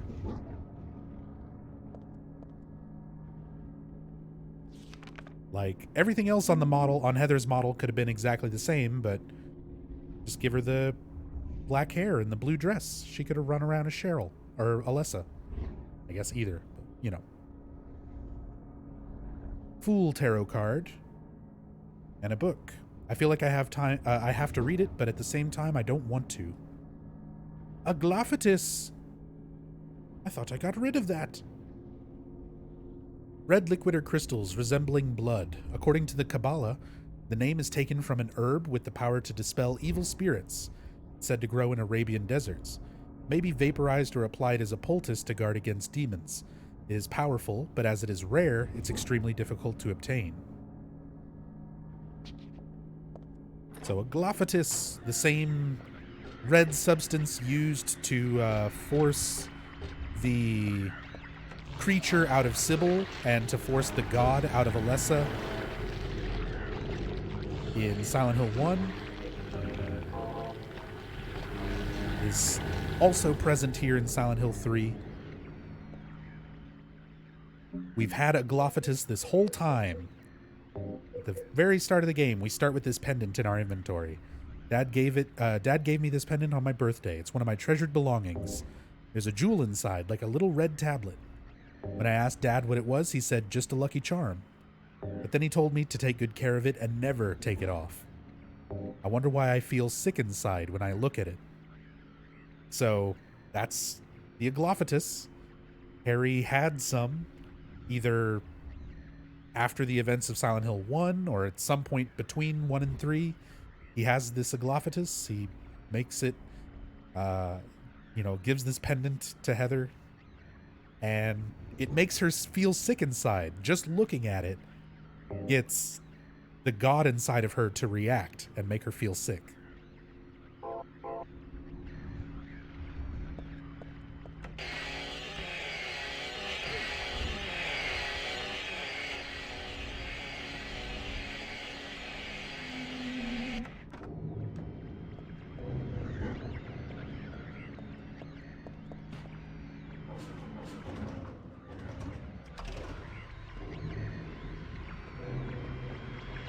Wait, what? Why is that missionary there? I thought I killed him.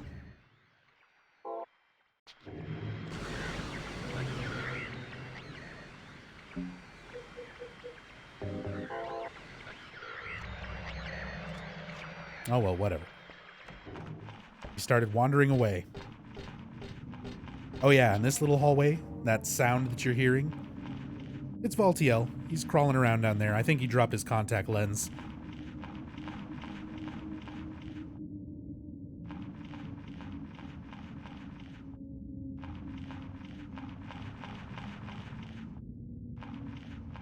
Don't worry, he's gonna find it.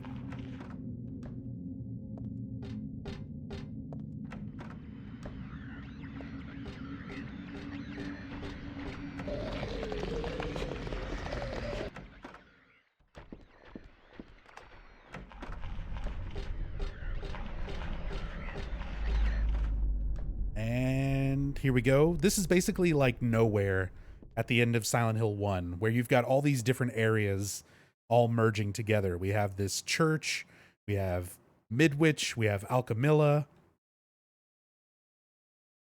the Gillespie home, all just sort of combining into chaos here at the end. Go home, drop dead thief. This used to be Alessa's. I mean, this was my desk once upon a time.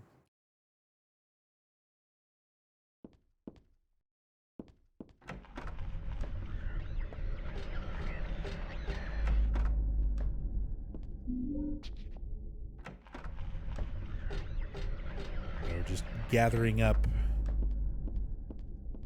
some tarot cards. Need to have 5 tarot cards in order to get through the door in Alessa's room. 1, 2, 3, 4, 5. So we've got them all now. The Eye of Night, the Fool, the Moon, the Hangman, and the High Priestess. God, and those burning wall textures. All these wall textures and stuff, as said, I'm kind of in a hurry to stay on a little bit on schedule here so that we can jump over to Enigma with Silent Hill 4.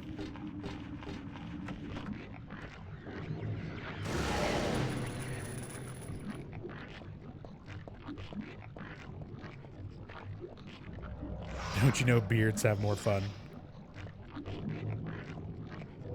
That might be true.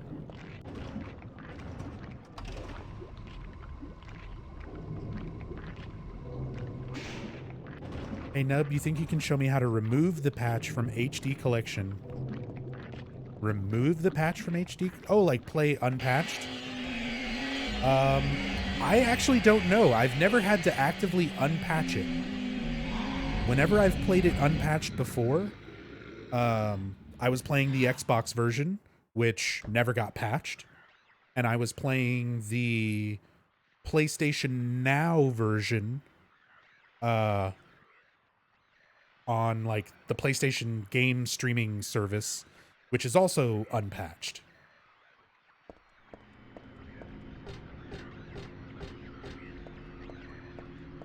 So I'm not too sure on how to. I think you would just go and completely uninstall it. You delete all the files on the console, and then when you reinstall it, just make sure your system is disconnected from the internet. I think that's all you do.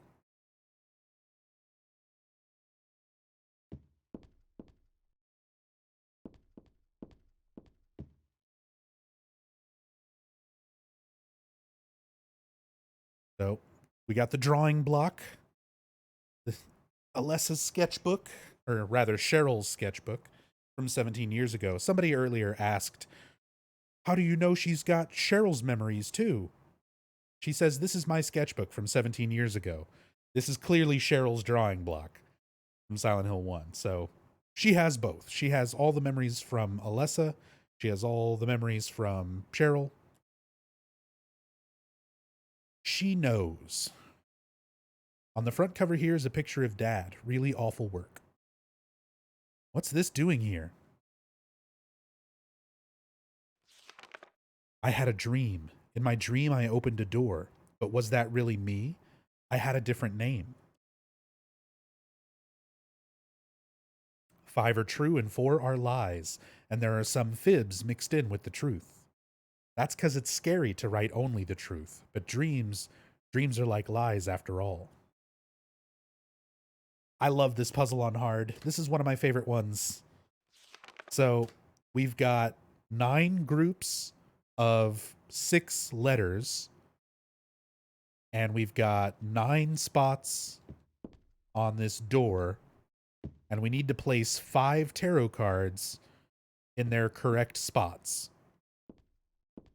So first you want to look at your tarot cards in the inventory and examine them. So when you examine each one, High Priestess. So at the top of the card, you've got a Roman numeral associated with the card.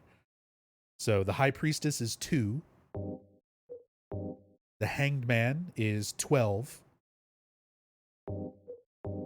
The Moon is 18. The Fool is 0. And the Eye of Night is 22. So we have all those Roman numerals representing each of those cards. And when you look at the 9 groups of letters, essentially you've got letters that are Roman numerals and letters that are not. So what you want to do is remove all of the letters that count towards a Roman numeral total of one of the cards. So in the first group, INGOEI, you would get rid of NGO and E, and you would be left with just II, which would be the Roman numeral 2, which was the High Priestess.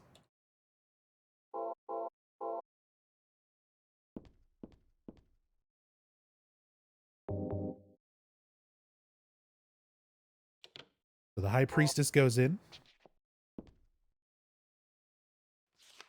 Next group of letters, WXXIFI. So you get rid of W and F. You're left with XXII, which would be 22. And I believe we have 22. There it is, XXII. So that's the Eye of Night.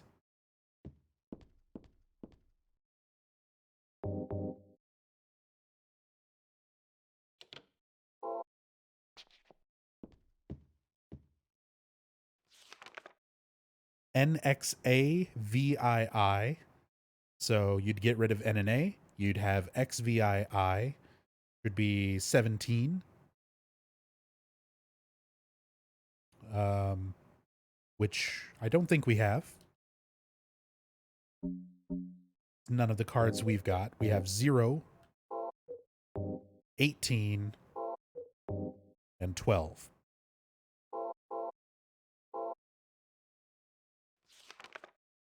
So we're looking for 0, we're looking for 18, we're looking for 12. 0 is right in the middle. If you look at it, it's NOTHNG. And if you would have included one more letter there, and I, which would be a Roman numeral, which is why they left it out, you would spell the word nothing. And if you remove everything except for the O in nothing, I mean, you're basically left with 0, which is the Fool card.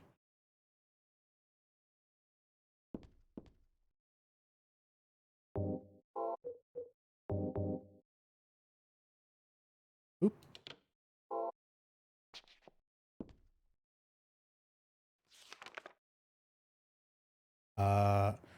To the right of the middle, which is 0, you have XVHIII. If you remove the H, you would have 18,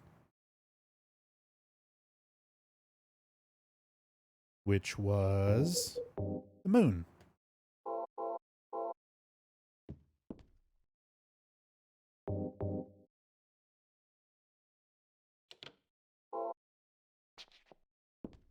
The one card left somewhere on the bottom row. XAAJII. I believe that's it.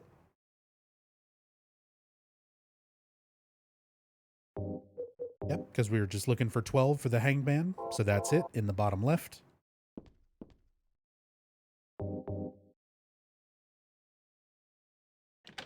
And that is it. That's the tarot card door on hard. As I said, nothing too crazy there, but it's a smart puzzle. Like, you have to examine the cards, you have to know which Roman numeral they are, and process of elimination through each of the groups of letters to find their significance. Good puzzle. I like that one.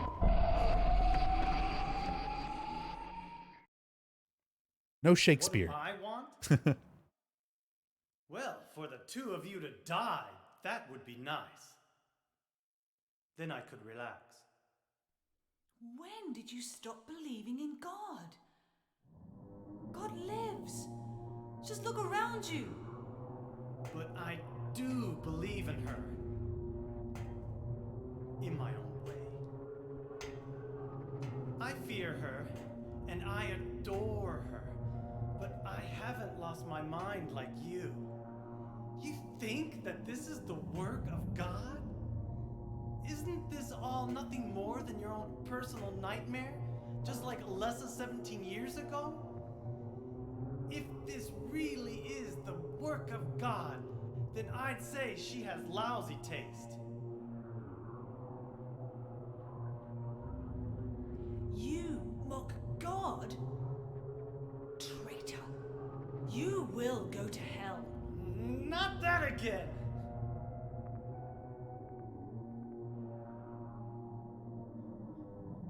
Who do you think you are, claiming to know God's will? Go home, Vincent. Home. This church is my home. I built it with my power. The power of money that you view with such scorn. Although I admit that this atrocious scenery is all yours. If you continue to get in my way, then you kill me? Well.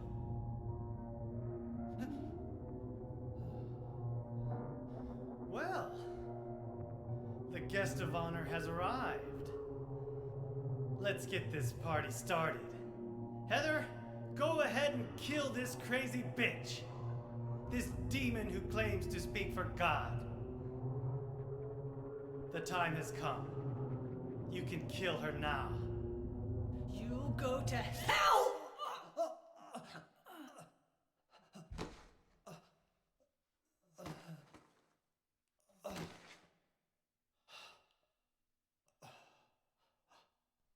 What did you do?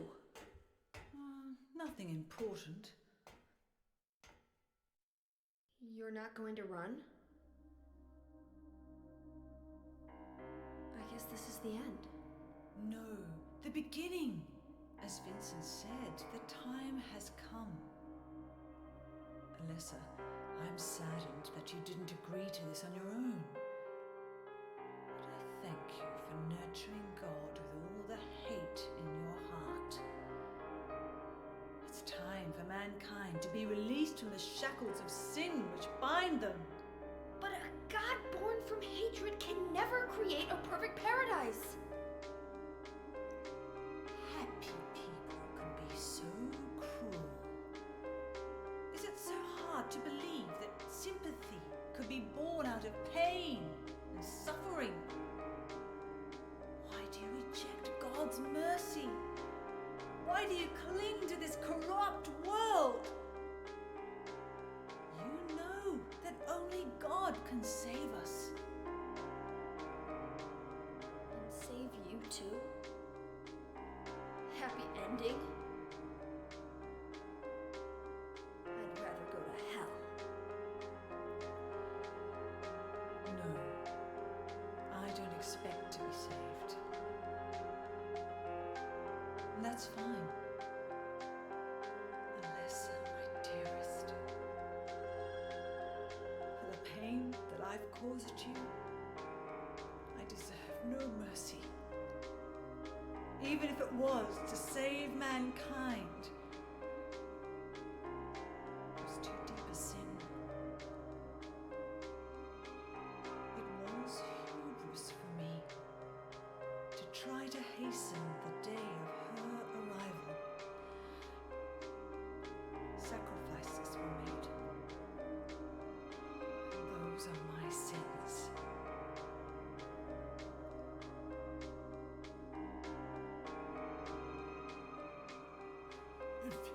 If you feel so guilty about it, why don't you go to hell? Heather, use the seal. Vincent?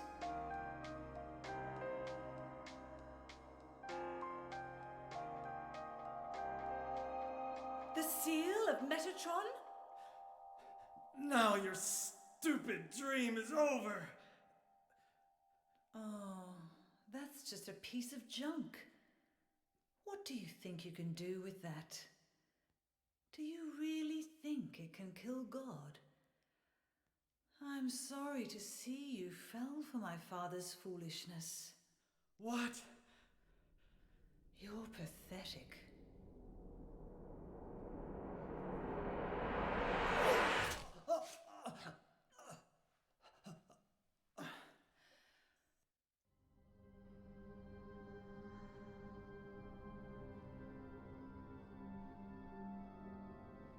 But God loves even you.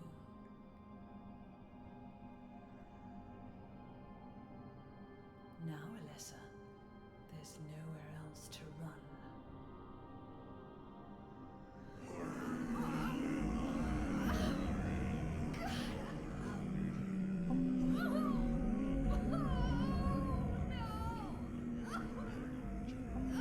Just accept it, Alessa.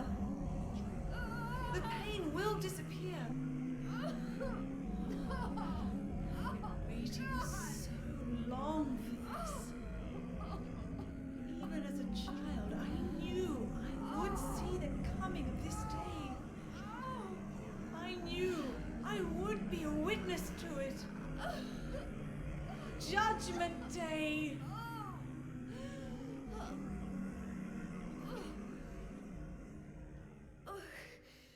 Alessa?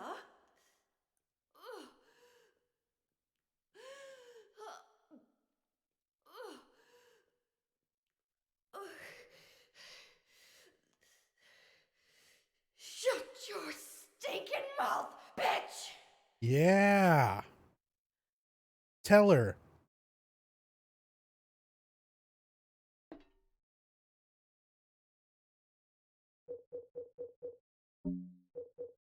And because there's usually at least one person who asks, someone's like, why don't you just shoot her? Well, this whole game has had a lesson. It's had a moral. Whenever Heather gives in to her pain, to her anger, the God inside of her grows and hurts her, works against her. You're supposed to learn forgiveness. And if you don't learn that and you decide, I'm just going to shoot her, Well, you shoot her. And God feeds on your hate towards Claudia and is born. Alessa? Oh, God! Bring us salvation!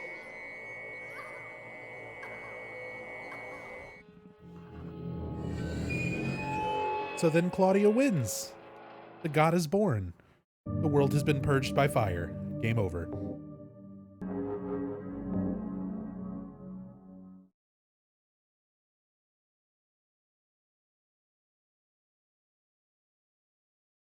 Well, that was fun. Did I load the wrong thing?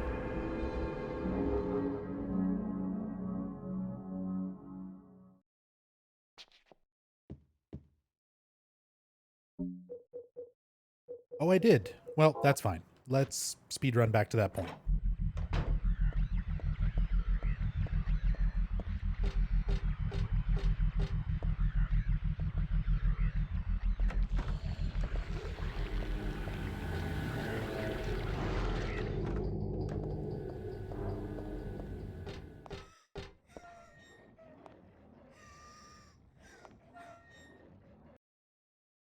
Quick save and quick load here. Skip's having to wait for the footsteps. Don't worry. Trust me, I'll get back to the end part there with Claudia real quick. Get that.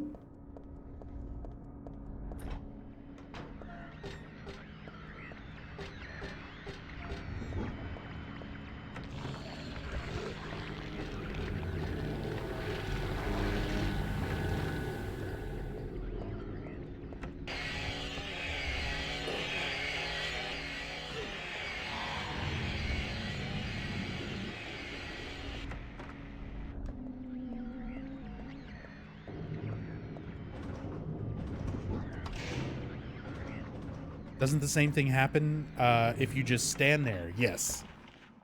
Yeah, if you just stand there and don't do anything, eventually the god will get you anyway. You get that same sequence of Heather dying, or the god being born, and Claudia, like...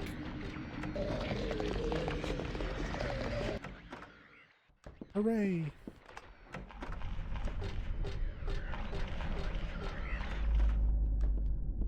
Yeah, God just gets impatient.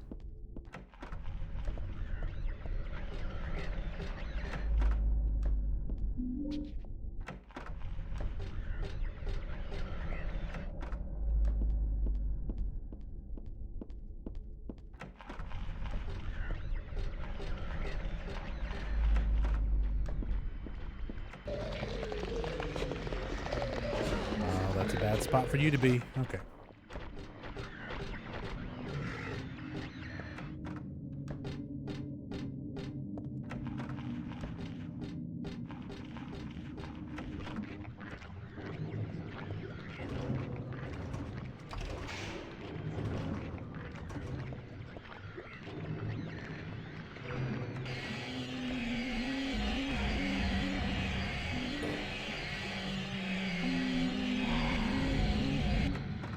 I think God would look much different being born from Heather. I assume it would have legs and wings like the Silent Hill 1 version. Maybe. So that's something that people, like a lot of fans, have discussed before. Because it's not, the god is not born the way it's supposed to be. It changes hosts from Heather to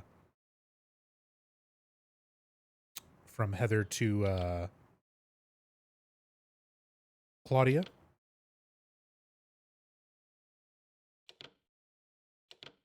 Shit.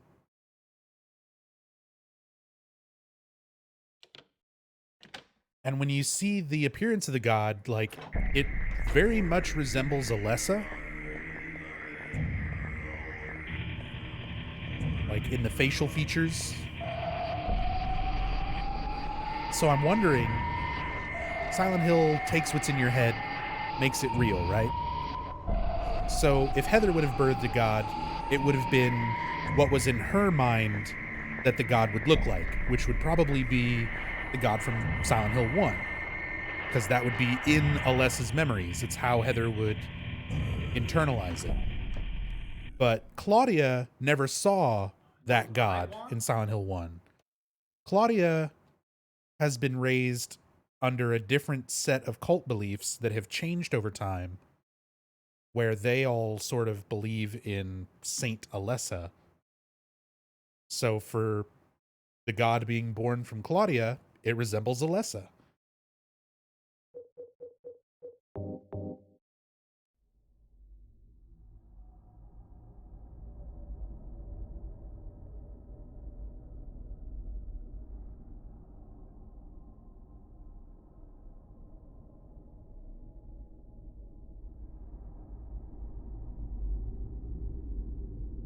What are you doing?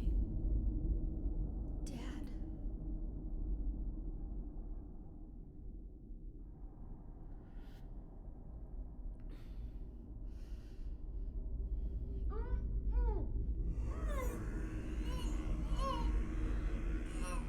She is nearly here.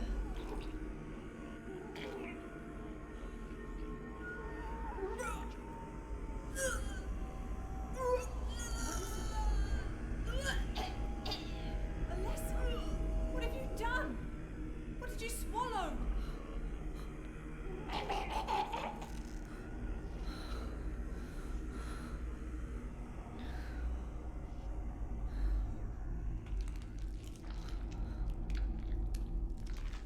What is this?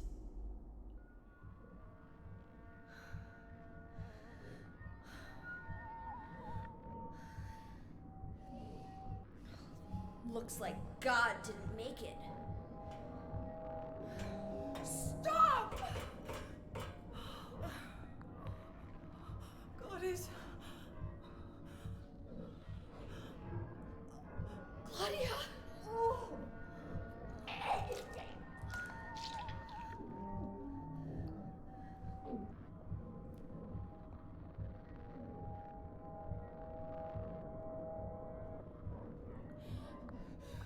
Alessa, you cannot kill God. I will burn God. If you can't do it, Alessa, I will.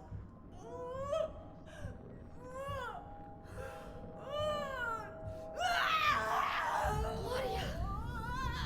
Claudia!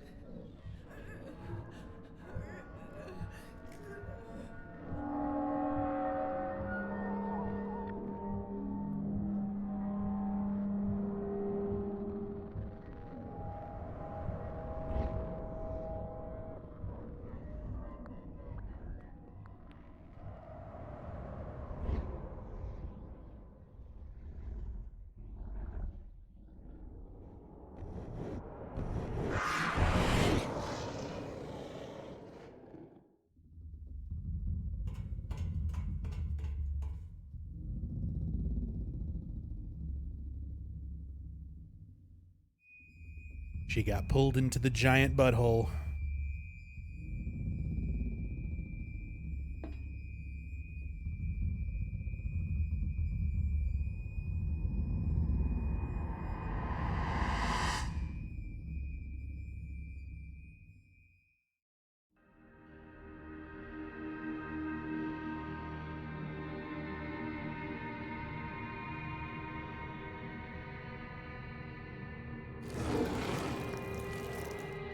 There's Valtiel.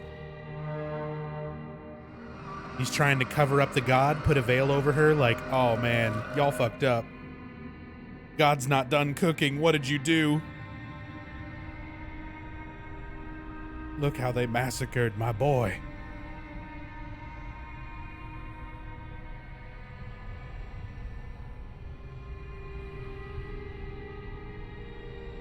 can't be dead.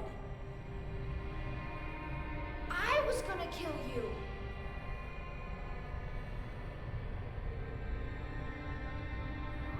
This is God? This is God. Most of it, anyway. Or some of it. It was forced out from a Glophatus, birthed from the wrong host. All sorts of fucked up.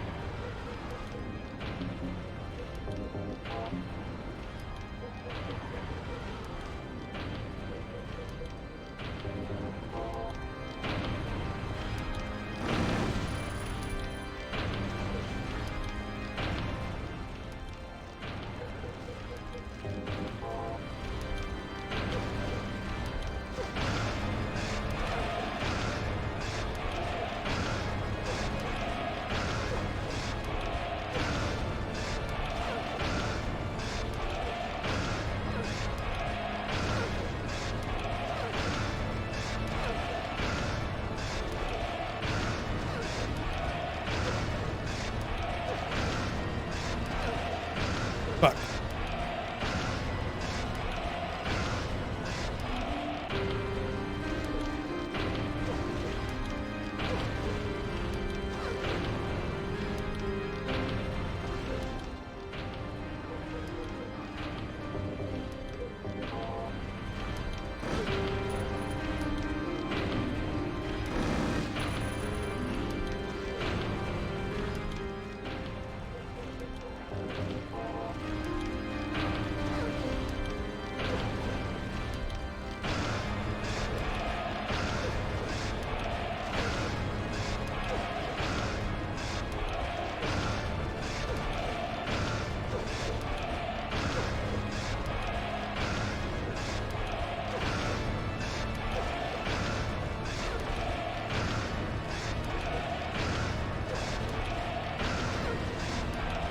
We just gotta poke God a whole lot now.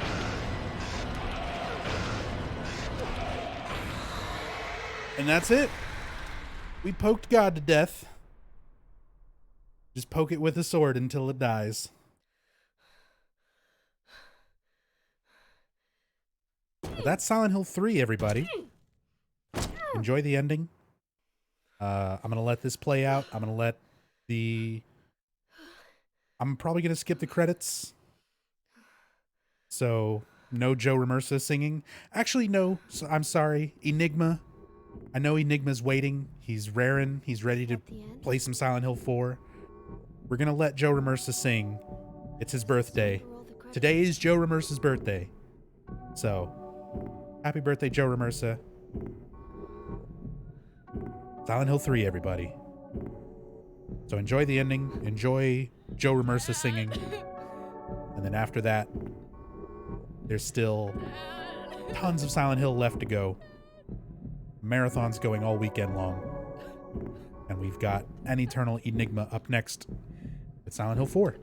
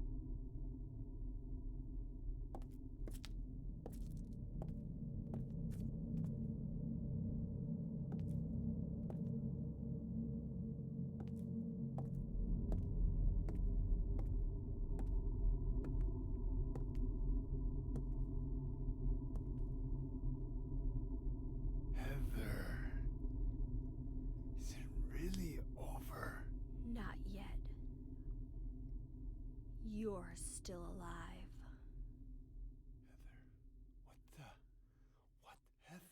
Heather, Just a joke. You've got terrible I'm taste. sorry. Heather, did You don't have to call me that. I'm not hiding anymore. You want me to use your real name?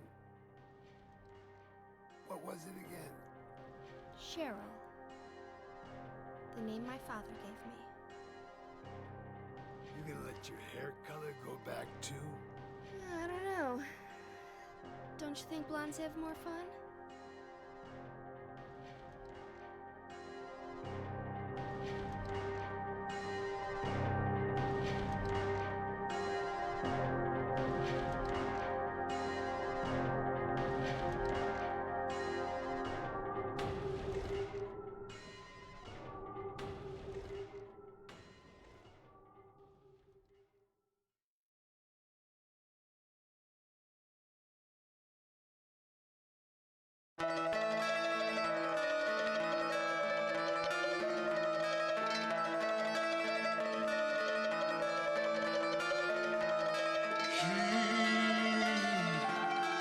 Spoke of tortured souls, so outrageous the toll.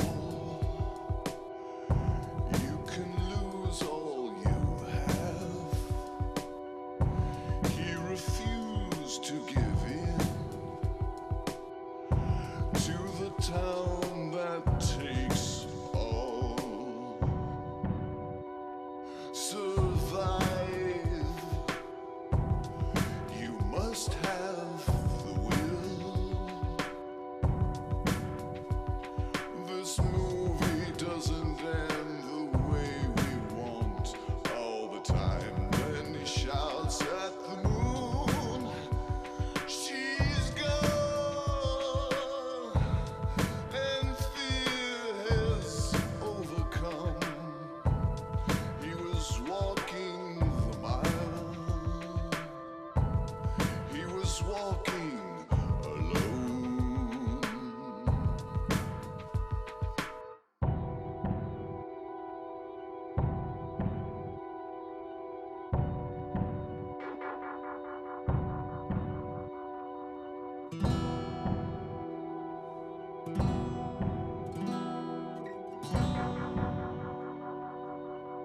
So outrageous the toll. You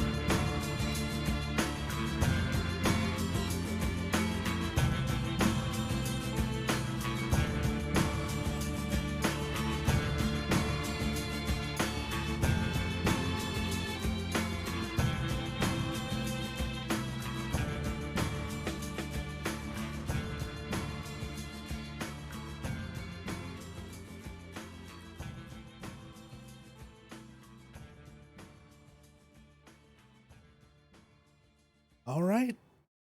And that's Silent Hill 3. Thank you, everybody, so much for coming by, hanging out, enjoying the stream, enjoying the playthrough. Really appreciate all the support. And everyone just being here, hanging out, having a good time. Again, this is only the third game out of a 72-hour marathon. There is still so much more left. So there is the full schedule. We're going to raid an Eternal Enigma.